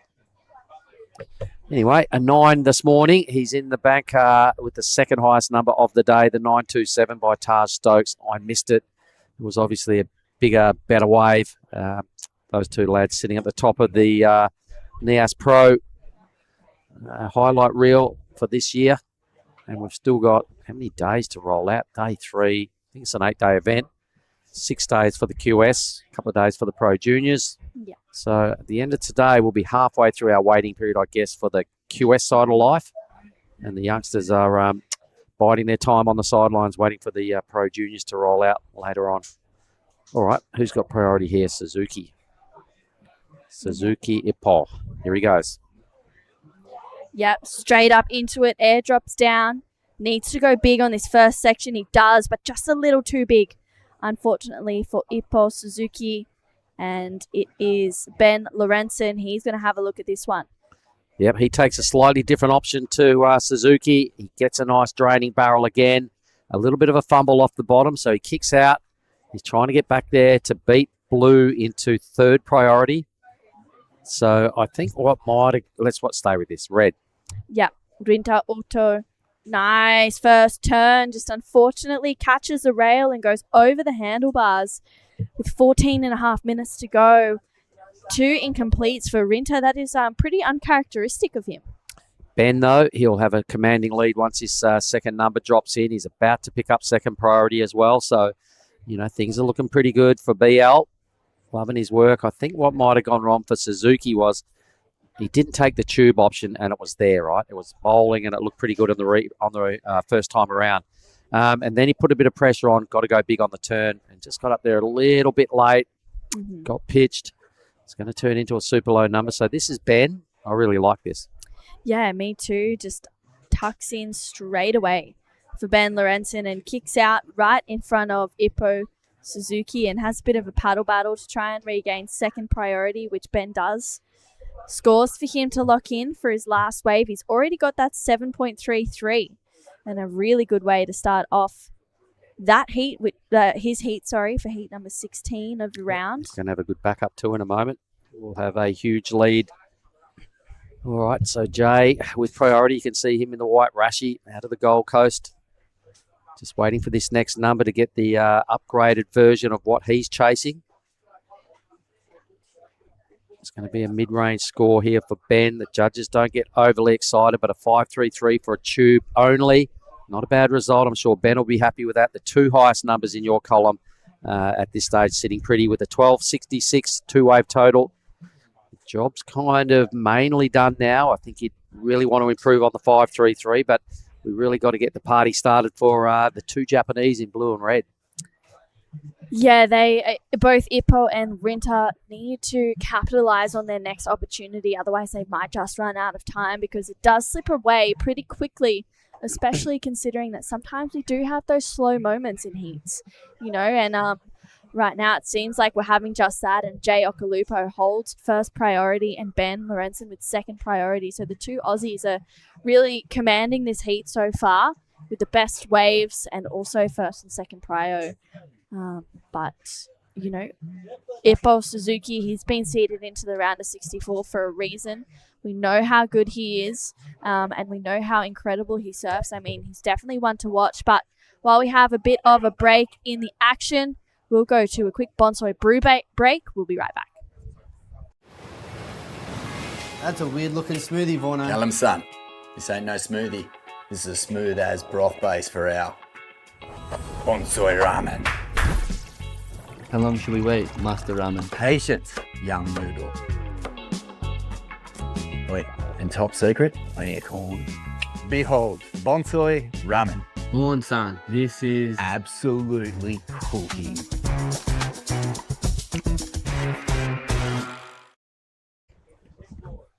Quick break and we're back. Yep. All right. So let's have a look at it, Ben. Not much has gone on. I think Rinta might have picked up a little wave in between. It was a non-event there for Uto Rinta in the red. But I have noticed someone's taken on the indicator, so we can see in the background when we get back to the drone footage, there is a contender up there on some pretty dry reef. See, we're probably right about high tide for the day now. Coming up a little bit more. I think it comes up till about 4 o'clock and then starts dropping. So we can see someone up there in the background. It's 3:30 here in Nias time, everybody. It is an hour behind Bali, an hour behind West Oz time. Rinta regroups. He paddles back out. He's got 3 attempts for nothing even hitting the heights of 1 point. So 10.5 to go. He's really going to have to tee off on his next couple of rides because Ben and Jay, the Aussies, have really capitalised on every single opportunity. Well, let's have a look at blue right here. Ippo having a really good look at this one, up and into it on his backhand. Wants to go big, gets that first turn. Free falls down and just a one turn there for Ippo, so he'll get back out the back. Really? Just finding it hard to connect with the good ones out there, Mark. Yeah, that was a really flat-looking wave, and he identified that. His first turn had almost no bowl. You only get a couple of chances to impress the judges. 2 big hits has been a lot of the work needed to get some numbers, and if your first one's not right, you might as well get off. So a 2.37 drops in for that effort. So wisely just deciding to get back out there. Utilise these back 10 minutes a little better. We are watching our last heat of men's business for the day. The women's come up next. Would you like to have a little look through the draw here, True, and see who some of the standouts are in these 5 formatted heats for the ladies? Yeah, they're all pretty big. Wow. Well, we're going to see the bonsai leader of the Bonsai Asia Super Series be out there in heat number 2. That's Rita Suzuki. She's going to take on Holly Williams, Kira Buckpitt, and Gia Lorenzen. That's going to be a big heat, I think, heat number 2. They all look like really, really good heats, Mark. There's not really one that I can put down to being the best one. I feel like the standard of women's surfing is pretty incredible at the moment. I think they're all going to be good to watch. It's come a long way, hasn't it? A couple of years ago, Philippa Anderson won out here. On the same year that Rio Wider won, it was barreling. She got pitted off her head. She knows how to get it done out here. She's coming up in heat 5, which will be the last heat of the day. So for all the Novocastrians, the Aussies down there, one of the big players is coming up to do her first heat. So, of course, our full-seated surfers will feature in that round. But here is Lorenzen again. He loves a backhand barrel. Look at him go. He's got a good line on this thing. Of course, he comes out. It's a bigger wave, a heavy grind now, and a bonus third section, but it just clips him. The work was already done. He'll be in for another solid number. Yeah, out behind him, Jay Okalupo stalling to get in the tube. He comes out as well. It's just back-to-back surfing for the Australians. Jay kicks out right by Ben. We might get a bit of a paddle battle going on right now. Aussie. Look at the boys go. Who's stronger? Who's got the better paddling technique? If they get back at exactly the same time, green will gain priority over white because white rode the very last wave. Is kind of how things work. Unless they deem white gets there first at this stage. Lorenz is probably huffing and puffing. He's going, oh, you know what, all yours. I'll take fourth priority. It's probably how it's going to play out here. It's so hard to do that. You've just ridden a wave. The water is steaming hot, everybody. The rash is on. It's like wearing a wetsuit in these conditions. It makes you even hotter. So I'm sure Jay's about there. He goes. He picks up third priority. So Ben says, righto, mate, I'm still leading, so catch me if you can. Jay's got a score to come, so that'll be good for him. That'll extend put some distance between him and the two Japanese. We've got our Soul Surfer up there biding their time up at the indicator as well. I'm really looking forward to seeing if that surfer can get a little bit of cover. Wow, this last wave was Ben. Yeah, good tube. Got a great tube riding technique, hey. Didn't get that right, but I mean, so what? That was a big barrel out the back with a carve down, and here is the replay of Jay again. Yeah, Jay stalling to get in this one. Finds a good bit of cover there as well. He looks so comfortable in the tube and gets a good carve as well there for Jay Okalupo. It's going to be a good backup score for him. Ben's number is starting to look pretty strong as it locks in. He gets a 7.0 for Ben Lorenzen and scores to come through as well for Jay Okalupo. I think Ben's still just, he's getting more depth. I'd love to see Jay's from the front on. I can't really say that till we see Jay. From the judge's view, it looked good. He did a great job, dragged his backhand a couple of times to stay as deep as he could for as long as possible. Obviously, the judges love seeing the tube, so you've got to milk it for all it's worth. Here goes our surfer in red, Uto Rinta. Yep. Goes to turns on this wave. Big gouge in the pocket. Gets another one in there. Needs to go a little bit more critical, but I tell you what, they were two pretty strong turns otherwise for Rinta. He is looking for a 4.31 at this stage, but we're still waiting on this last score of Jay Okalupo to lock in with 5.5 minutes to go. Yep, Jay wants the number 2. He wants to know where he's coming, what he needs. The time is down to 5 minutes. It's crucial that the beach announcer gets this out to him right now. So Jay's getting some input. Yep, Rinta will no doubt be chasing a substantial number because that was pretty tidy work by Jay. Yeah. So, yeah, the 4.31 is fake news on the right-hand side of the screen. Here we go. This is Ippo Suzuki. Pulls straight in. Finds an exit as well. That's a good-looking wave for Ippo. He just pulls through the back of that one. A 4.43 for this last wave of Rinta Uto. It locks in a 5.6 for Jay Okalupo. That's his best wave of the heat so far. So Rinta is looking for a 6.34 and Ippo chasing an 8.4. Ippo still has a score to lock in though, Mark, with 4.5 minutes. All right. That'll be that last effort. Got a barrel. Didn't like the rail he had dug in for any sort of manoeuvre, so kicking straight out, maybe realising he's going to have to get back out there and roll the dice again. So an 8.4 off one number is pretty big ask, but a 10.77 two-wave total is, if he can do it, this is it. It's a pretty good tube. Tucked his head, got the cover, came out. Now, I'm sure he wanted to move here, but it didn't come off. He decided to just get the hell out of there and investigate the peak again. So he moves into third. He needs a 6.04 at this stage, so it's much better reading than the last requirement. And here he goes again. Yeah, gets that first backhand snap a little bit late to the party for the second one. Unfortunately goes down, but chasing a 6.04, he might need a bigger wave than that to challenge for that score. Or a long barrel, really. Okay, so the stage is set. Ben Lorenzen, geez, he's really showing us some fine backhand tube riding style. I know he's got better turns on offer than what he's shown during this heat, but when you're picking the waves like he is and you're throwing away even another number that's a low 5, he's really got the 3 of the 4 best scores in this matchup in the green column. So Ben Lorenzen doing it all his own way out there for a 14.33 total. Big number there on the in the green column. Occhilupo's done enough to kind of have a convincing hold on second, although he would like to upgrade his 5.17. He's got priority, so he can just run down the clock here and just pick the eyes out of these last 3 minutes. Ben doesn't have to do much. He's got pretty much 1 foot in the round of 32. It'll take a big ass to delete him. So I love him, Ben. He's a nice fella too, isn't he? When you talk to him, he's just good Aussie bloke. Yeah, he's probably got Zeb or maybe Taj Stokes out there as his caddy for this heat. I know that he's traveling there with them as well as his sister Gia Lorenzen, who we are going to see in heat number 2 of the women's round of 32, which is going to be coming up very shortly.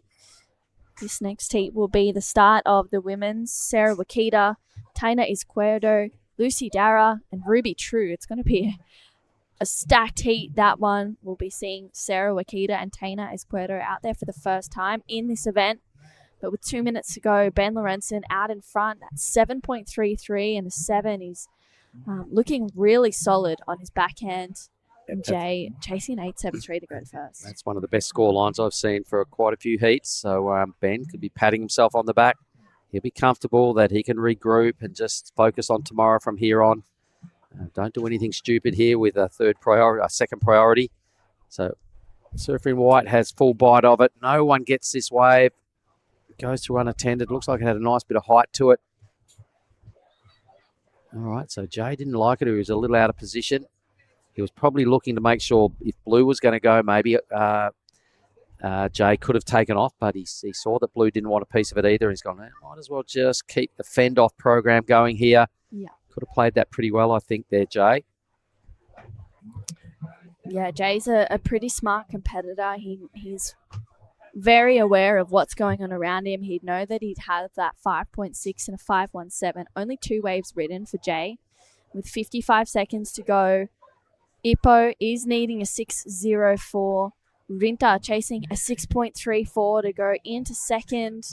First seems pretty locked away right now. Seems like Benny will move on through if he doesn't make any mistakes towards the end of this one. This is Ippo Suzuki chasing a 6.04.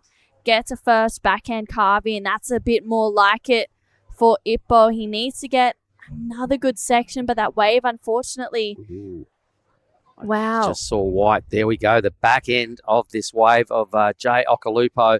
It was a bigger wave. He was straight in the pit off the takeoff. Trust me, we only saw maybe half of that tube. It was really well. He goes, Ben.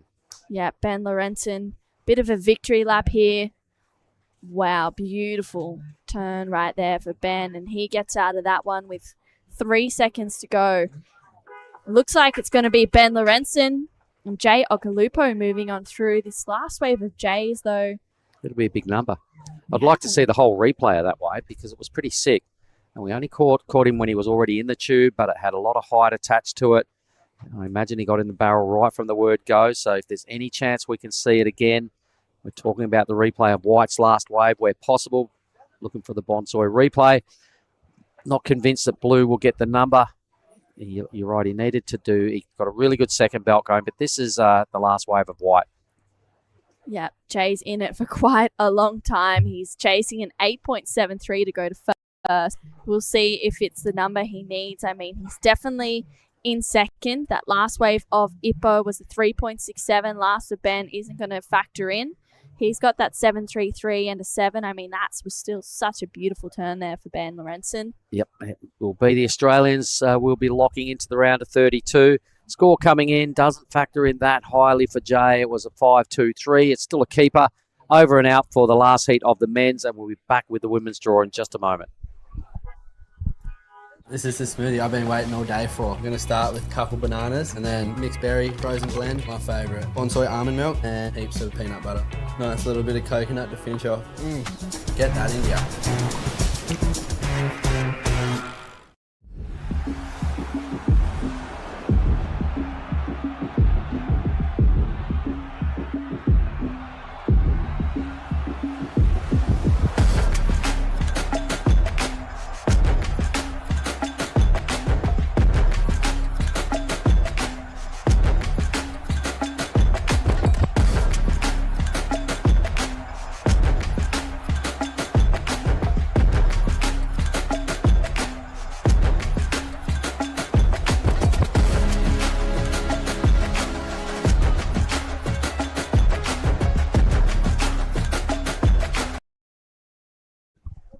All right, ladies, action at the point for the next 5 heats. So we've got about 2 hours of action coming at us to round out day 3.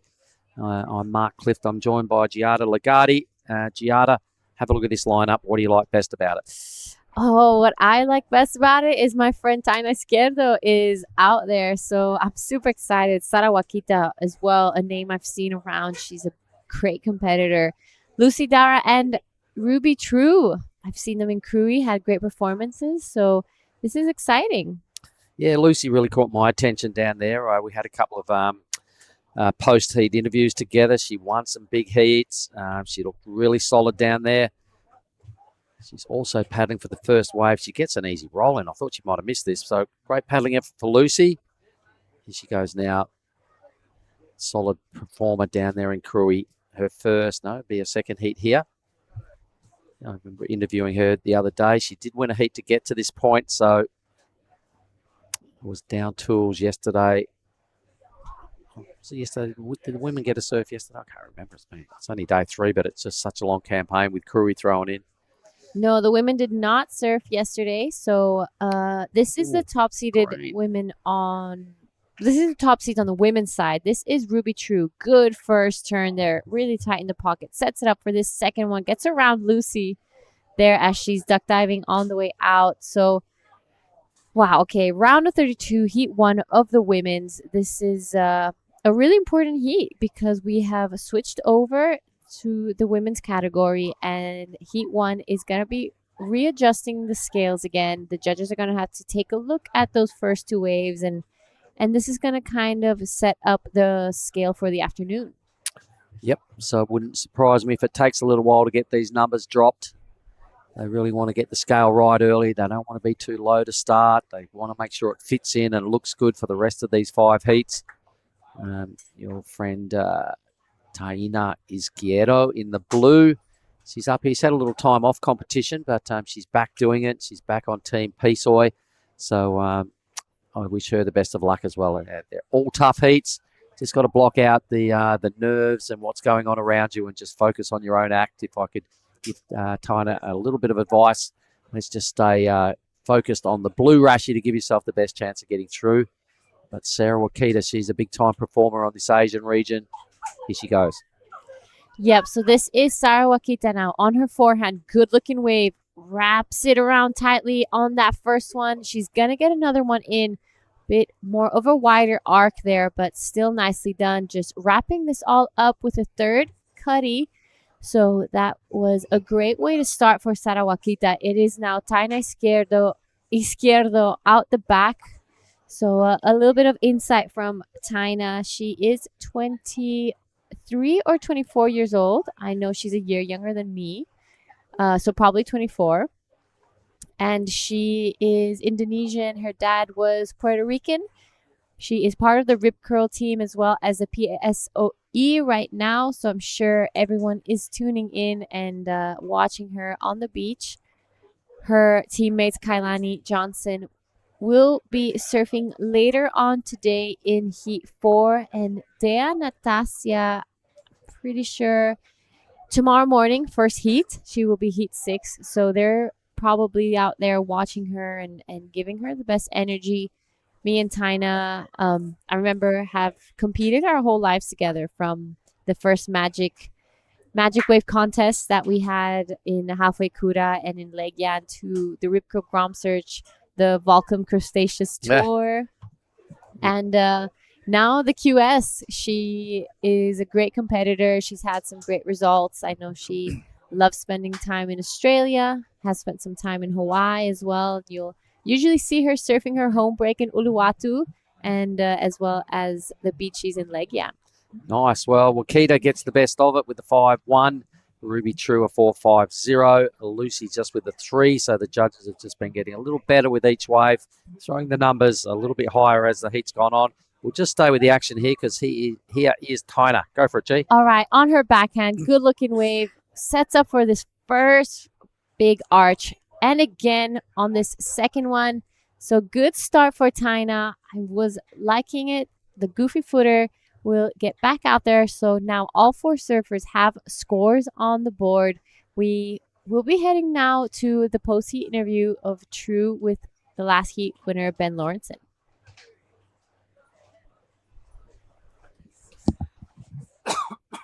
Ben, an incredible win there, a 7.33 and a 7. It looked really fun. That was the funnest heat ever.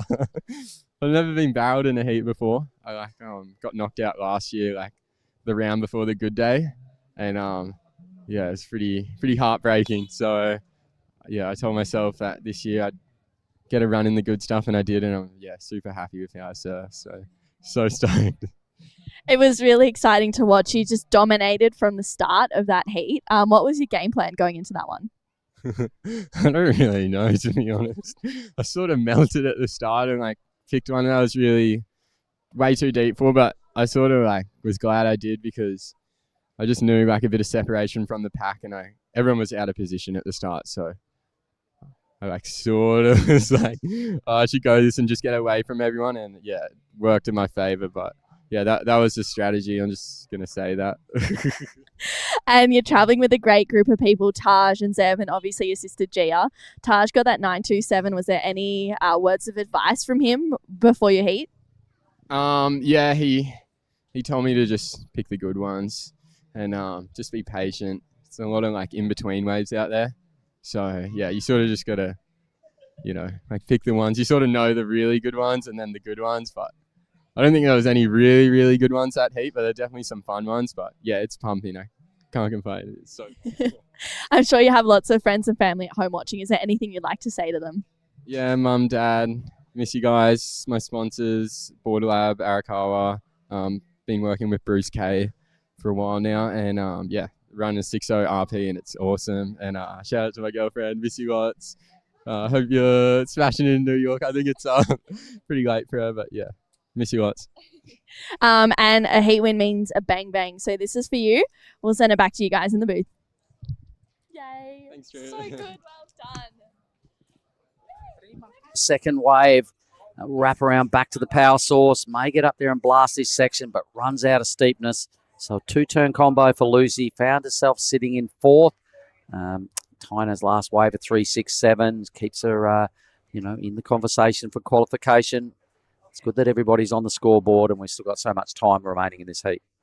Yeah, I really love that first turn from Lucy Dara on that wave. It was in the critical part of it and really blast that lip. So I think it's going to be a pretty good score. It is Sara Wakita with the better of the exchange of 5.10. Sara is a surfer from Japan, but the Wakita name is pretty well known around the North Shore. Her dad is considered a bit of a charger and pretty respected out there. So they used to live out in Hawaii, but they have recently moved back to Japan. So a name to keep an eye on, Sara Wakita, still young and such a fierce competitor. A bit of an all-rounded surfer. I know she's not afraid when it gets big, and she really, really has a great style. All right, well, someone else I reckon coming up to watch out for in Heat 3 is Ann Dos Santos out of Brazil. Cool customer, great performer. When waves get barreling and start doing their stuff. Caught my attention here a few years ago when I think she got a 10 or a high 9 or something when it was a crazy day, and just got the meanest backhand tube ride. So she's fearless, and she'll be coming up in Heat 3. So I think as some of the other names I just looked through, there's a bunch of them, but for me, I just identified that name because I love what Ann does, and she just there's no ego attached to and she just cruises around. She's happy to just slip under the guard and just let her surfing do the talking. So I think in Heat 3, everybody watch out for Andos Santos because it's barreling out there. Yep, that's exactly right. Ani is known for her barrel riding. She has dropped some pretty good clips with O'Neill. I think she had a couple episodes on the Maps to Nowhere. We had a trip with her the first year they had an international contest in Afulu. She had come with us right after Cruy, and we were down there. She was filming some clips with her filmer Shannon, I think her name is. So I'll get back to that. This is a replay of Lucy Dara's last wave. Comes in at a 5.60, so the judges really liking those first two turns on that wave. Yep, right in the pocket on a first turn. Got to be thinking where a majority of those points came from. Had a good read on it, picked a good wave, but there seems to be some motion in the ocean, everybody. We've even got a contender out there on the keyhole, on the indicator. But more importantly, a good wave rides through. Two people take off, one up on the top of the point and one down here right in front of the drone. Oh. So let's just see if we can stick with the stuff that's going on out there at the indicator because someone is well slotted. And our flight operator, Ryan Williams, said if somebody gets one from up there, I'm going to film it. And he did. For your benefit, everybody, here's Sarah. All right, Sarah Wakita now on her forehand. She kind of looks for the barrel, decides the better of it, and goes to this big first blast here. Gonna set it up again, wraps it around. So good stuff. She's gonna be backing up that 5.10 pretty nicely. One more arch there just to tie this one up. I think right behind her is Taina Izquierdo. Unfortunately, just falls off on that one, looking like it was a bit of a foamy wave. So some scores to come through for surfers in red and blue. Yeah, and being so late on day 3 and waiting this long for your first heat and watching all these heats go on today, you got to feel a little bit for Taina because I imagine she's got a bunch of nerves under the bonnet. She's fallen on her first couple of waves, so not ideal start here for the surfer in blue. So she's going to have to dig deep. If you could get in her brain right now, what messages would you give her? Honestly, I would tell her just to relax and take a couple deep breaths. All she has to really do is surf and get two good ones. She's used to the imperfection. She knows how to pick the good ones. So I would just tell her to just trust her surfing. Finish your next wave would be a good option. Right out in the channel, get a couple of good belts going on. Lucy Dara got that exact motion for a 5.6 on her last wave. So let's see what the goofy footer out of Australia can bring this time. There's another one of those hits. It's looking a lot like her last ride, which is good news for her. Even that second move looks very similar to the 5.6 on another set. She doesn't get a third turn. It doesn't matter. Two really good turns with a fair bit of height attached to that wave. I reckon she's in for another number very similar. Straight to the lead for me.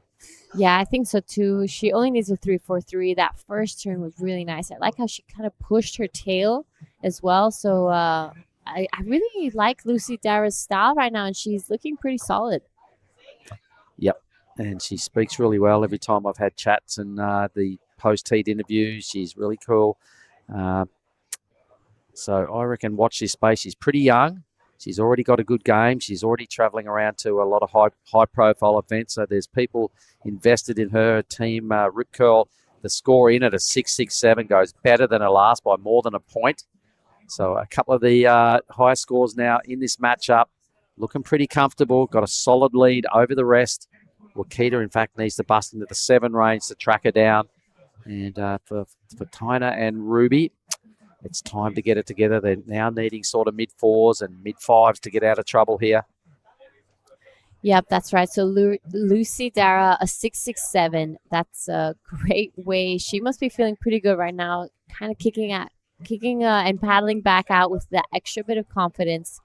7.17 is a big requirement. So just 10.5 left. That's a pretty good position to be in, Lucy. Well, this is one of those cases where she's in the perfect rhythm. She's always seems to be finding a set, got priority at the right time. So ticking, good parts of being a good contest surfer are going her way at this stage. So she doesn't really have to do much more. Look at this wave. It's just such a it's like it's also an easy wave to surf. It's not running off at a rapid pace. It's not fully top to bottom, so she does fit in the moves really easily, gets the job done, and there is a 6.67. Yeah, picking the good waves is part of, the main reason she's sitting on 12 and a bit points, I reckon. Yeah, that's a huge factor today, and we are going to be watching Ruby True on a smaller looking wave, but she gets tight into the pocket, upside down again on that one. So that's a good wave from Ruby True. Wants to back up that 4-5. Another 4-5 is her requirement, and I think that's I reckon that's it. Yeah, it me was too. Pretty good, She put a bit of spice onto those turns. She didn't just tap it. She really got a bit of back foot into both the moves.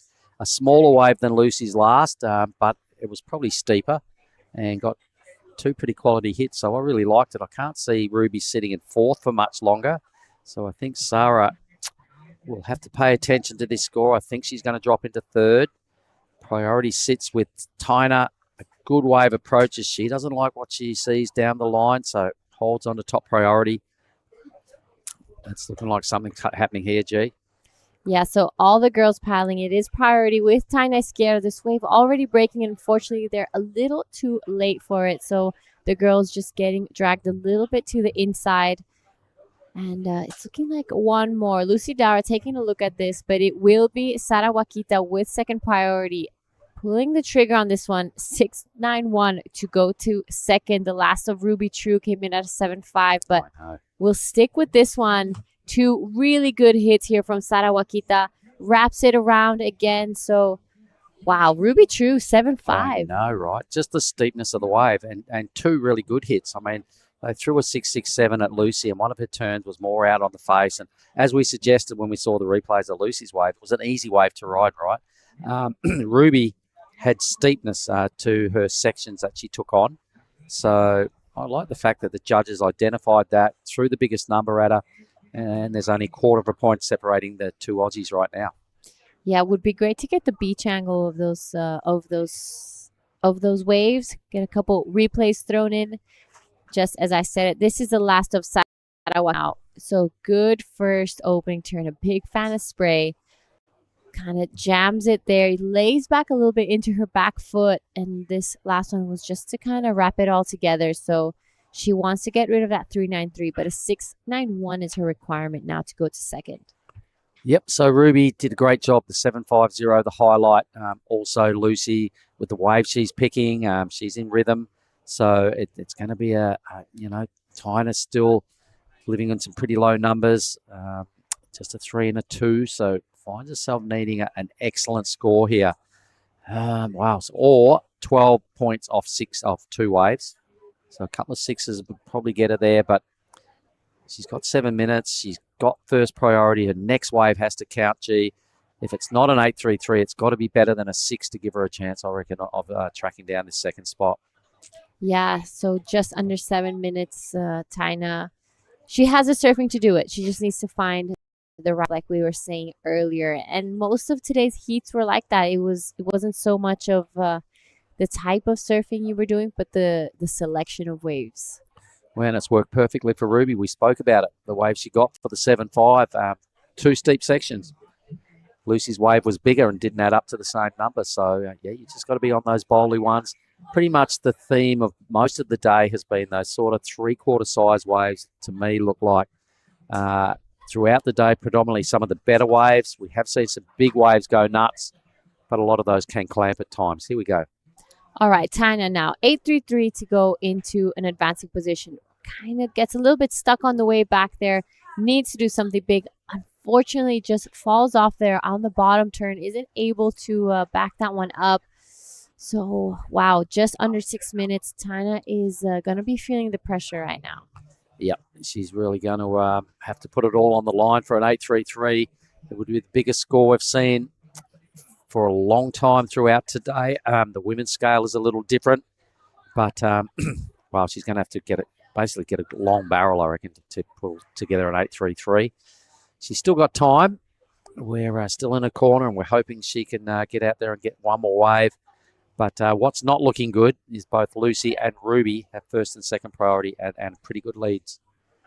Yep, that's right. So now Ruby with second priority, at the end, you want to win. And I know she's probably thinking right now that she wants to get rid of that 4-5 and get herself into first to just make sure she has that 1 foot into the round of 16s. And it's already a pretty good result for someone so young. How old is Ruby? I'm not sure, but she looks young. Yep, it is. There's also a pro junior division we're about to get to at some point. There's the 750. Thanks for the Bonsoy replay team. It's just the steepness of that wave. Just put a board right in the pocket. Oh, someone up there on the indicator again, if you don't mind. Riser. Let's stay with this. Look at this dude. Oh. A little fade down, tuck up again. I think that might be Dylan again. It was him yesterday. I was about to say, I wouldn't be surprised if that's still in right now. All right. Anyway, back to the women's business on the point. Saraki Beach. The main point there is a bomb coming. Look at this. Priority sits with Lucy. She's kicking and thrashing, trying to get out to the ideal optimal takeoff spot. Does she have a good backhand tube riding? Because this thing's going to barrel, I reckon. Here we go, G. Yep. So Lucy Dara now wants to get rid of that 5-6. Good first opening turn there for her. And the wave's just not giving too much to work with on the inside. So I don't think she'll be upgrading on her scoreline, but she did keep the other girls off that wave. Tina. Finish this thing. Come on, you. Oops. Well, nice recovery. Got to do it again. She belts it. Good stuff. This is going to really help her campaign. It'll help her confidence. 3.5 minutes to go is a little bit of an issue, but that will be her better score, I reckon, G. So she won't be chasing an 8.33 anymore. I'm glad that she took it on a second time and got her best turn out of this whole heat on her second move on that wave. It was pretty good. Yeah, I'm stoked that she is finding her rhythm a little bit on this heat. A little bit late in, but that is gonna be a solid score. She's gonna get back into this heat. It's gonna chip away at the requirement right now. So an 8.33 is big. We'll see what the judges think of that last one. Her first turn, she kind of bogged her rail a little bit on the way down, but she managed good to... recovery. Yeah, she recovered nicely, and that second one was really good. So I think, she won't need the 8.33 anymore. I think she'll need something more like a 7 or maybe just over 7 points. So the judges are having probably another replay at it. The first turn wasn't super convincing, but the second one was. She hit the lip. Here it is again. Take us through this, G. Yeah, so this is the first turn we were talking about. She got it nicely, almost falls backwards on that one, but this second one was much nicer in the pocket. She had a good amount of spray come out the back, so you're right. It's going to lower the requirement. A 4.67 was her last wave. Now, a 7.34 is what she needs with just over 2 minutes remaining. It is, though, Ruby True and Sara Wakita with first and second priority. So it's looking tough, but we've seen it a few times today. People getting the scores they need under priority. If she gets out there in time, she could give herself a chance to get back into this heat. Right on. Going to have to be a bit more confident with what she does. If she gets another wave, we're under 2 minutes, so it's looking a little bit dodgy. As we can see, Ruby True, who is in second spot, will block and take any good wave. It is her neck that is on the chopping block when you're in second. So Red is deep, and she gets a crack at it. She's way too deep, though. So the other girls just let her go, identifying that she's probably going to run into a closeout. So nice work there by Ruby. She could have taken this wave off her. Opts to just hold on to the priority and second. So now there's the Aussies again. First and second priority. They've played it well right from the word go. They've kind of really snuffed out any sort of big challenge from Sarah. And Tina got better as the heat went on. She's just going to run out of time here.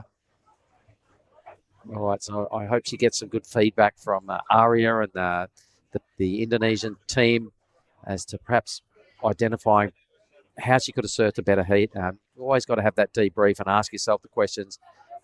What didn't you do so well? What could you have done a little better? And what are you going to do next time to make yourself stronger? Yeah, that's right. And, I mean, it's a bit of a shame. I know how hard they've been working, and I know Tina's really been putting the time in. This right now, Ruby True wants to get rid of that 4-5. Good first opening turn there. Sets it up again, and wow, she is looking sharp. 4.77 is her requirement. She's going straight to first. 100%. That was so sick. Two really top to bottom smashes, We know that Tyna's a better surfer than she showed in this heat. Just looking at what Green did there, if you could take a little leaf and a little bit of a learning curve for Tyna, stuff like that is very impressive. Just confident surfing, no downtime, lots of rail involved in steep sections. We'll stand by for the number of Ruby True that the Aussies will be going through. This will be a good angle of this. So in the pocket right there, and loving this second hit as well. A lot of spray, pocket surfing there. She got a 7.5 for her other steep wave. I think this number's going to be in the neighbourhood. Either way, I'm betting that Ruby goes into first.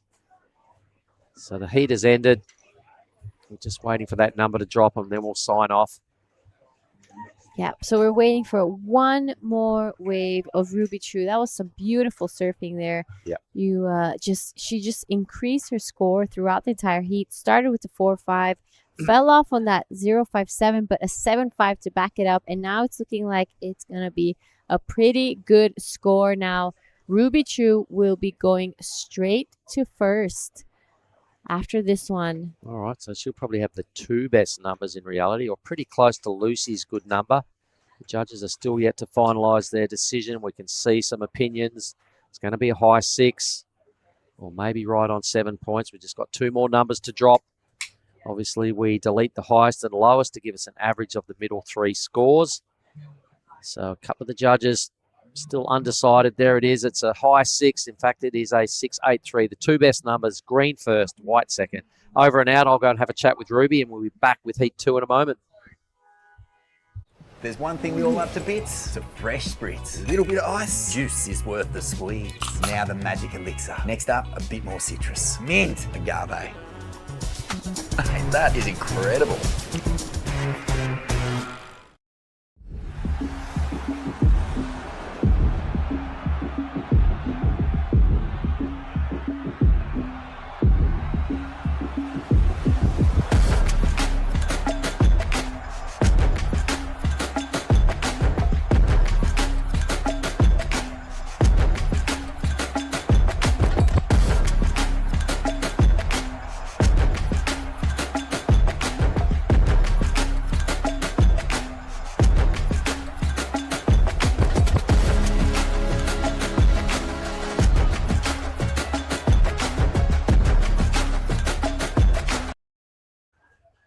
All right, guys, welcome back to the Nias Pro QS 6000. We have moved on to the women's. This is the round of 32, Heat 2. I'm Jara Legati, and I want to welcome back into the booth Dai Wako. I'm back, yes. So this is round of 32, women heat number 2. Okay, give us a little rundown of who's in here, but before you do, we want to give a little heads up. Rita Suzuki is in the yellow jersey right now in the Asia Super Series, in the Bonsai Asia Super Series, which is a brand new twist in the Asia Regional Qualifying Series, where the number 1 surfer in the Asia Regional ranking is gonna be wearing the Bonsai Asia Super Series jersey. So you're going to be seeing her right now, Rita Suzuki, in the yellow. So she is currently number 1 in the Asian rankings. And at the end of the last QS 6000, the number 1 ranked Asian surfer will be taking home $5,000. That's a lot of bonus for the Asian surfers, but definitely such a great opportunities for Asian QS surfers to get those series on, and potentially to get the bonus in the end of the season. Yep. So right now we are in Nias, but after this we will be heading on to Korea in the wave pool. So the yellow jersey drama will be continued, and it doesn't end so quickly. So Rita Suzuki shouldn't get too comfortable if she wants to get that grand prize. Definitely, she wants to get this first round, and definitely she wants to keep that Bonsai leader jersey on in Korea event as well. Looks like a few lines out the back. So in this heat, besides Rita, she will go up against Holly Williams, Kira Buckpit and Gia Lawrenson. So it's a great matchup right now. Just 21:40 on the clock. We see China Scared unfortunately bowing out early in this round of 32, but Ruby True and Lucy Dara, great surfing there. Ooh, so Oh, that's a Gia Lawrenson pull into barrel, but a little bit time it wrong and hit the lip on her actually. And this is looks like Risa is having a look at this one. Decided to not to go on that one. So 25 minutes to go in this heat. Yep, so a quick 0.83 for Gia Lawrenson. Now behind her is Holly Williams. Taking a look at this one. Good first turn there to set it up. She's gonna go again, and that was a little bit better. Had a bit more open face to it. She hit it a little tighter in the pocket, so that's gonna be the best ride for now. Holly Williams had a pretty good run in Krui. I know last year in Krui she got semifinals. So those are some great results. Wow, big sets coming through the lineup. This is Keira up and riding with just a quick in and out.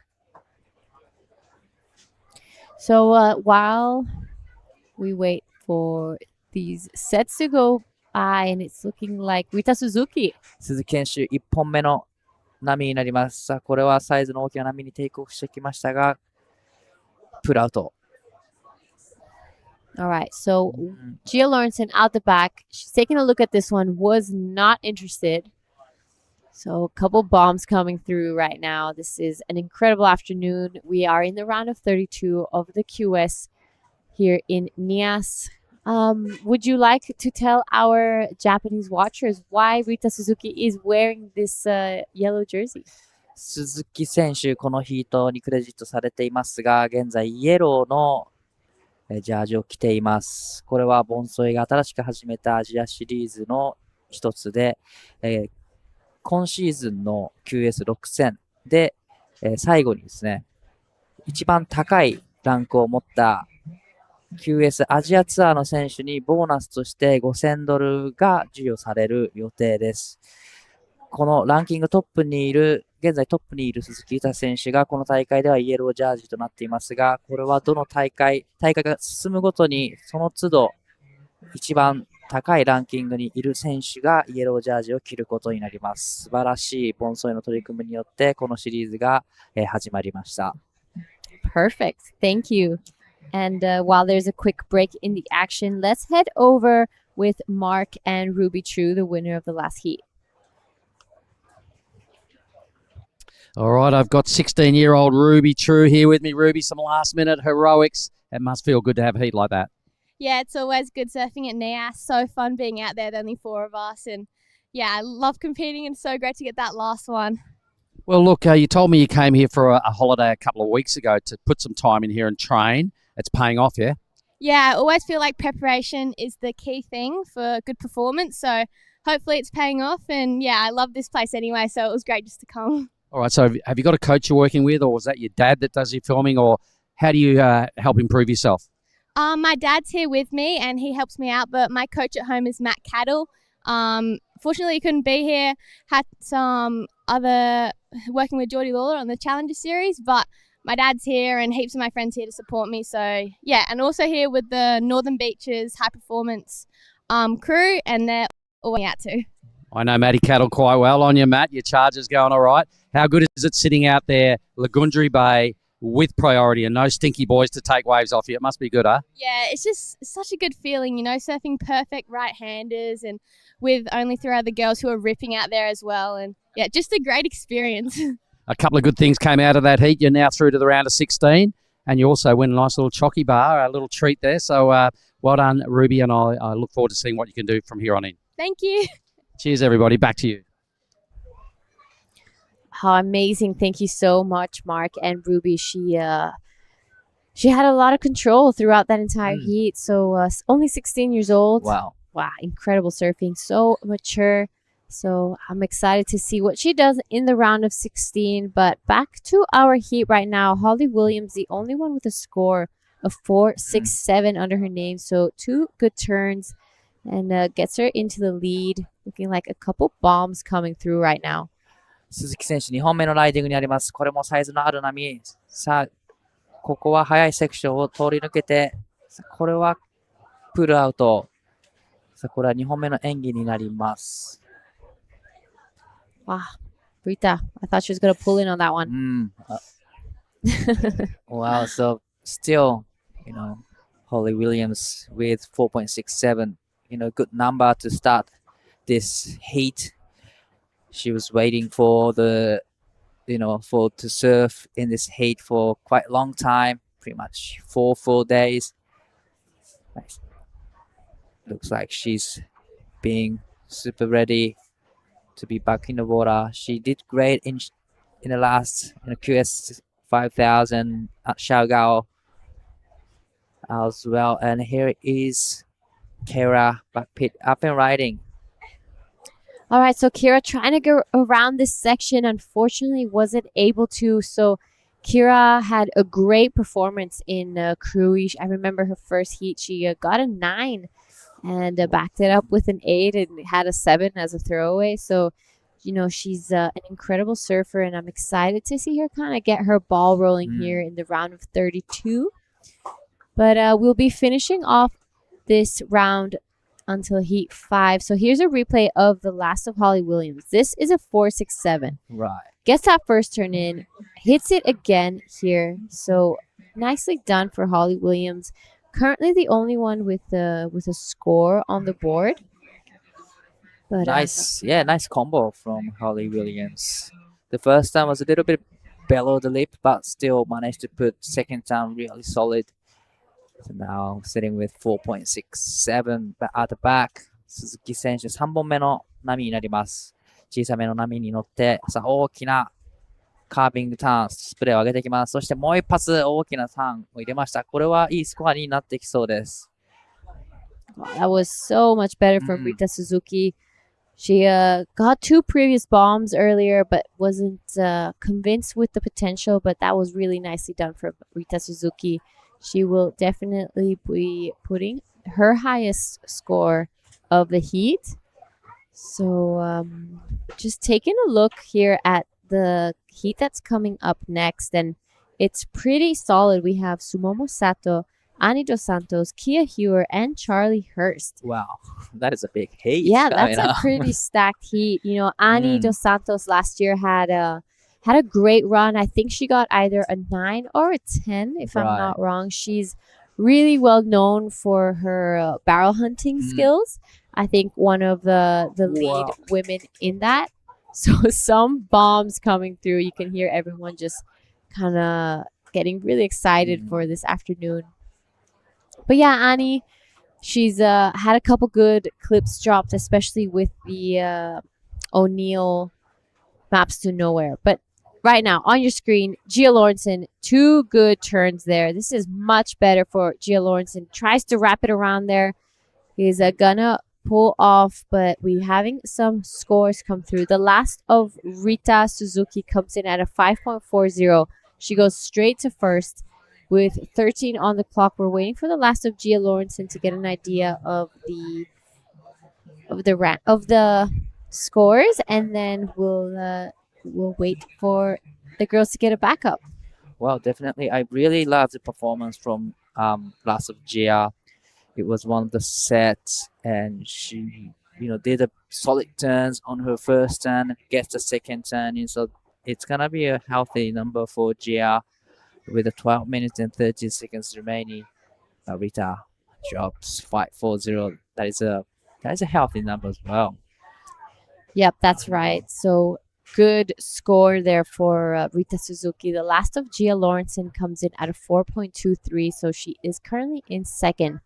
All the girls, besides Kira Buckpit, who wasn't really able to kind of string this heat together just yet, have a score to their name. This is a replay of the last of Rita. On a smaller size waves, but managed to get 2 solid scores. She's throwing a lot of sprays on the first and second turn, so definitely it was a great surfing from Rita Suzuki. Wow, this heat non-stop action. Holly Williams up and riding. One of the bomb. Nice first turn. Gets around and probably in a way doesn't really offer too much after the first start, but still the first one was solid. It's gonna be a nice number for Holly Williams.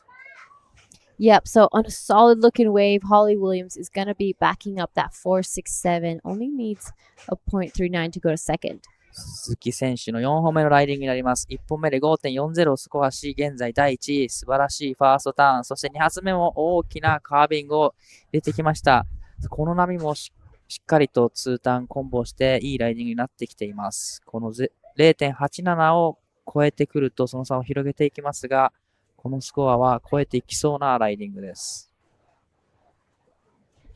Another great ride from Rita Suzuki. 2 big calves throwing a lot of sprays, so it's gonna be another good number. So last of green comes in at a 4.23. Now she is in second, needing 2.05 to go into first, but we are still waiting for the last of red and yellow.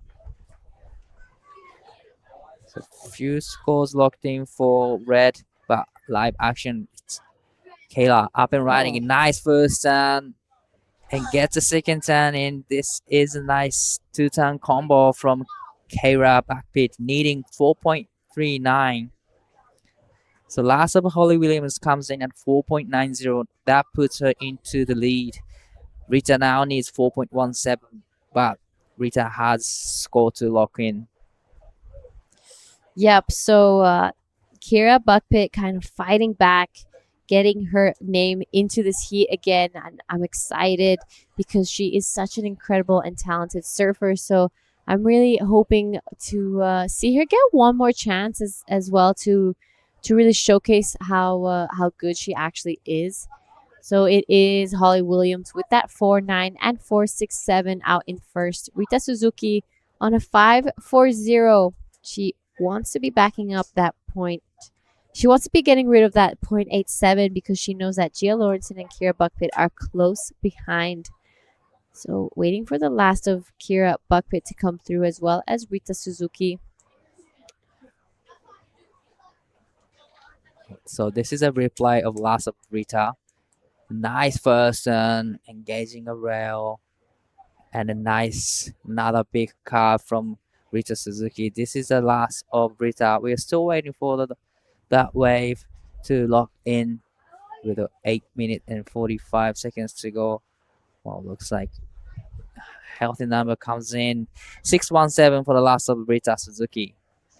Wow, Rita goes straight into the lead, showing exactly why she's wearing the Bonsoi Super Series yellow jersey. And she wants to stay with it. So she goes straight to first. That's 1 foot into the next round. That will be round of 16. And hopefully we'll be seeing again tomorrow. We will be finishing off today with the round of 32 up until heat 5. So while there's a bit of a break in the action, just taking a look at who's coming up. We have in heat 3, Sumomo Sato, Ani Dos Santos, Kia Hewer, and Charlie Hurst. In heat 4, we have Safi Vetti, Kailani Johnson, Taylor Green, and Osha Curtis. Heat 5, Philippa Anderson, Hannah Suri Jabrik, Aura Zeflin, also known as Alin, and Minori Kawai. And that's how we will be finishing off today. It's been a huge day of competition. We finished off the round of 128. Finished the round of 90. No, sorry. We finished the round of 96. We went on to the round of 64 of the men's, and now into the round of 32 of the women's. So 24 heats in total once we finish the day off. And we've had lots of surfing, lots of big scores, barrels, turns, and no airs yet. All right, yeah, no airs. But definitely we'll be seeing some airs tomorrow. Definitely. I mean, yeah, if the swell drops, I'm hoping to see a couple people take to the air. A couple names that come to mind when I think of airs. Probably, I'm thinking Raun Tanjung. I know is Oh, really right. good at doing that. Marama. Maramar is really good at taking Right. to the air. And some of the Japanese surfers, maybe. Oh, we will get back to that as we have Gia Lorton. Big first gouge there. Sets it up again. She wants to stick with this one. Good surfing here from Gia Lawrenson. Stays on the wave with 6 minutes left. She will be on her score line. 5.34 is her requirement. That's a solid wave there from Gia Lawrenson. Wow, that was a really solid waves. One of the sets. And it looks like Kara up and riding, needing 3.80. Nice first down, lays into it, and it gets the second down in even bigger. So this is a nice combination from Kara, needing 3.90. And behind her, Holly Williams now. Big first jam in the pocket. She wants to do that again. Wraps it hard again here. So we've got a couple scores to come through. It is now Rita Suzuki. She's currently in first. Will we see a change in situation? Who knows? But definitely it's going to be interesting exchange between red, white, and green. So who's going to get the best out of the three rides? Yep, so we will be reaching the 5-minute mark of this heat. 20 minutes gone by. We're waiting for 3 scores to come through for red, white, and green. We might be seeing a change in the leaderboard right now. You know, Kira Buckpit only needs a 3.90 to go into second, but has Holly Williams improved her score line? What do you think? Well, she's trying to get rid of 4, 6, 7. So I reckon it's gonna be close. But like bigger sets started to rolling through to the lineup now. But we are still waiting for the last of. Okay, the last of green comes in 5.87. So now she is in the second. Ooh. She's trying to get rid of 4.23. But unfortunately, it comes unstuck. But out the back, there's still wave coming for surfer. White up and riding, needing 4.44. Nice first and wow, another nice carve from Kara Backbeat. I believe she has 2 scores to lock in. All right, so 2 scores to lock in for Kira Buckpit. Holly Williams waiting on a score as well. Rita Suzuki unfortunately got taken out by that set, so there's right. She will regain priority once she makes it back out to the lineup, but for now she is just fighting her way back. So important scores now for Kira Buckpit. She was quiet most of the first part of the heat, wasn't able to really get some turns in, but fought back. 2 scores to come through. There we have it. The last of Kira Buckpit comes in at a 5.20, pushes her straight into second. This is a replay of Gia Lawrenson's 5.87. So nice first turn. Unfortunately, just fumbles a little bit there on that second one. But most of the scores coming in for that first big gouge that she had.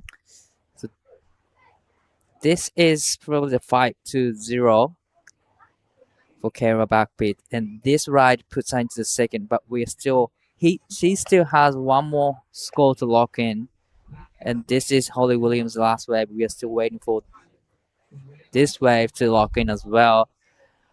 Is she going to get the 5.97? It's her requirement with a 2 minutes and 30 seconds to go. All right, so that's a solid set coming through. This heat has had non-stop sets for the past 10 minutes. We have had many waves ridden. We're still waiting for 2 scores to come through. So the last of Holly Williams, she needs a 5.97. Unfortunately, does go to her top 2, but isn't the requirement. A 4.73 Now, Kira Buck, 591 to go to first, or improve on a 520. Well, definitely she's gonna improving her situation. It's gonna be close to her requirement to go into the first. Yeah, I agree. She gave variety. She was doing different turns. Unfortunately, the waves was a little smaller than maybe Gia Lawrenson's, Right. which is why she probably got that higher score. But Kira Buckpit, showing some real quality surfing in that last exchange. Just under 90 seconds left in this heat.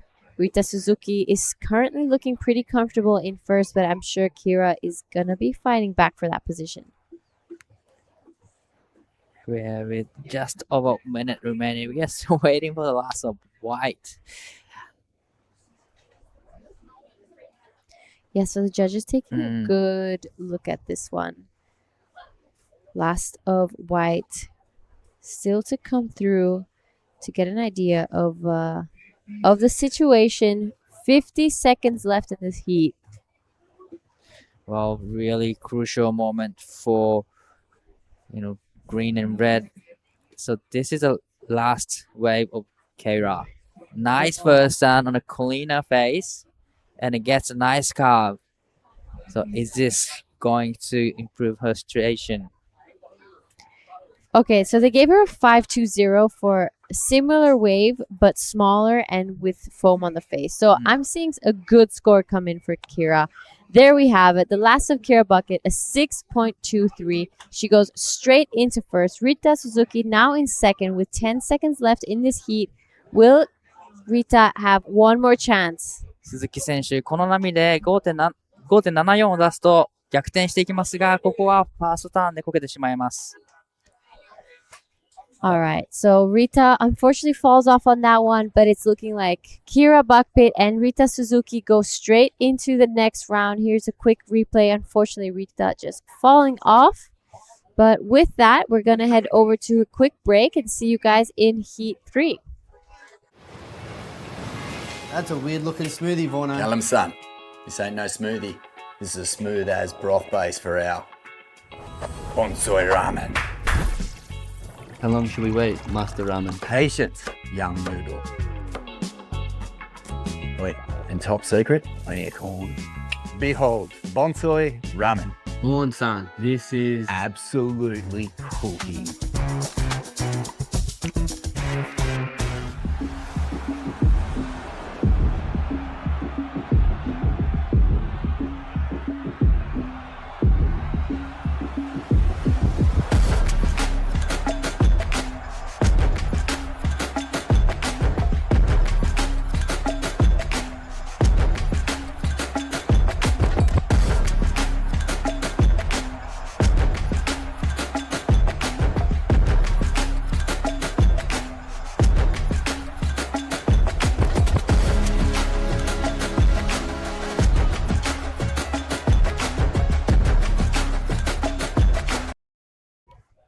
We are back in action. This is Nias Pro Women round of 32, heat number 3. We have Sumomo Sato already locked in 6.0, and we have Ana Dos Santos in blue, Kaya Hua in white, Charlie House in green. I'm Daiwako here in the booth with True. You look really nervous in this heat. I am a little bit nervous, if I'm going to be honest with you, Di. One of my good friends, Charlie, is in this one. But also, Sumomo, she's stayed at my house a couple of times, and she's so awesome. Love her energy, and she started off with a 6, which is a great way to start off her campaign in this heat. Right. Love to watch the replay for the, Sumomo's first wave. 6.0 is going to be a really healthy and keeper out. Here is the replay. Nice big turn with a lot of spray. And it comes around section. Put another big carb. That was a really smooth surfing from Sumomo. Yeah, wow. Well done for Sumomo. 6-point ride as a keeper out there this afternoon. We have 3 heats left for the day. And Sumomo starting heat number 3 of the women's round of 32 off really well. Kia who is part of that Kandui crew and drove here, I'm pretty sure, from Krui, and drove from Padang to Krui, which is about 4 or 5 days in the car. Big traveling. Big traveling. travels. Yeah, it was. That's pretty chaotic. But she charges. Uh-huh. And looks like Swell started to fill in more and more. So we might see some barrel action in this heat. Yeah, I hope so. Let's hope for it for sure. Right. We saw it all throughout the day with the men's round of 64. So fingers crossed we see it with the women's as well, and they can lean into some good tubes. Annie Dos Santos, she's a big charger. She's good at backhand barrel riding as well. From DY, well, originally from Brazil, moved over to Australia when she was about 4 or 5 years old, I think. Wow. Lives in DY, on the northern beaches of Sydney. I've seen a couple of clips of her chasing like some early waves in Australia. Yeah. Right? Oh, speaking of Annie up and riding, turns under the lip for that first one, but gets a good connection. Wow, really, really strong surfing from Annie, just attacking the lip. Unfortunately comes unstuck, but a fair bit of damage done out the back regardless. Definitely a lot of damage is at the back, and it's gonna be a really great number for Ana dos Santos. With 20 minutes and 50 seconds to go in this heat, there's plenty of times left on the clock. And here's a reply of Last of Blue. Nice looking wave. Nice first turn on the lip. Comes around the section. It gets up there and nice off the top. It gets third turn in. A little hang up. Unfortunately, it comes unstuck, but definitely 2 good turns. And this is Charlie Hurst. Yep, Charlie up on her backhand. This is her first wave. Draws off the bottom for a strong first hit. Looks like she's going to attack it for a second one. She does. That was a good connection, and she kicks out. She has Kobe Clements out there as her board caddy for this heat. Wow, that was a great surfing from Charlie Hurst. It's going to be a really interesting exchange between blue and green. So now Kia has fast priority. So this is a reply of Last of Green. Nice off the top, and really like this turn. Nice combination. But out the back. Wow, I'm pretty sure Kia may have got a big pit out the back as well, and wow. 2 big turns to follow that one for the Mentawai surfer Kia. Wow, that was a great combo. You could hear the support team here from the Kandui crew. Let's look at it die. Wow, pull into the barrel, gets covered, and come around the section. Got a little bit stumbled, but still managed to put one. That was a great surfing from Kia. Wow, already big scores to lock in. Samomo, a 6.0 for her first wave. Big numbers to come through for Last of Annie Dos Santos as well. Starting to filter on through. This last wave of Kia and Charlie are going to be good as well. 6.83 for Annie Dos Santos on her first wave. And scores for Charlie and Kia to lock in with 18.5 minutes to go. This is going to be a pretty interesting heat, Di. Right, so pretty much everyone has now the good first wave. With 18 minutes and 20 seconds to go. There's plenty time left on the clock. It's all about the second wave, right? Yeah. So Charlie Hurst first wave locks in 5.17. We're still waiting for the last of white. Wow. Kia yet to lock in her wave. Yet to lock in that first score for Kia. It was a big wave. She got the tube and a 2-turn combination after it. It's gonna be another good number for Kia. Wow. Judges are taking a good look. Yeah, they're taking their time with it. it's kind of setting the bar for the Right. rest of the round for the women. Ooh. Starting to lock in for Kia. So it was the first barrel ride from the women's side. So probably judges taking a good look at the replay again. And so last wave for white comes in at a 5-2-7. And as we have a little bit of break, or actually I can see some lines on the horizon. So we might just stick to live action for now. So the last of white comes in at a 5-2-7. Yeah. But pretty much everyone has the same range of the score. So this is a 5-7 from the last of white. Gets cover and gets 2-turn combo, but unfortunately comes down a little stuck on the second turn. But managed to put one more turn in. Wow, well, any takers on this one out the back?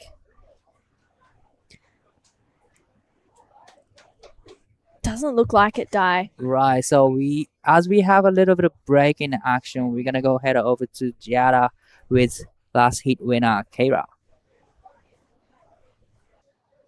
All right, Kira, congratulations. What a heat.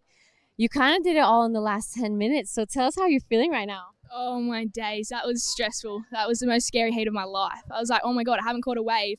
And there's 10 minutes to go, and then there was 7, and I still hadn't caught a wave. I was like, oh my gosh.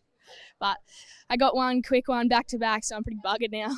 All right, so what do you tell yourself in those moments of stress? Like, how do you keep your calm and how do you keep surfing?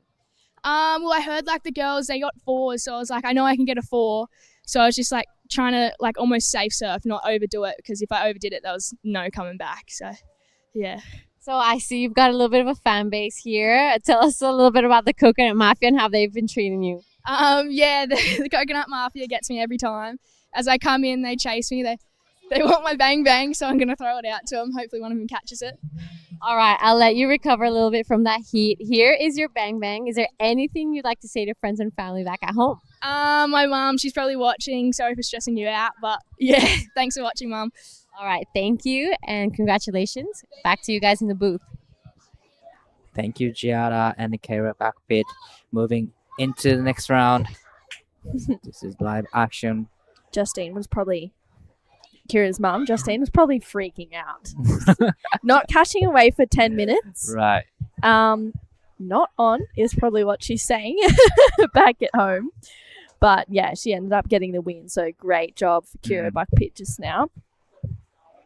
And yeah, really close between first, second, third, and fourth in this heat right now. Annie getting the better of it. That's 6.83. Samomo with a 6 on her first wave. Kia with a 5.27. Charlie gets a 5.17. It is so close, Di. And Definitely. only one wave ridden per surfer.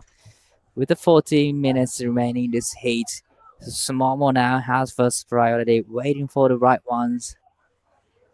Definitely, you want to capitalize your priorities now. Yeah. It's just a matter of who's getting the second best score in this heat will be, moving through to the next round. So Yeah, it's these moments here, these quiet moments in the heat that can be really nerve-wracking for everyone. It's like, I thought maybe we had a paddle, but no one's taking that wave there.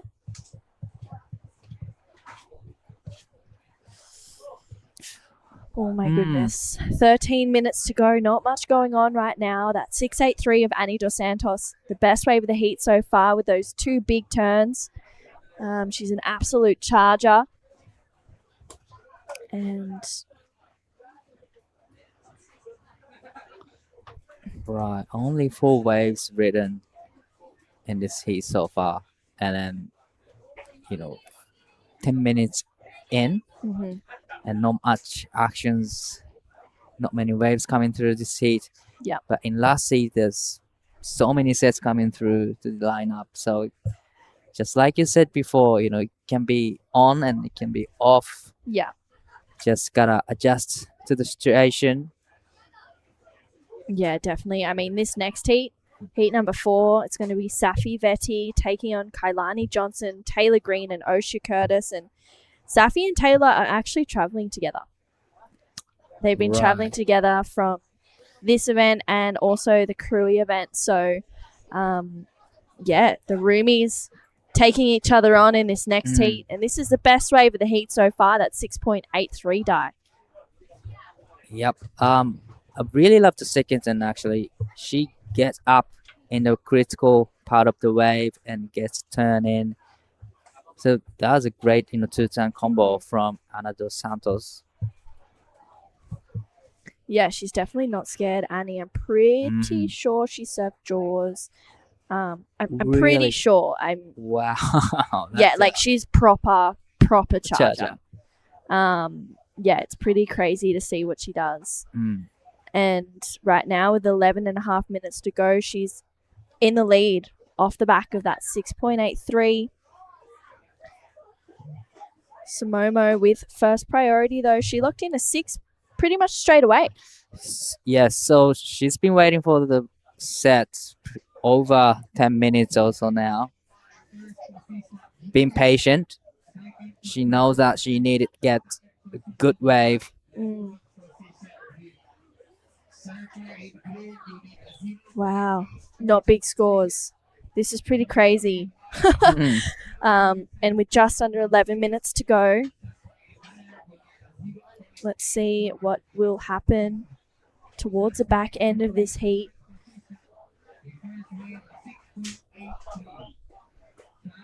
We've got some big heats coming up to finish the day. Heat number 4 we mentioned just before. And heat number 5, we're going to see Philippa Anderson out there, who actually took out this event in 2023. She's going to be taking on Suri Jabrik, Aura Zeflin, and Minori Kawai. So that'll be a good heat as well, That'll Jai. be definitely a good heat. But it looks like finally Momo is having a look at this one. 佐藤選手、2本目のライディング、しっかりとスコアをしたいところ。さあ大きなカービングターン。さあ、彼女のトレードマークでもあるカービングターンを見せてきます。ここは2ターンコンビネーション。3ターン目も入れて、この演技を終えてきます。A nice ride from Momo Sato, using her first priority. Nice wave. Mm-hmm. But she kind of stuck on the first turn, but still big opening curve, and it gets a second and third turn in. So definitely it's going to be a good backup score for her. Yeah, I agree. It'll take her into first for sure. Samomo locking in another wave, 9.5 minutes to go. Everyone is in the same boat at the moment. Priority sits with Annie Dos Santos, though, and she's been looking really strong already.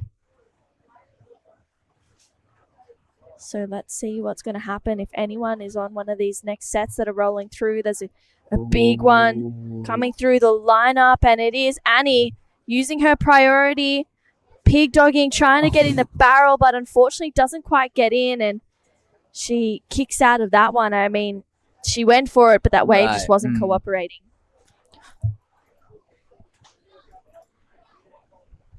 Charlie Haas up and riding. True, just so nervous at the moment. It's a nice two-turn combination so far. So kicks out now. Definitely, it was a good way for Charlie Haas to. It's gonna be a great backup score for Sapphire Green. We are still waiting for the last of red and blue. Yeah. Wow. Well, scores for Samomo starting to lock in with 8 and a bit minutes to go. Kia left out there with first priority in the lineup by herself. 4.87 for last of Samomo. Let's take another look at this one. It's a good looking wave, and she just goes huge for that first turn. And once again, for that second one, leans into the rail. Samomo, she's such a poised surfer. It's always exciting to watch. She gets out of there. A 1 locks in for last of Annie, and then this is that last wave of Charlie. Nice first turn connection. Getting this second one as well. So that's another good score, potentially for Charlie Hurst. She needs a 2.67 to go up into second. What did you think? I think she gets it. Yeah, definitely. Yeah, personally, yeah, she gets a requirement and she'll jump up to the second place.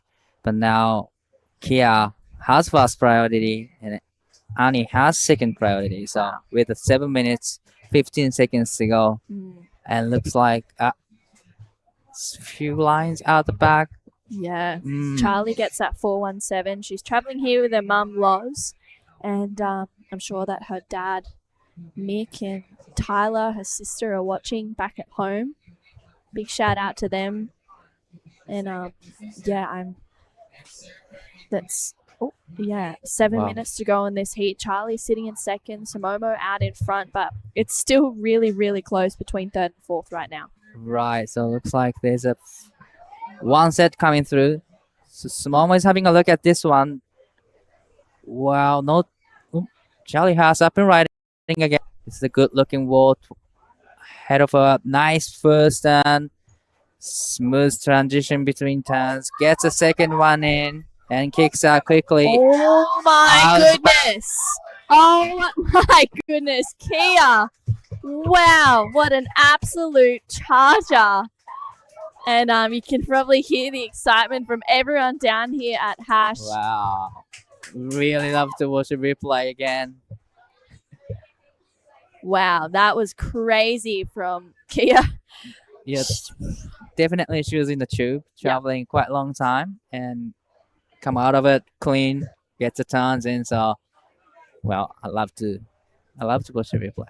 Yeah, I agree. With just under 6 minutes to go, this last wave of Kia is going to be probably a pretty good one. She's already got that 527. Let's take a look at it, Di. Wow, she completely did for quite a bit and then come out of it clean. So definitely it's going to be better than her first wave because she completely disappeared. Yeah, I agree. I think it's she only needs a 407. Wow, just over 5 minutes to go.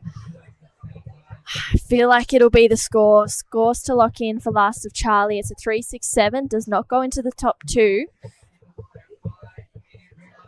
I think we'll see a situation change here with this last wave of Kia. Might even be the best wave of the heat. I don't know. It was a pretty good one. Looks like she was a bit of an expert in the tube just now. Right. But, her requirement is 4.07. And it's me personally, she gets a requirement with a 4 minute 30 seconds. But we are still waiting for the last of white. Looks like really healthy number on the leaderboard. Wow, 8.0 for Kia here. Wow. You can hear the excitement from everyone here. Kia goes straight into first place, an 8 and a 527. Samomo down in second now. Charlie in third, chasing a 571. Annie Dos Santos in fourth with first priority. Needs a 404, but this last one of Kia, that was just so well done. Gets that second connection. I mean, driving through these turns, she's just, looking really good and packing a big tube. What a charger. Well, that was, and then she didn't even stall. And she just went straight to the bottom and time it right. Yeah. Comes up and just pull into barrel. Wow, that was a beautiful ride from Kia here. Now she is sitting in the lead comfortably with 8 and a 527 with 3 minutes and 20 seconds to go. Now Charlie Hurst needs 5.71 and Ando Santos needs 4.04. Wow. This is going to be a close heat. Samomo in second. She needs to better a 4.87 or challenge for a 7.28 to go to first. Just on 3 minutes to go. Wow, that 8-point ride from Kia, that was pretty incredible. She was just looking so comfortable out there. I mean, yeah, that's big surfing, big future ahead. She's from the Mentawais. I'm sure she's spent a fair bit of time in the tube. And it looks like we've got a paddle here This is Annie Dos Santos looking for a 4.04. Gets a good first turn in. Needs to back it up with a second one, which she does. Driving through a third. Annie really going for it. That was a really good combination from Annie Dos Santos. Yeah. And she only needs 4.04. Wow, it's going to be really close with the 2 minutes to go in this heat. And now Momo has first priority. So she gets to choose. It looks like there's another set coming to the lineup. Wow, we are still waiting for the last blue, needing 4.04. Momo is having a look at this one. 佐藤選手、この波で 7.10 が必要になってきます。さあ、大きなファーストターン。そしてセカンドターンも大きなターンを入れてきました。これもしっかり決めた。さあ、サードターンどうでしょう。ここも綺麗にカートバックを入れてスープに当ててきます。現在3位のポジションになりましたが、逆転に必要なスコア 7.10。So last of Annie Dos Santos comes in at 6.27. That puts her into seconds. Momo needs 7.10. So is the last wave going to be the requirement for Momo? Wow, this is so crazy. What incredible surfing we've seen in this heat. I mean, Annie locking in a 6.27 and a 6.83. That has her sitting in second. Not too far behind Kia, actually, but that 8-point ride is it's been the most exciting heat of the women's event so far with 40 seconds to go. Momo, 7.1. Right, that was a great combination from Momo as well. Big two carbs. Looks like Charlie Hurst is having a look at this one. Yeah, Charlie needs to go big. She's chasing a 7.93. Tags it in the lip. Unfortunately, goes down for Char. So it won't be the 7.93 that she was looking for, but it's the score of Momo that could change the tides in this heat. Wow. Crucial moment for Annie Dos Santos and Sumomo Sato. We are waiting for the last of Sumomo's wave. I mean, this woman right here on screen, Kia, what an incredible performance she just put on in that heat. An 8.0 and a 5.27 on 2 waves. Are you serious? That was exciting to watch. Scores starting to lock in for Momo. Let's have another look at it. That was a really strong first carve. Oh, big second turn. Wow. Looks like 6.47 for the last of Momo. So not enough. So it looks like it's Kia and Annie Dos Santos moving through to the next round. So we're going to go to the bonsai break and we'll be right back after the break. This is the smoothie I've been waiting all day for. I'm going to start with a couple bananas and then mixed berry frozen blend, my favourite. Bonsai almond milk and heaps of peanut butter. Nice little bit of coconut to finish off. Get that in ya.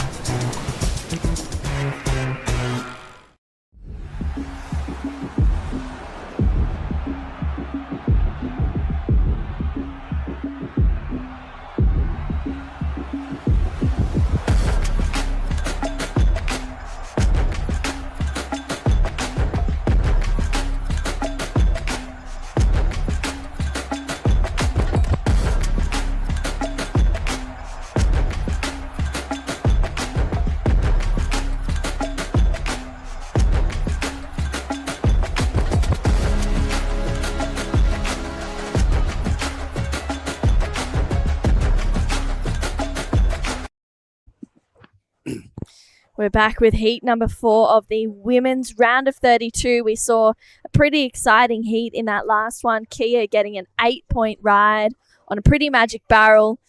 And Annie Dos Santos coming in a close second. Unfortunately, Momo Sato and Charlie Hurst bowing out. But it is Safi Vetti taking on Kailani Johnson, Taylor Green and Oshia Curtis in this heat. I'm True Starling. And joined in the booth with me is Mark Clifton. The women are out in the lineup. Well, and they're scoring. They are absolutely scoring, True. Most afternoons, the waves really light up because the tide's dropping. We know that. It just seems to be this last hour and a half in the day's play that the lineup really just loves these conditions, loves this stuff, and it fires up. So the girls are clearly the beneficiary of today's format. There's barrels out there. Young Kia, so sick. A 0.8 difference from first to third, but big point of difference with that tube ride. I heard everyone go nuts. Yeah. Oh my gosh. I don't know if you saw it, but it I was did, yeah. it was pretty crazy, and she was absolutely charging. And right now we have two roommates and travel buddies taking each other on in Safi Vetti and Taylor Green. They've been spending a lot of time together the last few weeks over in Indo, and they've found themselves in a heat in the round of 32. All right, and KJ, I know Kailani there, and big part of Team Indonesia. She's been doing our events for a long, long time. She's out there in blue, so all the P-Soy crew will be on the point, eager to see how Kailani and Suri, who's in the very next heat, take on these last back two heats of the day. And Osha Curtis, her old man, and her parked up here a while ago. They were staying over there at Sonali's pad. I see Glenn down there. He gets pretty nervous. Had to buy himself an extra packet of ciggies to get through this one. But Osh is out there in the green. So the stage is set, and I agree. This is a solid matchup. Yeah, this will be a really good heat. I mean, Kailani on her backhand, Safi, Taylor, and Osha all natural footers. So we'll see who gets the better of it. I mean, we saw a really quick start in that last heat with Samomo, getting a 6 in pretty much the first minute or two. And didn't progress. Wow. No, unfortunately Tough not. heat. She got a 6 and a 6.47. Everyone was really close at the start, getting in the 5s and the 6 range. I know. I saw that wave of Vans where she got 3 big belts, high-speed belts. That was pretty good. Was that a high 6, I believe? Is that right? The first wave, yeah, 6.83. Yeah, it was pretty good. And then locked in a 6.27, I believe, on her last one, getting her into second place. Pretty narrow margin between her and Samomo. So across the board, young Kia, when she comes in, you'll hear a roar over our headphones when she gets here, because there's a lot of the Mentawai crew down there and just Indonesians in general, and they love this young lady. She's super small. She's a charger. She definitely surfs above her height and stature and weight. She's such a good young lady. She's coming in now, so you might hear a roar here in a minute, team. Wow. They're getting a standing ovation from everybody down there. And fair enough, that 8.0 from Kia was huge. We haven't seen a tube like that in the women's in the event yet. And hopefully it's a sign to see a few more, because she absolutely packed it. And Yep, the team are starting to unleash down there. Lots of joy going on out in front of the Hash and Family Surf Camp. It is the athlete zone. It is an addition to Hash's restaurant here with the extension on the roof. Well, 19 or just under 20 minutes to go. No waves ridden just yet in this heat. Maybe some opportunities flowing through in a minute. Yeah, there's definitely been some sets going on. I was sitting down there with Yoza watching this heat, and he kept calling it. He's going, "Oh, look, here comes another set. Get out there, girls." And indeed there was, and he said that about 3 times. I was only down there for the back half of the last heat, and it seemed like there was a fair bit of motion out there. Oh, yeah, for sure. It was pretty consistent, and obviously some good ones. And speaking of, that 8-point ride from Kia was pretty incredible. Let's listen to what she has to say. She's down there with Di.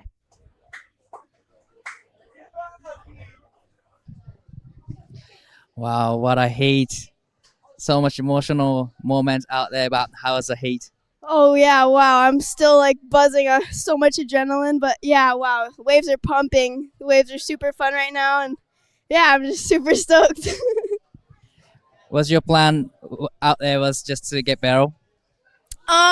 Yeah, basically. Yeah, I was trying to get a barrel because barrels are scoring pretty good, and I hadn't seen many girls come out of barrels today, so I was like, okay, I'm gonna try, and thankfully I got one. That your job, nicely done. But did you hear the crowd going crazy here? Actually I didn't, but I was like too much in my head. My head was like, my thoughts were way louder than the crowd, I think. But yeah, I'm so stoked. I saw a video once I got in, my friend showed me, and yeah, everyone was cheering really loud. Everyone's stoked for you. But so there's a big fan and big supporters around you. So is there anything you like to say?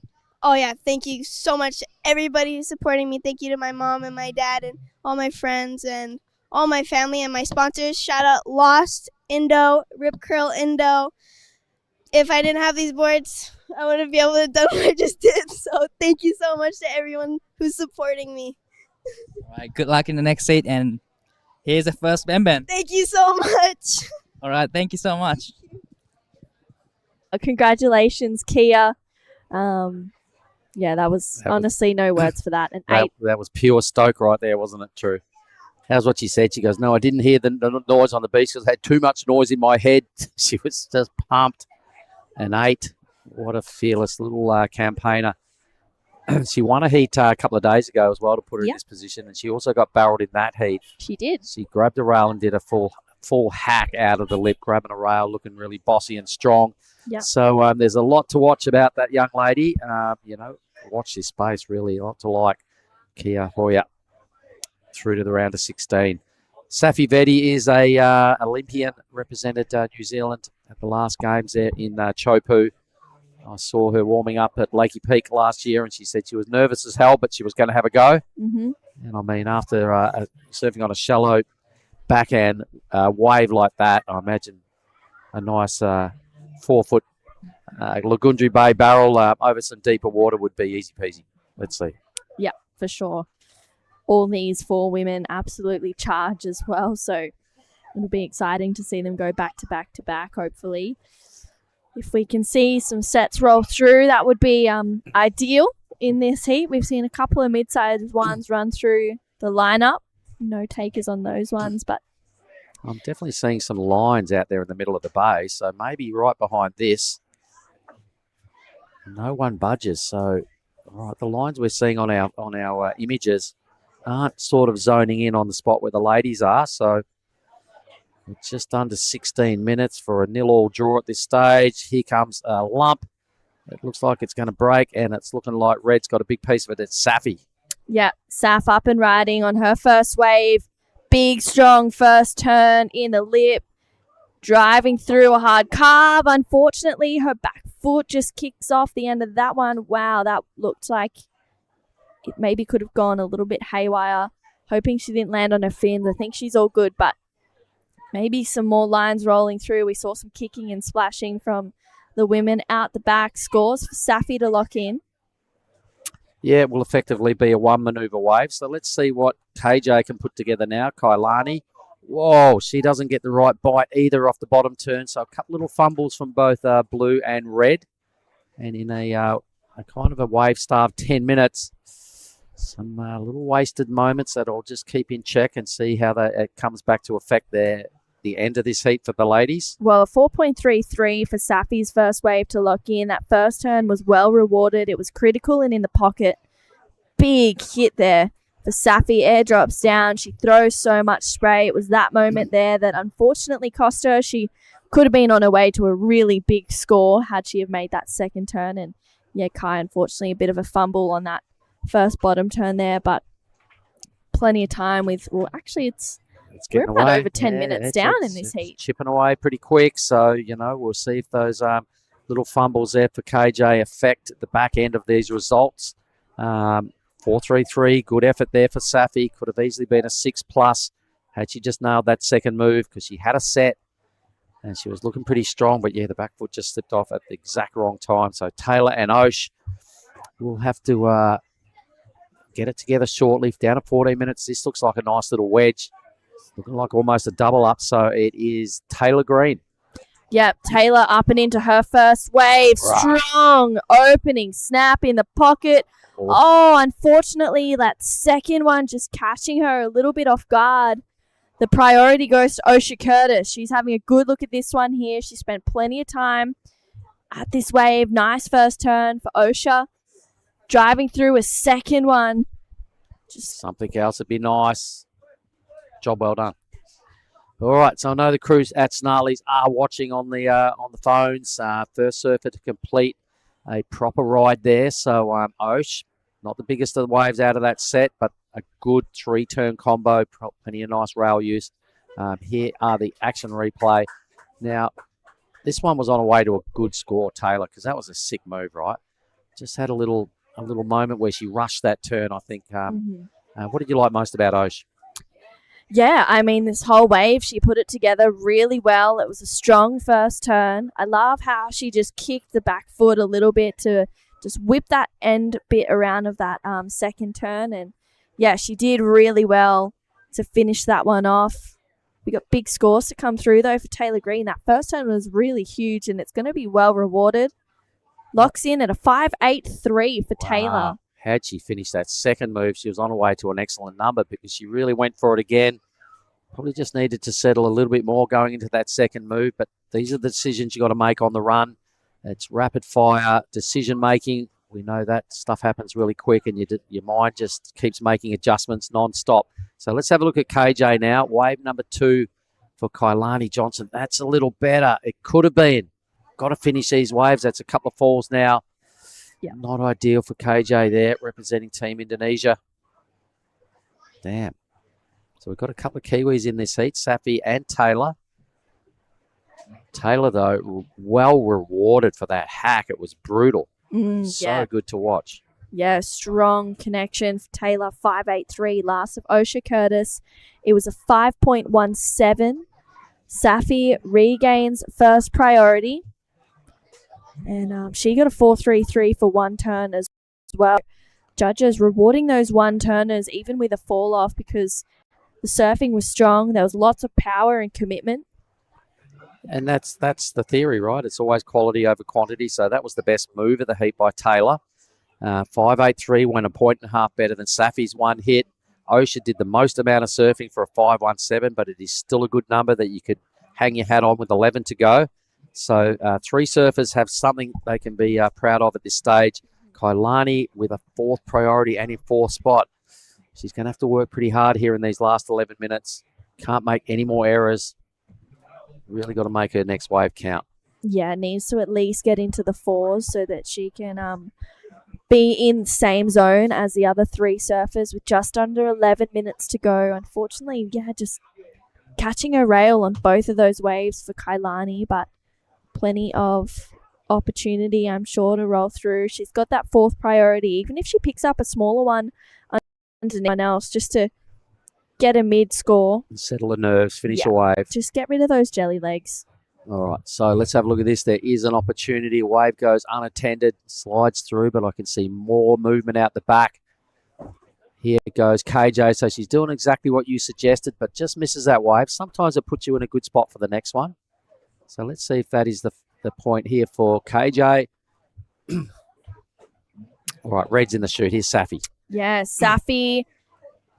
Oh, I thought she was going to pull in there, but unfortunately goes down. Wow, that would have hurt for sure.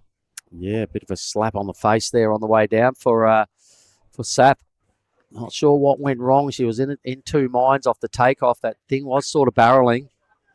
Didn't get the tube. Maybe she tried to rush a turn. Either way, I'm sure we'll get the Bonsoy replay of some of these numbers.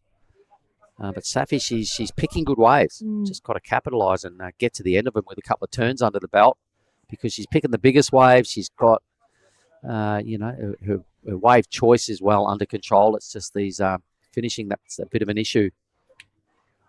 All right. The stage is set, 9 minutes. So who's got priority? Taylor Green. Geez, that was such a good turn by Taylor. I haven't seen a lot of her surfing, but just the intentions on that first turn to really lay in a lot of rail and a lot of back foot pressure. If she could get a couple of those moves going on the same wave, I could see excellent number coming her way. Either way, we're just speculating. She's in the lead, 5.83. Here's some replays. So this is White's 5.83 gang. Watch this. Rah, heavy. Great hit. Yeah, that was a big connection for Taylor. I mean, it would have been so crazy if she had made that second turn. We'd be talking 8s, the 5.17 of Osha. That was a nice first turn connection. The second one, I just love that extra whip at the end of it. Gets a third turn. Osha is from Lennox Head. Lennox Head, so she's used to going right. Taylor Green, though, this is live action. Nice opening carve for Taylor. If she can really capitalize on a second turn, she might just, That's better. Well done. That'll help her confidence. Gets to the end of a wave. Yeah. Good girl. I think that's going to be a respectable backup score there for White. All right, we can all see the leaderboard. KJ in the blue with the most amount of work to be done, needing a 4.63. Osh needs to take off on a wave to move into second spot. Safi had her chances, 2 falls. Could have some big numbers because she's had good waves, so that 107 is not looking great in her column. 4.33 would be looking pretty if she could just get a really big number to go as a first score. Taylor Green, though, is about to extend big time on the lead. And what are we at? 7 minutes. It's been a big day, everybody. This is a heat 23 of the day. Yeah. It is. Let's have a look at it. It's 5:18 in Nias time. So by the time we add another 32 minutes, the lights are going to just about be off here. But the vultures will be out there. Yesterday afternoon was so funny. I was watching, and I would have seen, I think, 50 people on the side of the break coming from the keyhole. All of a sudden, somehow, there was about 10 caddies there as well. Mm. Here is the last wave of Taylor. The number is still being decided. It's in at a low 4, but it's a good backup and really well extends the lead. Yeah, 4.13 for Taylor. She is just running away with this heat slowly. Oh, my goodness. A couple of those mid-size ones rolling through look super fun as well. And it looks like Kailani is going to have a look at one of those. This is live action. Kailani Johnson up on the backhand. Gets a strong first turn in there. She's getting a bit of a groove on now. And gets that second carve down. Exactly what she needed to do. Finished the wave. Here is Osh now, wave number 2. Oh, right, nice. big first turn for Osha. Gets that, wow, second one in. Just really leaning into the rail. That was strong. Yep, certainly was. She needed, well, she got a second. She might even have a good look at the lead once this score drops. She probably just need close to 5 points and she'll, well, less than 5 points and she'll move into first. Yeah, I like that 2-turn combination Me from too. Osha. That Me was too. It's a steep wave, right? Mm. Good use of the rails, turning in the pocket, ticking good parts of the criteria. So I'm sure the old man and the crew at Snarlies are down there. They're probably throwing their bets around as well. I think she goes to first. Yeah, well, let's see what Safi has to say about it. She's up and into this one. Eyeing this section. Big carve there for Safi. Gets another one in. And it's just the 2 carves there for Safi Vetti. She kicks out. It's a completion. Yay. All right, so that'll put a bit of pressure now on Taylor Green, who's sitting in the lead. But we know Osh has a pretty good number. It'll be a respectable score as well for Safi. So they're coming hard at Taylor. KJ also has a score. It's a 3-2. Things are getting much closer now. I'm glad Kailani's represented herself well on that wave to just give herself a little shot at qualifying here. So numbers are all about to change. We're still owed 2 scores that are going to have a big bearing on this. So let's watch Safi again. She's getting the right size waves. She's getting the sets. Yeah. This time she actually buries the right amount of rail, hangs in there. A confident completion on her second move. I think I liked Osha's a little better. Yeah, 6.27 for Osha Curtis. She goes to the lead. And scores still to come through for Safi. She's chasing a 0.64. We'll see. We've got this score to come through, and right now it's the roommates battling for second. 4 minutes to go. Wow. Osha out in front on 2 waves. A 5.17 on her first, a 6.27 on that last one.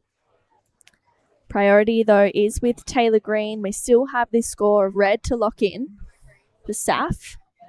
Well, like I said, I liked Osha's better, so it's a lowish number. There was a little bit of a fumble on a second move. It was a completion, though, but the judges, they want to see a bit more rail and a bit more pocket surfing out of Safi, is what I'm reading between Osha's number and Safi's number. All right, so she still needs the 5.64. Here are the best rides of the heat, and this is what our last number, the 6.27, looks like. wow, that second turn. Yep. Beyond her years, Osha Curtis, she's still a junior. She spent a lot of time here. She has a really special connection with this place and with the wave and with the people here as well. 627 and 517 has Osha out in front. Taylor Green has first priority.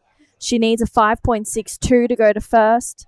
Safi looking for a 5.64, and Kailani Johnson, she's got that 3.2. That's her best wave of the heat. She's looking for a 6.76 with just under 3 minutes to go. So I've seen KJ serve plenty on a backhand, right, in events and all sorts of different waves. And if she can just get her regulation top to bottom turns going in the pocket, 2 of those on a wave, I think, could extract a 6.76 because she's got long limbs. When she winds up and connects in the pocket, you know, it's really going to grab the judge's attention. But she's just running out of time here. Second priority, she's going to hope that Taylor will probably try and block either way because, you know, the clock is the factor. Yeah.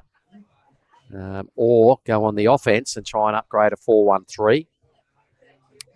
Safi will rue those couple of little fall-offs. She's gone hunting sets. She might maybe have to pick on something not quite as setty, given the fact that she are under 2 minutes and not good in the priority ranks. There goes Osh, trying to barrel ride her way to the keyhole, to the channel, to come back in. I think she's done a job well done. I can see that she's going to move on through to the round of 16. Yeah, she's done some great surfing in this heat. 6.27, the commitment has been rewarded. And that 5.83 still sticks out in my mind in this heat for one turn for Taylor Green was so huge. And yeah, I think that 4.33 of Safi's, that was also a one-turner. If she had have completed that second, she might be needing a little bit less than a 5.64. Or maybe, you know, the heat might have gone a little bit differently for her. We still have just over 1 minute to go. Will she get the opportunity to pick one up? She's in third priority right now. Seen some crazy finishes today, so you can't write off any scenario. But Osha, I would say, job well done. The old man's down there. He'll probably be looking for a second coconut right about now. 50 seconds. Priority with Taylor in second spot. She's well positioned to kind of block this heat out. Did the best turn of the heat for me. Yeah. Still made a little fumble, but still surfed a great heat. Her backup score there was pretty tidy as well. So she did what was required. And I really like the brutality of that one. Really strong hit. Here she is in white. She's having an investigation. 20 seconds to go. Will no doubt take wave number 3 here. Here she goes. Yeah, she needs to defend second place right now with that priority. Beautiful opening turn for Taylor. It's a smaller wave, but she's getting some good surfing done in this one. Just those 2 turns, leans into a third for Taylor Green. No takers on any of those waves out the back, so Taylor was looking for a 5.62 to go to first, but it'll be her and Osha moving on through the next round. We might have to hang in there, though, for this number because she, I don't know, the judge is loving what she's doing. Let's have a look at the replay again. So here it is. It's a mid-size wave, but that was a good way to get the judge's attention. Another nice slash in the pocket. Could be close. Either way, it will be Taylor and Osh. So a Kiwi and an Aussie moving through to the next round. Yeah, waiting on this number. I want number. to see what it is. All right. Well, it's going to be Osha Curtis to take the win. The judges are indicating they're not prepared to throw her a 5.62. So Taylor Green, still a great effort. I'm sure she's winning some fans off that, based off that one slash. We'll throw to a quick break and be back with the last heat of the day. There's one thing we all love to bits. It's a fresh spritz. A little bit of ice. Juice is worth the squeeze. Now the magic elixir. Next up, a bit more citrus. Mint. Agave. Hey, that is incredible.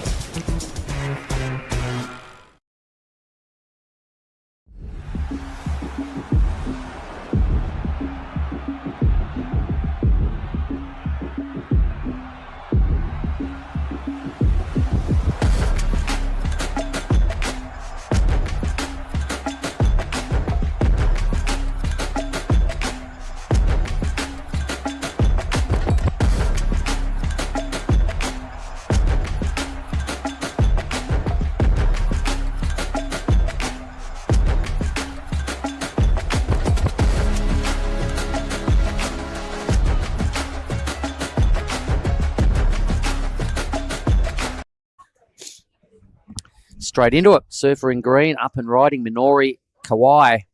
So we are watching the final heat of the day. That is the Japanese contestant in green. She's up against Philippa Anderson, winner here a couple of years ago in the red. Hanasuri Jabrik in the blue and Aura Zeppelin in the white. I'm welcomed in for the last heat of the day. Thanks for helping me out here, Giada. What do you make of this lineup? Wow, it's pretty stacked. I'm really excited to see this. Two friends of mine. Oh, so 3 friends of mine. Sorry. Well, Minori's I don't know her too well, but I do know Suri, Philippa, and Aura, or also known as Alin. So it's an exciting way to finish a big day of competition. We are in heat 5 with the round 32. This is the last heat of the day. We already have waves written for surfers in red and green. So here are a couple of replays of what we missed while we were on the break. This is Philippa Anderson now on her forehand, looking for some shade, comes out, wraps it around here again. So this one comes in at a 4.5. All right, so yeah, getting a little bit of a cover-uppy barrel on that wave as well. So Philippa looking pretty strong. A nice slash in the pocket here for Minori. The Bonsai replay has given us the stuff we missed out on while we're just having a swap over break.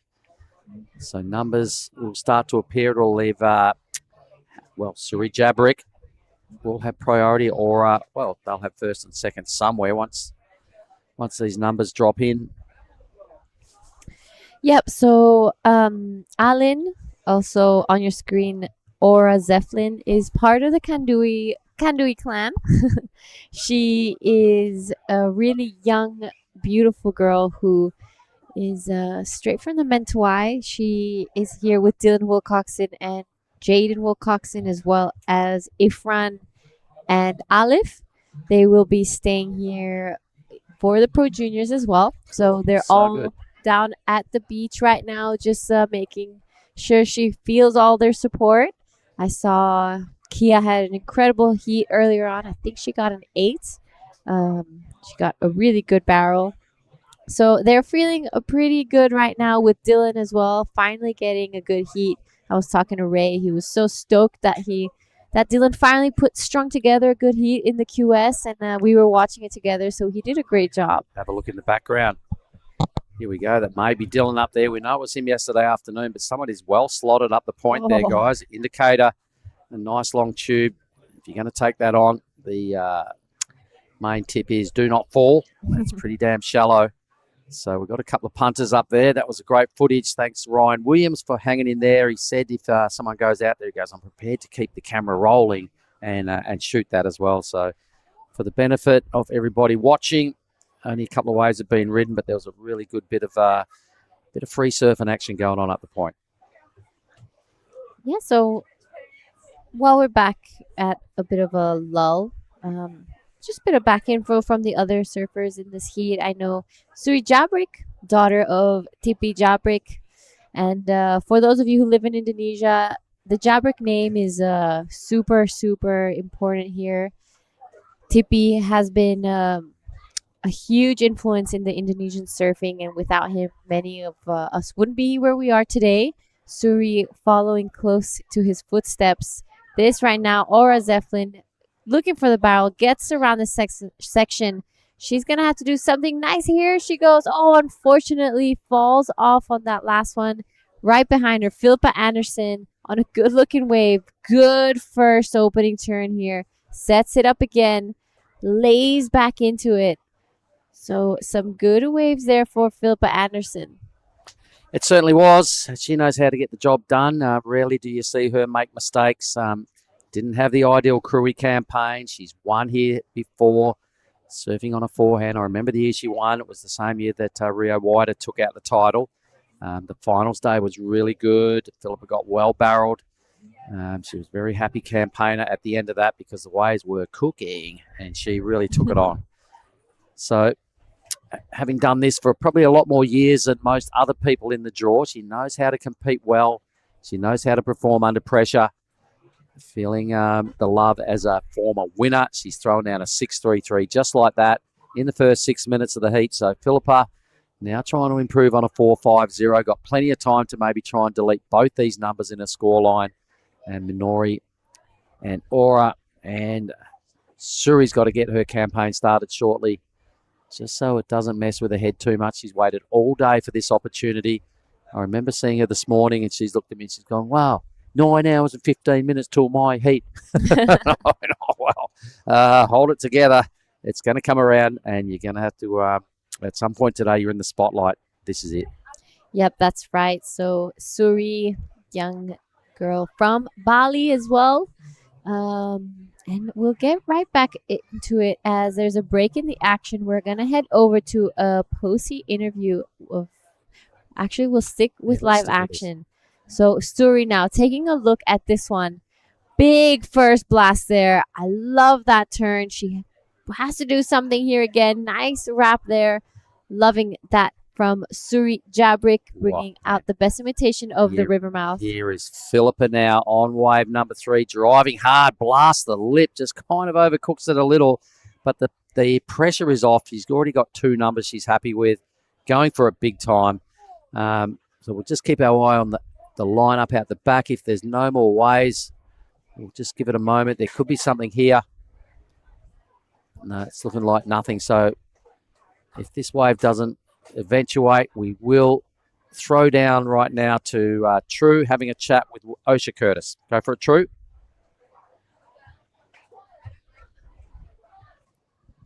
Thanks, guys. Osha, first win here at Nias. Congratulations. Thank you. You've got a lot of experience here. You've been coming here since you were young. Talk to me about kind of the experiences you've had here. Yeah, my dad used to come here like 30 years ago, and then he started bringing me here. I think I've been here like 6 times, and yeah, I love it so much. It's like a second home to me, and all the people, the locals, see them like family. So yeah. And being out there, that was a really tough heat. You made it through your first heat. It was a little bit of a rocky one, but you just looked comfortable out there. That 627 was solid. Yeah, well, I was planning on trying to wait for the bigger ones and try to get a couple barrels, but kind of slowed up towards like the start of the heat, and then just kind of changed my position in the lining, and yeah, just found a couple and I was happy. And who was your caddy out there? Who was out there kind of supporting you, giving you words of advice? Yoja, he was my caddy. I've known him since like the first time I came here. I see him like a big brother, and yeah, he gets really excited. He's screaming when I'm on the waves, but yeah. I know that you probably have some family and friends back home in Lennox. Is there anything you'd like to say to them? Yeah, just thanks Mum and my 2 sisters for watching and supporting, and all my friends, and yeah, my sponsors as well. Thank you. Well, this is your first Bang Bang win. Maybe of many, definitely of many if you keep surfing like that. Well done, Osha. We'll send it back to you guys. Thanks, Trey. All right, meanwhile, let's have a look and catch up with the live heat. Someone's gone for a big belt, but they've fallen. I think that might be Hannah Suri. It's looking like her last wave was a 4.57. So she's locked herself straight into her second spot. In fact, it was Minori. So Suri did exactly what we were saying. She got a wave. She finished it. She put herself in a second place. So good for her confidence. We're talking about the lady in blue, but here is Aura. This is Alan now on her backhand. Good first turn there. I love that from Alan. One more, and she does it again. That is an incredible wave for Alan. She is looking on fire. She had a great first heat. You can hear everyone from Kandui just screaming down there. So this is super, super exciting. She's got a lot of fans in the house right out in front of Hash and Family Surf Camp is the athlete zone. You heard the eruption. We certainly did. 2 big blasts in the pocket with a little cutback out there. I think this will challenge for one of the better waves of the heat. So good. She will not be sitting in 4th for long. She'll be parked up right underneath Philippa, I believe, once this score drops. Yeah, and I can say that I'm a fan of Alan. She is one of my favorite groms coming up right now in Indonesia. She always has a smile on her face, is always welcoming and kind. Let's see if that affects the priority sitch. Both blue and red had a little paddle. Red's looking in. She's confident that, well, it didn't change. All right, so let's have a look at this mashup. This was Suri's wave, right? So this is blue. So this is the 4.53 4.57. We've also seen a little change on the leaderboard with Minori's one swack. She goes into second spot, 4.77. We are owed away by White. And here is the replay. Yep, so this is Allen's wave. Beautiful first turn. Love this second one. You see this wave just stand up for her. She hits it right in the pocket. So really, really lovely work from Allen there.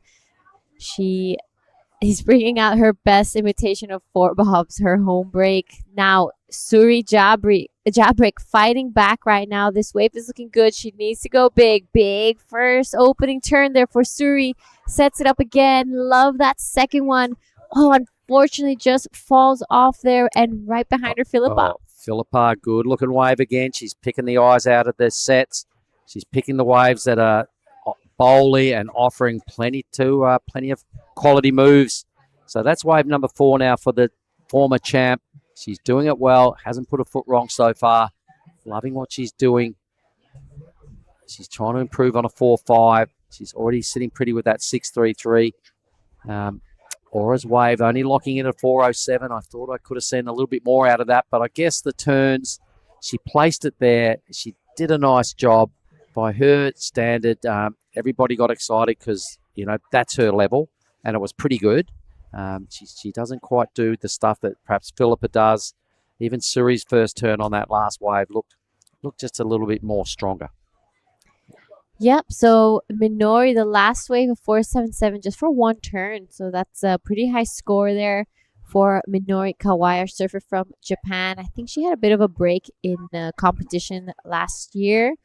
And maybe even the year before, but she is back and she's looking pretty good in this heat with 12 minutes remaining. She is currently in second with priority, but Philippa with that 6.33 and that 4.5 looking pretty steady in the lead. She's still waiting for one more score, as well as Suri Jabrik. Suri's going to get a good score just for that one turn, right? Compared to what Aura did, a 4.07 for Aura as a little bit of a coaching tip, just as she develops and gets a bit more mature and a bit stronger, just some, by judges' standards, not critical surfing. The placement was good for a 4.07, but Suri's one turn for a 4.57 was just, a 4.47 was just a bit more brutal. And, I hate to be critical on young Aura, but if you're a coach, you could say these are you could improve in, and that will help drag your numbers up.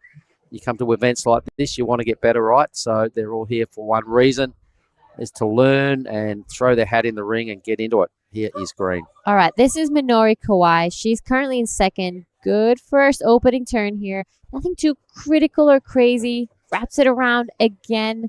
So she wants to get rid of a 3.83. A 4.27 is her requirement. But Suri looking in such good form, and I see her surf the river mouth a lot back at home, and I think it's all really paying off. She's been training a lot with the Indonesian team, and I know she trains with Ivan. But I love seeing Suri every year improve so much every time she comes to both Krui and Nias. She spent some time in Australia training and doing some QSs and Pro Juniors over there. And I think as well as Hawaii. So she's really been putting the time in. She's putting the effort, and it's all starting to pay off now. All right. Well, she's living in the 4 range at this stage. We know she's got more in her. Had she finished that last wave, you could have seen that bust into the 6s. But let's have a look at this one belt from Minori. Oh, anyway, this is more than one belt. This is her 4.77. So the Japanese surfer there in green. Just beautiful waves rolling through here in Saraki Beach. The shadows are creeping across the ocean, so it might look like there's a little issue with the colours on the screen. It's just getting darker. It's almost lights out, folks. We started here at 7:30, which, that was 10 hours and 11 minutes ago, if you can believe that. I can remember having my second coffee this morning going, right, I'm about to clock on. Come on, we got this, 24 we got this. And I can't believe it's still the same day. I know, it feels like 2 days in one. And so much has happened throughout the entire day. We've gone through some rounds and a big chunk of competition underway, and a lot of names dropping out, a couple upsets, but it's been a good day nonetheless. 48 25-minute heats in the last 2 days is where we're at. So Do the maths. I'm not such a hard worker, so these days they freak me out a bit. But we get it done because we've got a big draw, and we're here for a reason. We've got to get some results, and I want to see the high-end surfing. So I love it. And there's a lot of 4s on the scoreboard. Apart from the 633, there's a lot of same, but not much difference going on. Yep, that's right. So everyone's sitting on at least a 4. Philippa's 633, the only one really creating that distance right now from the rest of the field. But with 8.5, there's still plenty of time left. Maybe we'll be seeing a 6 o'clock set come through. Here in Indo, there is a saying that at 6 o'clock, there will always be the biggest set of the day. Well, you know what? I've seen about 30 surfboards walk past the Hashan family surf camp. Everybody is getting out there and hedging their bets that with the last half an hour of light, that they're in the running for a wave or two. I saw it yesterday. 50 people came from the keyhole. As they started the countdown, people were just paddling hard into the lineup. As soon as the siren went, there was about 50 people on top of the competitors instantly. So it's brutal, and he goes white now. All right, this is Alan right now on her backhand. She needs to do something big. Air drops down. And does she get another one in? She does. Wraps it around nicely. Really, really well done for Alan. Gonna be getting rid of that 103. I'm not sure if it's the 5 that she's looking for, but that is a great effort. You know, just cruisy, lovely style there of Aura. I'm sure she's pretty young. Liking her placement. She's picking good waves. She's got a lot of things to like. But when you're up against someone like Philippa, let's see what she can do this time. All right, just a little mini tap there for Phil. She'll know that's not ideal. So probably one of the first errors here in Philippa's campaign. Out the back, who's got priority here? All right, so a bit of a paddle there from both Suri and Minori. Not sure if Suri's going to be losing priority from that. But, yeah, Suri. Green's asking the question. Minori's looking over his shoulder. Yep, so Suri is in second. She wants to get that lead or wants to chip away at her scores because Minori's close behind. A 4.27 is what she's looking for. Even Aura. If Aura really got it together on one of her next waves, she could get there with, almost 5 points. Well, her number's in. It's a 3.50, so she's going pretty good for the youngster. Still needs that almost 5 to advance. So apart from Philippa's number, this heat would have been so close. The 6.33 stacking up really good. Yep, so we're reaching the pointy end of this heat. About to reach the 6-minute mark. Nothing too crazy happened in the last 2 rides. No top 2 scores for now. Philippa Anderson and Alan get back into the mix. So a couple replays. This is the last of red. Philippa Anderson. I don't think it's her last because no, 6.33. This might be the 6.33, the best score. Yep, definitely a couple of big jams in the pocket. Gee, really good stuff there by Phil. And Suri. Yep, so this must be the 4.57 of Suri Jabrick. Love that first turn. She really jammed it in the pocket, came out with so much speed, wraps it around here again. So really beautiful surfing from Suri. I love her style. I know she's inspired by Stephanie Gilmore. Says that it's one of her favorite surfers. Righto. Who's one of yours? My favorite surfers? Yeah. Women? Whoever. Good question. I think Steph is definitely one of mine. And Malia Manuel was, she's not on tour anymore, but she's still one of my favorite surfers as well. Yep. She was a big campaigner for a long time. So a couple of strong names right there. I'm going to throw mine out there and say Rajo Barrel and Joey Barrel, who I live with at Lakey. I still rate those guys. Just phenomenal tube riding I've seen out of those two over the years. So they might not be pros, but I love them both. And I just love surfing with good crew like that sniff out a tube on days when it's not even barreling. Anyway, let's have a look at this. It is Suri. All right, this is Suri Jabrick right now.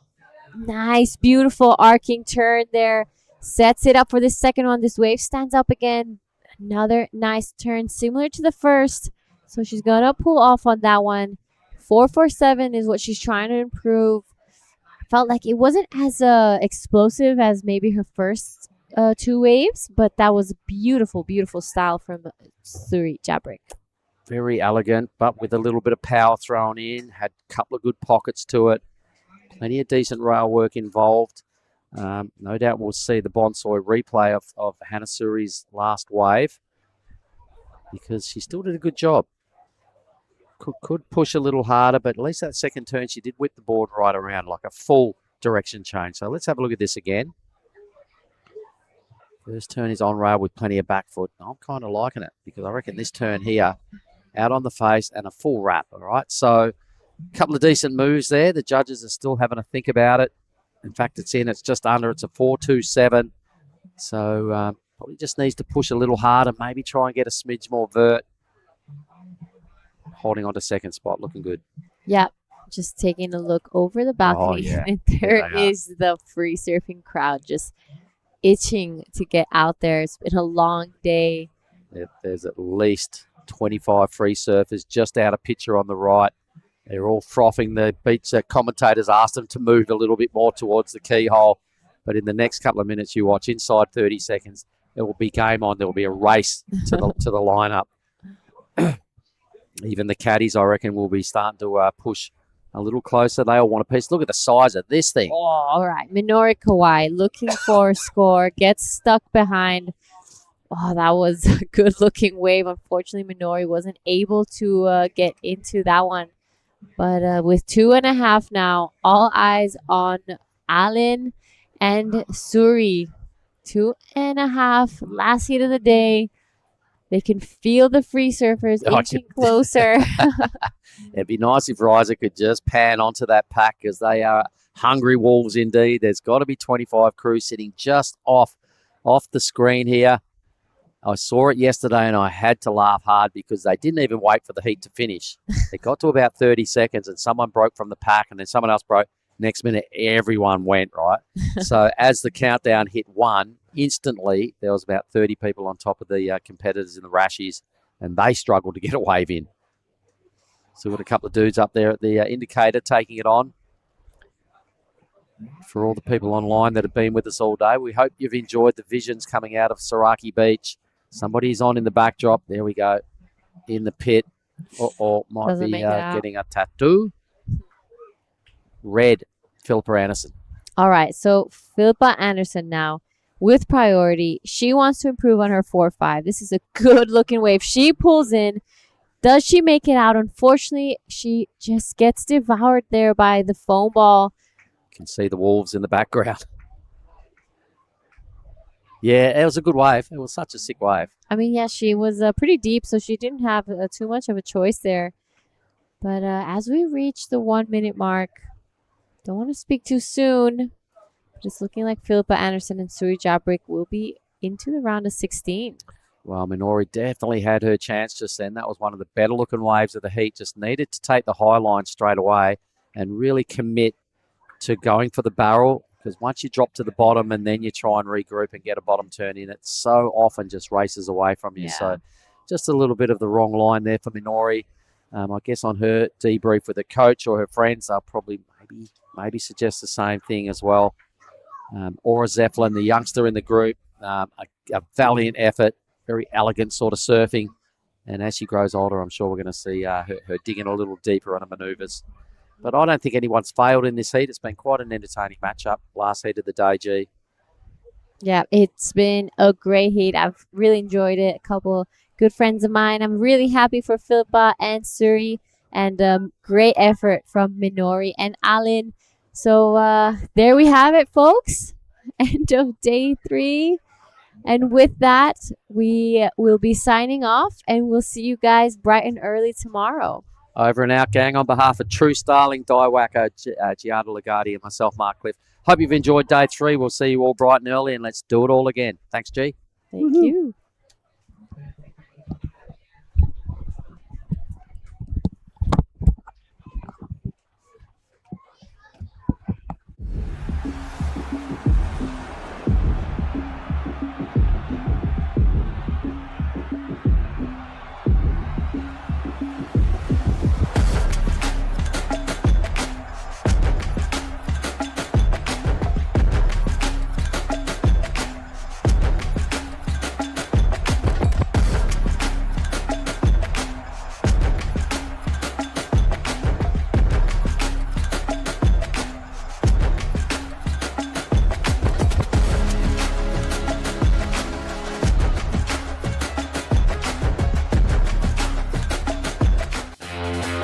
Welcome back to the Nias Pro QS 6000. This is day 3.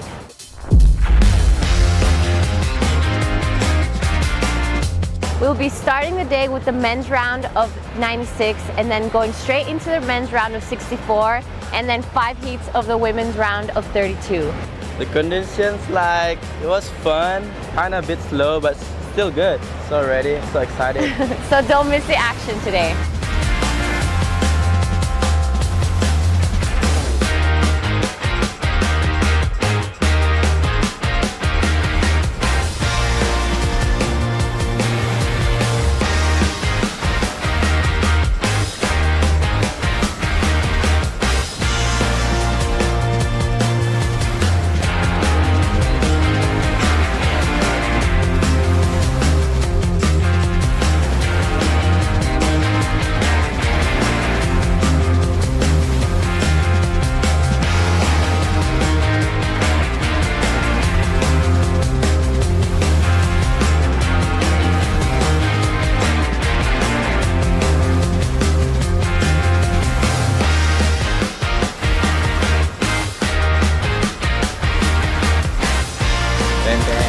Bang, bang. Yeah.